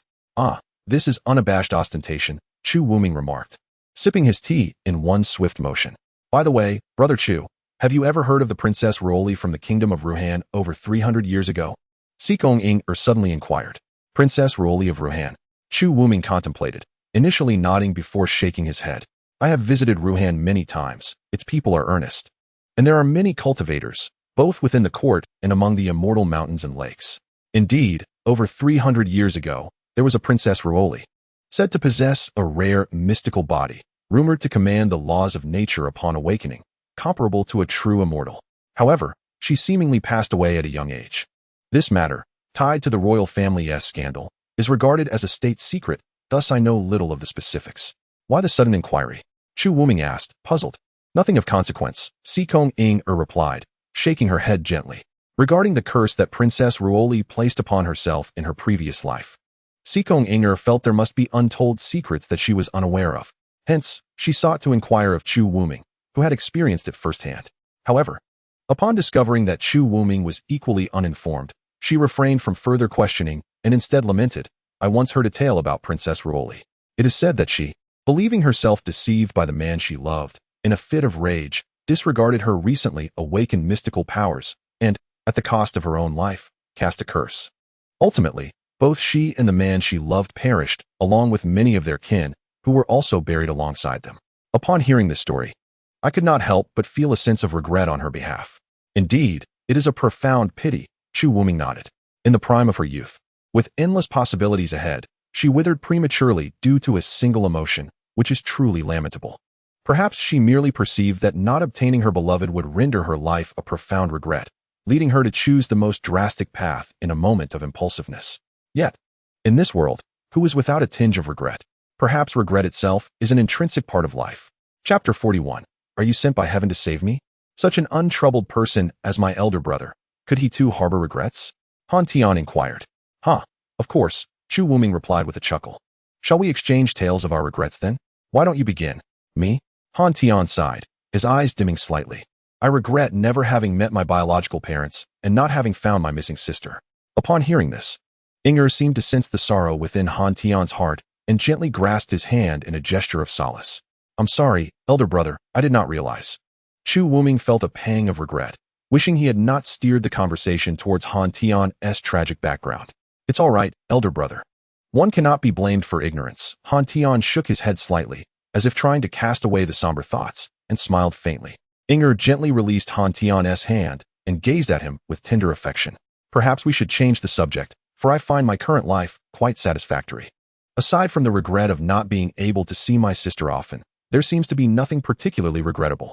Indeed, when one is with those they cherish, there is naturally no room for regret. Chu Wuming laughed, causing both Han Tian and Inger to feel somewhat bashful. However, Chu Wuming continued, Inger is right. We ought to shift the topic. The longer one lives, the more regrets accumulate. If I were to recount them all, I fear it would take 3 days and nights. For instance, recently, a group of us, about 8 or 9, were tasked with watching over several nearby villages in preparation for the arrival of Lang Xiaoya. I specifically chose 2 of the most populous villages, stealthily infiltrating one each night to lay in wait, only to discover the next day that he had ultimately targeted the village I had surveilled the previous day. When I learned of this and rushed there, over 100 villagers had been slaughtered, more than half of whom were lost, including the youngest, who was still in swaddling clothes. I regretted not arriving sooner and questioned why I hadn't chosen that village to watch over from the start. In the past, I once had a confidant, a woman of remarkable gentleness and unwavering strength. Together, we vanquished the bandits that plagued the waters of Yanghu Lake, and we ventured into the ethereal realm of Yunmeng to witness the enigmatic, multicolored clouds. However, she received word that she must return to her family, while I, bound by a mission from the Heavenly Mirror Division, could not accompany her. Tragically, just an hour after our parting, she chanced upon a rogue sorcerer. To preserve her honor, she chose to self-detonate her primordial infant, sacrificing her life. Though I avenged her, I am left with a profound regret for not walking a little further alongside her during that fateful time. As I reminisced, Chu Wuming seemed to open a floodgate of memories, his gaze growing distant as he murmured, It feels like an eternity ago. I recall being just 6 years old, living in a quaint village, indulging in play and rarely obedient. My mother urged me to study at home, yet I would sneak out to frolic. She insisted I eat properly, but I was ever the picky eater. One day, she prepared a chicken for me, but I stubbornly demanded pork, resulting in a fierce quarrel that drove me out to play. It was only when hunger struck that I remembered to return home, only to discover that our house had caught fire. From that day forth, I could no longer savor my mother's cooking. Upon finishing, a heavy silence enveloped us. I noticed that at some point, Sikong Inger had been reduced to tears. After a moment of quiet contemplation, Chu Wuming suddenly remarked, I believe I've never mentioned that I once renounced worldly ties and spent 30 years as a monk at Xuanfasi. Before Han Tian and Inger could respond, he continued, during those 3 decades, I came to grasp a profound truth. His gaze shifted to meet Han Tian and Inger's eyes earnestly as he stated, In this life, regardless of one's cultivation or lifespan, regrets are inevitably part of the human experience. Thus, regardless of the adversities and regrets we encounter, we must live fully in the present and learn to cherish those around us. In doing so, even if we face regrets in the future, they will at least be regrets without remorse. Han Tian and Sikong Inger exchanged thoughtful glances, pondering his words. Just then, Shang Xiyuan emerged from behind a shadow wall, interrupting our reverie with her voice. Oh, there you are. Chu, my brother, I've just received news from the Foreign Affairs Hall. It appears the illusory sound sorceress has yet to set foot within the domain of Lingyin sect. You must have successfully eluded her. That is a relief. I was genuinely concerned that the madwoman might follow us here and cause trouble, Chu Wuming replied. Rest assured, even in her madness, she wouldn't dare disrupt the Lingyin sect. Shang Xiyuan dismissed the matter lightly, then caught sight of the tea set on the table. Without hesitation, she took a seat and exclaimed, Ah, Misty Spirit Mountain Tea. Han Tian, where's my cup? Right here, please enjoy the tea. The storage ring in Han Tian's hand flashed with brilliance, gently delivering a jade cup before Qing Siyuan. Although Han Tian successfully removed all the peculiar sealing runes of the illusory sound sorceress, he still inflicted significant injuries on Chu Wuming's meridians and acupoints. Even Chu Wuming's primordial spirit suffered considerable harm, leaving him in a state of disarray for an extended period, nearly incapable of wielding his magical powers. At present, although Chu Wuming's cultivation level remained unchanged, still at the mid-stage of the transformation god realm, the strength he could muster was likely less than a mere 10% of his former abilities. Moreover, should he act recklessly, he risked causing his own meridians to collapse before he could even harm an adversary. Such a fate would be a tragedy that no elixir could reverse. In this predicament, Chu Wuming could only remain at the bamboo cottage to recuperate, placing all his hopes on a miraculous elixir mentioned by Han Tian, a concoction known as the Yin-Yang Primordial Elixir. As a fifth-tier elixir, the name itself implied that only a fifth-grade alchemist possessed the capability to concoct it. Furthermore, under ordinary circumstances, even if Chu Wuming obtained the formula for the Yin-Yang Primordial Elixir, he would still need to gather the various rare herbs required for the recipe and then incur a substantial cost to hire a fifth-grade alchemist for its refinement. As for the success rate of concocting such an elixir, regrettably, the higher the tier of the elixir, the more dismal the success rate. For an unfamiliar fifth-tier formula, the default success rate in the Shifeng realm hovers around 30%. This means that for any fifth-grade alchemist undertaking this task, successfully producing 3 elixirs from a batch of 10 materials would be considered an excellent accomplishment. Even if only one elixir were successfully refined, the seeker could not hold the alchemist accountable concerning the formula and remaining materials, unless previously stipulated. Any surplus produced after 3 elixirs would be considered part of the alchemist's remuneration. Should an alchemist of lesser skill fail to produce even 1 elixir from the provided materials, it would merely reflect the seeker's misfortune, not the alchemist's responsibility. Such are the rules of hiring alchemists in the Shifeng realm. Initially, Han Tian was somewhat evasive, reluctant to show Chu Wuming the formula for the Yin-Yang Primordial Elixir, vaguely stating that the materials were not complicated and that it could be concocted in a few days. However, Chu Wuming was not easily deceived. After persistent inquiries, Han Tian ultimately revealed the formula. It was inscribed on a jade slip, which he handed to Chu Wuming. As Chu Wuming pressed the jade slip to his forehead and beheld the contents of the formula, his expression gradually grew grave. Upon reviewing the formula, Chu Wuming immediately deduced the reason behind Han Tian's initial reluctance to share it. The materials for the Yin-Yang Primordial Elixir were exceedingly precious and rare. Han Tian's hesitation stemmed from a concern for Chu Wuming's predicament, rather than a desire to conceal the formula for fear that Chu Wuming might learn its details. In the jade tablet, the elixir is described as follows. The Yin-Yang Primordial Elixir requires the essence of the primordial yin and yang energies of heaven and earth, each in equal measure, refined at its core as the foundation. It is supplemented with essence bone herb, soul-nourishing wood, vitality vine, immortal ling vine fruit, purifying soul elixir, and primordial spirit pill. Among these, the essence bone herb and vitality vine should ideally be sourced from specimens over 10,000 years old, while the soul-nourishing wood should be taken from newly sprouted buds in its peak flowering year. The immortal ling vine fruit should be harvested within 3 months of its ripening. The refining process is as follows. Chu Wuming paused for a moment before speaking. My dear brother, 7 or 8 of the ingredients in this Yin-Yang Primordial Elixir are exceedingly rare in the Shifeng realm, not to mention the primordial yin and yang essence. Even the vitality vine over 10,000 years old, the immortal ling vine fruit within 3 months of harvest, the 9-yang flower with 7 petals or more, and the sea demon pill above the 12th grade. Each of these is a formidable challenge to procure. It may require hundreds of thousands of high-grade spirit stones to gather them all. For others, it may indeed be a daunting task. However, Han Tian smiled faintly, his expression devoid of any pretense. But rest assured, brother, I possess all these items. The reason I have not yet begun the refinement is that I have been contemplating whether there are any improvements to be made to the elixir formula. Once I complete my deliberations, I shall commence with the refining. You possess such an array of precious materials, Chu Wuming exclaimed in astonishment, his eyes widening. Indeed, Han Tian replied. Have you forgotten what Inger mentioned? We once acquired a significant quantity of 10,000-year-old spiritual herbs in the lesser spirit realm. While most were submitted to the sect, many have become our private possessions. Conveniently, I possess a spatial treasure, which allows me to store them for easy access. And the primordial yin and yang essence? I have that as well, sourced from the lesser spirit realm. What about the purifying soul elixir? I happen to have that too. And the 9-yang flower with 7 petals or more. I possess it. And the sea demon pill above the 12th grade? I have that too. Chu Wuming was momentarily speechless, his mouth agape. After a moment's hesitation, he finally concluded, I feel as though you were sent by heaven specifically to save me. Chapter 42. The Soul and Spirit Body. My brother, you jest. However, regarding the yin-yang primordial elixir, it is indeed quite remarkable. This elixir is believed to be an ancient formula, said to be recorded in the Dan Master Scroll. Aside from the sect leaders throughout the ages, only a select few have had access to it, Han Tian stated with confidence.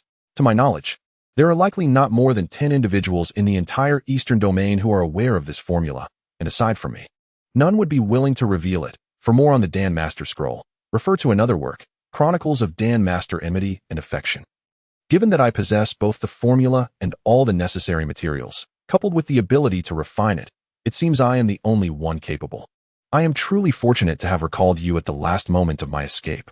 Chu Wuming nodded, greatly admiring his own foresight in remembering this sworn brother during his flight, and truly grateful to have survived and reached the Lingyin sect. The elder brother is a person blessed by the providence of heaven. Since he has survived a great calamity, it heralds the promise of future blessings. For instance, this, Han Tian spoke as he retrieved a small jade vial and handed it to Chu Wuming, saying, within this vial are 3 soul-fortifying pills. Dear brother, consume them over the course of 3 days. Once refined, they will strengthen your divine soul, not only restoring any damage to your consciousness, but also enhancing your mental prowess. Previously, the elder brother had perused the alchemical formula, which indicated that during the concoction of the yin-yang primordial pill, if the consumer employs their spiritual energy as a catalyst, the resulting pill will achieve a perfect affinity with the user. Thus, 3 days hence, I shall require you to utilize your spiritual energy as a guiding agent in the pill's refinement. Very well, I shall devote these 3 days to optimizing my spiritual energy. After Han Tian departed, Chu Wuming established a simple barrier within the room, seated himself in meditation, and extracted a single soul-fortifying pill. This pill was merely the size of a soybean, smooth and round, and aside from the faintly discernible 4 delicate patterns etched upon its surface, it appeared quite unremarkable. However, for Chu Wuming, those 4 intricate patterns were nothing short of astonishing. It was indeed a 4-pattern spirit pill. Chu Wuming recognized that these 4 patterns signified quality. For pills of the same grade, each additional pattern indicates a greater purity of medicinal potency, a reduction in impurities, and consequently, a more potent effect. If this soul-fortifying pill was indeed crafted by Han Tian, then my young brother's alchemical skills are truly extraordinary. At such a tender age, he has attained such mastery in the art of alchemy, Chu Wuming mused. It is worth noting that ordinary alchemists below the 3rd rank often struggle to produce even a single batch of pills that are uniformly round and smooth. While some elders in sectal alchemy halls might not even be capable of crafting a 1-patterned spirit pill, the 4-patterned pill, as round and flawless as the one in Chu Wuming's hand, is typically the work of renowned alchemical masters with centuries of experience. Contemplating this, Chu Wuming felt a renewed sense of anticipation for the effects of the pill. He brought the soul-fortifying pill to his nose, inhaling deeply, only to be astonished to discover that it emitted almost no medicinal aroma. Had he not known it to be a 4-patterned spirit pill, its appearance and scent might have led one to mistake it for a mere polished stone. The essence of the medicinal properties lies contained within, Chu Wuming remarked to himself. This pill could be stored for millennia without significant loss of potency. Filled with eager anticipation, he swallowed the soul-fortifying pill in one swift motion, cautiously beginning the process of refinement. Boom! As the pill began to coalesce within him, Chu Wuming was suddenly struck by a force that jolted his consciousness, causing a resonant hum in his mind. It was not dizziness, but rather an entry into a profound state of awareness. Within his corporeal form, it felt as if another version of himself was gradually awakening from a deep slumber. Meanwhile, it seemed as if a seismic upheaval had suddenly occurred within the sea of consciousness of Chu Wuming, causing it to tremble violently. The once stabilized sea of consciousness, firmly entrenched in the mid-stage of the transformation realm, began to expand incrementally within his perception. In the next instant, Chu Wuming's body jolted abruptly, and he became aware that another version of himself, which had suddenly emerged within his corporeal form, had completely awakened. This ethereal self began to ascend gracefully, as if his physical body were merely a gossamer shell. After a brief pause, it transcended this insubstantial exterior and soared into the sky. In the blink of an eye, Chu Wuming entered an unprecedented and extraordinary state. He remained seated upright on a meditation cushion, employing introspection to observe his own transformation, feeling the gradual expansion of his sea of consciousness. Concurrently, another ephemeral Chu Wuming hovered serenely above him, gazing in astonishment at the self engaged in introspection below. Chu Wuming glanced down at his floating form, realizing that this body was not tangible, but rather an illusion, akin to mist. At this moment, the Chu Wuming below also looked up in disbelief, only to perceive a faint, indistinct outline drifting above, reminiscent of the spectral entities he had encountered before. Yet, Chu Wuming's inner sensations transcended mere observation. He distinctly sensed that this aerial version of himself existed within a peculiar spatial dimension, a realm that imparted an extraordinarily enigmatic sensation. Ineffable in nature. When the two Chu Wumings locked eyes, the one below pinched his thigh. A sharp pain reverberated clearly within the minds of both entities. Despite engaging in disparate actions and contemplating different thoughts simultaneously, their mental experiences remained exceptionally lucid, existing in harmonious parallel without interference, an utterly bizarre phenomenon. However, this extraordinary state did not endure for long, lasting merely around 10 breaths. The aerial Chu Wuming soon felt an irresistible, mysterious force drawing him back into his corporeal form below. After a brief interval, Chu Wuming finally exhaled deeply and opened his eyes. To his astonishment, he realized that he could faintly sense his own soul body. After years of cultivation, Chu Wuming had previously encountered numerous soul entities and had even vanquished many malevolent spirits. These independent soul bodies, commonly referred to as ghosts by ordinary people, were regarded by Chu Wuming as mere derivatives of the soul, arising from the human form and carrying remnants of memories and abilities as unique energy entities. However, he had been unaware of where his own soul resided daily, what it resembled, how the so-called 3 souls and 7 spirits were constituted, how they functioned, and what powers they possessed. At this moment, Chu Wuming could finally perceive their existence with remarkable clarity. A profound soul force coursing throughout his being, flowing like blood within, was the legendary Minghan, the vital energy, concentrated in the 7 vital points: root chakra, sacral chakra, solar plexus chakra, heart chakra, throat chakra, third eye chakra, and crown chakra, throbbed rhythmically like a heartbeat, representing the fabled 7 spirits. Moreover, the celestial and earthly souls, which were not physically within him, seemed to resonate with him from an enigmatic space. Most astonishingly, Chu Wuming realized that the expanse of his sea of consciousness had enlarged by nearly 10% since consuming the Zhuanghuan pill. This indicated that when he employed his mental prowess through secret techniques, his combat capabilities could be enhanced by at least 20%. The Zhuanghuan pill was indeed miraculous. Chu Wuming rejoiced inwardly, amazed that he could expand his sea of consciousness without elevating his cultivation level, which completely overturned his prior understanding of the sea of consciousness. Typically, one could only augment the sea of consciousness through advancements in cultivation realms, and achieving such an enhancement would usually require ascending 1 or 2 minor realms. The next day, filled with anticipation, Chu Wuming once again sat cross-legged and consumed the second Zhuanghuan pill. A hum resonated in his mind, and his soul was instantly in a state of separation from his body once more. However, unlike the previous occasion, this time his soul could freely wander through the air. Delighted, the soul of Chu Wuming circled around the room, attempting to touch the furnishings, only to find that his hand effortlessly passed through those objects without disturbing them. In fact, he hadn't touched anything at all. Evidently, the soul and the physical body seemed to exist in different spatial dimensions. Even if they appeared to occupy the same space, the 2 realms were fundamentally distinct. No wonder only the energy contained within spells could inflict harm upon the soul. Chu Wuming's understanding of the circumstances surrounding the destruction of his soul became increasingly lucid. After a moment, Chu Wuming descended, settling cross-legged in midair opposite his physical body, his eyes shimmering with light, as if he could introspectively gaze at his own form. In the eyes of his soul, the significant points on his physical body appeared vastly different from when he had observed them internally. The root, sacral, solar plexus, heart, throat, third eye, and crown chakras shone more brilliantly than other points, resembling 7 luminous stars that pulsed rhythmically with his breath. Within this radiance, he could faintly discern several small whirlpools, which were fervently absorbing the soul power generated from the medicinal energy within. With each increment absorbed, his soul would become increasingly solid and formidable. Furthermore, at the center of his physical body's forehead was a peculiar and vast space. Suspended within that space was a miniature vast ocean resembling a sea of consciousness, slowly rotating and expanding. An inexplicable joy surged within Chu Wuming, while simultaneously, a smile graced his physical form. Deep within, Chu Wuming comprehended that he had attained yet another insight into the essence of this world. In the obscurity of fate, it seemed that an invisible shackle had silently shattered in that fleeting moment. Chapter 43.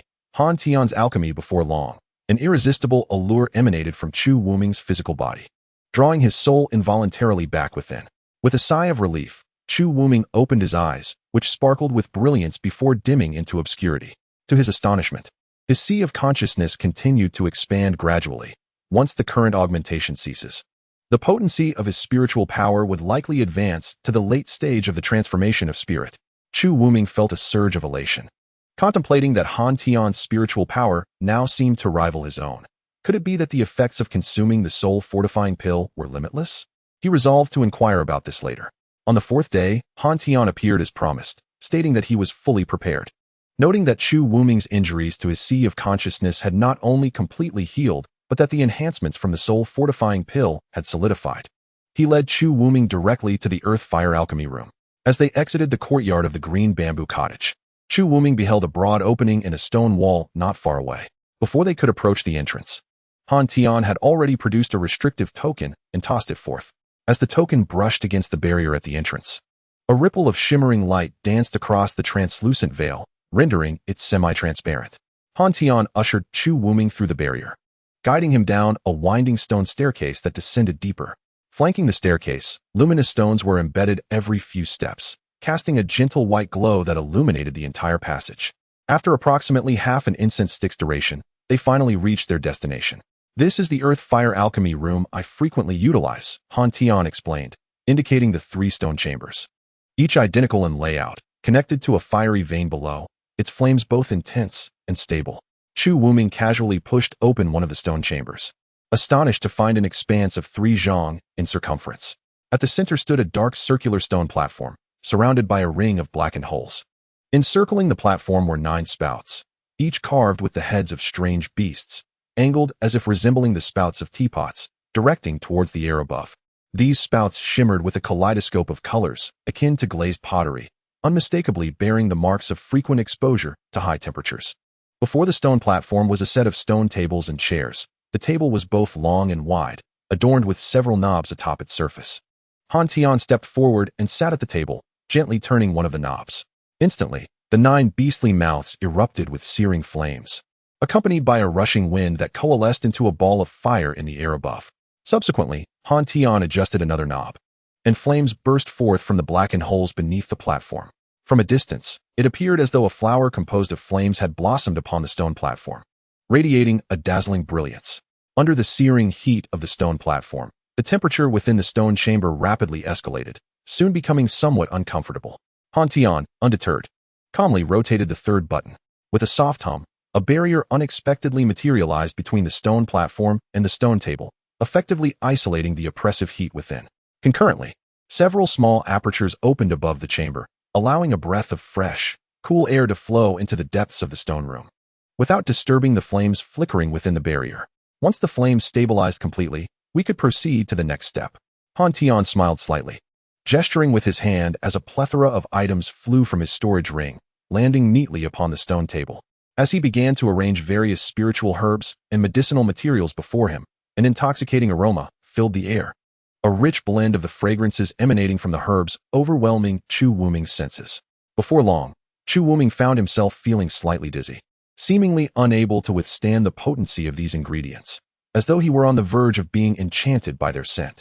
Particularly, the fragrances of the soul-purifying essence and the soul-nurturing wood blossoms, when inhaled for an extended period, sent tremors through his already heightened consciousness. As if it were on the cusp of further elevation, Chu Wuming scrutinized each herb and concoction that Han Tian presented, discovering many he had never encountered before, compelling him to deduce their names based on their appearance and unique essence. Among them was a piece of soul-nurturing wood, as dark as ink, extending a slender branch adorned with 3 blossoms, while the rear section, seemingly struck by lightning, bore a trunk as hard as iron, yet cloaked in a faint char. There was also a fist-sized crimson fruit, heart-shaped and exuding a refreshing aroma, likely the celestial ling vine fruit mentioned in the formula.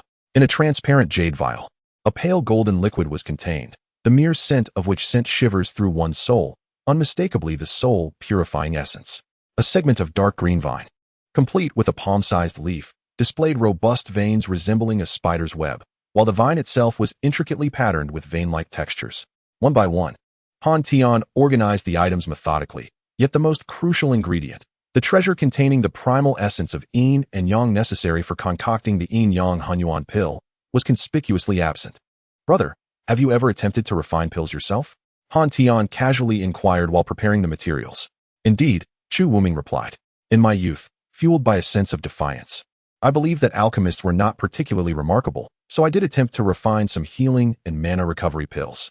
However, the success rate was dismally low, and many impurities proved difficult to eliminate, rendering the efficacy of the pills far from satisfactory. Eventually, I realized that I was not cut out for it, and chose to abandon the endeavor. Now that you have reached the divine transformation stage, with your 5 elemental spiritual roots fully gathered, beginning to refine pills should pose no challenge for you. It merely requires extensive practice. I am but a solitary cultivator. Where would I find the opportunities and materials to practice? I suppose it is best to let it go. I shall accept that I cannot become an alchemist. No matter. I will later impart some simple and easily learned alchemical techniques and formulas to my elder brother, and when the opportunity arises, he can practice them. After all, engaging in the craft of alchemy oneself is far more economical than purchasing ready-made elixirs. Though he spoke these words, Han Tian's hands continued their work without pause. Suddenly, a flash of white light emanated from his storage ring, and a medicinal cauldron soared forth, hovering above the flames of the stone platform. Chu Wuming raised his gaze and beheld the cauldron, which boasted 3 legs and 2 handles, its belly round and ample, topped with a circular lid. A beautifully carved 5-clawed golden dragon coiled around the cauldron, its feet treading upon clouds, as if soaring through the air, intricately etched with exquisite detail. Coming alive in the artistry, at the center of the cauldron's rounded belly, for transparent windows revealed the inner surface, which was inscribed with a multitude of runes, over 10,000 in total, forming a complex and profound array. Han Tian slightly adjusted the flames on the stone platform, then flicked his fingers, causing a firebird to erupt from between them, chirping joyfully as it dove into the flames of the earth fire, visibly altering the color at the bottom of the cauldron. This fire spirit must be the one you obtained from the Yin puppet sect, correct? Chu Wuming inquired. Indeed, Han Tian replied, momentarily taken aback. He could not recall having mentioned to Chu Wuming his ambush by the Yin puppet sect. Hehe, do you remember Yinli? Han Tian nodded, recalling the silver-haired sorceress who had intervened at a critical moment to save them all. She is a confidant of mine, she informed me. Understanding dawned upon Han Tian, and he silently exhaled in relief. Thankfully, he had not engaged in a deadly struggle with Yinli. Had he accidentally harmed her, he would have been at a loss on how to interact with his elder brother thereafter. The cauldron is now preheated. Han Tian appeared intent on teaching Chu Wuming some techniques, and as he continued his actions, he explained. The first step is to purify and refine the necessary herbs one by one. With that, he waved his hand, and several stalks of pure bone grass ascended, flying into the open cauldron. Instantly, a red glow surged forth within the cauldron, enveloping the stalks. In the span of merely 2 breaths, the pure bone grass transformed within the radiant light, becoming a handful of dark, dried twigs. With a flick of his fingers, Han Tian cast a yellowish glow around the twigs, which were then crushed into fine powder, hovering motionless at the edges of the cauldron. At that moment, a piece of soul-nourishing wood was added to the cauldron, and under the influence of another burst of red light, it soon transformed into a fist-sized blob of dark, viscous liquid. Han Tian flicked his fingers once more, surrounding the dark liquid with another yellowish glow, separating it from the central red flames. Suddenly, he uncorked a jade vial, pouring forth a dozen or so Yuan Ling pills. Chu Wuming squinted, observing that these Yuan Ling pills were roughly the size of a pinky fingertip, each round and plump, faintly adorned with 3 distinct patterns. Remarkably, they were all 3-patterned spirit pills. Inwardly astonished, Chu Wuming contemplated the astonishing price of the 3-patterned spirit elixir outside. His gaze towards Han Tian underwent a subtle transformation. Beyond mere shock, the long-buried sentiment within him became increasingly difficult to conceal. Meanwhile, Han Tian remained oblivious to Chu Wuming's gaze, his expression calm as he focused intently on the cauldron, as if engaged in an inconspicuous task, casting the dozen or so spirit elixirs into the vessel, and, with a mere thought, reducing them to powder. As all the raw materials transformed into refined substances, suspended within the cauldron, Han Tian touched his forehead with a finger, and 2 beams of light, black and white, shot forth, subsequently morphing into 2 orbs that soared into the cauldron. The essence of yin and yang. Upon sensing the 2 auras, Chu Wuming was utterly shaken, his heart racing as he marveled at the purity of the yin-yang essence, fearing it would be impossible to find even a trace throughout the 10 directions. How could Han Tian produce 2 orbs the size of eggs? What has my brother experienced? How many secrets does he hold? Once the 2 orbs of yin-yang essence entered the cauldron, Han Tian's demeanor shifted to one of seriousness. He executed a series of hand seals, meticulously controlling the fluctuations of the fire, integrating the refined herbs in a specific sequence into the 2 orbs of primordial essence. Suddenly recalling something, Han Tian retrieved a delicate white jade vial from his storage ring and poured a drop of milky liquid from it. As Chu Wuming sat nearby, he was immediately enveloped by a peculiar fragrance, reminiscent of a spirit liquid sealed for millennia, soft and rich, mingling with the fresh scent of grass following a gentle rain. Subtly infused with an enigmatic Tao rhythm that stirred the spirit and uplifted the heart. This liquid, known as Yuan Lu, was not of the 10 directions realm. Sensing Chu Wuming's curiosity, Han Tian took the initiative to explain, "It is said that adding a drop during alchemy guarantees a 100 success rate. I have never used it before, so today I shall give it a try. Oh, and here, take this." With that, Han Tian tossed a 1-inch square jade box to Chu Wuming, saying, "Inside is a fruit. After the elixir is refined, you can consume it, and it will have its own wonders." "All right," Chu Wuming replied, already somewhat numbed by the astonishing items Han Tian had produced, not pressing for details about the fruit or its wonders. "Now, it is your turn to participate, brother." Han Tian divided the drop of Yuan Lu into 2, pouring each half into the 2 writhing liquids. "Please, brother, squeeze out 2 drops of your essence blood and merge your spiritual consciousness into these 2 medicinal materials." Naturally, Chu Wuming complied without hesitation. "Ensure that the 2 liquids are thoroughly mixed." "Good." Under the manipulation of Chu Wuming, the once distinct black and white had transformed into 2 viscous masses of dark liquid that intermingled within the cauldron, resembling an invisible hand kneading dough. This amalgamation gradually morphed into a dense, dark mass. "Well then, leave the rest to me." Once the contents of the cauldron were thoroughly mixed, Han Tian gestured, and the fire spirit bird soared out from the flames beneath the cauldron. At that moment, the fire spirit bird was no longer the lazy creature that had resided in the tea stove, but rather it resembled a fist-sized phoenix, swirling around the cauldron with grace. The bird radiated intense heat, each feather composed of vibrant flames that shone with dazzling brilliance, trailing a long, red flame behind it like a fiery tail. Chu Wuming's spiritual force, which had extended into the cauldron, was accidentally struck by the fire spirit bird, and instantly, it was consumed by the flames. A sharp burning sensation surged into his consciousness, prompting Chu Wuming to swiftly retract the remainder of his spiritual force, secretly alarmed by the bird's formidable power. Truly, it is the treasure of the Yin puppet sect. If unleashed recklessly, its might would likely be beyond my control. With the assistance of the fire spirit bird, it wasn't long before the cauldron glowed a fiery red. Through the translucent window, one could faintly observe the black mass within writhing and dividing into 9 portions, each enveloped in a dim crimson light, the medicinal liquid shrinking and becoming increasingly rounded. After 2 full hours, a fragrant aroma began to waft from the cauldron. Chu Wuming merely inhaled lightly, and the lingering injuries in his meridians and dantian were subtly nourished. 9 round pills spun continuously within the cauldron, which began to emit a humming sound, vibrating in the air. As the tremors intensified, beads of sweat appeared on Han Tian's forehead, with both hands forming seals. The fire spirit bird grew increasingly agitated, seemingly assisting Han Tian in suppressing the quaking cauldron. After a brief moment, the fragrant emanations ceased, and the violently shaking cauldron gradually settled, allowing a look of relief to wash over Han Tian's face. Upon closer inspection, Chu Wuming observed that within the cauldron, 9 round pills of alternating black and white were slowly coming to a halt. With a resounding thud, the cauldron's lid suddenly flew open, and 8 pills were summoned by Han Tian into a jade vial, swiftly corked, leaving only 1, which he delicately held between his fingers for examination. After a moment, Han Tian gently nudged the pill forward, presenting it to Chu Wuming. "This is the first time I have added Yuan Lu during alchemy. I never anticipated such an outcome," Han Tian remarked with a smile. "A single drop of Yuan Lu has astonishingly compressed the time required to refine the yin-yang mixed origin pill from 36 days to just over 2 hours. Truly remarkable." Chu Wuming carefully examined the elixir in his hand. The pill was no larger than a soybean, yet it was distinctly divided into black and white hues.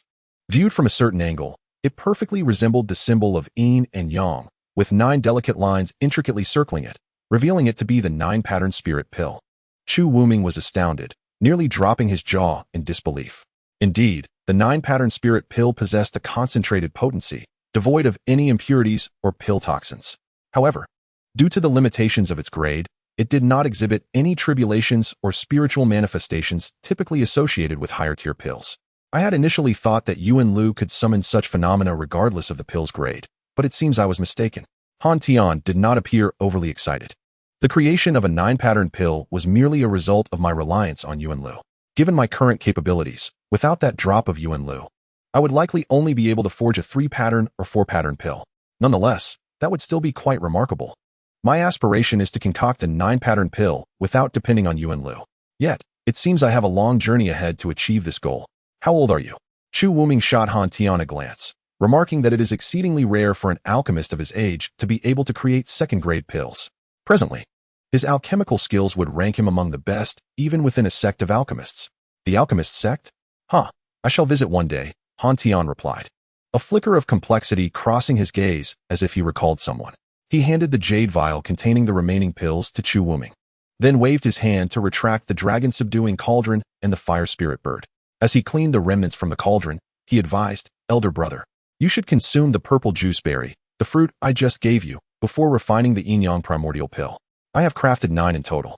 One should suffice to heal the hidden injuries in your meridians. Preserve the rest for any future injuries that may arise. Though great kindness need not be mentioned, I must express my gratitude, dear brother. Chu Wuming rose and bowed deeply to Han Tian. Please, elder brother, do not be so formal. Han Tian quickly stepped aside to avoid the gesture, moving closer to assist Chu Wuming. Since we have sworn an oath as brothers in spirit, it is only fitting for a brother to assist his elder. Seemingly sensing that Chu Wuming wished to say more, Han Tian hurriedly interjected. I urge you to consume the purple juice berry swiftly. I have yet to witness the transformation of someone at the god transformation stage after consumption. What will happen to me after eating this fruit?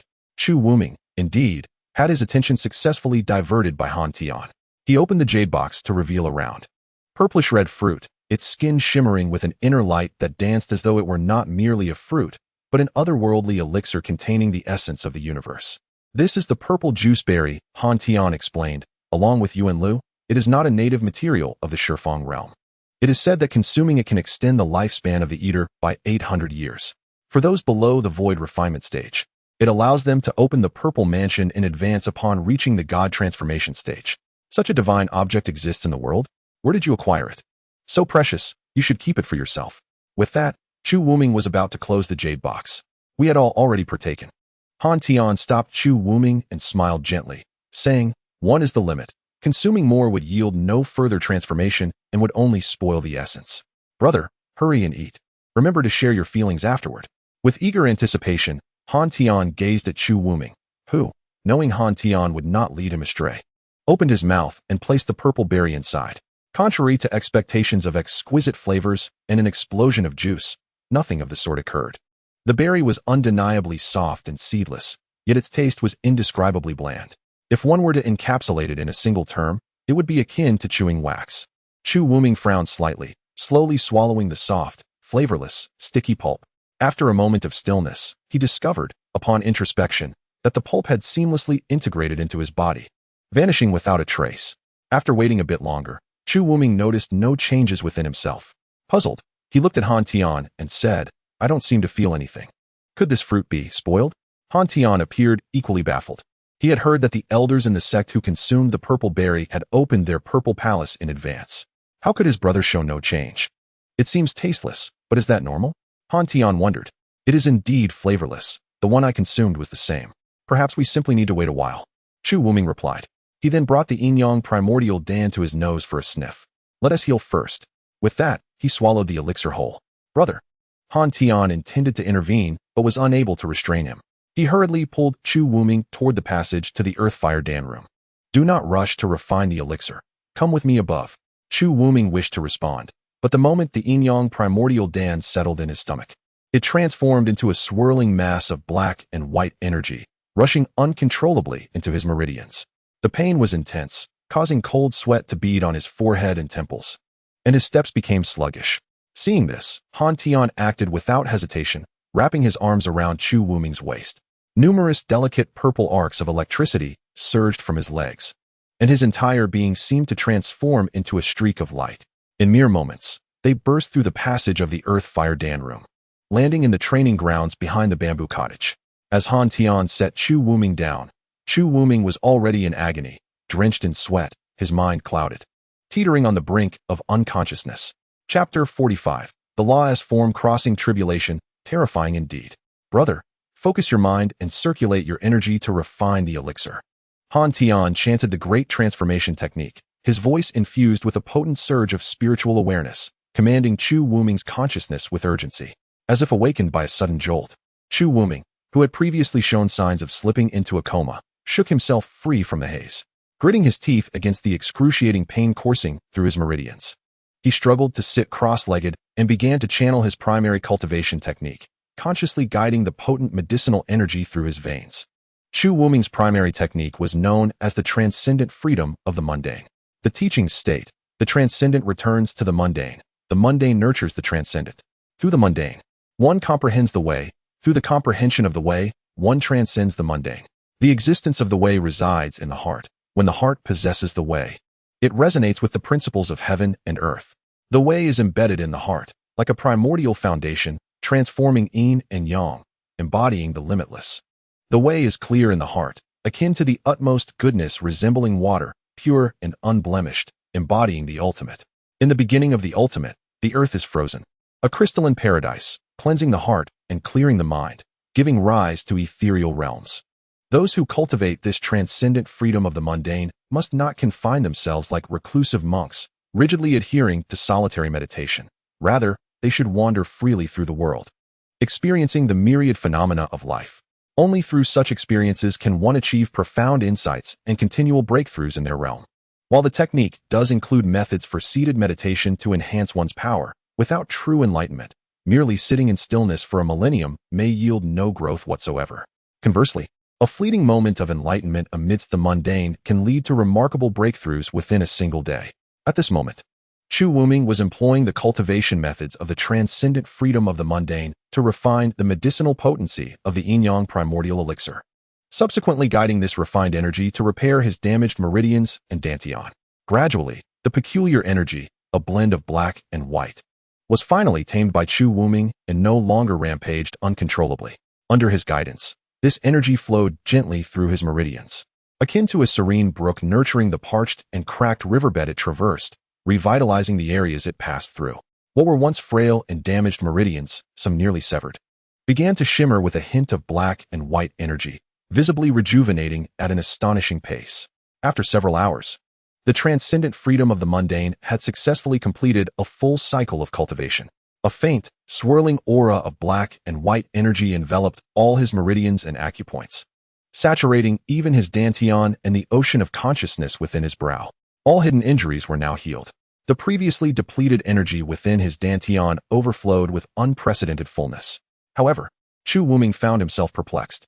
Logically, the medicinal power of the yin-yang primordial elixir should have been fully absorbed after restoring his dantian and meridians. Yet, the reality was that although all his injuries, his dantian, ocean of consciousness, acupoints, meridians, primordial infant, and even his physical body had been mended, a significant amount of medicinal energy remained unrefined within him. Moreover, the formidable black and white qi that lingered within him had long since eluded his control, continuing to operate autonomously according to the principles of the great Tao of mundane freedom. Even if he wished to halt its flow, it proved futile. What could be the cause? It seemed to be nourishing his physical form of its own volition, relentless in its course. A sense of unease enveloped Chu Wuming as his mind raced, contemplating whether the potency of the 9-pattern pill was so overwhelming that he could not absorb it all at once. This black and white qi was not beyond the possibility of forced refinement, yet the process was excruciatingly slow, even slower than its natural absorption. If he were to refine it entirely, it might take years of unwavering meditation to accomplish. Could it be that his great Tao of mundane freedom was in conflict with the essence of yin and yang? That could not be right. No, it was incorrect. The Tao is inherently simple, residing within the heart. As the saying goes, the Tao begets one begets chaos, one begets two, and two is yin and yang. Suddenly, a flash of enlightenment illuminated Chu Wuming's mind, as if he had grasped an elusive truth in that instant. At that very moment, The previously clear sky began to be shrouded in rising clouds and mist, and soon the heavens were cloaked in heavy gray clouds, obscuring the sun. The dense black clouds rolled across the sky like a tide, continuously converging around the quaint bamboo dwelling, as if seeking to crush the very mountain beneath. As they surged, the clouds grew increasingly ominous. Within the cloud layers, countless silver serpents seemed to writhe, and the resounding thunder echoed incessantly. It was a celestial tribulation. Brother Chu was on the verge of a breakthrough. Kan Tian, who had been guarding nearby, was taken aback at the sight. He hurried to the front yard to investigate, only to find Inger and the others absent. In a panic, he summoned the specially crafted flying artifact of Lingyin sect and hastily fled the mountain where the bamboo dwelling was situated. In the distance, several streaks of light approached, but Kan Tian intercepted them midway. "Have you seen the master?" One elder donned in a light purple Taoist robe inquired, sensing the intense fluctuations of spiritual energy from afar. His brow furrowed. "Who is undergoing tribulation at the bamboo dwelling? Given the momentum, it appears to be a minor tribulation of the transformation phase. It is my sworn brother, Chu Wuming," Kan Tian replied earnestly. "I administered a healing elixir to him, but somehow, he suddenly broke through the shackles of his minor realm, triggering the celestial tribulation. Chu Wuming has broken through?" The purple-robed elder was none other than Ouyang Qian, Kan Tian's mentor at the Alchemist Hall, and he was well aware of Chu Wuming's recent stay at the bamboo dwelling. It was said that he practiced the great Tao of mundane freedom, and to achieve a breakthrough, one must attain a certain comprehension. It appeared he had gained insight while refining the elixir. However, a minor tribulation of the transformation phase was no trivial matter. Kan Tian, swiftly clear out all bystanders within a 5-mile radius. No one must approach. Understood. Just as the two conversed, the sky overhead, thick as rolling ink, had reached an ominous density. At last, a bolt of tribulation lightning, as thick as a water tank, seemed unable to be restrained any longer, illuminating the night sky as it surged toward the bamboo dwelling on the mountainside.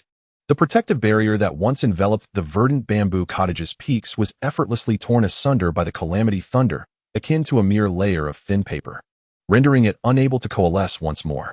Accompanied by a resounding crash, the bolt of lightning descended upon Chu Wuming's head like a golden lightning dragon, its claws outstretched in a ferocious assault. Despite the thunderclap seemingly shaking the entire mountain, Chu Wuming remained as still as a meditative monk, seated cross-legged upon the training ground. Undisturbed. As the golden dragon approached, a sudden burst of white light erupted above Chu Wuming, from which emerged a diminutive figure, approximately an inch tall, who thrust forth a tiny fist to confront the lightning dragon.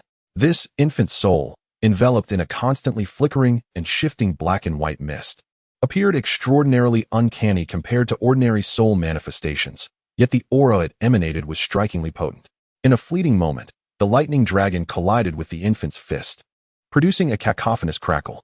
It was unclear what technique the infant soul employed, but it seemed as though the bolt of calamity had struck an invisible barrier, instantly transforming into a shimmering golden disk of lightning, which then erupted into countless delicate arcs, scattering outward and failing to strike Chu Wuming below. Simultaneously, a towering apparition of a demonic deity, exceeding 30 feet in height, manifested behind Chu Wuming. Han Tian, observing from a distance, was momentarily taken aback, pondering how familiar this sight was. Was it not my Azura formless technique? Then he recalled Chu Wuming mentioning that Ainli was also one of his old acquaintances, and clarity dawned upon him. As soon as the demonic figure materialized, it soared into the sky, and the tiny infant soul moved in unison, vanishing into the third eye on the deity's forehead. In the next instant, the once ethereal form of the demonic deity erupted in a furious roar, exuding a mysterious aura of gold, black, and white from its skin. In the blink of an eye, the spectral figure transformed into a tangible 3-headed, 6-armed demonic god.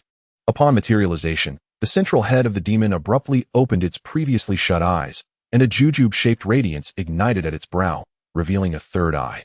The 3 eyes of the demon's head were distinctly hued.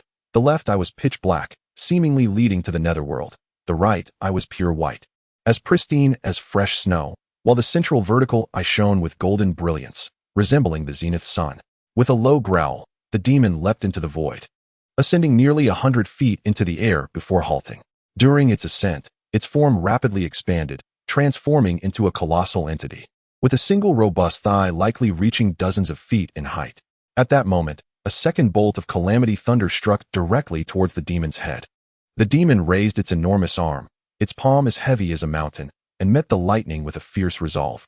With a crackle, the bolt of tribulation struck the palm of the demon god, akin to a golden needle piercing the center of his hand. Surprisingly, that golden needle instantaneously transformed into a multitude of electric arcs, which swiftly spread from his palm, enveloping most of the demon god's massive form. Where the electric arcs rampaged across his body, a faint wisp of black smoke arose, and it seemed as if his colossal figure shrank slightly in that moment. However, the fierce aura emanating from him remained unscathed, exhibiting no signs of injury. The demon god suddenly clenched his hand tightly, and in the next instant, the web-like electric arcs simultaneously dissipated. Under the watchful gaze of the onlookers, a mysterious orb composed of golden specks unexpectedly floated up from beneath the demon god's feet, drawn by some enigmatic force, and gently descended upon the seated figure of Chu Wuming below. In the blink of an eye, it vanished into Chu Wuming's body.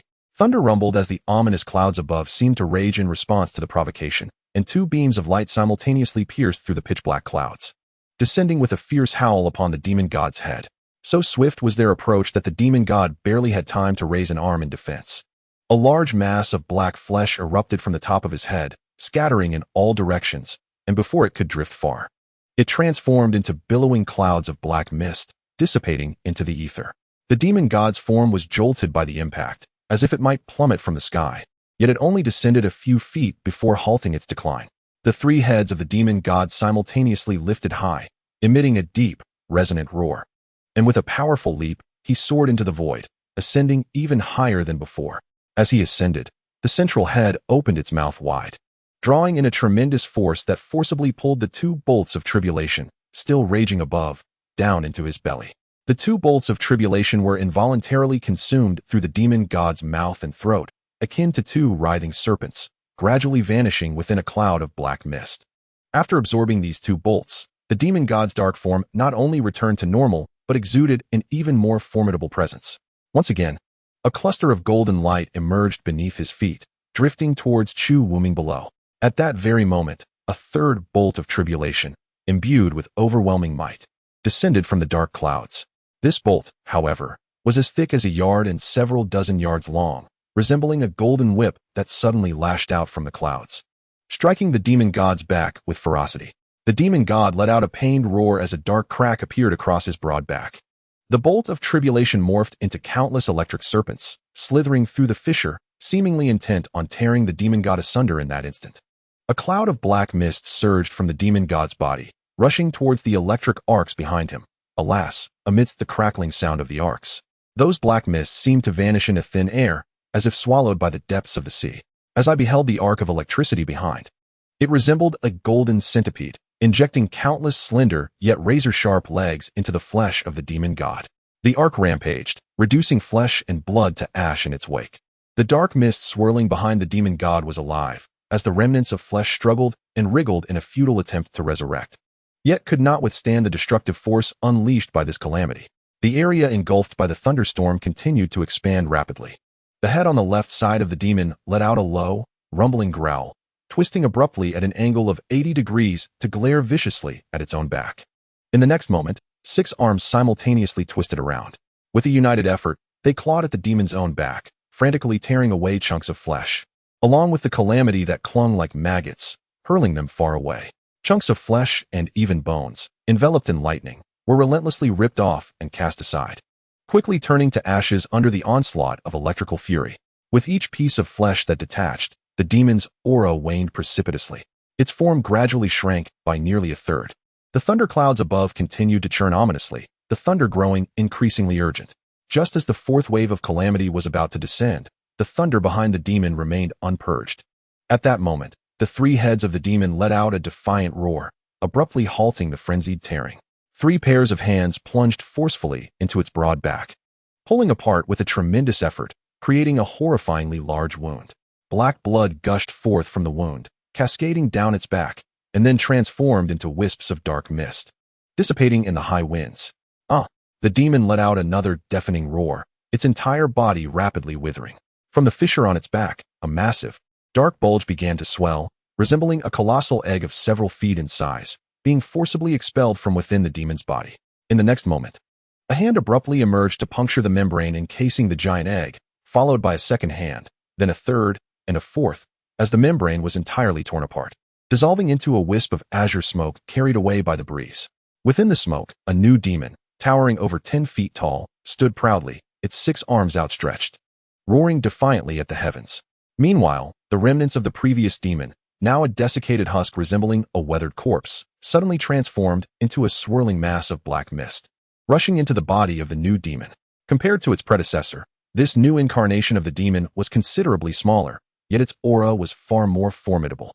At this moment, the fourth bolt of calamity finally descended, a massive column of lightning, akin to a thunder dragon, poised to devour the demon that dared to challenge the celestial might below. The 2 heads of the demonic deity simultaneously opened their gaping maws lined with jagged fangs, unleashing a brilliant beam of white light that surged forth to meet the oncoming thunder dragon. The white beam collided with the golden lightning in midair, each refusing to yield. Their clash created a tangible force, continuously annihilating and dissipating against one another, birthing violent waves of energy that radiated outward. Observers like Han Tian gazed from afar, harboring no doubt that any being below the divine transformation stage caught within that tumultuous energy would be reduced to ashes in an instant. As the sky's tribulations began to crumble and fade beneath the onslaught of the light beam, the heads of the demonic deity gradually disintegrated alongside the light. Ultimately, it was the 2 beams of white light that vanished before the tribulation lightning, a remnant bolt, as thick as a bowl, traversed through the dissipating energy waves and struck the demonic deity directly. The deity merely trembled slightly, its body enveloped in swirling dark mist, before consuming the last vestige of the lightning. A purer golden light emanated from beneath the deity, drifting towards the figure of Chu Wuming below. At that moment, the stormy skies fell into an eerie silence, seemingly relinquishing their assault on the demonic entity, yet possibly brewing an even more ferocious strike. As predicted, the 5th bolt of tribulation lightning descended in an instant, so swift that it eluded perception of its emergence. This bolt was markedly different from the previous 4. Though it measured only half a foot in diameter, it appeared as a straight beam of light, silently aimed at the deity's crown. Only when it was mere yards away did a thunderous roar erupt from the clouds, causing the entire expanse of tribulation clouds to tremble. The demonic deity tilted its head back, and its third eye at the center of its brow shot forth a beam of golden light, striking the bolt of lightning dead on. A circle of golden ripples radiated from their point of contact, undulating like water waves, and swiftly expanded with overwhelming force, threatening to obliterate anything in its path had it not been suspended in midair. Once the golden ripples faded, a delayed thunderous explosion resonated through the air, unleashing a powerful shockwave that swept across several miles around the bamboo grove pavilion, whipping up a tempest that even the lower-tier disciples of the Lingyin sect, who had been advised by Han Tian to observe from a distance, struggled to remain upright against. Yet, within the training grounds of the bamboo grove pavilion, under the protection of the demonic deity, Chu Wuming sat unmoved like a statue of Buddha. Not only was he unharmed, but after absorbing the golden light left by the 5th bolt of tribulation lightning, his aura grew even more profound. The tumultuous tribulation clouds churned as if in madness, unleashing the 6th, 7th, and 8th bolts of lightning in rapid succession, each thwarted, shattered, and absorbed by the demonic deity's formidable presence. After the 8th bolt, the skies fell silent once more, even the winds at rest. Moments ago, the thunder roared and the winds howled. Yet now there is an eerie silence that allows those several miles away to hear the rhythm of their own heartbeats. However, amid this tranquility, the ominous clouds above continue to shift.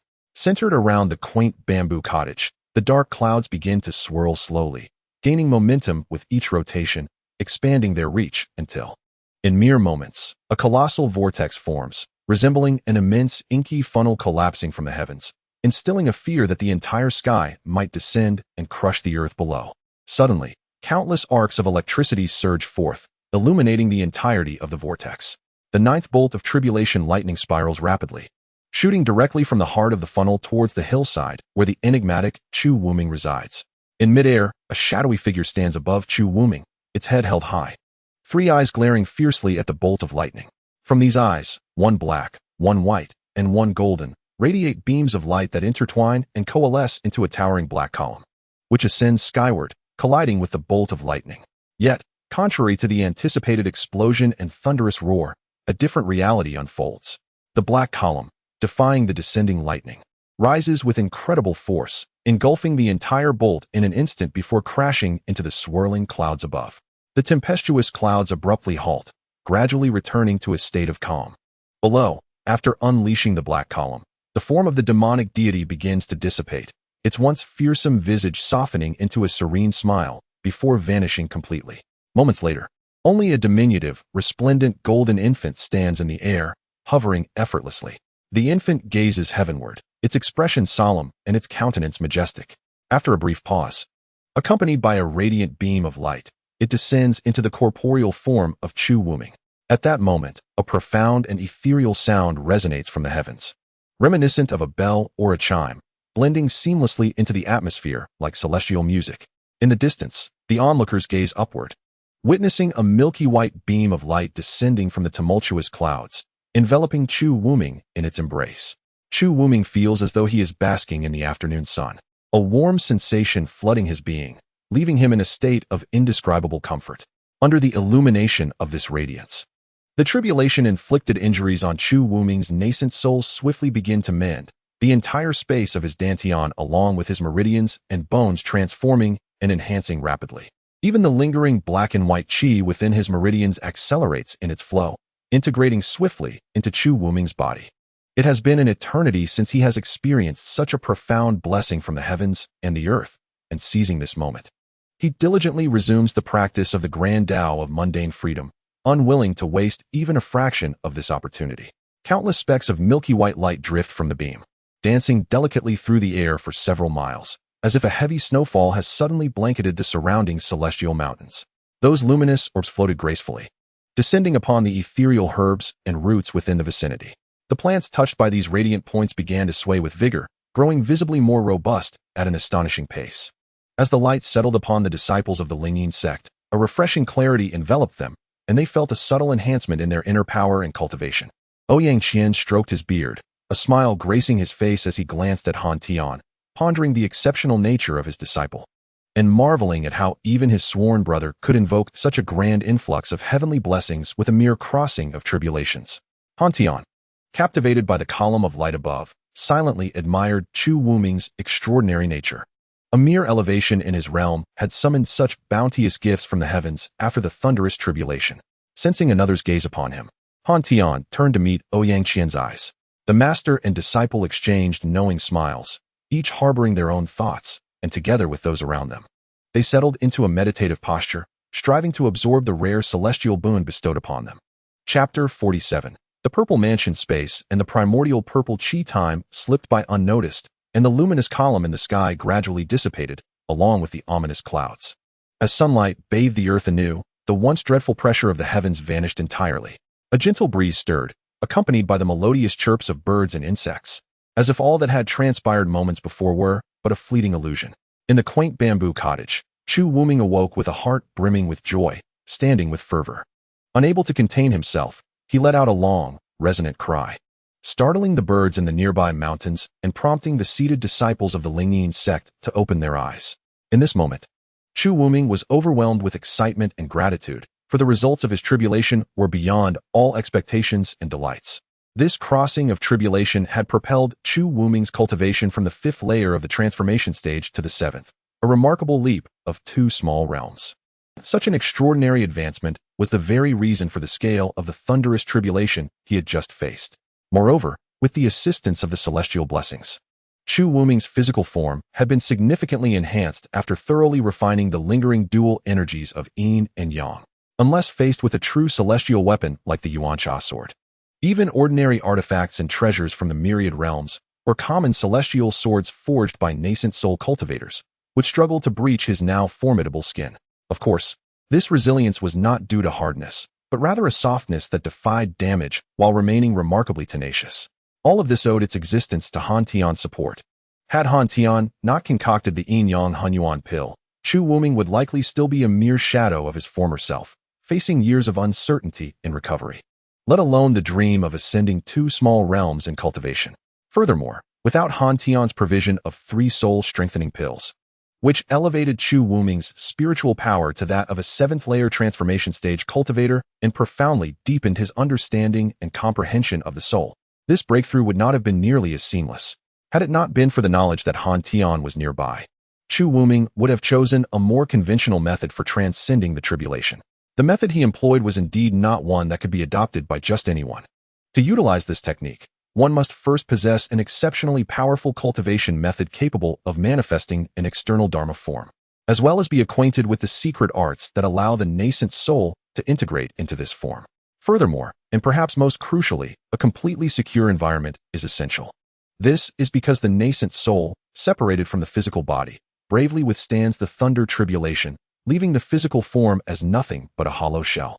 As long as the nascent soul endures each bolt of lightning, the physical body below will merely be nourished rather than harmed. Additionally, the mental demons that practitioners often face during tribulation will, due to the presence of the demonic Dharma form, likely not manifest at all, even if they do arise. The separation of the soul and the nascent soul would ensure that the physical body remains unaffected. However, should the nascent soul fail to withstand the tribulation, there might be no opportunity to return to the physical form. If the nascent soul, along with the soul, were to be utterly annihilated amidst the thunder, the physical body below would become a mere soulless shell, not only struggling to survive, but also becoming an excellent target for others seeking to seize it.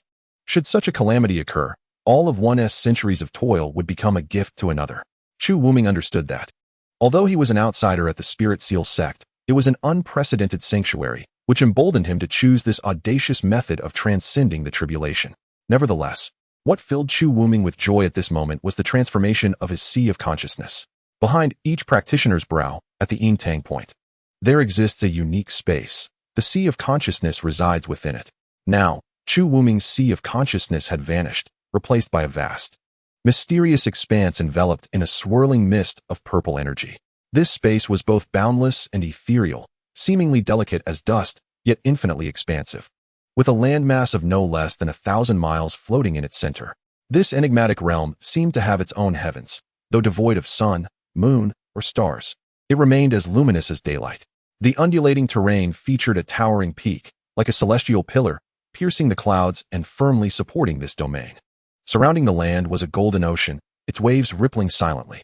Upon closer observation, one would recognize it as the sea of consciousness that once occupied the previous space. With each droplet of liquid brimming with pure energy, the very source of every practitioner's spiritual power. Beyond this realm was a thick layer of purple mist, heavy and substantial, as if a mere wisp could weigh 1,000 pounds. Yet, this essence was also light and ethereal, drifting about in a manner both real and illusory. When Chu Wuming first beheld the ethereal swirl of purple mist during his introspection, he was utterly astonished. This mist was not merely an ephemeral phenomenon. It represented the primordial essence that a cultivator might encounter when initially entering the void refinement stage. Such a phenomenon could only manifest after enduring the tribulations of lightning and receiving the benevolence of the heavens. Chu Wuming possessed a certain understanding of this primordial purple mist, known as Hongmeng Qi. The term Hongmeng refers to the primordial state predating the separation of yin and yang, while Hongmeng Qi is the essence of this primordial existence. It is rumored that this Hongmeng Qi is the very essence of the Tao itself. A mere wisp could bestow ordinary mortals with prolonged lifespans, purify their marrow, and transform them into true immortals. Historically, during the ancient and chaotic epochs, when the cosmos was in its infancy and all things were being formed, Hongmeng Qi was not exceedingly rare. It could be found not only amidst the celestial expanses, but also within certain treasures of heaven and earth, waiting to be discovered and utilized. Yet, countless ages have passed since that primeval era, and the primordial Hongmeng Qi has likely vanished from existence. The Hongmeng Qi present in Chu Wuming's purple mansion was not genuine primordial essence. Although it bore the same name, it was vastly different from the original.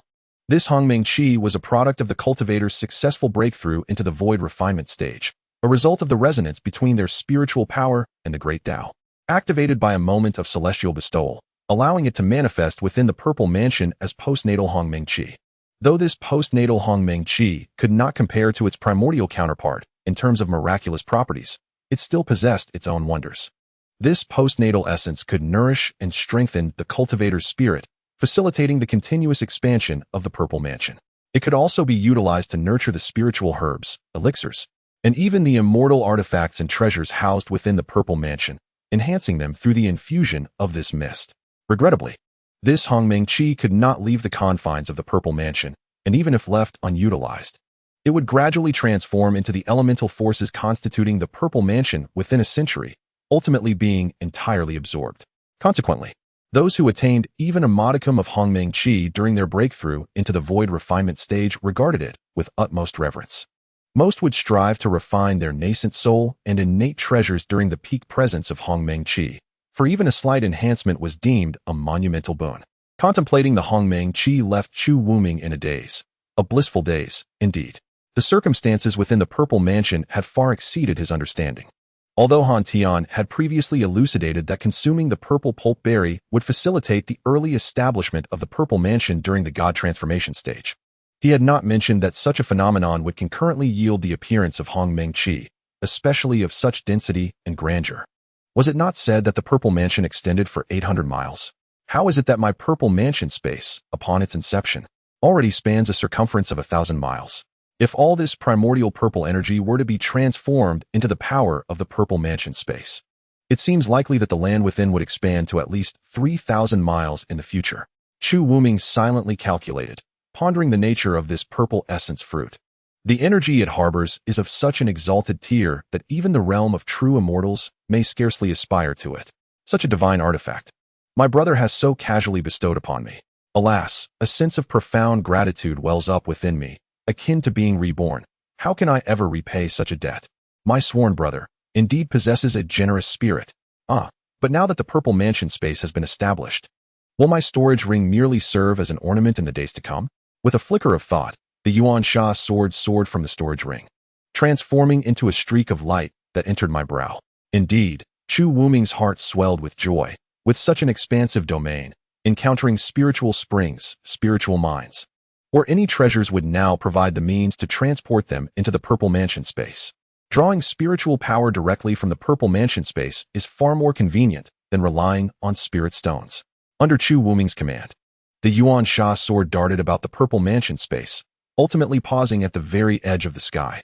Subsequently, a slender stream of primordial purple energy, guided by Chu Wuming, surged into the Purple Mansion space, enveloping the Yuan Sha sword completely.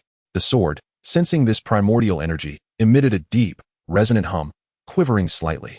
The sword's body shimmered with flowing light, swiftly absorbing the entirety of the primordial purple energy, enhancing the aura within far more significantly than the results achieved through months of refinement with magical power. Truly effective, once more, Chu Wuming thought, as he drew another stream of primordial purple energy into the Purple Mansion space, wrapping the Yuan Sha sword anew. The sword's tremors intensified, its hum rising in pitch, radiating a dazzling brilliance that pierced through the layer of primordial purple energy enveloping it, illuminating the entire Purple Mansion space even further. Celestial spiritual power. The sword has remarkably begun to cultivate celestial spiritual energy anew. Again, Chu Wuming felt a surge of exhilaration, for within his divine perception, as the Yuan Sha sword continuously absorbed his primordial purple energy, the aura of celestial spiritual power within the sword grew ever stronger, and the connection between himself and the Yuan Sha sword became increasingly intimate. Seemingly unsatisfied with merely nourishing the Yuan Sha sword with primordial purple energy, a rift suddenly opened above the Purple Mansion space, unleashing a torrent of primordial purple energy that enveloped the Yuan Sha sword once more. However, this time, the primordial purple energy flowed not as a singular stream, but in an unceasing, frenzied cascade, suggesting that as long as the Yuan Sha sword could absorb it, the influx would never cease. Soon after, a clear, melodic sword hum erupted from within the primordial purple energy, sending tremors throughout the entire Purple Mansion space. Chapter 48. The Sword Spirit and the Path of Assassination. Chu Wuming's mind was momentarily stunned by the resonant sound of the sword, as if a sudden surge of energy had coursed through him. When he regained his composure and glanced at the Yuan Sha sword again, he was astonished to discover that the tip, which had once been broken, had inexplicably regrown by an inch. At that moment, the Yuan Sha sword shimmered with a kaleidoscope of colors, exuding an ethereal aura. Within his very soul, Chu Wuming could distinctly perceive that a small, nascent spirit had emerged within the sword, a diminutive figure no larger than a pinky finger, radiant and seemingly sculpted from a translucent crystal that emitted a faint glow. Though its facial features were indistinguishable, Chu Wuming could sense its luminous eyes gazing at him with an innocent curiosity. It was the sword spirit that left Chu Wuming in awe. The Yuan Sha sword had spontaneously given birth to a spirit. Although the spirit appeared fragile, it shared a profound connection with Chu Wuming, allowing him to feel the vast reservoir of spiritual energy contained within it, an energy strikingly different from the essence of the Ten Directions realm. Master, the clear, melodious voice of the sword spirit resonated in Chu Wuming's heart, evoking a unique sensation of kinship. He felt a surge of excitement as he addressed the little being. What is your name, young one? I have forgotten, the sword spirit replied. Ah, forgotten. Chu Wuming found the spirit amusing but quickly realized the implications and pressed on. Forgotten? Did you once have a name? Are you not newly born? Are you perhaps reborn? Yes, I sense that I must have many memories, but they elude me for now, the spirit confessed.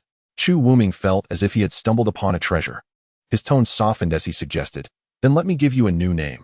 How about Little Yuan? Yes, Little Yuan will heed the master's command, the spirit agreed. Little Yuan, do you still desire more primordial purple chi? Chu Wuming inquired, noting that a cluster of primordial purple chi still enveloped the Yuansha sword. Yet it showed no signs of absorbing anymore. Little Yuan is full today. I shall not partake further, the spirit responded obediently, its voice imbued with a delightful softness. In the future, the master may nourish Little Yuan with his own magical power. Excellent. Chu Wuming's heart swelled with joy, observing the Yuansha sword floating aimlessly. He was inspired and summoned a thunderous roar from beneath the celestial pillar in the Zifu space. A stone platform, towering at 3 zhong, suddenly erupted from the ground, tapering elegantly at its peak, where a sword rack materialized. You shall rest here henceforth. Yes, master, the sword spirit acknowledged, and the Yuansha sword transformed into a streak of light, gracefully descending onto the rack, resting securely atop it. With the Yuansha sword settled, Chu Wuming's nascent soul flickered into being within the Zifu space. He then took a step forward, diving into the surrounding primordial purple chi. Immersed in the chi, Chu Wuming's nascent soul felt an immense weight pressing down on him, nearly causing it to disintegrate.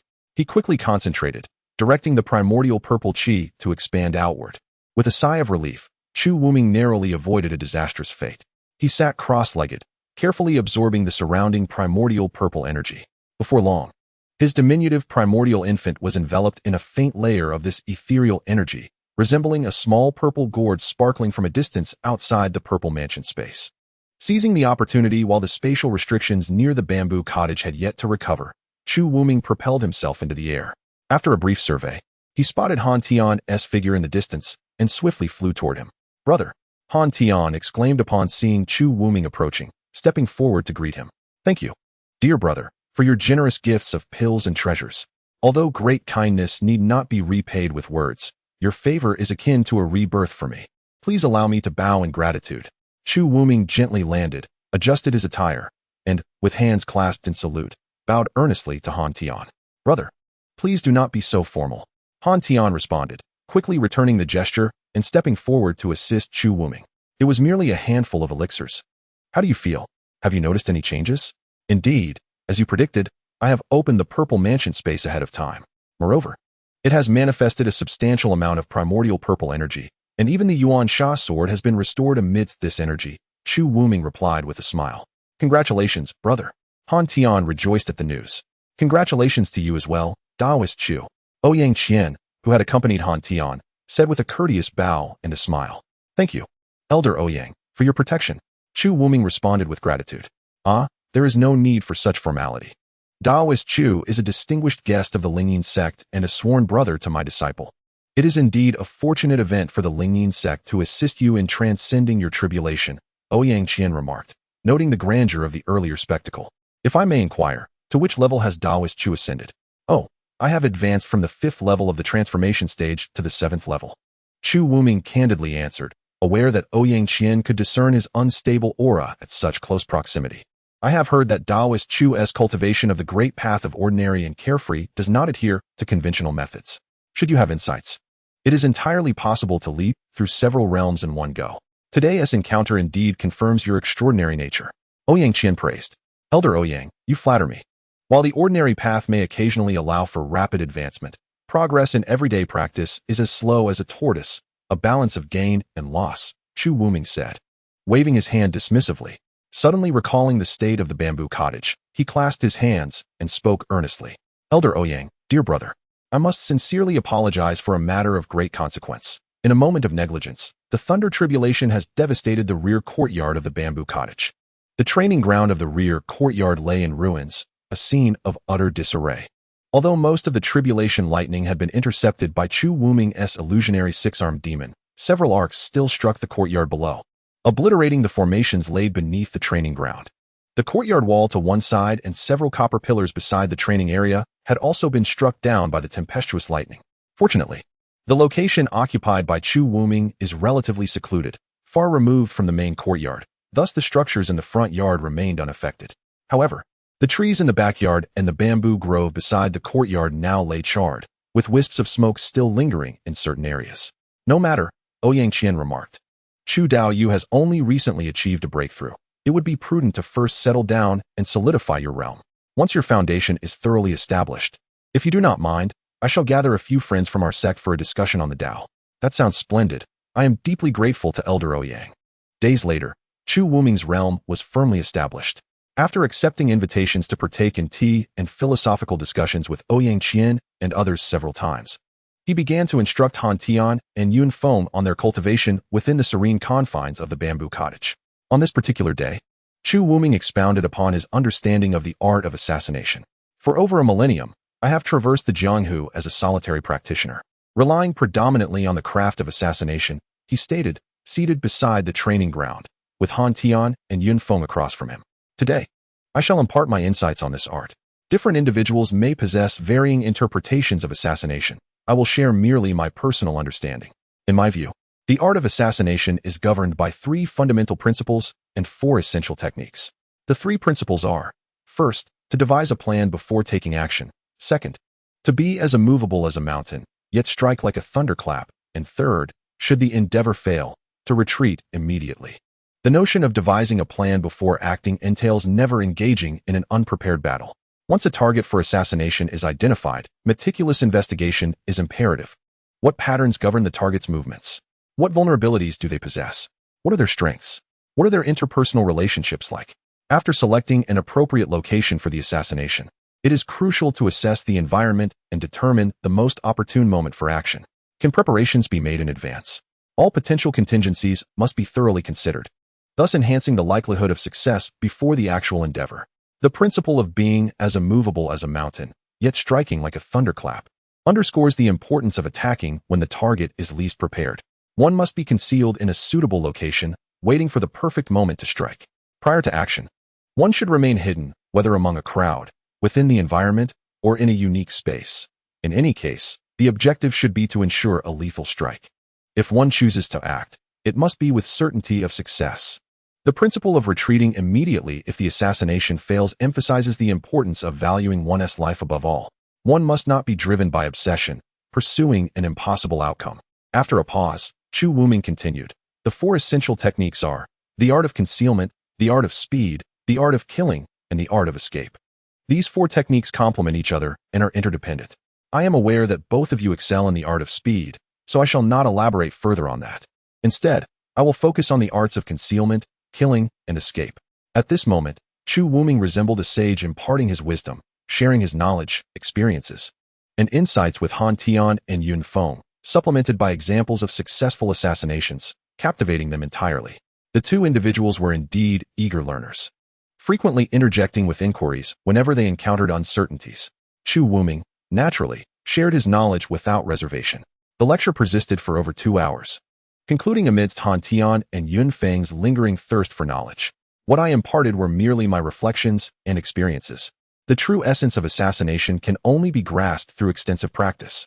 Chu Wuming smiled faintly, thoroughly pleased with his student's engagement. I possess a treasure that can simulate scenes and characters of assassination. Should you two esteemed brothers be interested, why not give it a try? Oh, such a treasure exists? Upon hearing this, Yun Feng could not suppress his intrigue. This artifact is, in fact, a spatial treasure used by a sect for testing its disciples a millennium ago. After the sect was annihilated, this item changed hands numerous times before finally coming into my possession. A glimmer of white light flickered between Chu Wuming's brows, and a pitch-black, 9-story exquisite pagoda materialized in his hand. At present, Chu Wuming had stored most of the items from his storage ring within the Zifu space. And each time he retrieved something from there, he silently recited a phrase of 7 words. High-end, grand, and sophisticated. Let us give it a try, Han Tian said, feeling a surge of eagerness upon seeing the pagoda. Chu Wuming gently tossed the pagoda, stating, Allow me to set up the assassination scene and target first. Then you may enter the tower.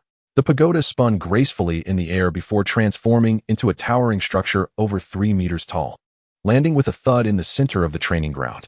Remember, should you fail the task or find yourselves outmatched by the assassination target, simply shout exit to instantaneously escape from the tower's interior. Though the individuals inside are simulated by the artifact, the techniques employed are genuine offensive arts. Do not overexert yourselves and risk harm. Chu Wuming cautioned. Understood. Han Tian and Yun Feng nodded in agreement, brimming with anticipation. Very well. I shall set up a task I once executed at the pinnacle of my core formation stage. The target was a 4th-layer nascent soul cultivator, the commander of the city guard in Pure Land City, who secretly practiced a malevolent technique, exploiting countless innocent women. Those who fell victim to his vile practices suffered ailments, some gravely ill, while others perished on the spot. Your mission is to identify a suitable opportunity to assassinate him within 12 hours while ensuring no innocents are harmed. As soon as Chu Wuming finished speaking, Han Tian interjected, Brother, can the space within the pagoda be configured for only one task? Certainly not. The 9-story pagoda contains an independent space on each level. In that case, let us set up 2 identical scenarios so that we may each undertake a separate mission. Han Tian proposed. Indeed, we could compete to see who completes the task first. Yun Feng concurred. Excellent. However, I must reiterate the criteria for task completion. First, no harm must come to innocents. Failure to meet this requirement will result in the task being deemed unsuccessful. Secondly, prior to the assassination, it is imperative that your intentions remain undetected by the target and their guardians. Should you be discovered and compelled to act prematurely, the mission shall be deemed a failure. Thirdly, a successful assassination is characterized by a complete withdrawal after execution. If one finds themselves embroiled in a fierce battle upon exit, the endeavor shall also be considered a failure. The victor is determined by the brevity of time taken. Understood, exclaimed Han Tian and Yun Feng in unison. Observing their response, Chu Wuming refrained from further elaboration, silently activating the treasured pagoda and imprinting the memories of the task's scenes within its confines. Your target is named He Di. This is his likeness, so commit it to memory. Chu Wuming gestured, conjuring a luminous screen from which the half-figure of a man materialized. After approximately the duration of a fragrant incense stick, Chu Wuming retrieved over 100 high-grade spirit stones and deposited them into the pagoda's base before finally declaring, all set. Go forth and accomplish your mission. With a flick of his wrist, the 4th and 5th layers of the 9-story pagoda suddenly emanated a brilliant light, each projecting a towering portal. Han Tian and Yun Feng exchanged knowing smiles, each selecting a portal before stepping inside. As the portals flickered and vanished, Chu Wuming raised an eyebrow, a smile gracing his features as he summoned a collection of items from his brow, which settled before him. An exquisitely soft and comfortable recliner, an intricately carved rosewood tea table, a jar of clay-sealed fine wine, a bowl of peanuts, and a jade bowl. How delightful! Chu Wuming exclaimed, sinking into the recliner and stretching luxuriously. With a casual wave of his hand, the clay seal of the wine jar burst open, releasing an intoxicating aroma that soon enveloped the entire courtyard. Without lifting a finger, he summoned his spiritual awareness to fill the jade bowl with the exquisite wine. And with satisfaction, he raised the bowl, snapping his fingers toward the 9-story tower. The windows of the 4th and 5th layers illuminated in response, casting forth 2 grand screens. Within these screens stood figures before a magnificent and imposing city. Observing from behind, it was indeed Han Tian and Yun Feng. Hee. Let me observe what these 2 young brothers are truly capable of, Chu Wuming mused, popping 2 peanuts into his mouth and savoring a sip of wine as he reclined comfortably in the 4th layer of the pagoda. Within the pagoda's 4th layer, Han Tian gazed at the towering gates of the Pure Land City and the throngs of people passing through, marveling at the profound intricacies of the 9-story pagoda's space. Though he understood that the city, its inhabitants, and scenery were mere simulations, the experience felt indistinguishable from reality. This treasure of Brother Chu far surpasses any ordinary training ground by thousands of times. I wonder how formidable the simulated enemies will be in combat. If I could frequently practice my offensive skills here, my progress would surely be rapid, Han Tian pondered, stepping decisively into the city. Unbeknownst to him, as he entered, the scenery outside the city was enveloped in darkness, vanishing from sight moments later. Within the city, a different scene unfolds. Jingtu City is one of the top 100 renowned cities on the eastern continent, with its orderly streets, bustling shops, and throngs of pedestrians creating a vibrant atmosphere. Han Tian stood in the heart of the street, glancing to either side. He intended to rely on his memory to locate a vegetarian restaurant to gather information. But he was astonished to find that the Jingta city before him had transformed significantly since his last visit. Indeed, this was the Jingta city during his elder brother's nascent soul stage, which had been a millennium ago when it was still the capital of the Jingta kingdom, rather than the current prefecture of the Wuyo kingdom. Perhaps it would be best to seek out an inn for inquiries. After pondering for a moment, he asked a passerby which was the largest tavern on this street and proceeded there. Meanwhile, in the 5th level of the pagoda space, Yun Feng had been inquiring along his path and had wandered near a grand estate in the eastern part of the city. Eventually, he discovered a residence marked by the He family plaque. In front of the He residence, 2 soldiers clad in black armor stood guard, their eyes sharp and vigilant as they monitored the comings and goings of pedestrians and vehicles. Yun Feng walked quietly past the entrance, seemingly oblivious to the He residence, and the soldier's gaze lingered on him only momentarily before shifting elsewhere. "Thank you," Han Tian said as he took out a piece of loose silver and pressed it into the young servant's hand, casually ordering a couple of dishes. The servant joyfully turned to place the order. "Since this is merely a simulation, why must it demand silver from me before departing?" Han Tian mused internally, pondering where the silver he had given had gone. Oh well, that is inconsequential. He recalled the information gleaned from the servant's words. The city lord's office begins its roll call at dawn and dismisses the city guards at the 3rd watch of the evening. It was said that the commander of the city guards would return to the He residence after his duties unless he had engagements elsewhere. However, it was rumored that Commander He was particularly fond of indulging in entertainment, often found reveling with his companions in the Yinji Lane at the Drunken Celestial Inn, sometimes even staying overnight. According to the method imparted by his elder brother, if one were to carry out an assassination, it would naturally be wise to choose the moment when the target was most at ease and least vigilant. Did this mean he would have to infiltrate the Drunken Celestial Inn and hide beneath the bed? Glancing outside, he noted that dusk was approaching. Commander He should have already returned home or perhaps made his way to Yinji Lane. Han Tian felt it prudent to confirm the information soon to plan the subsequent assassination. So he placed a piece of loose silver beneath his teacup, rose, and departed the tavern. After stepping outside, Han Tian couldn't help but look back at the tavern, curious whether the food simulated in this illusory space would taste as authentic as the real thing. Should he return to sample it? With a slight smile and a shake of his head, he set off toward the He residence in the east of the city. At that moment, Yun Feng was leisurely walking from the He residence toward the city lord's office, taking in the simulated streets of this wondrous city, marveling at its enchantment. As Yun Feng approached the corner leading to the lord's manor, he noticed a fortune-telling stall by the roadside. Behind the stall, a fortune teller was slurping noodles from a bowl. After a moment's contemplation, he decided to step forward. Upon noticing a customer, the fortune teller hastily set his bowl aside, wiped his mouth, and greeted Yun Feng with a smile. "My young lord, are you here for a fortune reading?" "Indeed. I have traveled from afar in search of a lost relative and seek guidance on whether I might find the one I seek." With that, Yun Feng produced a piece of broken silver and placed it on the fortune teller's table. The fortune teller's eyes brightened at the sight of the silver, and he cheerfully accepted it, inquiring, "May I ask whom you are searching for?" "The commander of the city guards, He, the commander?" The fortune teller paused, chuckling lightly. "Pray, do not jest with an old man. Commander He is a renowned figure in Pure Land City. Who does not know of him? If you are truly in search of kin, you could easily find him without consulting me." Yun Feng smiled softly. "It is precisely because I wish to locate him quickly that I seek your counsel. Where might I most likely find him tonight?" "Oh, you have come to the right person," the fortune teller replied with a grin. After his shift, Commander He rode westward with several companions. If my guess is correct, he will first visit the Kofu Inn at the entrance of Chongping Street, followed by the Drunken Immortal at Yinji Alley. "Thank you." Having learned the direction to Kofu Inn, Yun Feng departed without further delay.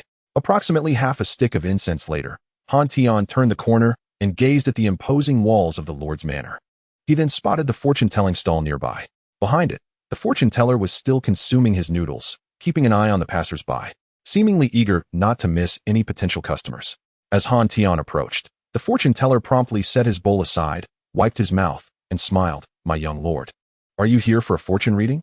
Han Tian produced a piece of broken silver, waved it before the fortune teller, and then lightly placed it on the table. "I am not here for fortune telling. I seek to locate someone. If you can guide me to their whereabouts, this silver is yours." "Ah, well spoken." The fortune teller's eyes sparkled as he replied, "May I inquire whom you wish to find?" "The commander of the city guards, He." "Oh, you have indeed come to the right person." The fortune teller chuckled. "Commander He is well known in Pure Land City. Who does not know of him?"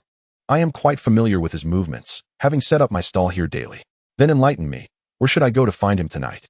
The fortune teller's gaze lingered on the silver on the table, and Han Tian understood his implication.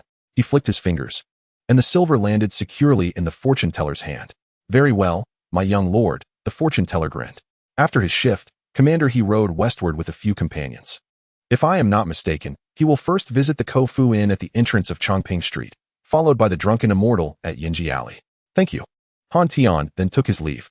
In the training ground of the bamboo cottage, Chu Wuming reclined comfortably on a lounge chair, savoring a handful of peanuts and taking a sip of wine. Before him, two luminous screens showcased the performances of Han Tian and Yun Feng, providing him with immense pleasure. His gaze shifted back and forth between the screens as he silently contemplated the next move of the duo. Initially, he had indeed learned of He Di's general whereabouts and patterns from a fortune teller. But the actual confrontation only transpired after a meticulous investigation of Kofu residence and Drunken Immortal House.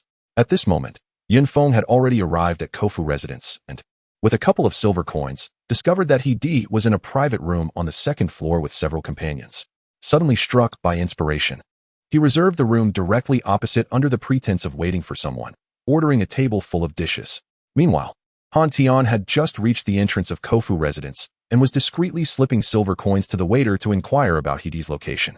Outside, Chu Wuming noticed the flickering gazes of the two and abruptly sat up, fixating intently on the luminous screens, muttering to himself, "My dear brothers, do you intend to make a move here?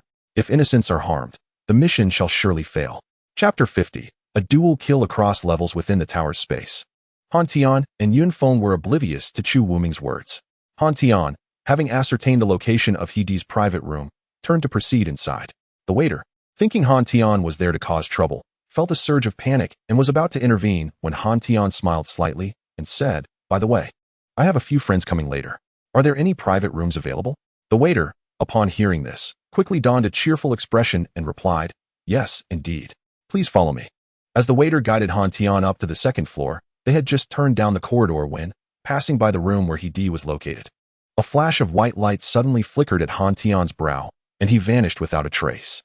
The waiter, leading the way, took only a couple of steps before glancing back and finding Han Tian missing. Peering around anxiously, he recalled Han Tian's earlier inquiry about He Di, and with rising apprehension, he cautiously pushed open the door to He Di's private room to take a look. Inside, He Di and his companions were engaged in tea and conversation, undisturbed by any interruptions. The lively discussion among He Di and his party was abruptly interrupted by the waiter's intrusion, and their displeasure was palpable as they scolded him to leave. The waiter, offering a nervous smile, retreated in confusion, scratching his head, and turned to descend the stairs in search of Han Tian. Outside the tower's space, Chu Wuming too felt a twinge of curiosity. He raised his hand and gestured toward one of the luminous screens, magnifying the spot where Han Tian had vanished several times, yet no trace of him could be found. Even after employing the secret arts of the 9-story tower to investigate whether Han Tian had utilized an invisibility talisman or similar artifact, he remained empty-handed. Chu Wuming's curiosity grew as he pondered the mystery. Just then, a sudden flash of light illuminated the corridor, and Han Tian reappeared, seemingly materializing from thin air. "What is this?" Chu Wuming's eyes widened in astonishment as he mused aloud. Could it be some sort of spatial treasure? Han Tian strode purposefully to the door of He Di's private room, knocking urgently while calling out in a hushed voice, "Commander He, something is amiss." "Commander He." After several forceful knocks, a flicker of light appeared between his brows, and he vanished once more. However, this time, a minuscule speck of light, fragile as a mote of dust, lingered motionless at the doorframe. Just before Han Tian disappeared, within another light screen, the waiter entered Yun Feng's room with a large platter. Smiling as he announced, "Esteemed guest, here is the roasted flower duck and roasted goose that Commander He ordered for you. Please take a look." "Yes, please take it in. No need to close the door. This way he can see me," Yun Feng responded with a nod. "Understood." The waiter then turned and gently tapped on He Di's door before stepping inside. At the very moment the door to the private room swung open, He Di, his face contorted with displeasure, yanked the door wide. "Who is it?" He Di stepped out, only to find no one at the threshold. A surge of formidable spiritual consciousness erupted from him, instantly scanning the corridor. Aside from a few patrons in other rooms, the corridor was utterly devoid of life. "Damn it! Who dares to toy with me?" He Di cursed under his breath, turning to return within. Just then, a blinding white light flared at the doorframe, from which a long knife, coiling with faint black mist, shot forth, slicing through Heedee's throat with astonishing swiftness.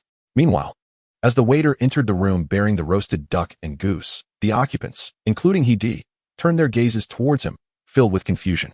"Commander He, this is a gift from the guest across the hall, who claims to be your friend," the waiter explained, stepping aside to direct Heedee's attention towards Yun Feng in the opposite room. Heedee raised his eyes, only to behold a strikingly handsome young man standing in the adjacent chamber, holding a uniquely shaped longbow, aimed directly at him. The bow resembled a crescent moon, with a silver-tipped arrow aimed at Heedee's chest, upon which a white flame flickered quietly. Before Heedee could utter a word, the young man released the arrow, which let out a muted thud as it flew forth. "Ah!" Both Heedees within the two light screens cried out in alarm simultaneously. On Yun Feng's side, Heedee's reflexes were equally swift. Upon perceiving the young man's malicious intent, he sprang into action. A flash of light emanated from his fingertips as a dark red long knife materialized in his grasp. His life-bound treasure, the bloodthirsty knife. Heedee swiftly positioned the bloodthirsty knife before him, preparing to retaliate, only to notice a small illusory formation manifesting just an inch away from his chest. As the formation appeared, it radiated a brilliant light, and an arrow, crowned with a ghastly white flame, shot forth from the brilliance, piercing his chest with a resounding thud. Heedee's movements abruptly froze in place. At the moment the arrow pierced his body, a layer of crystalline ice enveloped him, accompanied by the melodious sound of ice shards colliding. Instantly, Heedee was encased in a thick shell of ice, and the temperature within the room plummeted to an unbearable chill, causing even the two plates of freshly prepared dishes held by the innkeeper to be covered in frost. Despite being trapped in the ice, a strange fire ignited within Heedee's body. This eerie white flame swiftly consumed his flesh from the inside out, reducing him to a charred mass in the blink of an eye, leaving even his primordial spirit unable to escape. In the next moment, the human-shaped ice sculpture, now merely an empty shell, shattered explosively, and a white firebird shot forth from the broken ice fragments, vanishing the instant it touched Yun Feng's fingertip. Meanwhile, Heedee's friends had just begun to react, and several figures darted past the stunned innkeeper, launching themselves at Yun Feng. Unbeknownst to them, a sudden whoosh erupted behind Yun Feng as he unfurled a pair of massive silver bone wings. Before the assailants could exit their private room, the wings crackled with electricity, and with a thunderous sound, Yun Feng transformed into a wisp of azure smoke, disappearing from sight. Almost simultaneously, a patch of open ground nearly 100 feet away from Kofu and witnessed a cloud of azure smoke materialize, which then exploded into the form of Yun Feng. His silver wings retracting into his body as he turned and sprinted towards the city gate of Pure Land.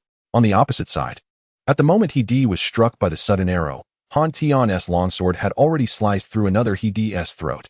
The sinister black aura coiling around the blade swiftly enveloped Heedee's primordial spirit, soul, and lifeblood, drawing them into the sword. Heedee's body rapidly shriveled at a visible pace. When his corpse and head fell to the ground, they disintegrated into a pile of black dust.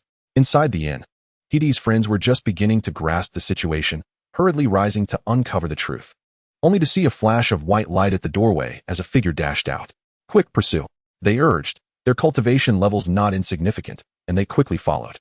However, upon reaching the entrance of Kofu Inn, they were astonished to see that the figure had transformed into 5 shadowy forms, each racing off in different directions. Exchanging glances, they each chose one to chase after. As the group pursued, a large crowd of innocent onlookers had gathered outside Kofu Inn, whispering and speculating. Yet no one truly understood what had transpired. Unnoticed by anyone, a figure suddenly appeared beside the stone lion at the entrance, casually strolling towards the city gate of Pure Land. When Han Tian and Yun Feng recited their incantations and returned to the training grounds of Bamboo Cottage, Chu Wuming had already prepared a bowl of fine wine for each of them, awaiting their arrival.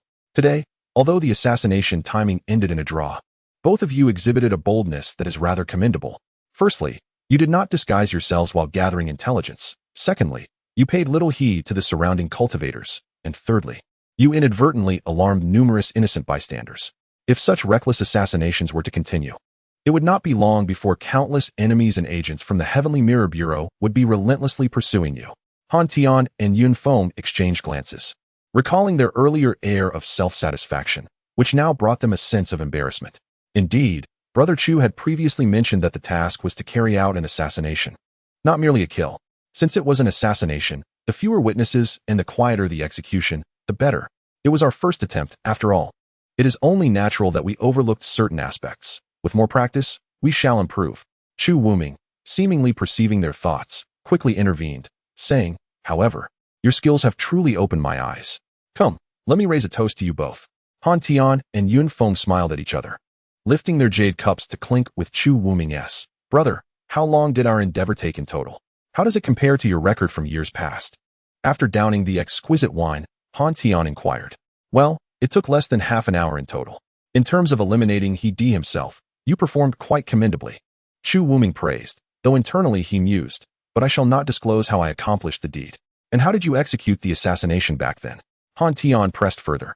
The process of gathering intelligence was similar to yours, quite similar indeed, he chuckled, but I ambushed him as he was returning home late at night. Chu Wuming grinned, pouring more wine for Han Tian and Yun Feng, while secretly recalling how he had hidden beneath a certain bed in the Drunken Immortal Inn. Listening to He Di's antics above, feeling a bit sheepish. It is evident that Brother Chu is meticulous and skilled. Indeed, the quiet of the deep night is the time when there are fewest people around. Yun Feng commended. Indeed, we were rather impulsive, Han Tian added.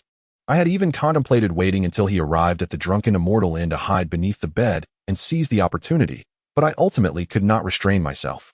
By the way, brother, this treasure is truly remarkable, Han Tian remarked, glancing at the nearby 9-story pagoda.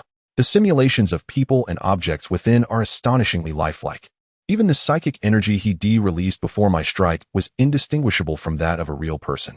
Indeed, when He Di's companions targeted me, their psychic energy locked onto me, and the sensation was exactly the same as in actual combat, Yun Feng added, seeing their attention finally diverted elsewhere. Chu Wuming felt a wave of relief and chuckled. Of course, it is a treasure crafted by a grand sect for the training of its disciples. However, the consumption involved in its use is quite substantial. For instance, to simulate an opponent at the nascent soul stage, it consumes nearly 10 high-grade spirit stones the moment they make a move. Thus, even a sect cannot afford to utilize this treasure at all times. The consumption is indeed considerable. Upon hearing Han Tian's words, he nodded and remarked, however, the genuine sensation of combat experienced through this treasure far surpasses the effectiveness of our daily sparring. Since you have taken a liking to it, I shall bestow this treasure upon you. With a flick of his hand, Chu Wuming summoned the 9-tiered pagoda, which transformed into a delicate little tower the size of a palm, flying into Han Tian's embrace. Such a remarkable treasure should remain with the elder brother for his own use, Han Tian exclaimed, startled, promptly offering the small tower back to Chu Wuming. Oh, I said it as a gift, so accept it. Chu Wuming feigned a stern expression and pushed the tower back towards Han Tian. This item is one I previously utilized during an assassination simulation and has since languished and used for many years. Consider that I am but a loose cultivator. Where would I find sufficient spirit stones to sustain it? I barely managed to accumulate enough spirit stones for pills and my own cultivation as it is. Moreover, this treasure would be far more beneficial for your current level of cultivation. Do accept it. Then I shall express my gratitude, elder brother. Seeing the sincerity in Chu Wuming's gaze, Han Tian felt it improper to refuse further and quickly conveyed his thanks. Not at all. By the way, this treasure has an exquisite function, Chu Wuming continued with a mischievous smile.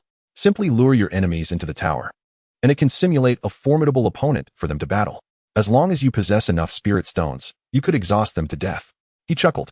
If utilized in this manner, this tower becomes an indispensable artifact for home and travel, a tool for murder and deception, with no consequences to bear. Surely you have employed it in such a way before, elder brother? Indeed, I have, Chu Wuming replied, though regrettably, I did not have a reclining chair, fine wine, and peanuts with me at the time. Haha. 3 days later, on a small path outside the gates of the Spirit Seal sect, Chu Wuming turned to Han Tian, Yun Feng, and the others, clasping his hands in farewell. Dear brother, Yun Feng, and the 2 lovely ladies, let us take our leave here. Our time together has greatly accelerated our cultivation progress, and we have made remarkable strides in the practical application of our techniques, significantly enhancing our combat abilities. Han Tian felt a pang of reluctance. Were it not for Chu Wuming's insistence to depart, he would have wished for him to stay longer. To be honest, I too find it difficult to part from you all, Chu Wuming chuckled.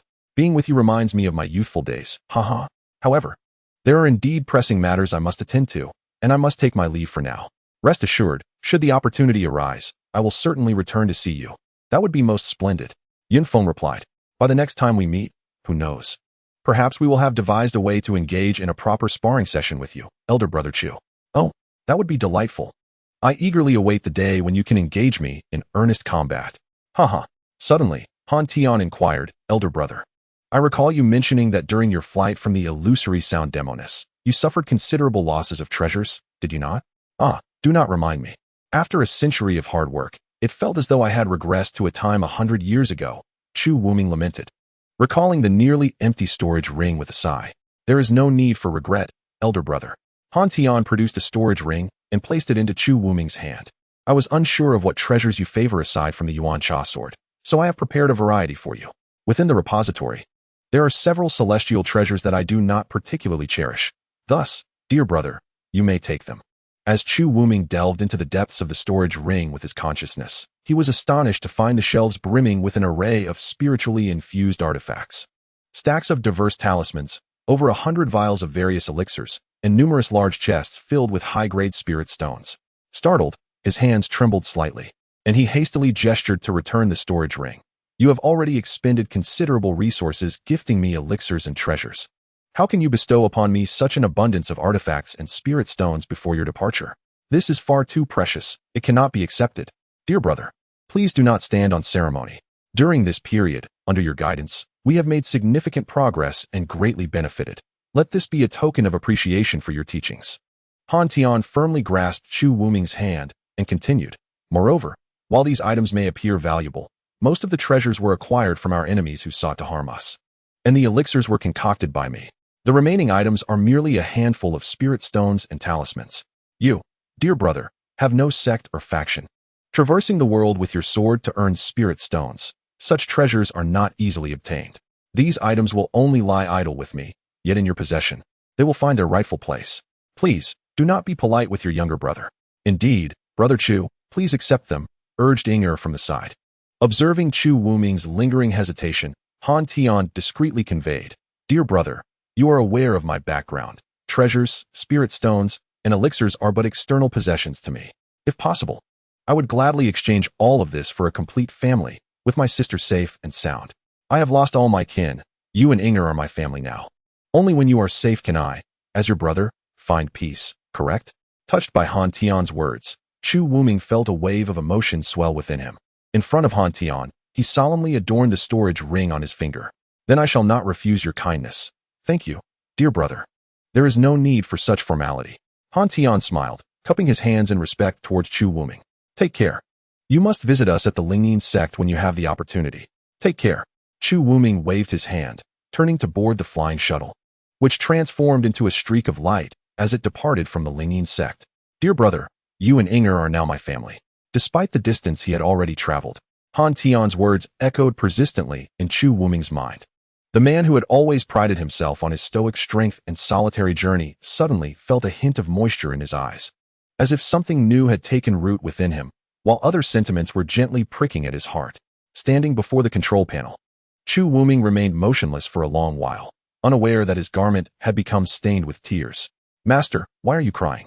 Suddenly, a timid voice resonated in Chu Wuming's mind. Startled, Chu Wuming paused momentarily before realizing it was his sword spirit. During this time, the sword spirit had been quietly residing within the Zifu space, cultivating primordial purple energy, and had never reached out to him. It was unexpected that at this moment, upon emerging from its seclusion, it would encounter Chu Wuming in a state he wished to keep hidden from others. I am neither, nor do I possess such traits. You have misjudged. As Chu Wuming uttered a series of denials, a subtle thread of consciousness emanated, discreetly wiping away the tears upon his visage, leaving no trace behind. Oh, very well. The sword spirit, Xiao Yuan, seemed disinclined to linger on the matter, and in a voice that bore a delightful softness, inquired, Master, Xiao Yuan is hungry again. Might I trouble you for some more primordial purple qi? Of course. With a mere thought, Chu Wuming separated a small portion of the primordial purple qi enveloping his purple chamber, which swiftly soared into the space, encasing the Yuan Sha sword.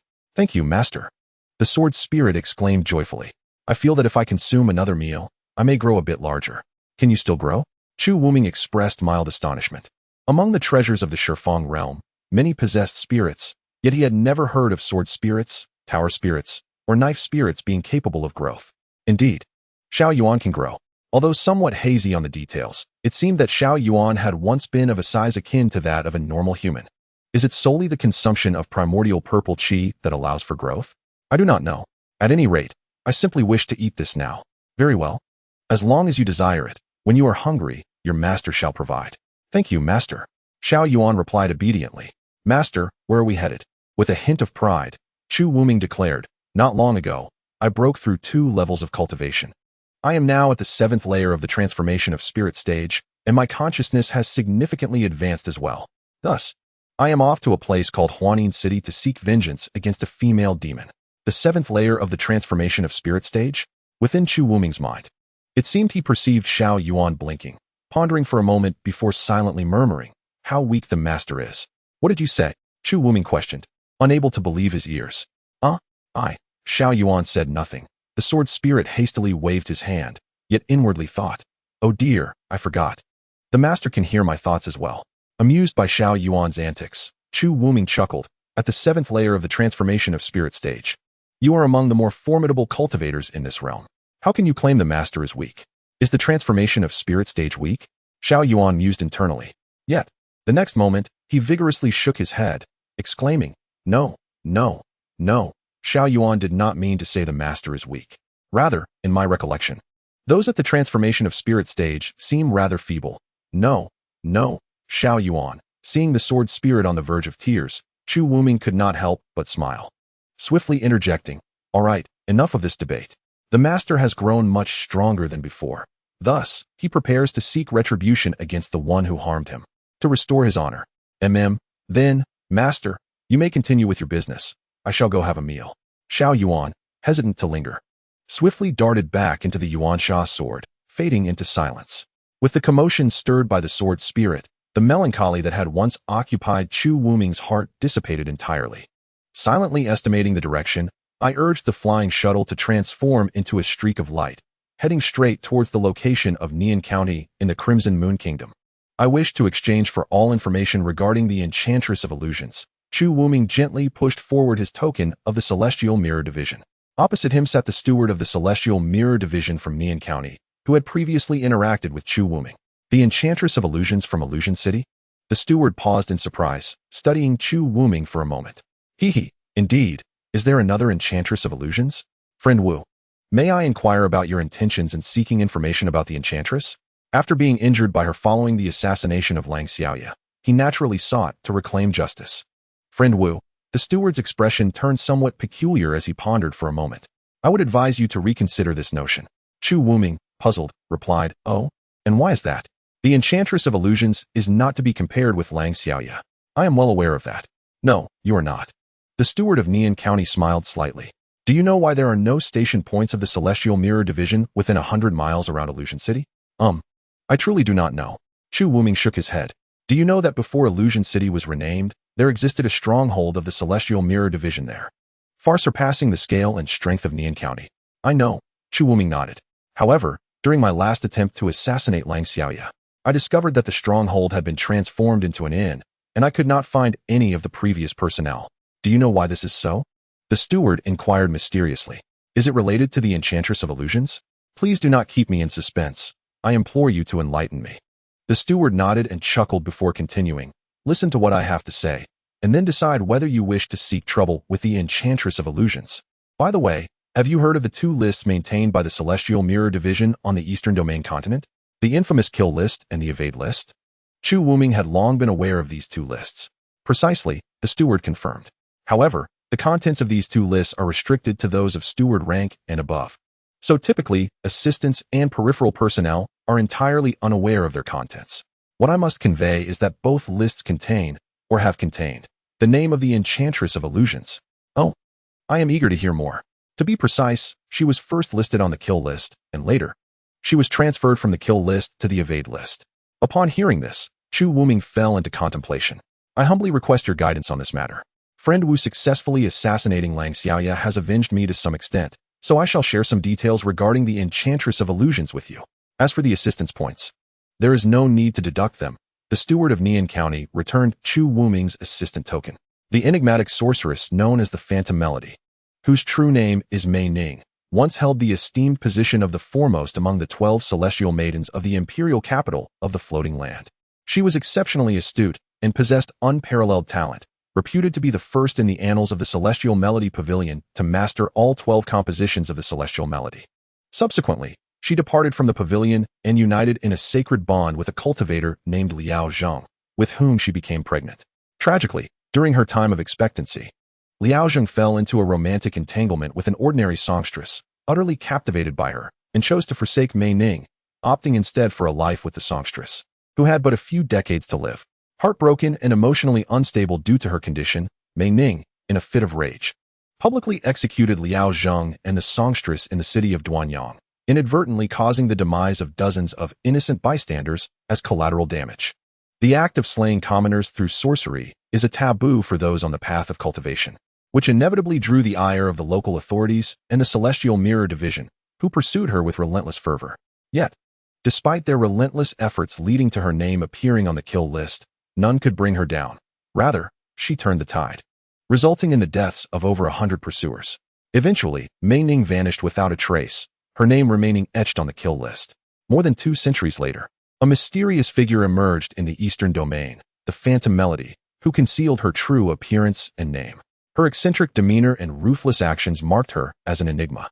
This individual specifically targeted agents of the Celestial Mirror Division, systematically annihilating several of their outposts. In response, the division mobilized forces for her capture, including 3 formidable experts at the Void Refinement stage. Do you know the outcome of that confrontation? Chu Wuming smirked and replied, naturally, the Phantom Melody emerged victorious. Indeed, that battle is regarded as the most disastrous defeat for the Celestial Mirror Division in nearly 3 centuries, a topic seldom broached. 2 of the 3 Void Refinement experts perished on the spot, while 1 fled. And a total of 32 other cultivators from the transformation and nascent soul stages who participated in the siege met their end. The steward of Nian County sighed, remarking that following that encounter, the Celestial Mirror Division recognized that the Phantom Melody was, in fact, the Mei Ning of yore.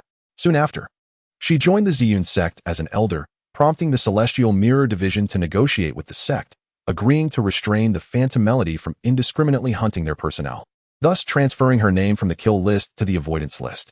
At this juncture, the steward of Nian County gazed meaningfully into Chu Wuming's eyes, stating, "It is quite remarkable that you managed to escape from the Phantom Melody last time, my friend. However, should you consider seeking further trouble with her, I implore you to think twice."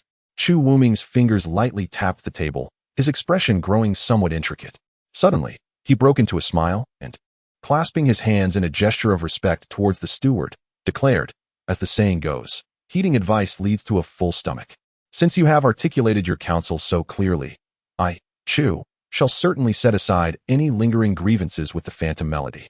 Haha, that would be for the best indeed. He chuckled heartily. The governor of Nihuan County let out a sigh of relief and, with clasped fists, returned the greeting, saying, "Friend Wu, your skills are commendable, and it appears your cultivation has progressed remarkably. Naturally, you should not stoop to the level of that deranged woman. Should you be interested, I intend to recommend you to the headquarters of the Tianjing Division in the Middle Continent. With your talents, it won't be long before you make a name for yourself there. What do you think, esteemed Wu?" Chu Wuming, upon hearing this, hastily waved his hands, saying, "I am accustomed to a leisurely life and cannot abide by the strictures of sections. I appreciate your kind intentions, truly, but I hope you won't take offense." Very well, it matters not. If you ever change your mind, do seek me out." Agreed. It's a promise. After departing, Chu Wuming walked along the streets, unable to resist raising his hands to massage his cheeks, which had grown stiff from forced smiles. I detest the hypocrisy of these administrators. Their insincere smiles have left my face frozen, he grumbled internally. Since I cannot confront the enchantress of illusions, I shall adhere to my original plan and pay a visit to the demon spirit sect. My previous spirit companion was slain by that lunatic, so I must indeed seek a better one. In the Eastern Domain, within the demon spirit sect, lies the Demon Spirit Valley. The spirit beasts here, though referred to as demon spirits, are merely a title. Approximately 60% of the spirit beasts bred by the demon spirit sect possess demonic energy, while the remaining 40% bear little difference from those nurtured by another sect, the Spirit Master sect. Chu Wuming followed a robust middle-aged man along the mountainous path to the Demon Spirit Valley. "Old Xian, why has your demon spirit sect become so desolate of late?" Along the way, I have seen many familiar faces, each wearing expressions as if their wives have run off with others. You know well about the previous incident between us and the Spirit Master sect, the middle-aged man sighed. were it not for the Elder's timely intervention. The demon spirit sect might have already fractured. Currently, we have lost nearly half of our elders in the void refinement stage and a considerable number in the transformation stage. Everyone feels somewhat unsettled. What if the Spirit Master sect suddenly attacks? Not long ago, a fierce battle had erupted between the Demon Spirit sect and the Spirit Master sect, yielding rather unfavorable results for the former. Wasn't the Emperor of the Floating Tribute Nation personally mediating between your two sects to sign a peace treaty? Chu Wuming inquired.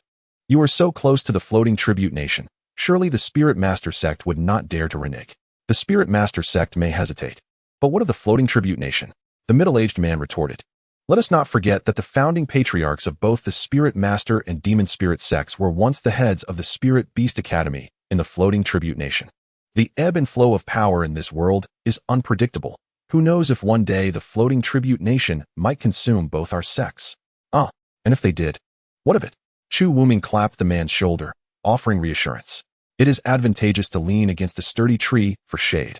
Besides, with your exceptional skills in nurturing spirit beasts and your diligent work ethic, whoever controls the demon spirit sect would not dare to mistreat you. I fail to see what there is to worry about. The middle-aged man chuckled. You do have a point, haha. I am merely engaged in the business of nurturing spirit beasts. Why should I concern myself with the burdens of being a sect leader? Indeed. Chu Wuming grinned. Are there any spirit beasts of exceptional quality and strength in the Demon Spirit Valley? I seek one even more formidable than the previous golden-backed sky venom spider. More powerful than the golden-backed sky wolf spider? The middle-aged man responded with a smile. That is certainly a given. However, I must warn you. Fine specimens come at a steep price. Have you brought enough spirit stones? Given our familiarity, could you not offer me a more favorable deal? Times are tough for the sect, and we have suffered considerable losses in the past. The remaining beasts available for sale have all seen their prices inflated. The middle-aged man expressed a hint of regret. I will certainly strive to secure any discounts for you, but the prices may still be higher than before. Just keep that in mind. Very well, as long as it catches my eye, I am willing to pay a premium. Within Chu Wuming's purple realm, a small plaza paved with white spirit stones had already taken shape, spanning several dozen feet. A substantial portion of these stones were gifts from Han Tian, while others were acquired from selling off and used magical artifacts. Every time Chu Wuming gazed upon this plaza, a thought arose in his mind. Chu, you are no longer short of funds. What about this golden-backed sky wolf spider? Although it is currently only an 8th-tier beast, its bloodline is far purer than your previous one.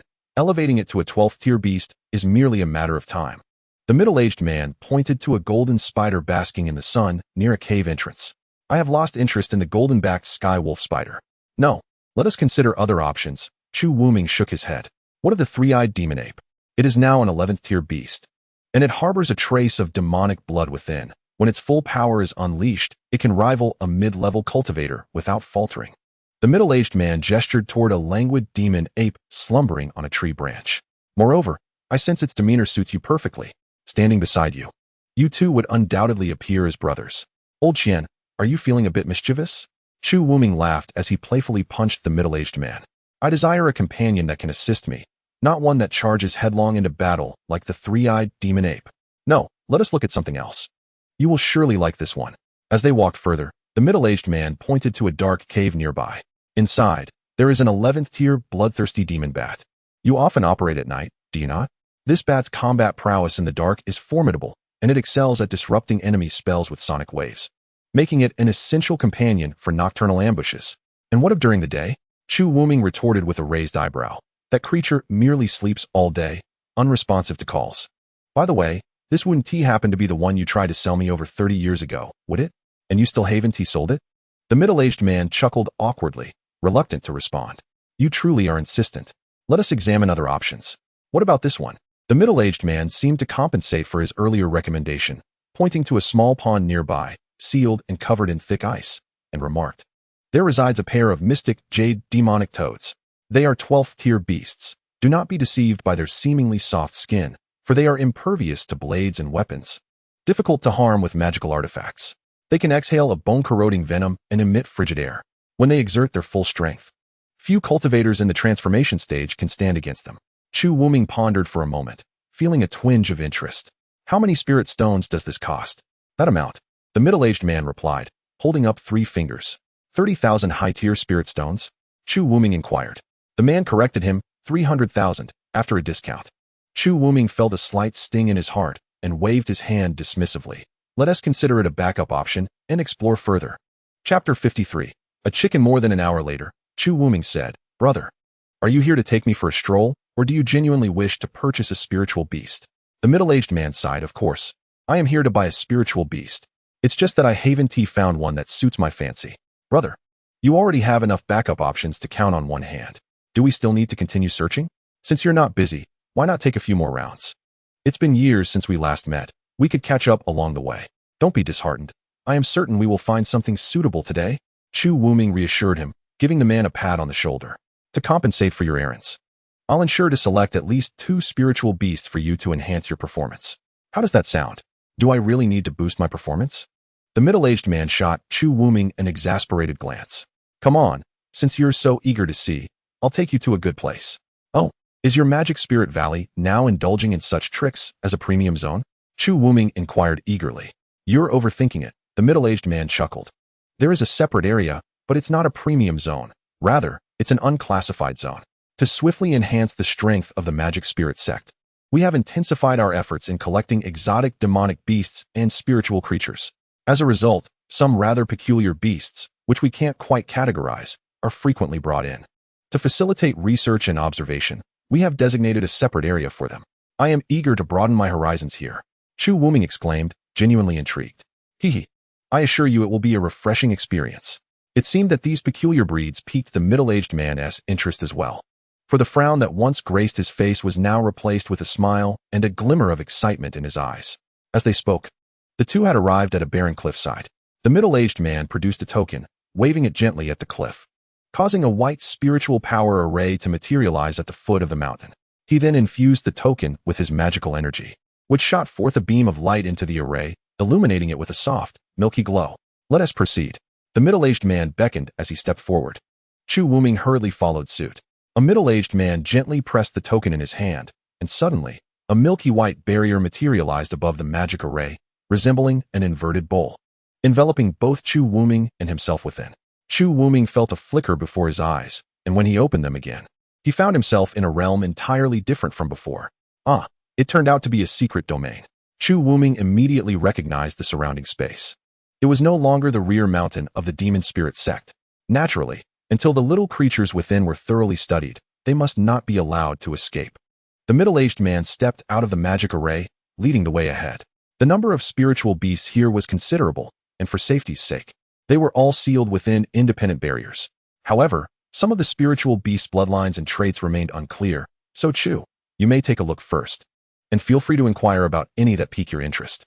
With that, the middle-aged man ceased his earlier introductions and instead walked while observing the barriers and the various demonic beasts contained within, occasionally inquiring with the busy disciples of the demon spirit sect nearby.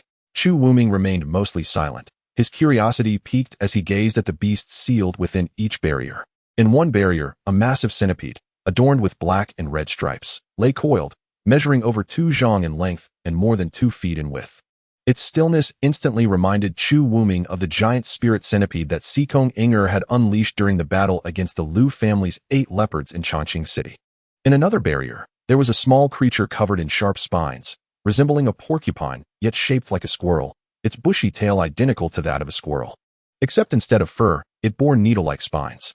Across from the squirrel-like creature, a beast resembling a civet cat was contained within a barrier, possessing a single eye atop its head and 3 tails that stood erect, constantly swaying.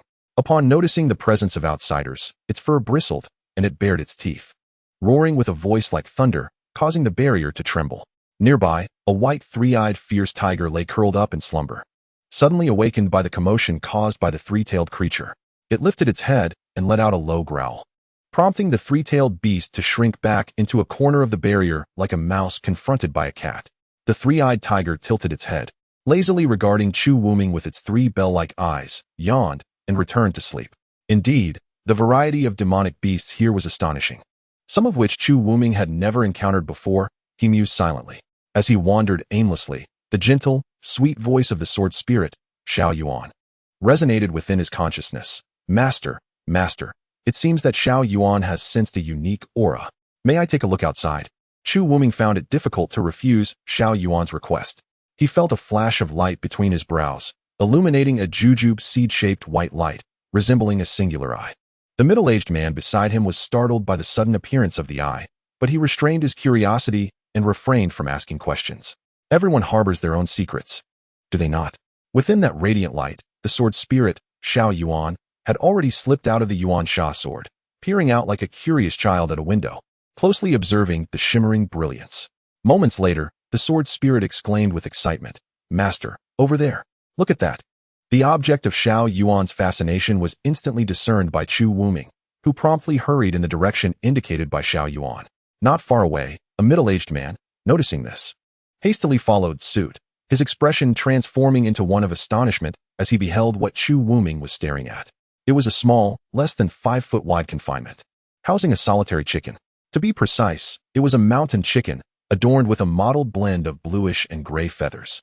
Its plumage was not only disheveled but also sparse in several places, with many feathers plucked away, leaving its tail almost bare and one wing drooping limply. However, despite its disheveled appearance, the mountain chicken held its head high, reminiscent of a victorious general, casting a cold gaze at Chu Wuming across the way. "What is this?" Chu Wuming inquired, pointing at the mountain chicken. "This is a mountain chicken," the middle-aged man replied candidly. "How did a mountain chicken end up here?" Chu Wuming expressed his dissatisfaction with the answer, pressing further, "Is it also a beast of chaos?" "Well, perhaps," the middle-aged man responded with uncertainty. "It was just delivered not long ago. It was captured near Chifeng village, adjacent to the Chifeng mountain range. It is said to have killed all the chickens, ducks, geese, and even 6 dogs in the village overnight." The middle-aged man paused briefly before continuing. "However, after a preliminary examination, I found no special bloodline. It seems to be merely an anomalous mountain chicken. Had you arrived a day later, I would have sent it to the kitchen." Feeling the intensity of Chu Wuming's gaze, the mountain chicken appeared to sense a challenge, its round eyes widening further, tilting its head to scrutinize Chu Wuming from a different angle. The middle-aged man, observing this, smirked and remarked, "Don't let its small stature fool you. It has quite the ferocious spirit and seems eager to pick a fight with anyone. Of course, it could just be a bit dim-witted." Chu Wuming, tilting his head in tandem with the mountain chicken, suddenly posed a question. "How much?" "Pardon? What?" The middle-aged man was perplexed by Chu Wuming's inquiry. "How much for the spirit stones?" "I want it." Chu Wuming turned to the middle-aged man, reiterating his request. "What? You want me to part with this mountain chicken for 300,000 high-grade spirit stones? Why not just rob me instead?" Chu Wuming's eyes widened, resembling the astonished expression of the mountain chicken. "No, it's 30 low-grade spirit stones," the middle-aged man clarified. "Here is a high-grade spirit stone for you. No need to search any further." Chu Wuming proclaimed generously as he tossed a spirit stone. The middle-aged man accepted the stone, nodding in acknowledgement. "Very well. How would you like it prepared? Braised or stir-fried?" "I won't eat it. I shall keep it," Chu Wuming replied, rubbing his hands together, his face alight with excitement. "Quickly, take it out for me." "Really not eating it?" The middle-aged man chuckled. "Our demon spirit sect's kitchen excels at preparing such game." Despite his teasing words, he displayed no hesitation about the meal, retrieving a spirit beast pouch. He executed a hand gesture and directed it toward the mountain chicken within the confinement, uttering, "Capture." In an instant, a beam of white light burst forth from the spirit beast pouch, ensnaring the mountain chicken within. Here, the middle-aged man handed the pouch to Chu Wuming, adding, "This isn't sufficient. It's far too cheap." "We agreed. You must select 2 spirit beasts, and they cannot be too inexpensive." "Not a problem, haha." Chu Wuming's spirits evidently lifted. After a brief moment of contemplation, he declared, "I shall take the purple golden electric mouse and that toad from earlier." "Excellent." The middle-aged man was quite pleased with Chu Wuming's selections. Noticing the absence of onlookers, he leaned closer and whispered into Chu Wuming's ear. "Our previous sect leader managed to acquire several core beast control techniques from the spirit taming sect. Over the years, I have diligently studied them and combined one with our demon spirit sect's secret arts. In terms of controlling spirit beasts, I dare say it is the finest technique in the 10 Directions realm. Would you be interested, Brother Chu?" "Of course. Knowledge is never burdensome." Chu Wuming eagerly nodded. "I shall not learn for free. Name your price in spirit stones." "I require no spirit stones." The middle-aged man shook his head, then suddenly switched to a whispered tone. "I wish to request your assistance in eliminating someone." "Whom do you wish to kill?" Chu Wuming was taken aback by the gravity of the man's expression and promptly inquired. "Feng Heng, the cousin of our former sect leader." The middle-aged man's eyes glimmered with sorrow and anger as he coldly responded.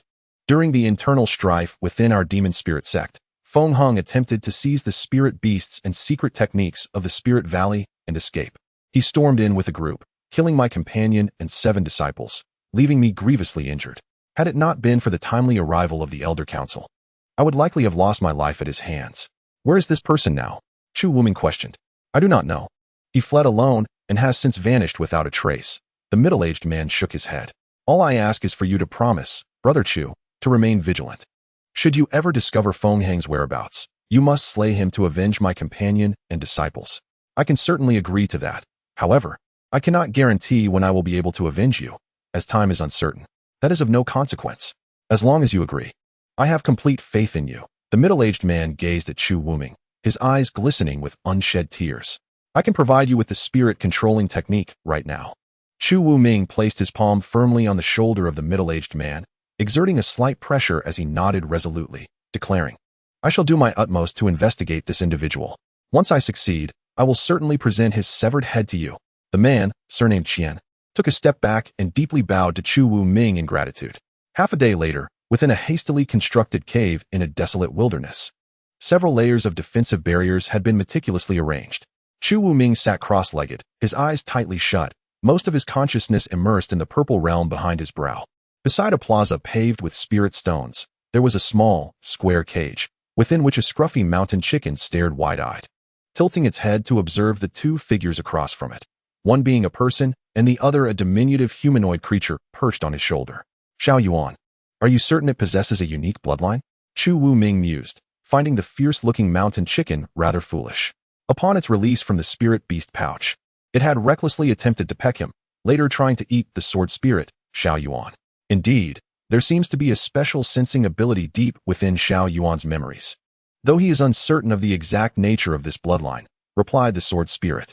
Are we truly going to utilize the precious Hongmeng purple qi on it? Chu Wuming pondered, feeling that experimenting with such a valuable resource on a mere mountain chicken was somewhat extravagant. Typically, dormant special bloodlines are exceedingly difficult to awaken, yet the Hongmeng purple qi could accomplish this with ease. Nonetheless, one must consider the possibility. Xiao Yuan insisted. If my judgment is flawed, a mountain chicken nourished by the Hongmeng purple qi might indeed prove to be more delectable. The sword spirit was quite displeased with the earlier attempt of the chicken to consume it, sensing a hint of ingratitude. Very well, let us proceed. With a flick of his thoughts, a wisp of Hongmeng purple qi descended from the heavens, swiftly entering the mountain chicken's body. Cackling in surprise, the chicken flapped its wings, nearly damaging the cage conjured by Chu Wuming's magical powers. It possesses quite a bit of strength, Chu Wuming remarked, tilting his head to observe the chicken, which, after absorbing a trace of the Hongmeng purple qi, showed no apparent change. Master, let us try again, urged the sword spirit, equally fixated on the chicken. The fact that it could endure the Hongmeng purple qi suggested it held potential. Another wisp of the purple energy fell from the sky and entered the chicken's body. Cackling again, the chicken's sparse feathers bristled, arching its neck, spreading its wings, and glaring fiercely at Chu Wuming and his companion, seemingly displeased with their use of the purple essence against it. It appears insufficient, the sword spirit remarked. Very well, let us be bold, Chu Wuming resolved, summoning a substantial mass of Hongmeng purple qi that descended from above, enveloping the entire mountain chicken in an instant. The cage now resembled a dark purple lump. This shape resembles that of a beggar's chicken during preparation. Chu Wuming propped up his chin with one hand, and inexplicably felt a sudden craving. The mountain chicken was enveloped in primordial purple gas, and instantly, it seemed as though the surroundings weighed over 1,000 pounds, making even the slightest movement of its neck and wings a Herculean task. The primordial purple gas, however, unreservedly penetrated its skin, burrowing into its very being. Master, look! There is finally a change, exclaimed the sword spirit, Xiao Yuan, as she sprang to her feet, pointing at the mountain chicken with her delicate arm. Indeed, I see it. Chu Wuming replied, his gaze fixed on the transformation of the mountain chicken, a sense of anticipation blossoming within him. Moments passed, and the mountain chicken vanished from within the swirling purple gas. After several dozen breaths, the primordial gas began to collapse inward, revealing its contents. When Chu Wuming discerned what lay inside, he was momentarily taken aback, and after a pause, murmured, Now I finally understand the answer to a question. In this world, the chicken indeed came before the egg. Within the confines of the cage, the mountain chicken was nowhere to be seen. In its place was an egg, remarkably large, measuring over half a foot in height, and perfectly oval. The smooth, pristine shell glimmered like jade, adorned with intricate vein-like patterns that resembled those of blood vessels. As if exquisitely sculpted from white jade, these patterns seemed to possess a heartbeat, pulsating gently with a soft luminescence. Xiao Yuan, what kind of egg is this? I do not know, Xiao Yuan replied. How should this egg be incubated? I do not know. Can this egg be consumed? Perhaps. Chu Wu Ming felt a sense of helplessness, realizing he could not rely on Xiao Yuan for answers. After contemplating, he concluded that a certain course of action might be the most prudent approach. Suddenly, a small figure, about an inch tall, materialized in the air beside him. It was the nascent soul that had been cultivating within the primordial purple gas. Upon witnessing this, Xiao Yuan swiftly darted over, circling around Chu Wu Ming's nascent soul twice before standing beside it and comparing their heights. Though Xiao Yuan's expression was inscrutable, Chu Wu Ming sensed that she seemed to pout as she returned to his shoulder. He secretly smiled, choosing to ignore the sword spirit. With a wave of his hand, he summoned a drop of his essence blood from within, while the nascent soul lightly raised its arm, releasing a drop of milky white primal energy that floated beside the drop of essence blood. As both Chu Wu Ming and the nascent soul simultaneously chanted incantations, their movements synchronized perfectly, as though they were replicas of one another. The drop of essence blood and the drop of primal energy began to tremble in unison with Chu Wu Ming's incantation, soon morphing into slender threads that spread outward. After a brief interval, Chu Wu Ming's incantation grew increasingly subdued, and by this time, the essence blood and primal energy had transformed before him into two identical magical arrays. Upon two mystical formations, an array of enigmatic and intricate runes glimmered softly, pulsating in synchrony with Chu Wu Ming's heartbeat. Suddenly, Chu Wu Ming halted his incantation, raising both hands in unison with his primordial spirit, gently bringing them together in the center, uttering the word unification. Before long, the two formations gradually converged, one atop the other, merging seamlessly. Accompanied by a radiant flash of golden light, the formations completely fused into a singular golden array, which began to rotate slowly in midair. With a deft motion, Chu Wu Ming shattered the confinement encasing the egg, allowing it to rise gently and settle at the heart of the golden array. The array emitted a resonant hum as countless golden tendrils extended forth, delicately enveloping the eggshell until it was entirely cocooned. Suddenly, the entire egg, alongside the formation below, burst forth in a brilliant golden glow, reminiscent of a small sun illuminating the Zifu space, compelling Chu Wu Ming to close his eyes momentarily. When he reopened them, he beheld the egg encased in a shimmering golden membrane, resembling a lustrous golden egg. Success! Chu Wu Ming realized that this manifestation was the result of successfully executing the secret technique bestowed upon him by Elder Qian of the Demon Spirit Sect. A sense of relief washed over him as he waved his hand, sending the golden egg soaring towards his primordial spirit. As it flew, it rapidly diminished in size, ultimately transforming into a morsel no larger than a mung bean, snugly cradled within the embrace of his spirit. In the days to come, I shall rely upon you, Chu Wu Ming declared, continuing his cultivation amidst the primordial purple energy, refining it daily with his intrinsic essence, awaiting the day of hatching when this endeavor would be deemed a complete success. During this period, it would be prudent to refrain from engaging in conflict using his primordial spirit. The spirit nodded in acknowledgement, remaining silent as it transformed into a streak of light, ascending into the sky, soon vanishing from sight within the Zifu space. In the floating cloud county of Chang'an City, a robust black donkey trotted along the streets, each step causing its sizable head to bob slightly, occasionally shaking its head and emitting a playful snort. Upon the donkey's back sat a burly figure clad in a wide-brimmed hat, a long sword slung across his back, and a modest blue cloth bundle secured at his waist. The donkey's striking stature, only marginally shorter than an average horse, drew the curious gazes of passers-by. Unperturbed by their attention, the man on the donkey squinted, surveying the shops along the street, seemingly in search of something. "Excuse me, sir, could you please direct me to the Fue Escort Agency?" inquired an elderly man passing by, glancing up at the figure atop the donkey. Noticing the rugged yet handsome visage beneath the hat, adorned with a warm smile, the elder swiftly gestured towards a nearby intersection to the west. "Just turn left at that corner." "Thank you very much." As Chu Wu Ming gently tugged at the reins, preparing to turn westward, he was startled to see a group of young scholars hastily rushing past him. Chapter 55, Cucumbers. More than just a delicacy, the foremost among them turned back, urging his companions, "Could you all please hurry? If we delay any longer, we want to secure a good position. If we don't manage to get a good spot, what of it?" grumbled a plump lad trailing behind, panting heavily. Brother Guanxi is a devoted admirer of Zhun Shunshin. If we can't get a good position, how will she notice him? Chimed in a young man beside the plump one. Brother Guanxi wishes for Zhun the great talent to see him.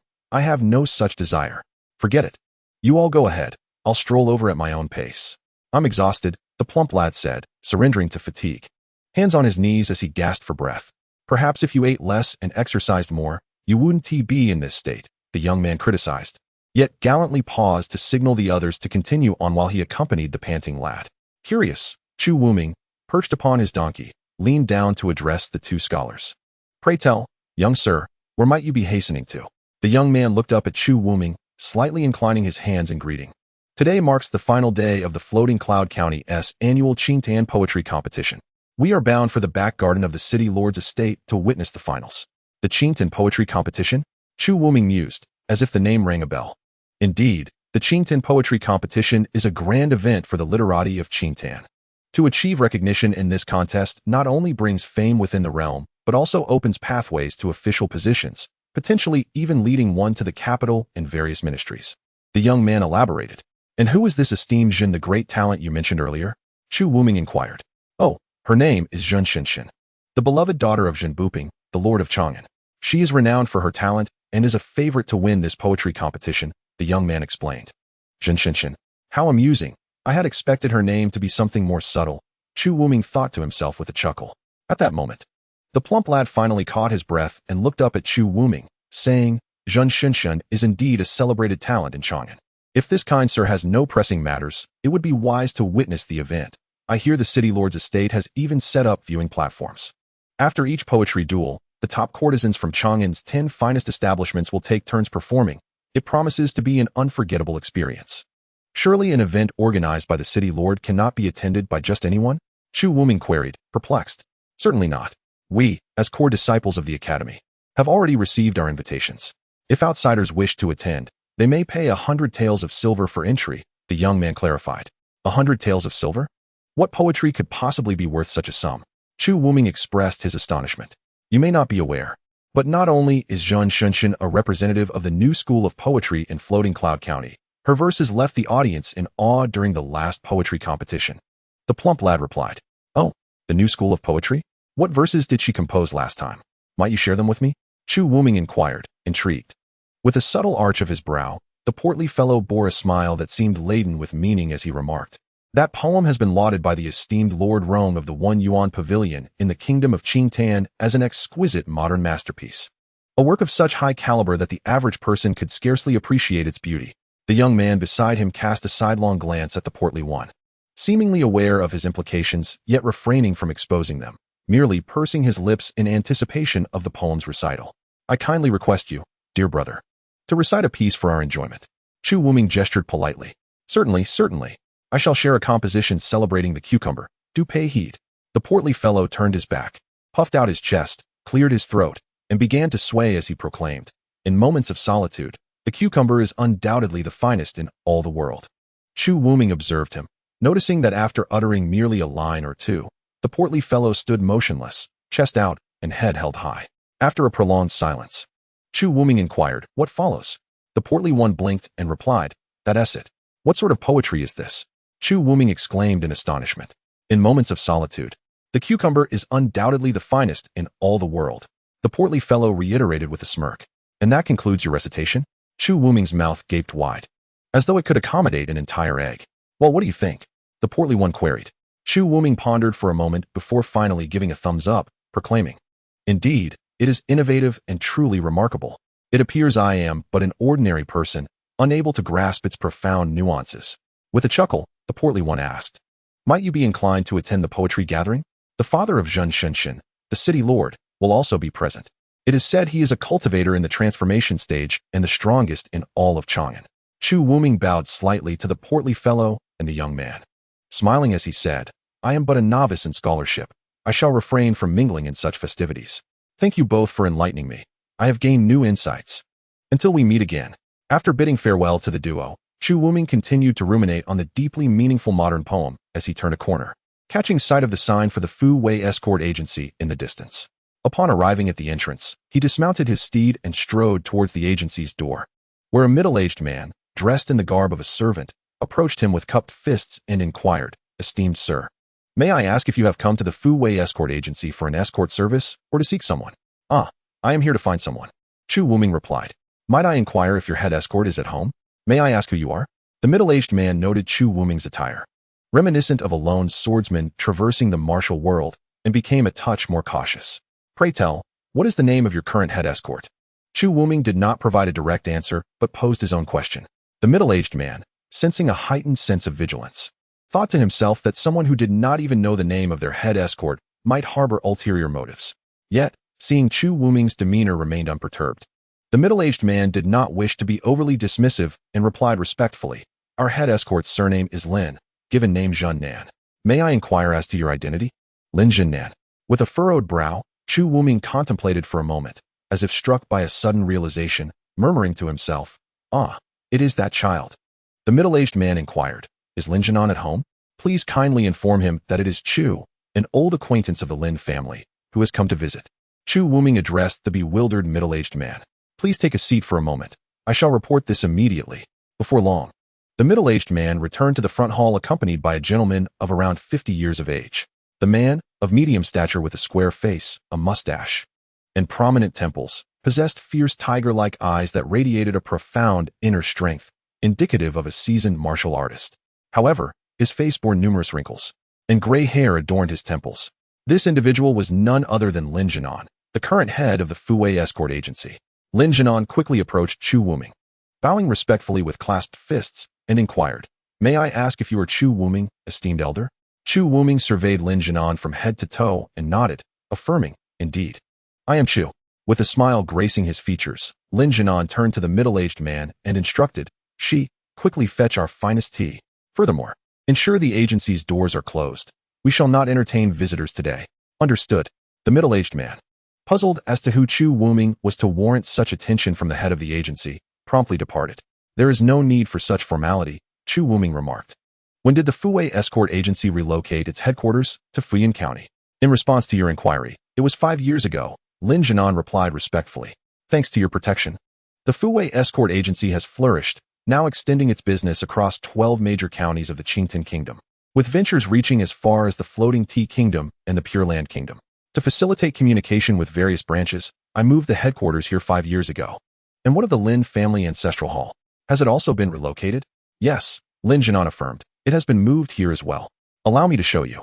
"Very well," Chu Wuming replied. Lin Jinan bowed and gestured for him to proceed, leading Chu Wuming towards the rear courtyard. The Lin family ancestral hall was situated within the innermost courtyard, a secluded and solemn place. Though modest in size, the hall housed a grand altar at its center. Behind it stood several rows of elegantly crafted shelves made from superior rosewood, adorned with the memorial tablets of the Lin family's ancestors. The top row contained only a single tablet, inscribed with the simple words, "Spirit Tablet of Ancestor Lin Wanqing." A glimmer shone in Chu Wuming's brow, and in the next moment, 2 cups filled with fine wine appeared in his hands. Gently clinking the cups together, one was slowly poured onto the ground while the other was consumed in a single gulp. Lin Jinan, standing nearby, paid his respects to the spirit tablets of the ancestors, then quietly exited, softly closing the ancestral hall door behind him, retreating to the courtyard entrance to await silently. Within the ancestral hall, Chu Wuming stood before the altar, a smile gracing his features, his gaze filled with tender affection for the tablet of Lin Wanqing. Memories long sealed away surged forth, traversing through countless years, enveloping Chu Wuming's heart, and his distant gaze began to take on a somewhat wistful quality. Awakened by a sudden pain and the sensation of jolting, Chu Wuming gradually opened his eyes. In a state of bewilderment, Chu Wuming found himself momentarily dazed. It was only after a brief pause that he recalled the events that had transpired earlier. He had been awaiting the arrival of the saintess of the Tiandu sect, Shangguan Lingxi, in the enchanting valley of Qianyang Mountain. To his dismay, he was greeted instead by her senior brother, El Linyuan. Upon encountering Chu Wuming, El Linyuan unleashed a torrent of invective, accusing him of insatiable greed and attempting to seduce the saintess. All the resentment he had accumulated from being spurned by her was mercilessly directed at Chu Wuming. Although Chu Wuming had no intention of engaging in this fruitless exchange, El Linyuan, like a maddened fiend, continued to ramble incessantly. Moreover, as El Linyuan was the companion of Shangguan Lingxi on her official business, Chu Wuming refrained from retaliating, determined to avoid causing her any trouble. Unbeknownst to Chu Wuming, the valley had long been permeated with an odorless, tasteless poison that El Linyuan had scattered. His unreasonable tirade was merely a prelude to the toxic gas mingling with the last remnants of the antidote within Chu Wuming's system. When El Linyuan finally ceased his verbal onslaught, Chu Wuming was astonished to discover that a faint veil of black mist had enveloped his primordial spirit and vital points in that fleeting moment. Chapter 56. The Fengwei Escort Agency. Lin Wanqing, recognizing that Chu Wuming had indeed fallen victim to his poison, El Linyuan wasted no time in revealing his hidden minions. Chu Wuming, stripped of his magical prowess, found himself in grave danger. Fortunately, his spiritual consciousness remained unbound, allowing him to draw forth his celestial sword and, relying solely on his mastery of martial arts at the Grandmaster level, fend off El Linyuan's assaults, much to El Linyuan's astonishment. However, Chu Wuming's defiance only served to inflame El Linyuan's wrath. Rather than seeking a swift end to Chu Wuming, he resolved to torment him to the brink of death. Capitalizing on his magical superiority, El Linyuan summoned a flurry of sword and blade artifacts to incessantly stab at Chu Wuming, unleashing the Tiandu sect's secret offensive techniques in relentless succession. Poisonous flames and venomous insects swirled around Chu Wuming, who, in his desperate attempts to defend himself, became increasingly beleaguered. Despite having refined his body to a state impervious to ordinary weapons, how could Chu Wuming withstand El Linyuan, the chief disciple of the Tiandu sect? Wielding the formidable poison origin sword, in a mere span of a dozen breaths, Chu Wuming's situation had become precarious.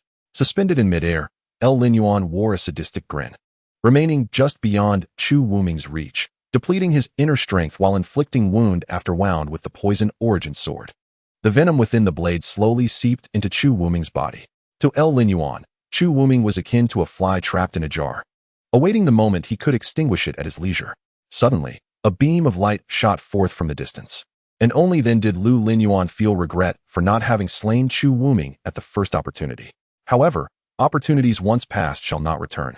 Just as Lu Linyuan was about to eliminate the already weakened Chu Wuming, a striking figure appeared before him, shielding Chu Wuming from harm.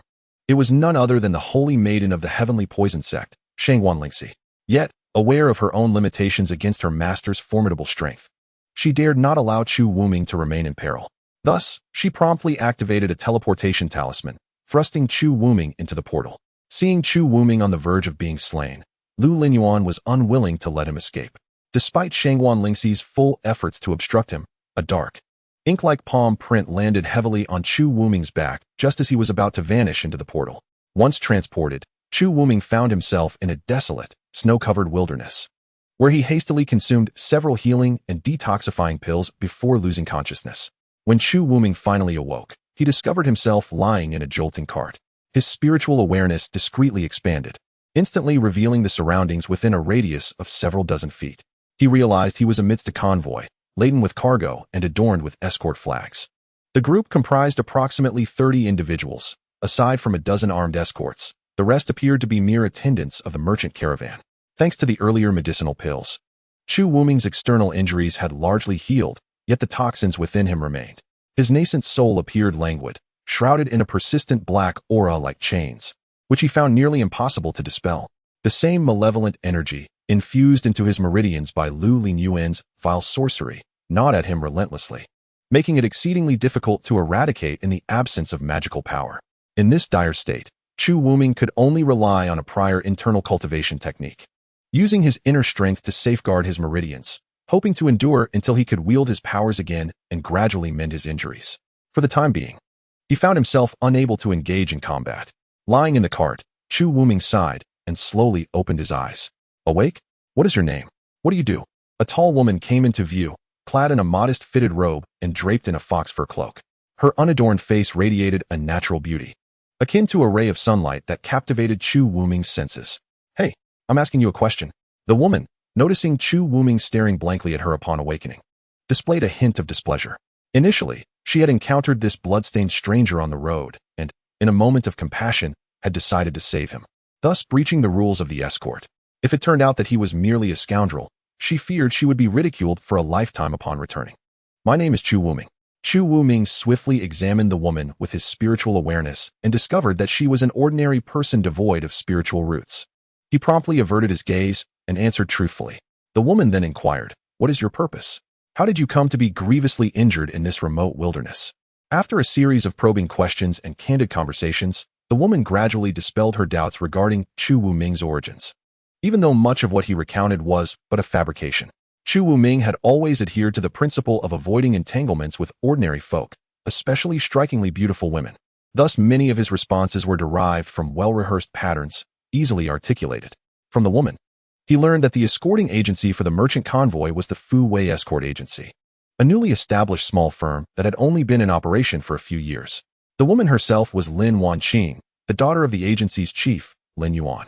Despite being merely 17, Lin Wanqing had trained under esteemed masters from a young age, and her remarkable innate talent had led her to attain impressive martial skills.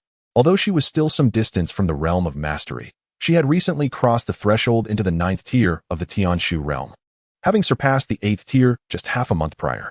Originally, her participation in this escort mission was not planned.